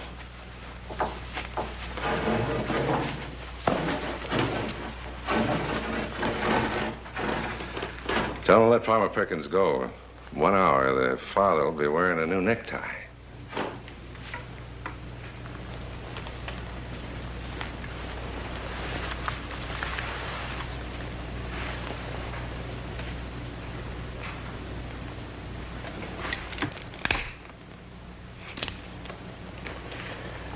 I raised my sons to make their own decisions.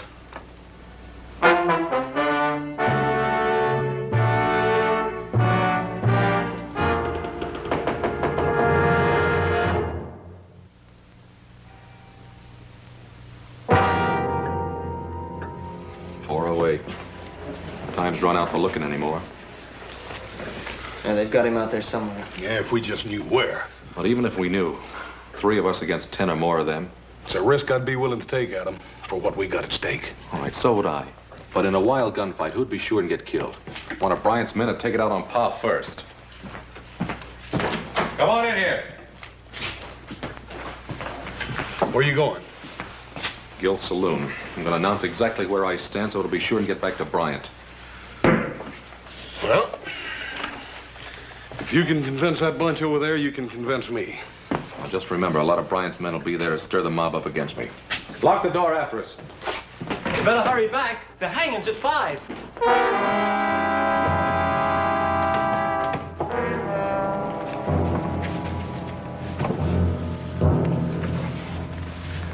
Bring Cartwright over here.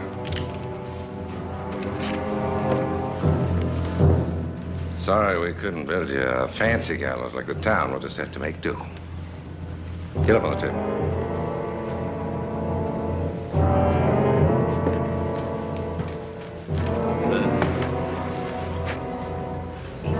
Ain't you gonna wait to see if they hang the farmer? Sure. Just want to see if the noose is high enough. What's the matter with you, Norton? Something bothering you? No, nothing. I'll hang him. I like doing it. Whether they hang my friend Farmer Perkins or not, I'll enjoy it.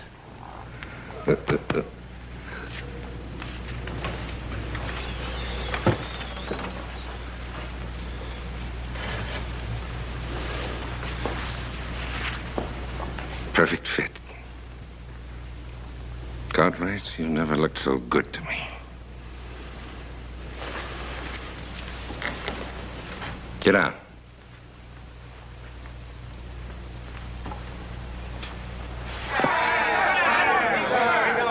Now, I want Sam Bryant and all of you to understand the following. From now on, all murders will be hanged in Virginia City. And the first hanging to take place will be that of Farmer Perkins this morning at 5 a.m. as scheduled. And any future murderers will also be hanged. And if Sam Bryant wants to escape hanging, he'll let my father go. I know Bryant, kid, better than you do. He don't fool around. You're signing your pa's own death warrant. It's that badge, that stinking badge is going on with there.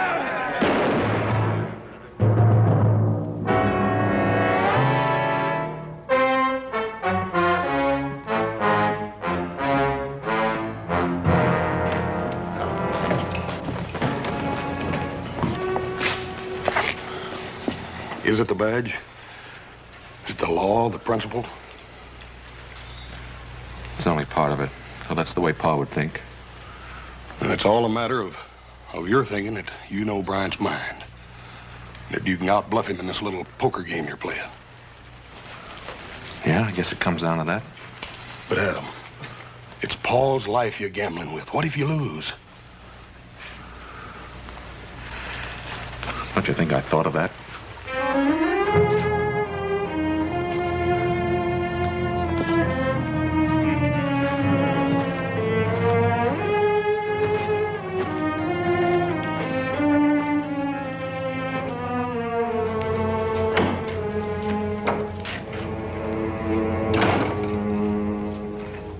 Cartwright, his son Adam's now acting sheriff. Says he's going to go ahead and hang Farmer Perkins regardless. And then leaving it up to me whether or not you swing. Good. Good for him. He's bluffing. You think so? You know how stubborn we Cartwrights can be, if we want to be. Yeah, stubborn, but not stupid. Still time to write him a note. Bring him to his senses. Why? He's doing exactly what I'd do. And hang. Then you'll hang. Because that'd be the last straw this town would need to bring it to its senses. Tell me, Bryant, how do you think it'll feel to hang? In about 30 minutes, you're going to find out, Cartwright. Remember, that's my rope over there. 30 minutes.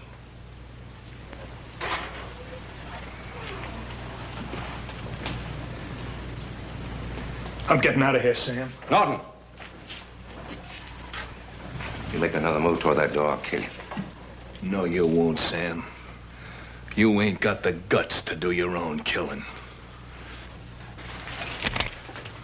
And don't you do it for him, McNeil. One shot, and that'll bring a crowd running in here. And you'll be the one that's gonna hang for killing me, not him. No, I stick by Sam and he sticks by me. He's sticking by the farmer, ain't he? Well, he ain't gonna let the farmer hang, is he? I don't know, McNeil. Why don't you wait and see? And when you find out, you come and let me know. I'll be around.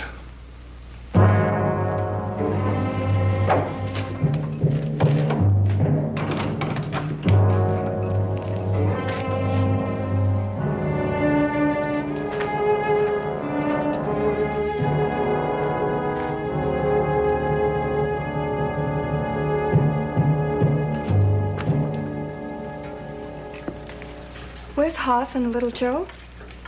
They're outside watching things. Adam, I know what it's like to lose someone. Do you? And to know that you're the cause of it? Adam, Ben Cartwright's worth 10,000, Farmer Perkins. There's still time. Let Perkins go.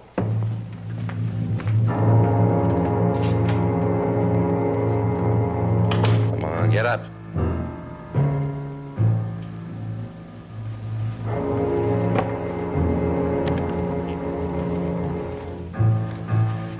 Put the noose around his neck.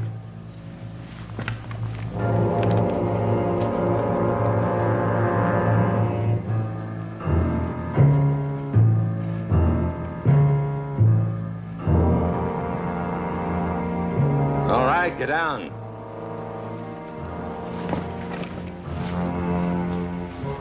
Come here, I want to show you something. Get on down the corner. You can see the jail from there. Now, when they turn Perkins loose, come on back here and let me know. What difference does it make? We're gonna hang Cartwright anyway, ain't we? Just get down there and let me know. Okay, I just want to be in on the fun, that's all.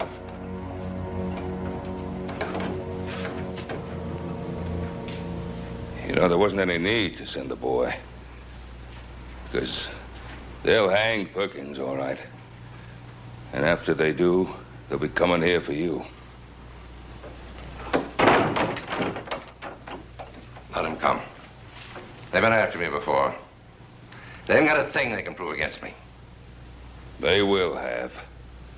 After you hang me. Shut up, Cartwright. I'll probably yank this table out from under you right now.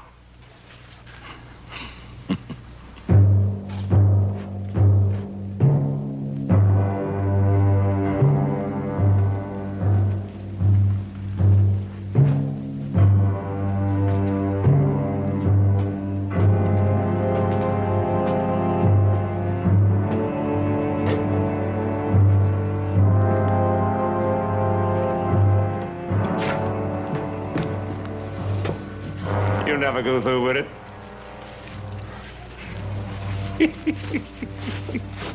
What's so funny? Old Ben Cartwright. I bet he ain't so high-minded with a rope around his neck.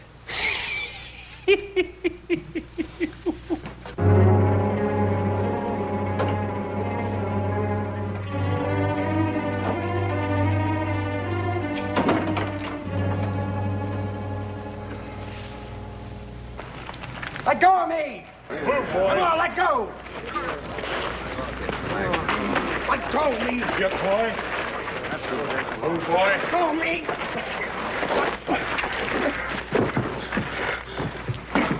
We found him down by the corner. McNeil, one of Bryant's men. What'd you do with my pa?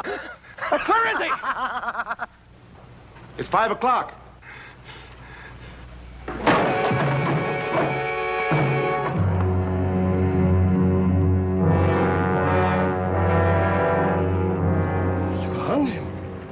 You hung the farmer. We told you we was going to, boy. All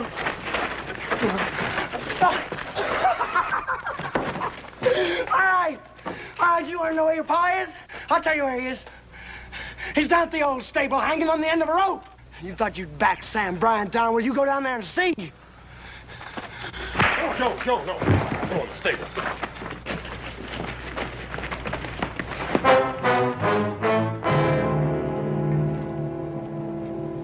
Listen to me, all of you. Look, I brought Ben Cartwright back. I didn't do nothing. Now, look, I'm giving him back his gun. You done right hanging Farmer Perkins. You turned yellow. You let the farmer down. You're just like Norton said you was. You let other people do your killing for you.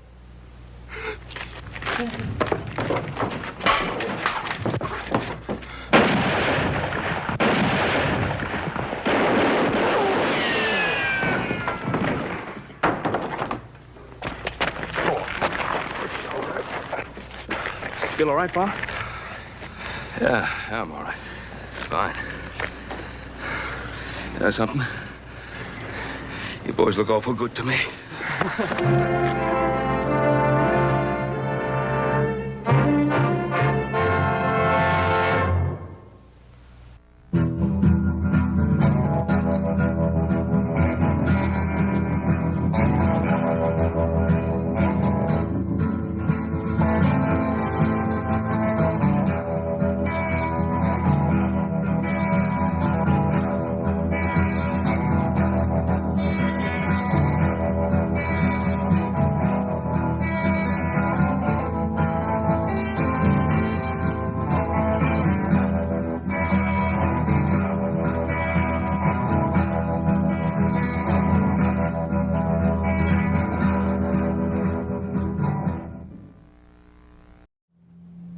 Hastings Mystery Theater is produced for the local cable channel in Hastings, Michigan, USA. We are rated as one of the best 100 small towns in America. Hastings, Michigan. Look us up on the internet. Take a look at some of the reasons we are one of the best 100 small towns in America. And maybe you'll see why those of us who live here really like living in Hastings, Michigan. And also, continue to watch Hastings Mystery Theater here on YouTube. Post your comments, like, and subscribe. Thank you.